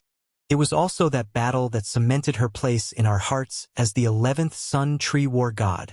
Who would have thought that Lin and could force the vermilion bird princess to go into her second form? Lin and can die with no regrets now. To be able to fight with the vermilion bird princess' second form. His feats would undoubtedly spread throughout the entire southern heavenly wing nation. It's just a pity that the powerful fist god Lin and would fall here. Many of the spectators were already expressing their condolences to Lin. However, Lin was quite calm and indifferent. Actually, he was a little excited. The vermilion bird princess had finally unleashed her full power. This was starting to shape up to become a real final showdown.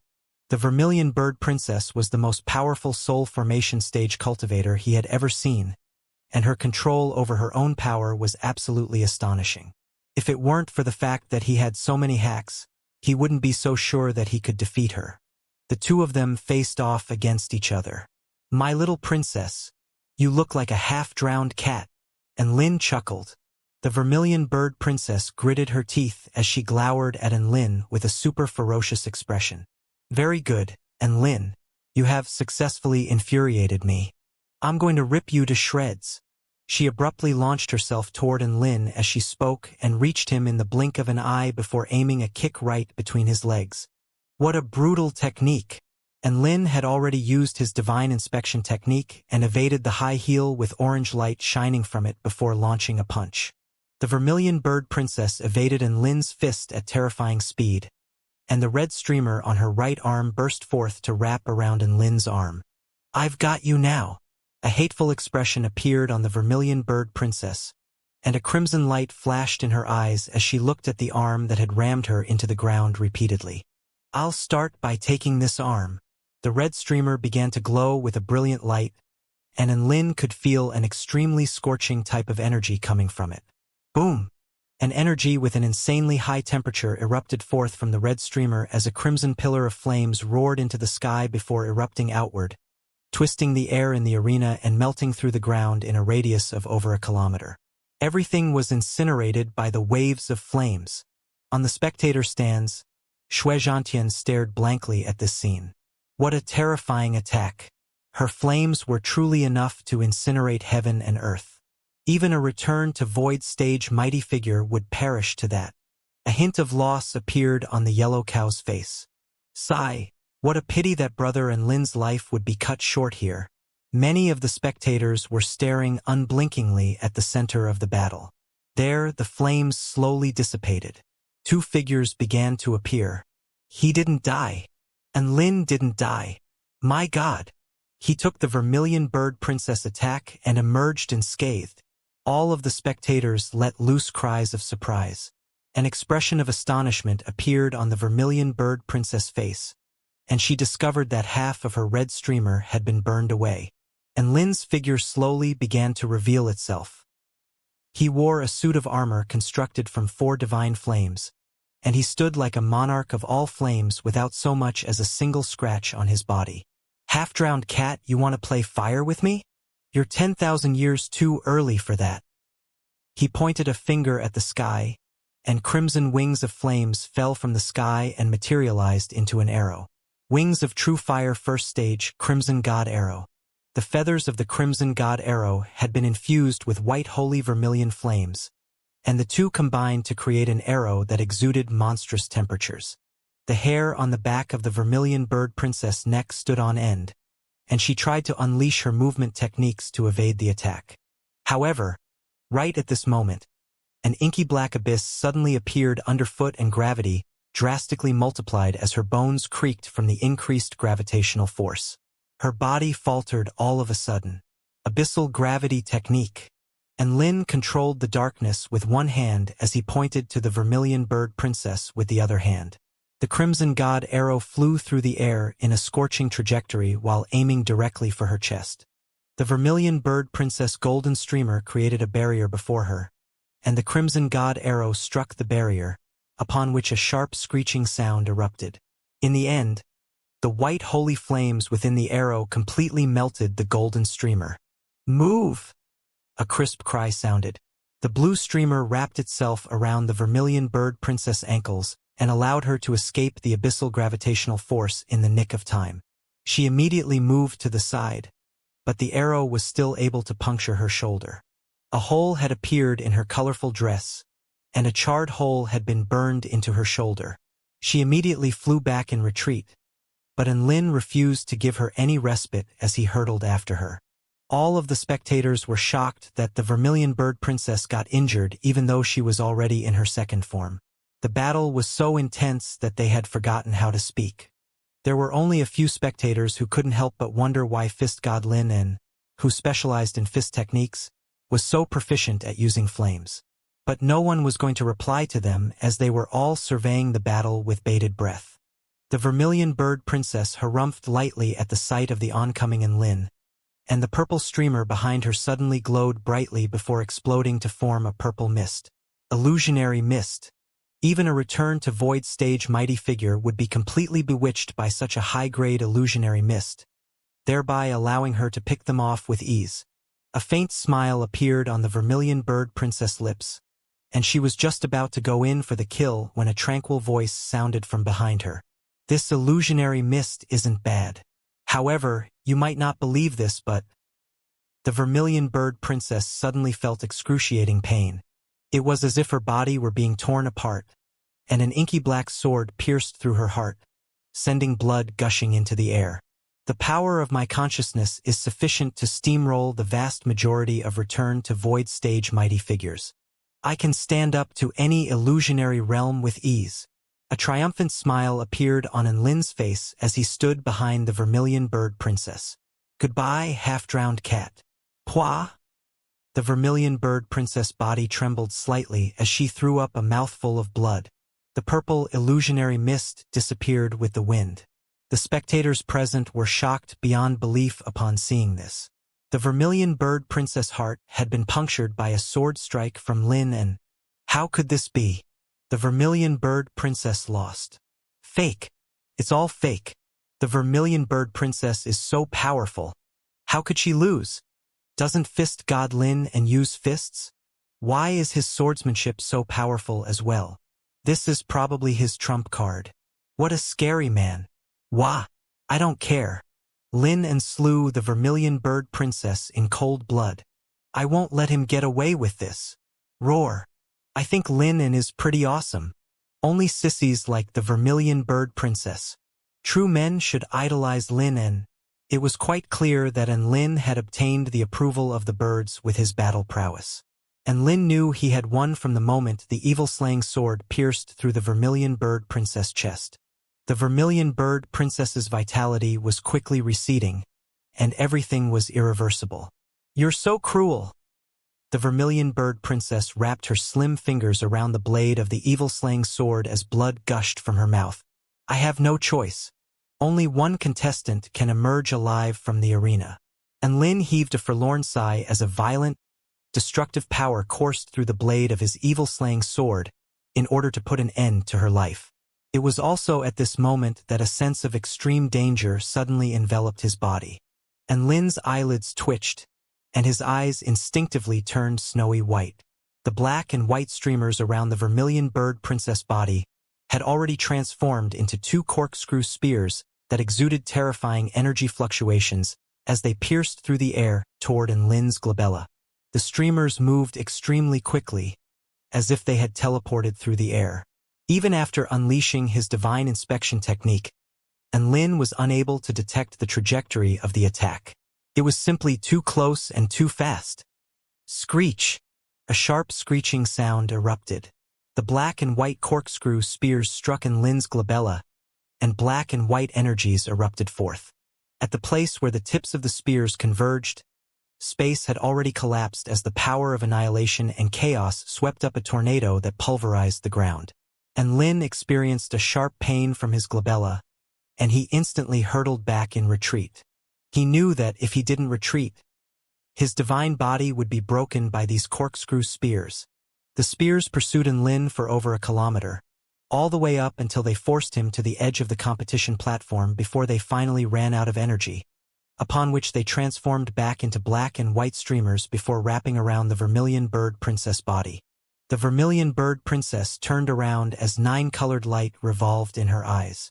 A peculiar divine seal appeared on her forehead at the same time, and an even more devastating aura burst forth. Not only Lin, but all of the spectating beasts were also struck with a sense of asphyxiation. Her chest rose and fell as blood stained her colorful dress.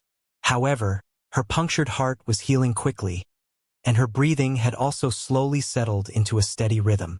You are the first one to have forced me into my third form. You are the most powerful soul formation stage cultivator I've ever seen. The vermilion bird princess' crisp voice reverberated like heavenly music by his ears. She stepped forward, and her body slowly floated into the air. The 9 colored streamers fanned out around her to form 9 vibrant, glowing wings, and an extremely terrifying might burst forth from the divine seal on her forehead, making her appear as if she were a goddess descending upon this world. Aya, are you a fake soul formation stage cultivator? And Lin drew a sharp intake of breath upon experiencing the monstrous might exuding from her body. The vermilion bird princess didn't give him a definitive reply as a small smirk appeared on her face. Take a guess. all of the spectators were given another massive fright. Third form? The Vermilion Bird Princess has a third form. My God! The Vermilion Bird Princess in her second form was powerful enough to slay a mighty figure at the pinnacle of the Return to Void initial stage. Just how powerful is her third form going to be? Even though there was a spell formation surrounding the battleground, to me, the aura that's escaping from the Vermilion Bird Princess body now is even more terrifying than when I was directly facing the patriarch of my sect. It's over. Fist God Lin and looked like he had just secured victory. But who would have thought that the Vermilion Bird Princess would have a third form? Is this fate? Even now, Xianxia was still cheering Lin with all his might. He knew Lin was a man that was going to fuck the heavens, so he definitely couldn't fall here. At the center of the battlefield, the Vermilion Bird Princess left leg bent slightly as she tapped her red high heel in the air a few times, sending ripples surging throughout the entire battlefield. Red heels activate. Boom!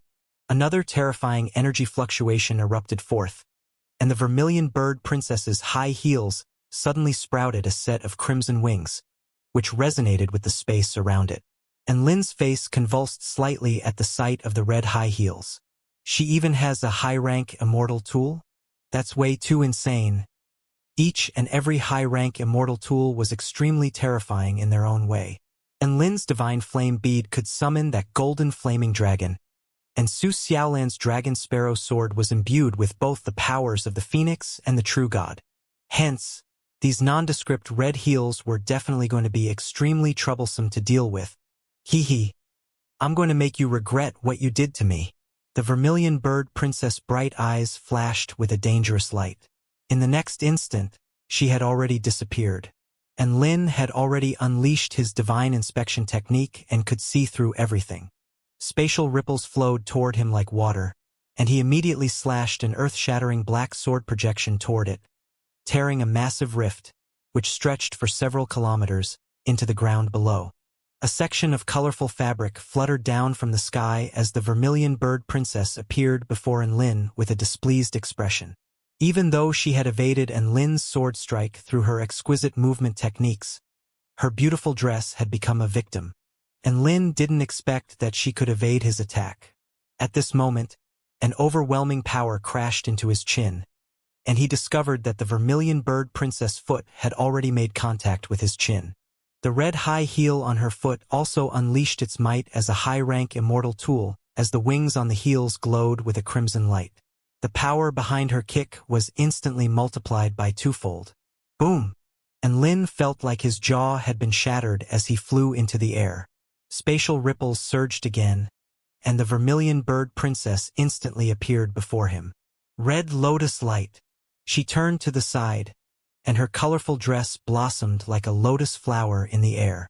A red light flashed past, aiming directly for Lin's little brother in a vicious attack. Fuck off! And Lin was enraged. In this dire situation, he changed the position of his body with great difficulty in order to adopt a more comfortable pose. There was no other way. This was all he could do in this situation. Boom! His lower abdomen received a heavy blow. His blood churned within his body as he shot forth like a cannonball, just as the Vermilion Bird Princess disappeared again. In the next instant, the Vermilion Bird Princess appeared behind Lin and aimed a kick at his spine.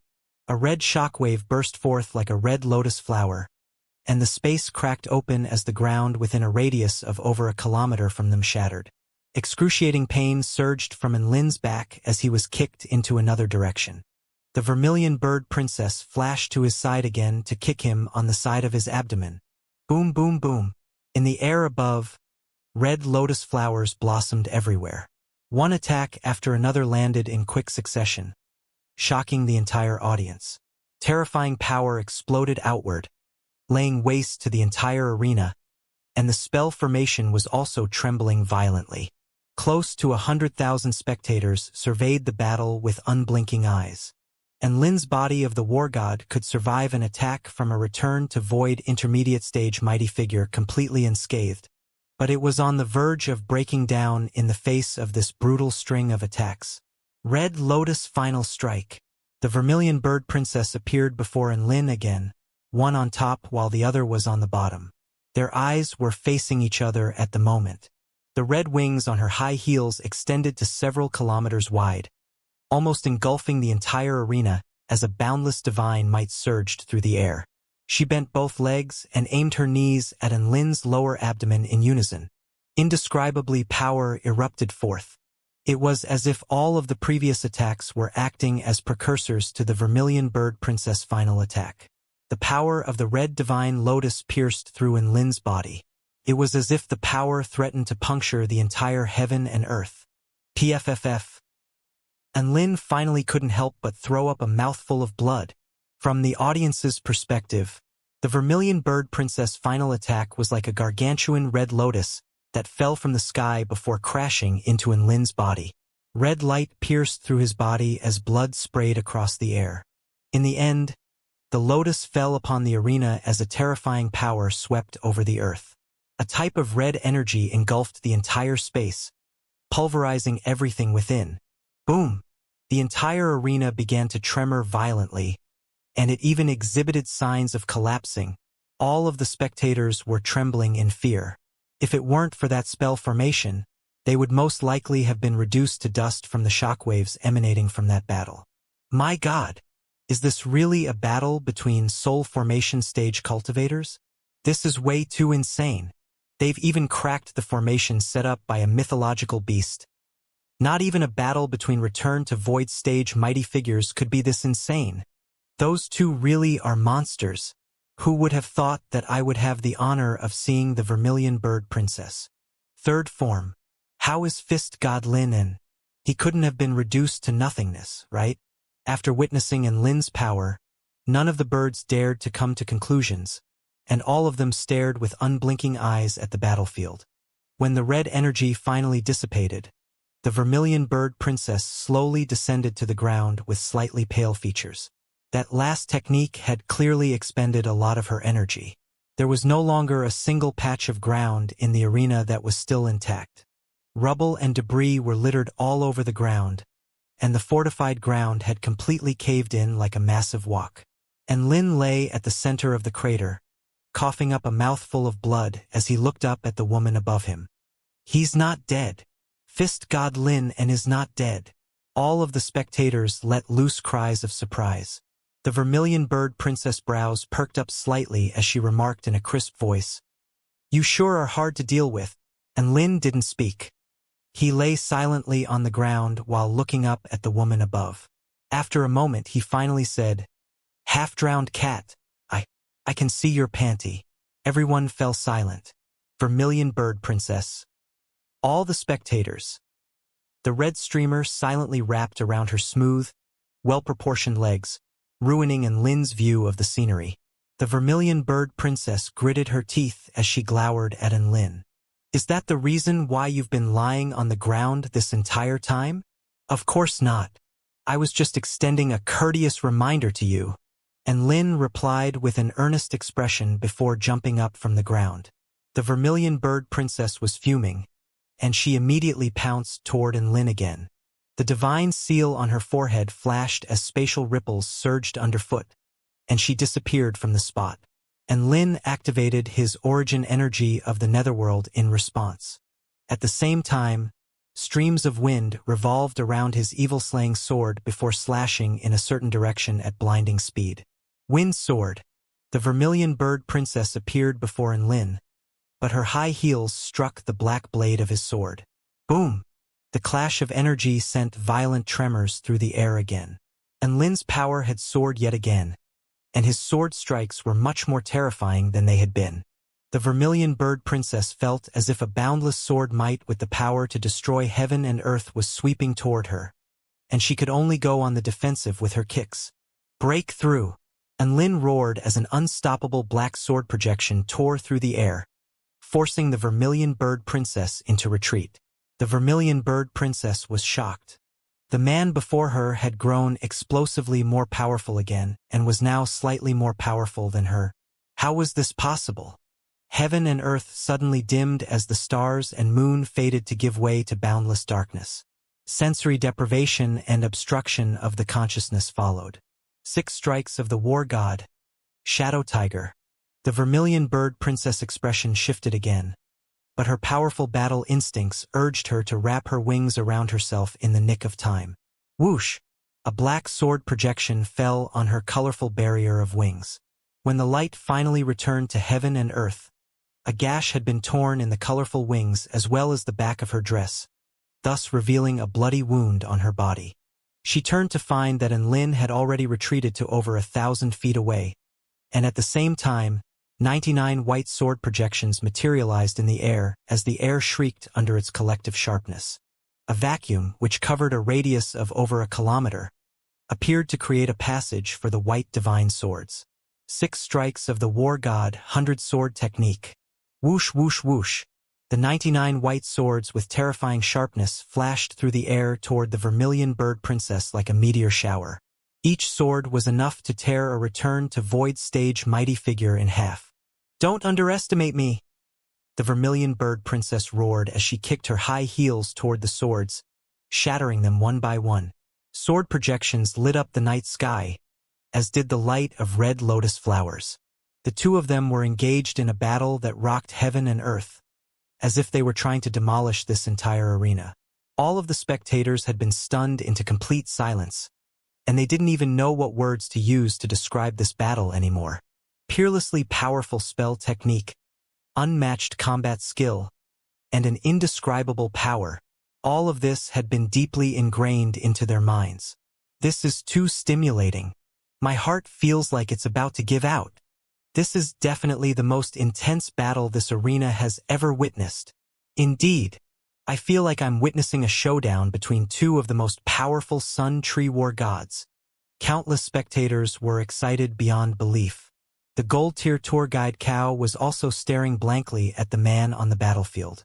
Never would it have thought that such a harmless-looking human could be so powerful. The main judge, the heavenly flame vermilion bird, was also beyond excited. Both of these contestants were even more powerful than it was. One had to realize that it was an immortal beast at the pinnacle of the return to void initial stage. What did it entail for 2 soul formation stage cultivators to be more powerful than it? These were definitely 2 exceptional talents that would be extremely difficult to find, even across the entire Taichu continent. In my heart, these 2 are already Sun Tree War gods. The heavenly flame vermilion bird said with a firm expression. Countless spectators were shocked again upon hearing this. One had to realize that the title of the Sun Tree War God was one of the most glorious titles in the Southern Heavenly Wing Nation.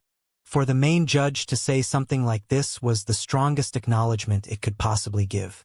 They turned again to look at the insane battle taking place, and they had no objections whatsoever to this evaluation. I'm going to make a breakthrough. A bird was finally going to make its breakthrough upon witnessing such a profound and thrilling battle. This was a spirit-nurturing initial stage lark, and it flapped its wings with excitement as it broke through a certain shackle and progressed toward the spirit-nurturing intermediate stage. All of the surrounding birds turned to the lark with envious expressions. Vital energy surged in a vortex for several kilometers before flowing toward the lark's body. And then, all of the vital energy was instantly sucked toward the arena. What? The lark stared at the arena with a dumbstruck expression. All of the spiritual energy of heaven and earth was frantically converging there. That's right, all of the vital energy in the area seemed to be throwing themselves there without any reservation. When Return to Void stage mighty figures fought, all of the vital energy within a radius of several kilometers from them would prioritize their battle. However, these 2 were even more insane. All of the vital energy within a radius of 5 kilometers from them had converged toward them in order to fuel their monstrous spell techniques. The lark tried to absorb the vital energy with all its strength in order to make a breakthrough, only to find that not only was there no vital energy entering its body, but there was even some vital energy that was leaking from its body and heading toward the battlefield. All of the spectators around it turned to the lark, and their envious expressions had given way to sympathy. The lark. The lark felt as if 10,000 mythological beasts were stampeding over its heart. It had finally attained enlightenment and was just about to make a breakthrough. But why the hell could it not absorb any vital energy? Were those 2 on the battlefield monsters? How could they control the vital energy from so far away? What a fucking joke. The lark fled the arena with tears streaming down its face. It had to hurry up. If it didn't find enough vital energy during this breakthrough window, it was going to become the first ever spirit-nurturing stage cultivator in its village to fail a breakthrough as it didn't have any vital energy to absorb. It would become the butt of everyone's jokes.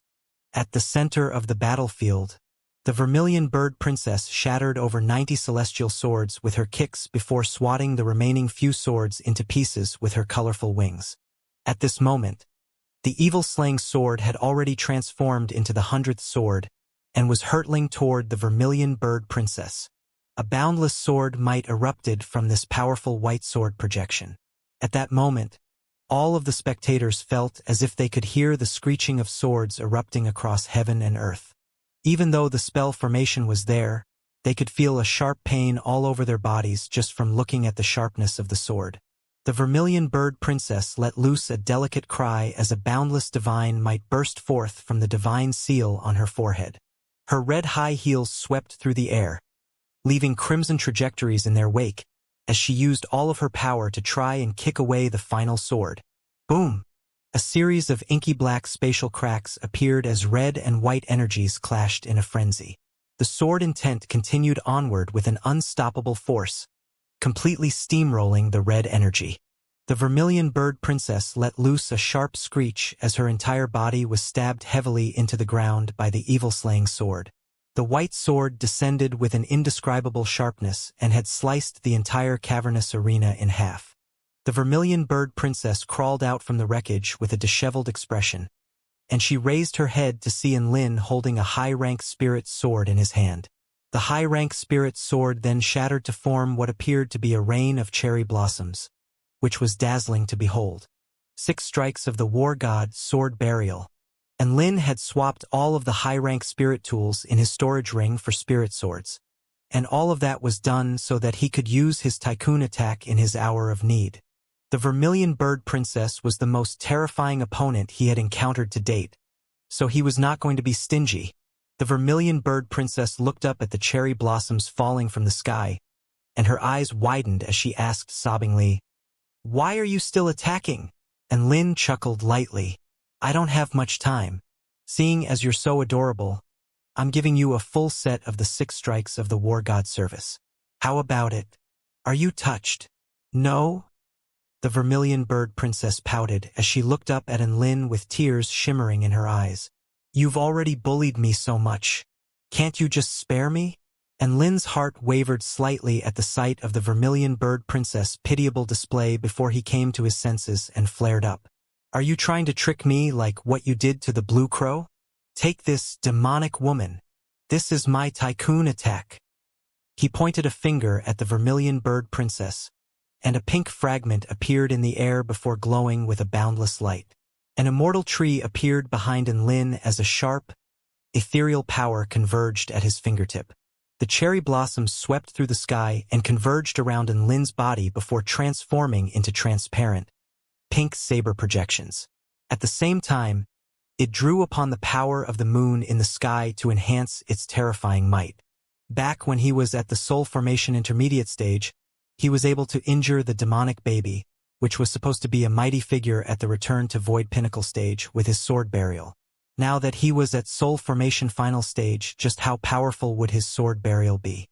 Heaven and earth dimmed in the face of the pink cherry blossoms, and what appeared to be a few dull petals in the air suddenly became brighter than before as they demanded more attention than the moon and the stars. The power imbued within the saber projections was completely subdued and nowhere near as impressive or vast as the previous spell techniques they had exchanged. However, the vermilion bird princess had never felt so grim. A sense of danger and death had engulfed her entire body. This was an extremely lethal technique.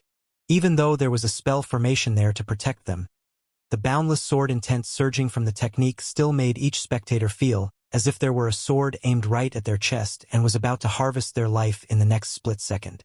Many of the weaker birds had already fainted, and their eyes rolled over into the backs of their heads. Even the more powerful living beings were staring silently at the pink saber projections without daring to make even a single move. The vermilion bird princess body trembled lightly, and the blood in her body seemed to have congealed in the face of the omnipresent killing intent. Lin, I've never thought that I could be trembling with so much excitement. You are the reason why I participate in these arena battles. The vermilion bird princess breathing accelerated, but her eyes were extremely bright as she looked up at Lin. The colorful wings behind her reverted back to 9 streamers before converging to form a 9-colored divine sword in her hand. Oh? Not planning to kick me with your heels anymore? Lin asked in a slow voice as he continued to gather power while the pink saber projections converged to form a transparent sword projection. Humph, your skin is too thick, and it hurts my feet to kick you. I'm just going to slice you into pieces. The vermilion bird princess looked deeply at Lin before her body disappeared on the spot. Lin's expression shifted. He didn't think that the vermilion bird princess would choose to take the initiative. Wasn't she afraid of dying? The immortal tree behind him disappeared, and the pink blade was now at its peak state. At this moment, the vermilion bird princess appeared before Lin. Lin immediately pointed toward her, and the pink blade congealed space with its terrifying killing intent before stabbing straight toward the vermilion bird princess heart. A hint of determination appeared on the vermilion bird princess face as she too stabbed her 9-colored divine sword toward Lin's heart, upon which a terrifying sword might burst forth, causing the spell formation to tremor violently. Lin's expression shifted drastically. Was she fucking trying to take him down with her? What a crazy tactic. However, he possessed the body of the war god, and thick skin was his forte. It was not going to be easy to pierce through his defenses, so there was no reason for him to fear her attack. The vermilion bird princess was bound to be the one dead following this clash. Thus, neither of them evade each other's attack as they stabbed their swords toward their opponent's hearts.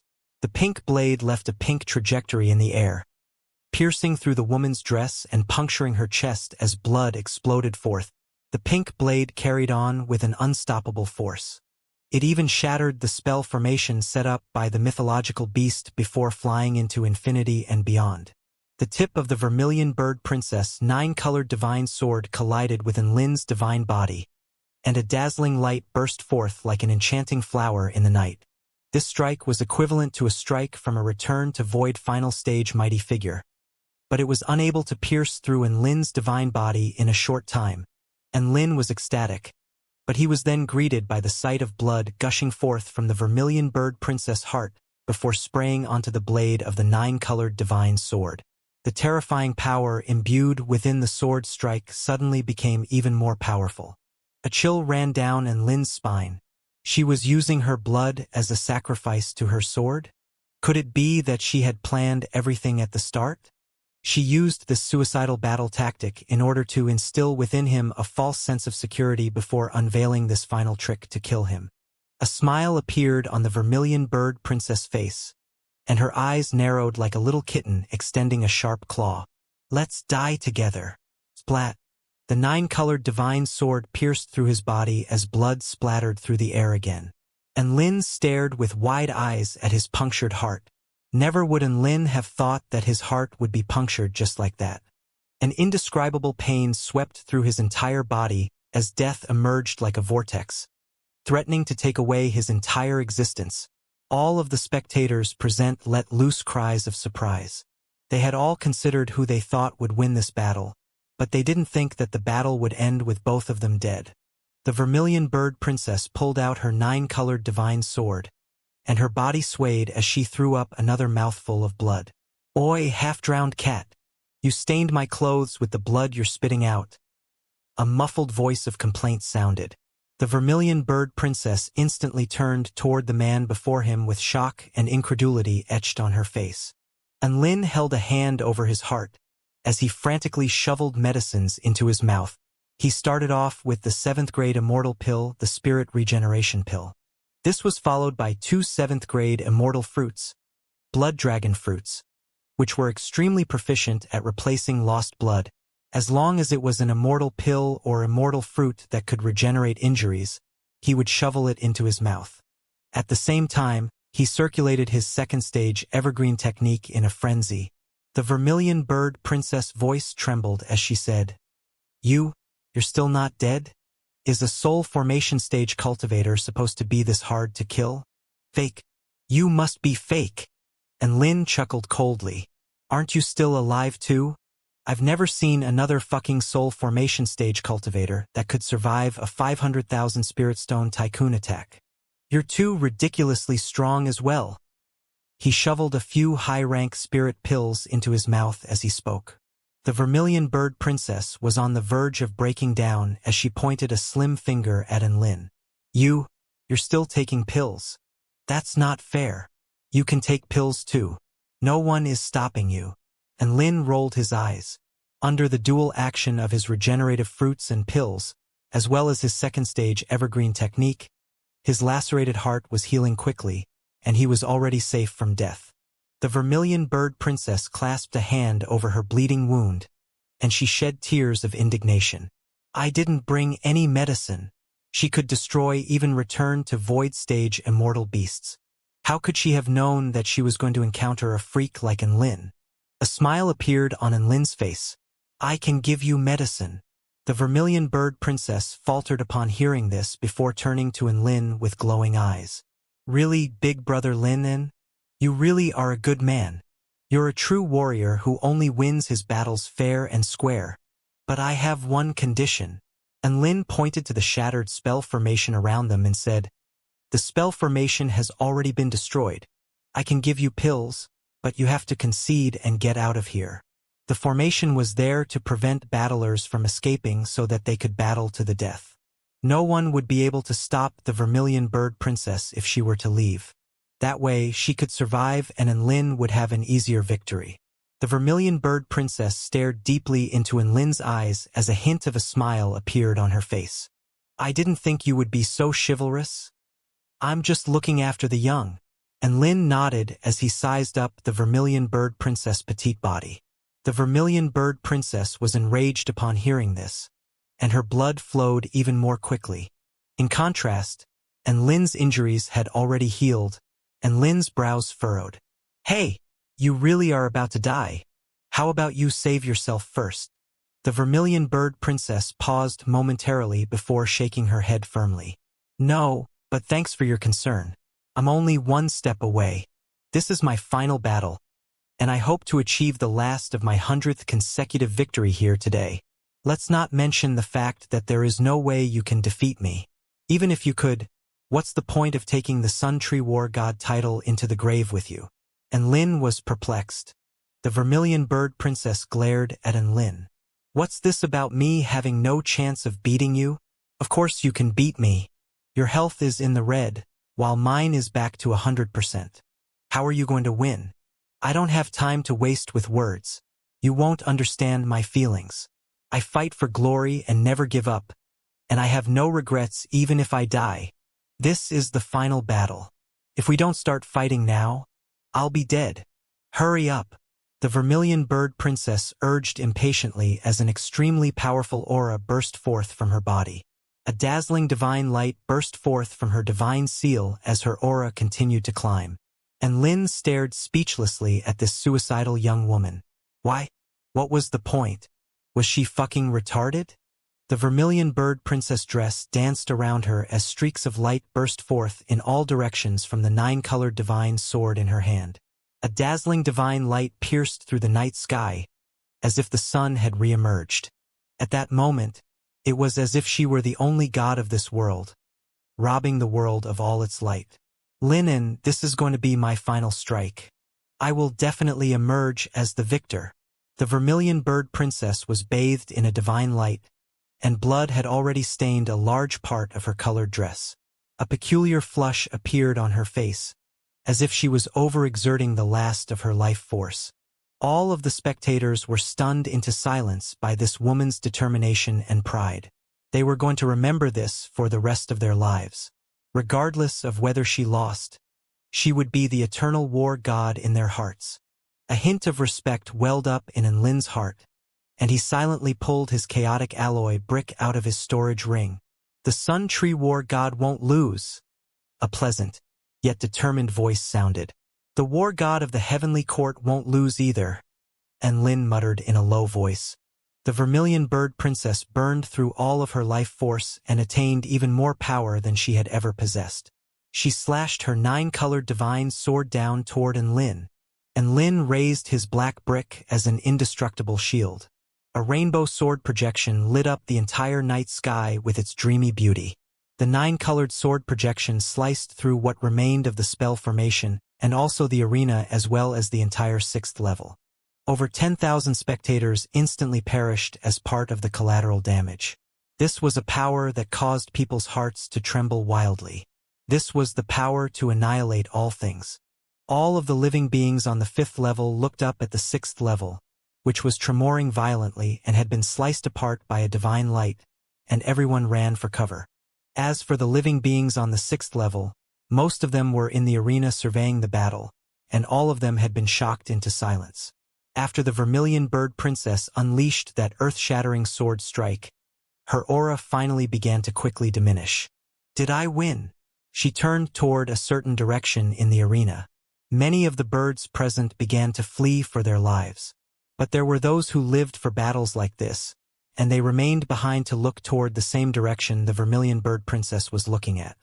A gargantuan fissure had been sliced into the ground, but at the end of that inky black fissure, there was a completely unscathed black brick. The black brick flipped over to reveal a man in white robes. Phew! Let me get some fresh air. And Lin stood up in a slightly disheveled state. How could this be?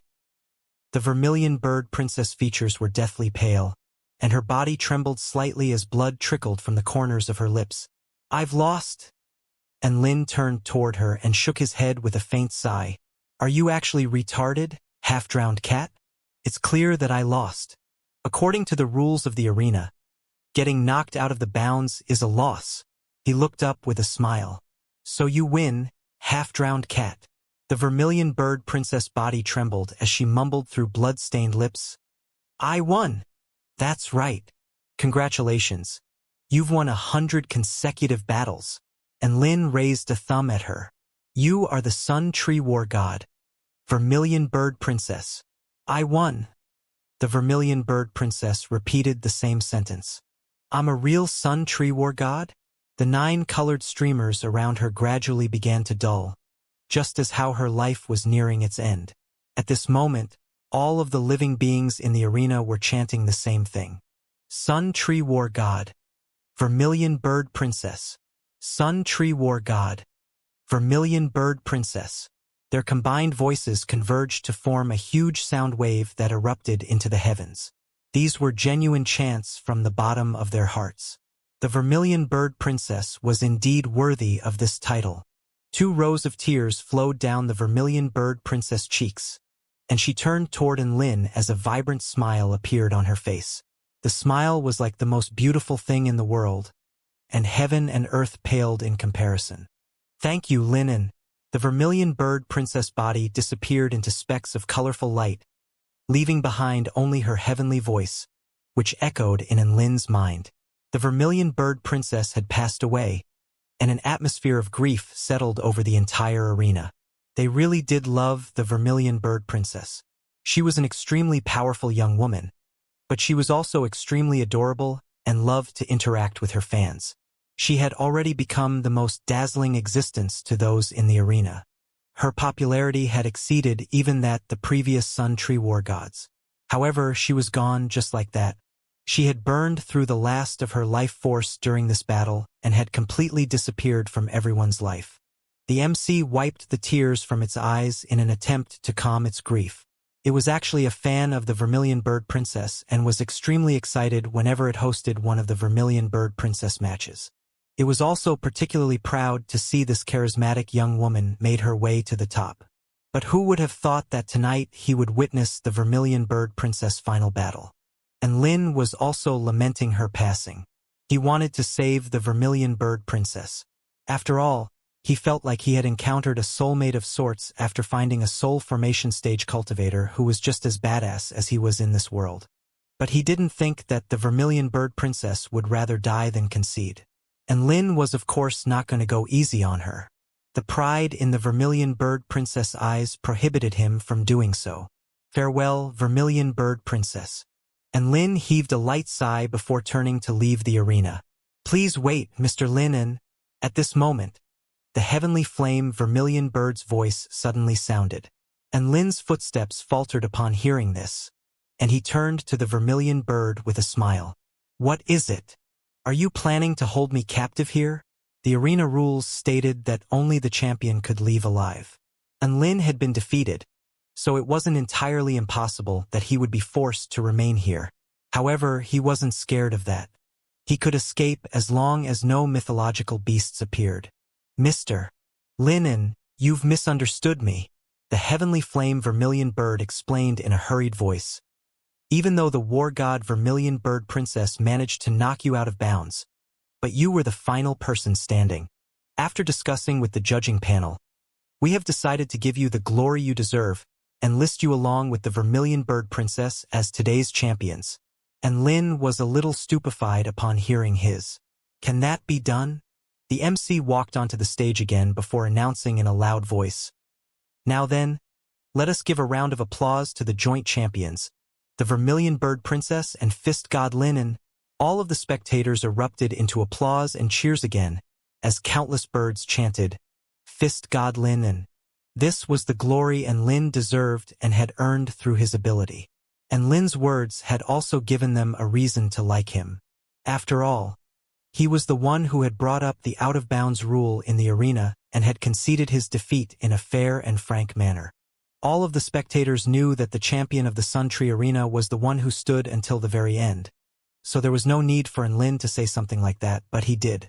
Such a powerful, yet noble and honorable person deserved the title of champion. And Lin hoisted up the champion's trophy for the Sun Tree Arena and smiled as he was inundated by raucous applause and cheers. He knew that the legend of Fist God Lin and would spread throughout the entire southern Heavenly Wing Nation after tonight. The main judge, Heavenly Flame Vermilion Bird, personally delivered a white badge to Lin with a smile. Mighty Champion Lin, and the 7th level of the Sun Tree welcomes you. And Lin's eyes lit up.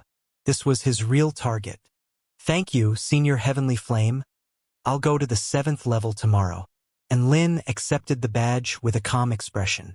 The Heavenly Flame Vermilion Bird flapped its wings with a smile to express its welcome. Thus, the Sun Tree Arena battles drew to a conclusion. But the legend of that final battle and the resulting influence was only just beginning to take effect.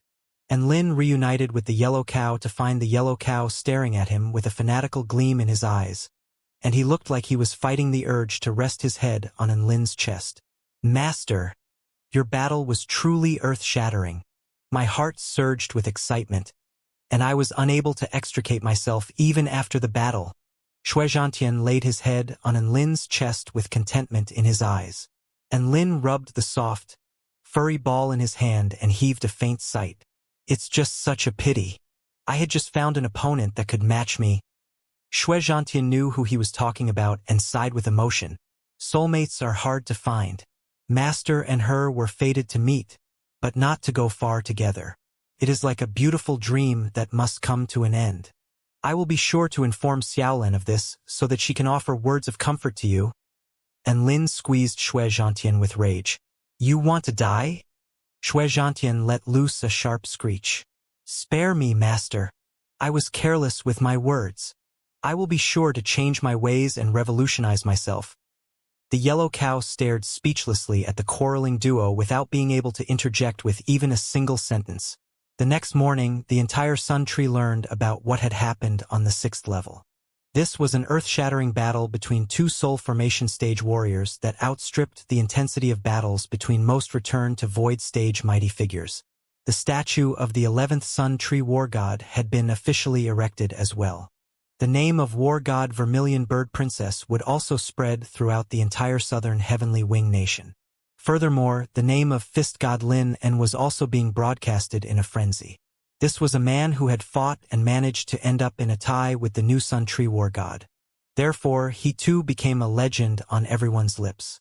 And Lin didn't think too much about this. With the white badge in his hand, he had the Yellow Cow lead the way toward the 7th level. The 7th level could no longer be reached via energy-propelled boards. Instead, a A flying bubble enveloped its target before floating directly toward the 7th level. The 7th level was quite mysterious. A peculiar mist enshrouded the entire level, keeping out prying eyes. However, it was said that one could see the interior once they entered the level. Upon seeing Enlin, 2 soul formation stage vermilion bird tribe soul beasts instantly bowed with a smile on their faces. Welcome, brave warrior Lin En.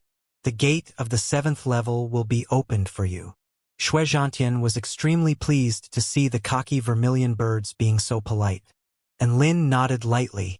He had earned this respect through his strength, so he felt no qualms. Sorry. Only the champion of the arena can enter the 7th level. The vermilion bird extended a wing to stop the yellow cow and Xianxia. A hint of disappointment appeared on the yellow cow's face. He had known that this would happen, but he was still feeling a little dejected. Xianxia was enraged and was just about to burst into an enraged tirade when a thought occurred to it. He then stared up the vermilion bird guards with his big, round eyes as he waved his little wings and said in a tender voice, "Big brother vermilion bird, I'm Fist God Lin En's beast pet. I'm extremely obedient and won't cause any trouble."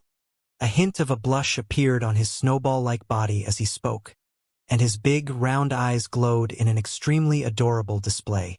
"We won't even allow the bacteria on Lin En's body to enter, let alone his beast pet."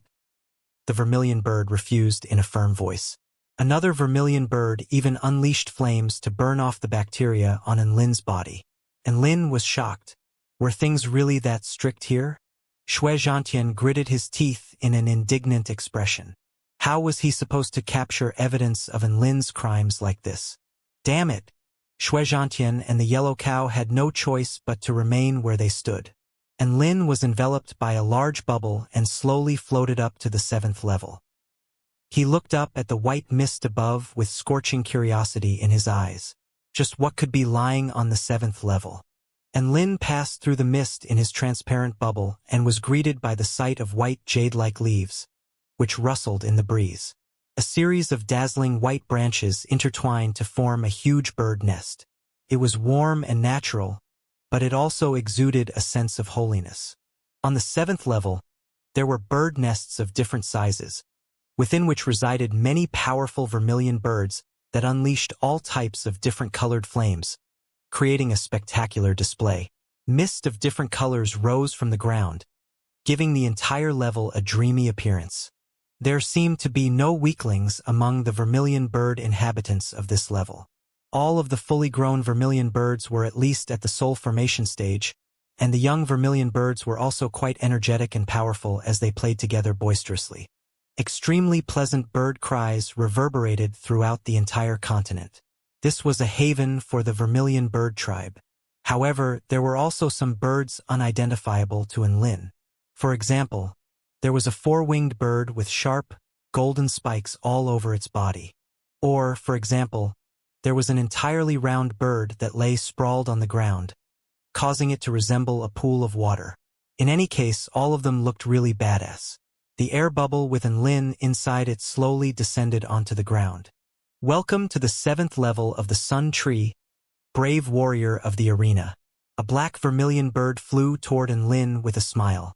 A black light flashed past, and the vermilion bird transformed into its human form. A tall, brawny man in black clothes made his way over and shook hands enthusiastically with Enlin. "Welcome, Fist God Lin En. I am Xianxia, and I am responsible for welcoming all outsiders to this level." "Hi there, Mr. Xianxia. It is an honor to be able to come to the 7th level of the Sun Tree." And Lin was a little taken aback by the enthusiasm of this vermilion bird, but he still responded politely. A smile appeared on Xianxia's face. "It's no real honor. The 7th level is quite ordinary. Aside from the fact that it has a richer vital energy, better scenery, and more concentrated energy of the Sun Tree, there really is nothing special about it." And Lin's lips twitched upon hearing this. "Nothing special, eh?" Xianxia continued. "We have isolated this place because our vermilion bird tribe would like a place where we can cultivate in peace. Hence, I must ask you to keep everything you see here a secret." And Lin immediately nodded. "Don't worry.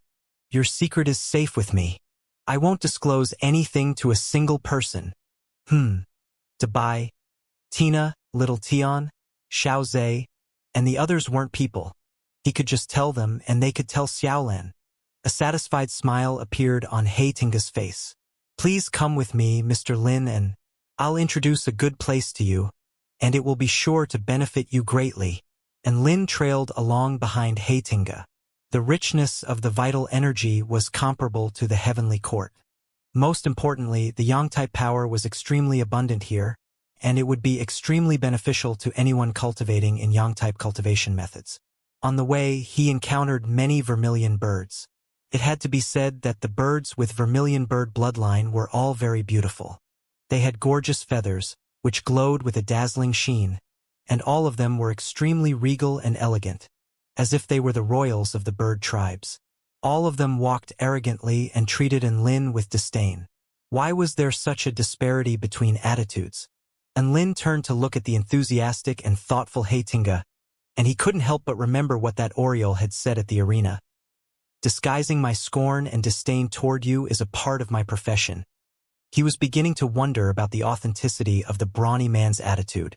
However, it didn't really matter either way.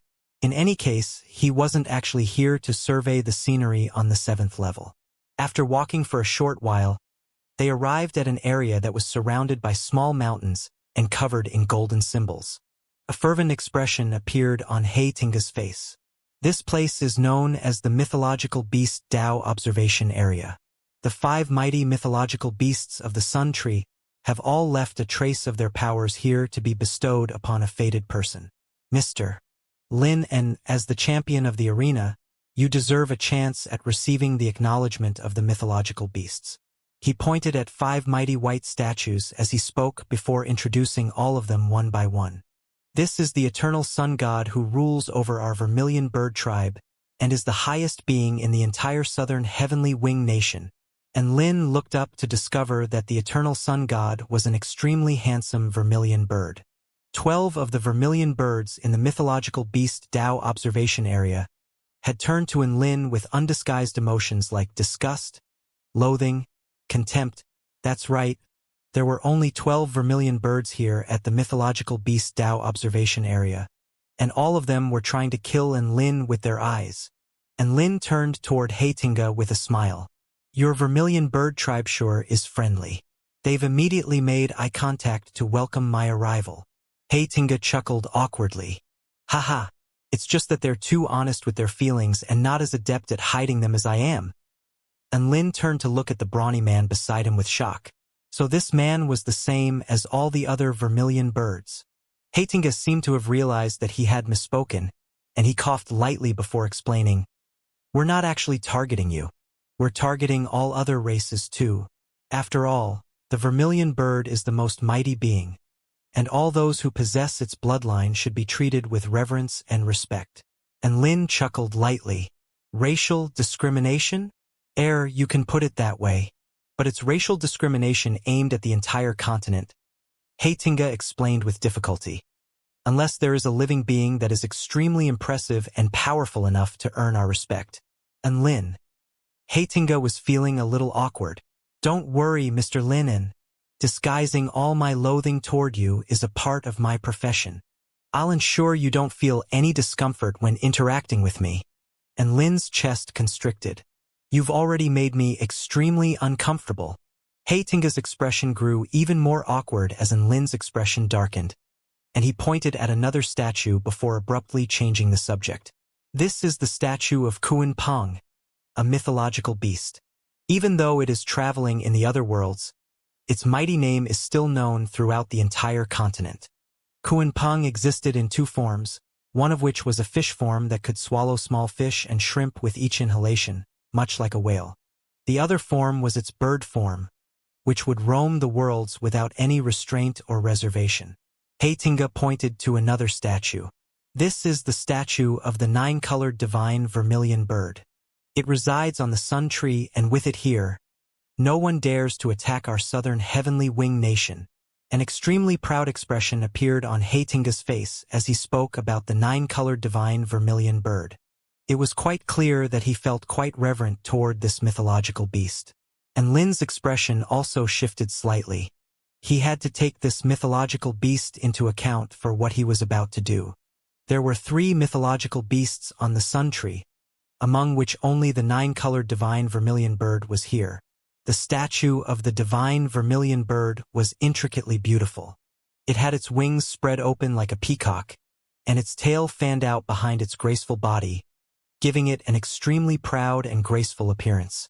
And Lin decided to test the waters, and he asked, "The 9-colored divine vermilion bird looks quite gentle and kind. Is it just as gentle in person?" Comment, hahaha. Mr. Lin and sure knows how to make jokes. Heitinga chortled as he patted Lin's shoulder and said, "Not taking into account other matters, our vermilion bird tribe is renowned for our fiery tempers. If you do something wrong, no matter how regal of a vermilion bird you are, you're going to be swallowed whole." Cold sweat poured down from Lin's forehead upon hearing this. So if he kissed the guardian of the sun tree, was he going to get swallowed whole? This was an extremely vital problem, and Lin suddenly felt as if an immense pressure was piling up on him again. Heitinga pointed to a statue and continued in his introduction. "This is the most ancient mythological beast of our tribe. It is known as the undying divine sparrow, but it, unfortunately, perished to the purple star's Tao destruction formation. Sigh?" And Lin forced an expression of loss and grief onto his face as he repressed the urge to ridicule the situation. How the fuck could it call itself the undying divine sparrow if it died? Wasn't this just an ironic insult? Heitinga observed a moment of wistful silence before pointing to the last statue. "This is also a very powerful mythological beast of our tribe, and it inherited the bloodline of the vermilion bird before mutating to become the mutant blood phoenix. Unfortunately, this senior also fell at an indeterminate location." And Lin looked at the last statue and drew a sharp intake of breath. He was super familiar with this mythological beast. Fate worked in strange ways sometimes. And Lin felt a sense of intimacy as he looked at the mutant blood phoenix, and he let loose a forlorn sigh. Heitinga was very much appreciative of Lin's apparent grief, and he too sighed with emotion. Sigh, even a powerful mythological beast runs the risk of being slain. I wonder who this senior was slain by and whether it received a proper burial. And Lin knew exactly what had happened to the mutant blood phoenix, and he offered words of consolation. "Don't worry. The mutant blood phoenix was so powerful in its life that it will continue to live on." That's right, he had inherited the power of the mutant blood phoenix, and he was going to use it to go on to do great things. As for a proper burial, there was even less need for Heitinga to worry about that. It had been cremated. As for its bones, they were chopped up and were stored in his storage ring, where it would undoubtedly serve a greater purpose someday. Brother and Lin, your words are simply inspiring. We will inherit its soul and power. Even though the mutant blood phoenix has perished, it will continue to live on. Heitinga spoke with a scorching light in his eyes, and Lin's lips twitched. He wondered if Heitinga would explode if he found out what Lin had done with the mutant blood phoenix's remains. That's all of the 5 mighty mythological beasts of the Sun Tree. You now have a chance to inherit the power they have left here. This is your right as an arena champion. Which one will you start at, Mr. Lin? And Heitinga asked with a smile. And Lin thought for a moment. He then decided to follow the sequence in which Heitinga had introduced them in. The two of them arrived at the statue of the eternal sun god, where 3 vermilion birds were observing the residual power there, and all of them turned to look at Lin with disdain. "Humph! A lowly being like this wants to receive the eternal sun god's acknowledgement. What a joke! Bastards with their lowly bloodlines trying to gain the approval of our sun tree mythological beast are simply hilarious. But there are so many of them risking their lives for this opportunity. The last time someone gained the approval of a mythological beast was 2 years ago, right? That's right, hee. And it was only a tiny sliver of inheritance. I heard that Lin is pretty impressive. Maybe he'll do a bit better. Heh, so what if he's impressive? What's he gonna do? Take away the entire inheritance left by the mythological beast. Besides, inheritances aren't dependent on power. They are much more heavily weighted toward factors like bloodlines. We've been observing this statue for so long and still barely received anything. All of these vermilion birds stood around and ran riot with their conversation, completely ignoring Enlin's feelings. Enlin wore a smile on his face, but he was fuming internally. Were all the birds here so arrogant? He really wanted to stomp these birds into the ground. There were 20 vermilion birds present, of which 2 were returned to void stage immortal beasts while the rest were all soul formation stage soul beasts. He could destroy this bunch by himself. Sigh. It was a pity that the sun tree was such an orderly place. Mr. Hey Tenga, what do I need to do? Enlin asked. You need to release a drop of your blood essence onto the mythological beast statue, then answer a random question posed by the mythological beast. The rest will be decided by the mythological beast. If you're extremely lucky and receive the approval of the mythological beast, then you might be able to receive some inheritances. Heitinga explained. He was using the word lucky to describe this process to Enlin, which proved that he felt Enlin had very slim chances of receiving the approvals of the mythological beasts. One had to realize that he was a mighty soul beast at the soul formation pinnacle stage. He had a relatively pure bloodline of the vermilion bird, but even so, he was unable to receive any inheritance from here. Enlin nodded upon hearing this, and he calmly walked toward a statue before releasing a drop of blood essence. The reddish-gold blood essence glowed under the light of the sun as bursts of powerful energy fluctuations erupted forth. For some reason, all of the vermilion birds felt their hearts tremble at the sight of that drop of blood essence. What was that feeling? I don't know, but it looks like that human is not your average noob. Humph. He just has a little bit of power, that's all. What's the point of having a scary aura? That's right. So what if he's more powerful than us? We have the vermilion bird bloodline, so we're more regal than him. That's right. These were the lies the vermilion bird tribe fed themselves with on a daily basis. Even if you're powerful, I'm still more regal than you. And Lin really wanted to eat some vermilion bird wings after hearing this logic. The blood essence fell onto the statue of the eternal sun god and was quickly absorbed. All of the vermilion bird's expressions shifted drastically. It was absorbed. The eternal sun god is not disdainful toward that human's blood? Unbelievable!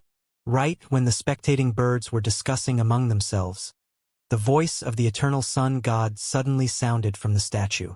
What came first, the bird or the egg? And Lin faltered upon hearing this. All of the vermilion birds present were even more shocked.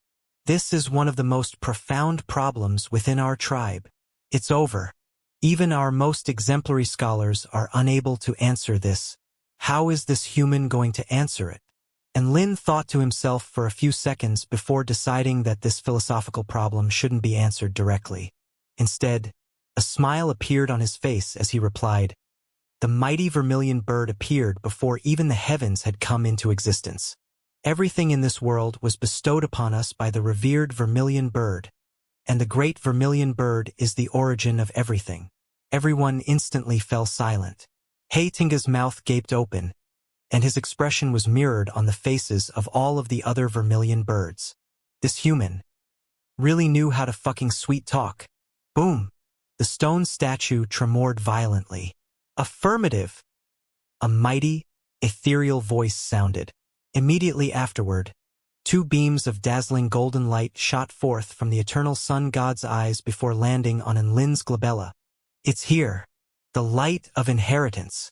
A vermilion bird screeched. My God! This brightness. How could it be so strong? Another vermilion bird turned pale with fright. One had to realize that inheritances were usually given in small wisps of light, never as a beam of light like this. That's the core inheritance of the eternal sun god. A return to void stage immortal beast vermilion bird muttered. Upon hearing this, everyone fell into stunned silence, and they all turned to stare blankly at the man with a golden light glowing at his glabella. The golden light fell onto Enlin's glabella, and a huge amount of information flowed into his mind. Fire God mode. Increase the power of your flames by 100% by converting your kinetic energy into heat energy. thereby allowing you to become a true fire god. The true intent, cultivation method, and Tao realm flowed into Enlin's mind all at once.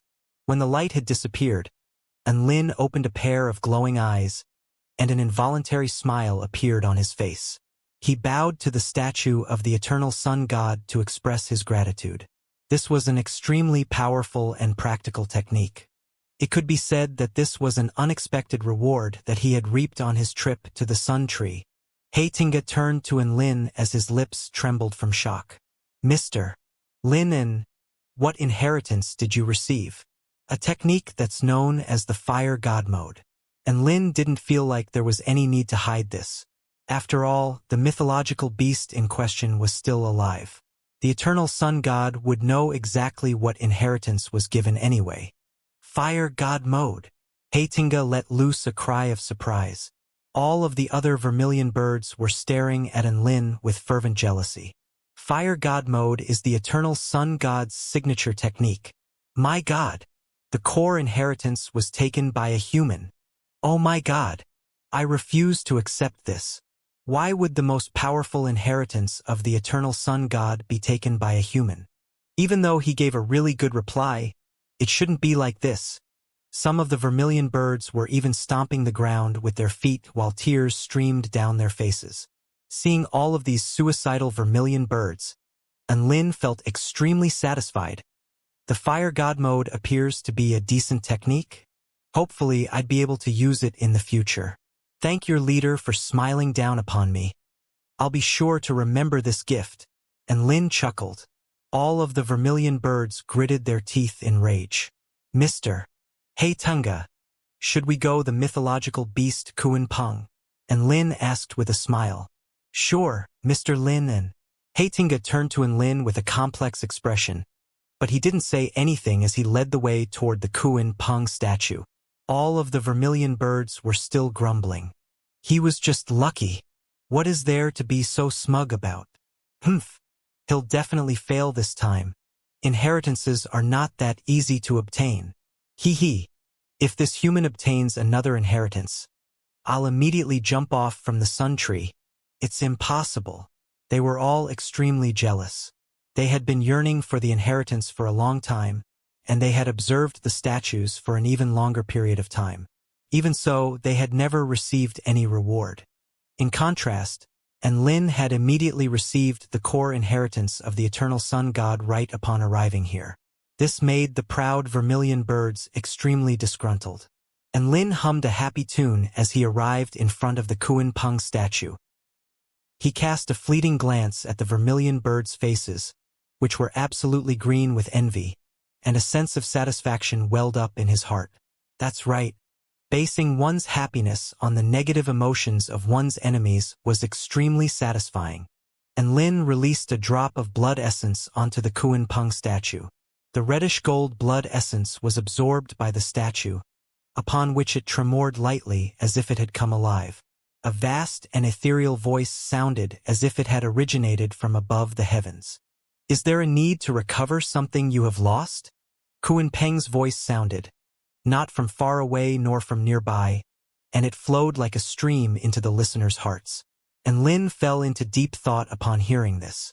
This seemed to be quite an open topic. Whether one recovered what they lost seemed to be related to their personalities, as well as what they lost. It differed from person to person as well as from item to item. What was the point of this question? No. A figurative light bulb flashed in Enlin's mind. He had to look at it from Kuan Peng's perspective. Kuan Peng liked to travel everywhere and was constantly moving from one place to another, so it would have a free-spirited personality. As such, he looked at Kuan Peng with a smile. Something that you lose has not truly belonged to you, so there is no need to be wistful for it and even less need to try and recover it. Kuan Peng's voice sounded not long after. Affirmative. Boom. Another extremely dazzling beam of light fell on Enlin's glabella. Am I dreaming? Heitinga stared blankly at the man beside him. It was as if he was in a daze. It's here. The light of the core inheritance. Another vermilion bird screeched. Such a dazzling light. Lin has received the high-level approval of another mythological beast. No, how could this be? I refuse to accept this. Why would a human be able to do this? He's just a human. A vermilion bird wrapped its wings around its head and shook its head in deep denial and self-doubt. Just as all of the vermilion birds were in shock, a huge amount of information flowed into Enlin's head. Kuan Peng travel. The mighty Kuan Peng flies with the wind and can travel vast distances in the blink of an eye. Kuan Peng travel is a technique that could utilize the power of the wind to the maximum in order to maximize one's speed regardless of whether they are pursuing or escaping from a foe.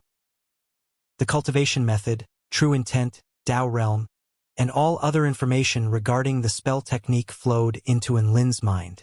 15 minutes later, Enlin blinked with satisfaction, and his aura became slightly more ethereal. Ow, that was quite a bit of information. Now my head is throbbing.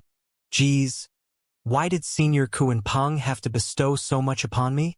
Enlin complained with an exasperated expression. All of the vermilion birds instantly exploded upon hearing this. I can't take this anymore. I have to go kill this serial flexor. A return to void stage vermilion bird screeched as it lunged toward Enlin. Calm down. Fighting is prohibited on the 7th level. Another vermilion bird instantly dissuaded it. I'm a mighty return to void stage immortal beast, and I have been observing these statues for over a century without even obtaining a core inheritance. I can't accept this. Another return to void stage vermilion bird heaved a long sigh. How could this be? How did this human receive the approval of 2 mythological beasts in succession? Look at his little bitchy face. Another vermilion bird bewailed, and Lin's face convulsed slightly upon hearing this. He couldn't just ignore that. With narrowed eyes, he turned to look at a certain vermilion bird. Who was it that just said they would jump off from the sun tree if I received another inheritance? Wah! It wasn't me. Why are you all looking at me? Wah! A vermilion bird immediately fled into the distance. Jumping from the sun tree. Fuck off. There was a flying restriction here. If one were to jump off, they would be vaporized by the power of the sun tree before they even had a chance to plummet to their death. All of the vermilion birds were quite dejected to see their fleeing friend. Upon seeing this, a victorious smile appeared on Enlin's face, and he waved a hand. Let's go. Hey Tinga, we'll go to the 9-colored vermilion bird statue next. He didn't know whether it was because of his blood or the answers he provided, but the mythological beast here didn't seem to mind him, and this gave him great confidence. Hey Tinga came to his senses, and he turned to Enlin as if he were looking at a monster. Enlin made his way toward the 9-colored vermilion bird statue before flicking a drop of blood essence toward it. The blood essence blossomed into a crimson flower on the surface of the statue. Everyone fell silent. All of the vermilion birds also faltered slightly upon seeing this. Enlin paused momentarily before flicking another drop of blood essence onto the statue of the 9-colored vermilion bird. But there was still no change. The vermilion birds that were used to being shocked by Enlin were instead shocked by something that was of a normal occurrence. However, all of them finally burst into laughter after a short while. Ha ha ha! I knew it! How could Lin and receive the approvals from all of the mythological beasts? This is how everything should be. Long live the 9-colored vermilion bird. How about it, cocky Lin? You feeling crushed now? A grief-stricken expression appeared on Enlin's face. I'm really sorry to have disappointed you. I tried to earn acknowledgement from 3 mythological beasts but only ended up with the core inheritances of 2. I'm not even worthy to stand here on this sun tree. The taunting laughter of the vermilion birds came to a grinding halt. PFFF? A vermilion bird threw up a mouthful of blood from rage. What the fuck? You're received 2 core inheritances and aren't worthy to stand on the sun tree? What about all those of us who have never even received a single core inheritance? The vermilion birds glowered at Enlin with rage and hatred, but they didn't know what to say. Only now did they realize that this human really was no ordinary man. Not only was this human male getting all the inheritances, but he was also extremely proficient at delivering insults and hitting where it hurt. The proud vermilion birds were starting to doubt their lives now. The only thing they could laugh about had been wiped away by him brutally. No one could stop his advancing footsteps, and he continued onward to the fourth mythological beast. The undying divine sparrow was a Dao integration stage mythological beast that had died in the Purple Star Dao destruction formation. It was also allegedly the oldest among the mythological beasts here. And Lin immediately flicked a drop of blood essence toward the statue. Take it if you want, leave if you don't. It didn't really matter much to him whether he received the inheritances of these mythological beasts anyway. The drop of blood essence was quickly absorbed by the statue. All of the vermilion birds were in shock again upon seeing this. Some of them even wore twisted expressions as their teeth ground together in rage. That's right, they had been disfigured by jealousy. A husky, elderly voice sounded from the statue. What is the difference between loneliness and solidarity? And Lin was ecstatic to hear this. He was once a hipster himself, and he knew the answer to this. These words appeared to be synonymous, but there was a difference in the emotions they conveyed. He replied with a profound expression. Loneliness is when no one wants to interact with you, whereas solidarity is when you don't want to interact with others. The statue commented after a short while, "That answer is not artistic enough," and Lin's heart jolted in shock.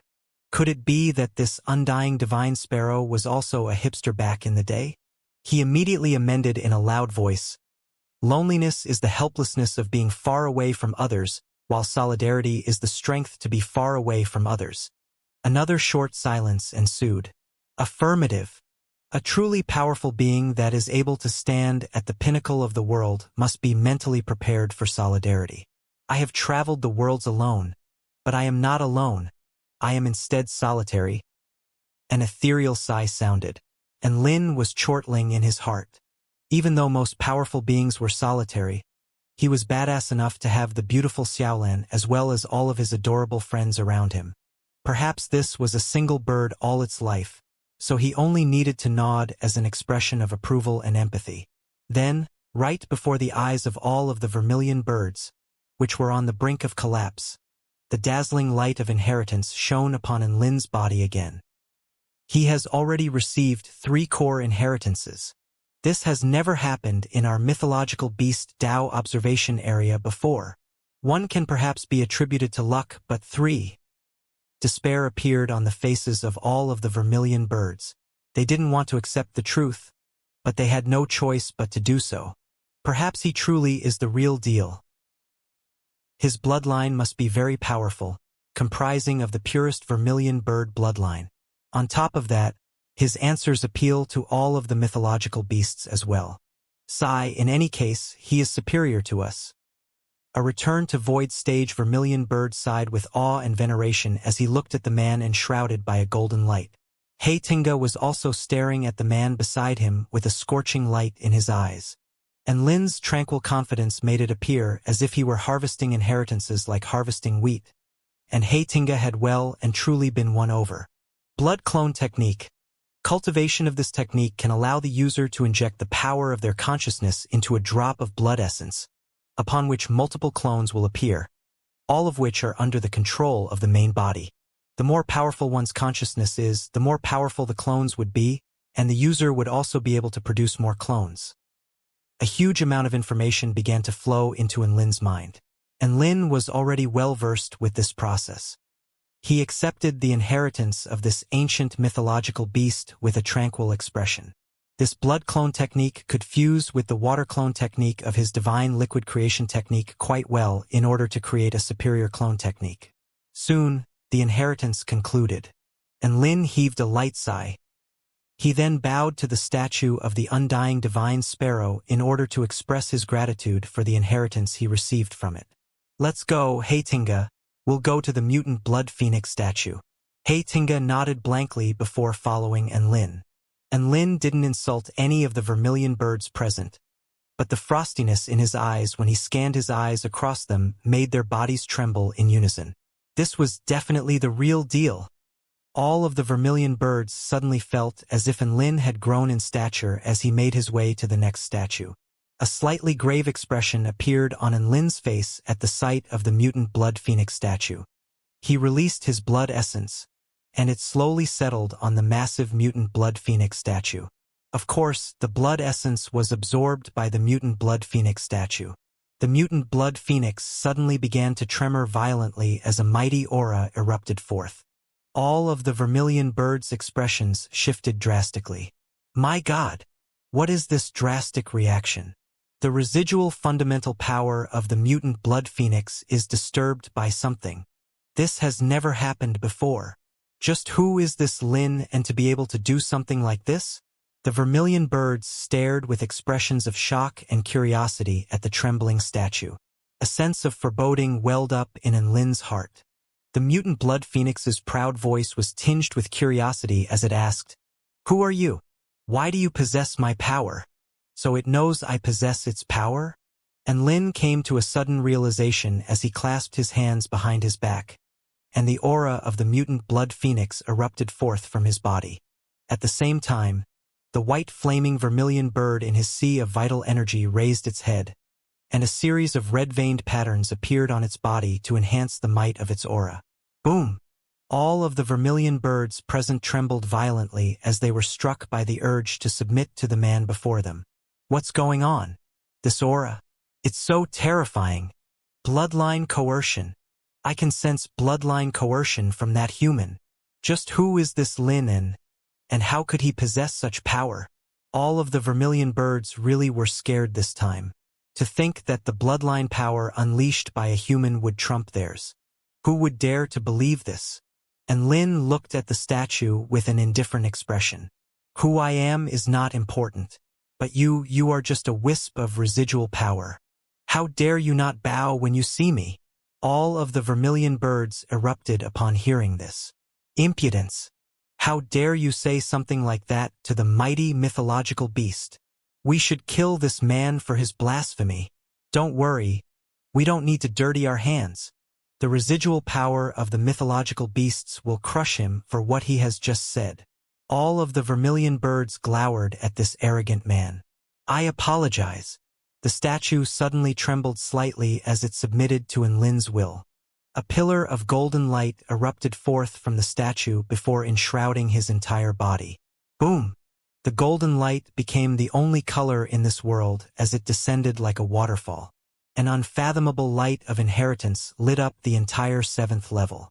All the vermilion birds stared incredulously at the scenes unfolding before them. They felt as if their brains had been reduced to mush.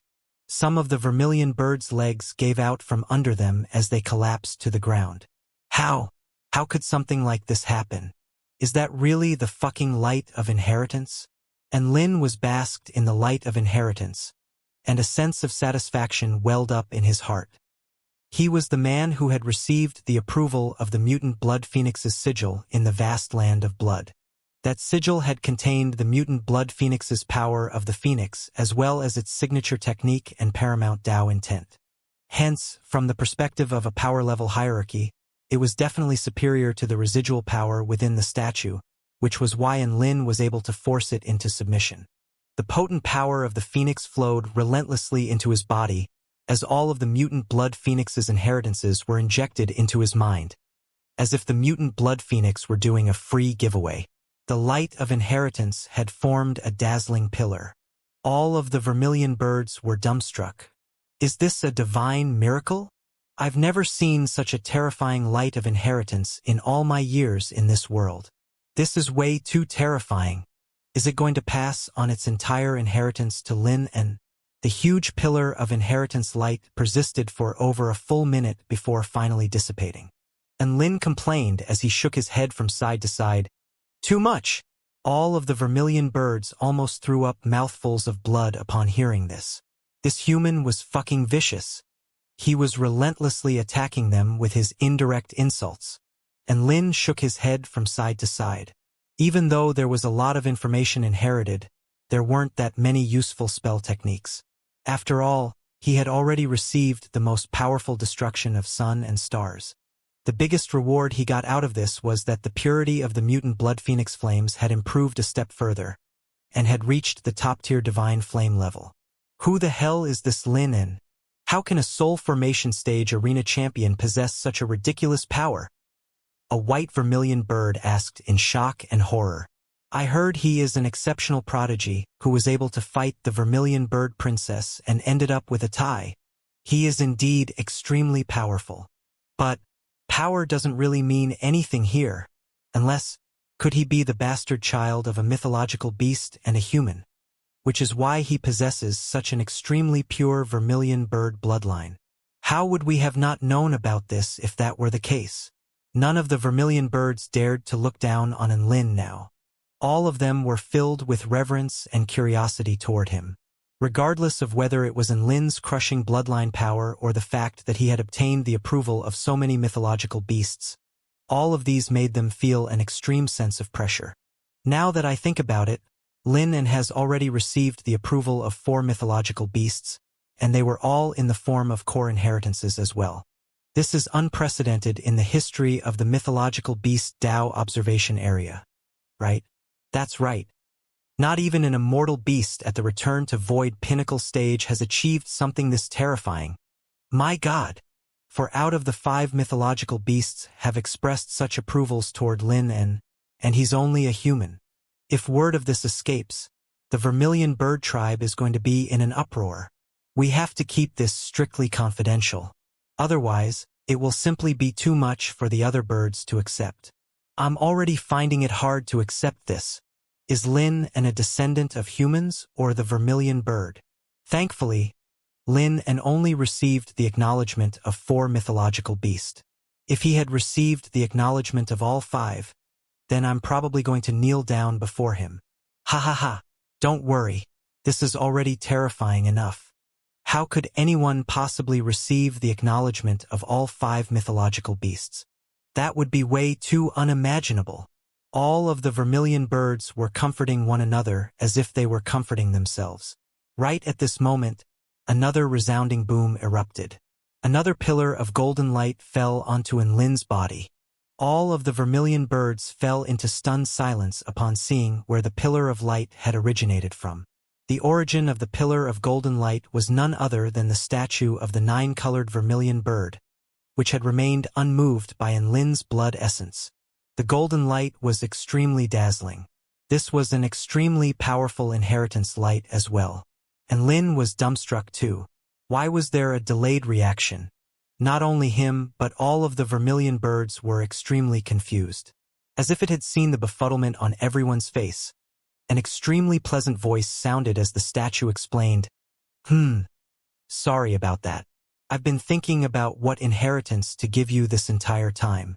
I've made a decision now, so please accept your inheritance. Gasp. All of the bystanders drew sharp intakes of breath. What the fuck? So that was why there was a delayed reaction. And Lin suddenly discovered that there was something amiss. Wait, you haven't asked me a question yet. Oh. The 9-colored vermilion bird paused momentarily before asking, Then, do you think I'm beautiful? And Lin faltered for a moment before replying, You are the most dazzling divine phoenix I have ever seen, and your beauty is an honor to behold. Affirmative. The 9-colored vermilion bird sounded very happy as it said, Now accept your inheritance. And Lin, all of the vermilion bird tribe onlookers. Was that really a fucking question? This whole thing seemed fixed. Boom. The light of inheritance fell upon Enlin's body without any hesitation. Enlin began to moan painfully, as if he had received too many inheritances at once, and that his body was unable to cope. That's right. It looked more like the 9-colored vermilion bird was forcing an inheritance on Enlin than Enlin actually begging for an inheritance. All of the vermilion birds were stunned into silence as they listened to Enlin's agonized wails. This was probably the mother of first-world problems. Boom, boom, boom. All of the vermilion birds fell to their knees before Enlin. Never had anyone received the high-level approval of all 5 mythological beasts. This was a new miracle that the Sun Tree had borne witness to. At that moment, Enlin was as dazzling as a god, and Lin was still accepting the 9-colored vermilion bird's inheritance. He didn't know why the 9-colored vermilion bird would be so kind to him, but he certainly wasn't going to refuse a gift like this. A huge amount of information flowed into Enlin's mind, and the contents of the inheritance were finally revealed to him. 5 elements merging technique. merges all of the powers of the 5 elements to give rise to a new power of the 5 elements. And Lin's eyes lit up upon seeing this. This spell technique was extremely useful and practical to him. After receiving the inheritance, he turned to the proud and beautiful peacock. With gratitude on his face, he bowed deeply. "Thank you for your gift, Senior." Among the 5 mythological beasts, it could be said that the 9-colored vermilion bird's inheritance was the one he was most satisfied with. After everything went back to normal, and Lin came to his senses and looked around to discover that all of the vermilion birds around him seemed to be kneeling to him, and Lin had seen a lot of similar situations, so he was quite tranquil and calm. A faint smile appeared on his face as he said in a dignified yet amicable voice, "There's no need to bow to me. All rise. All of the vermilion birds."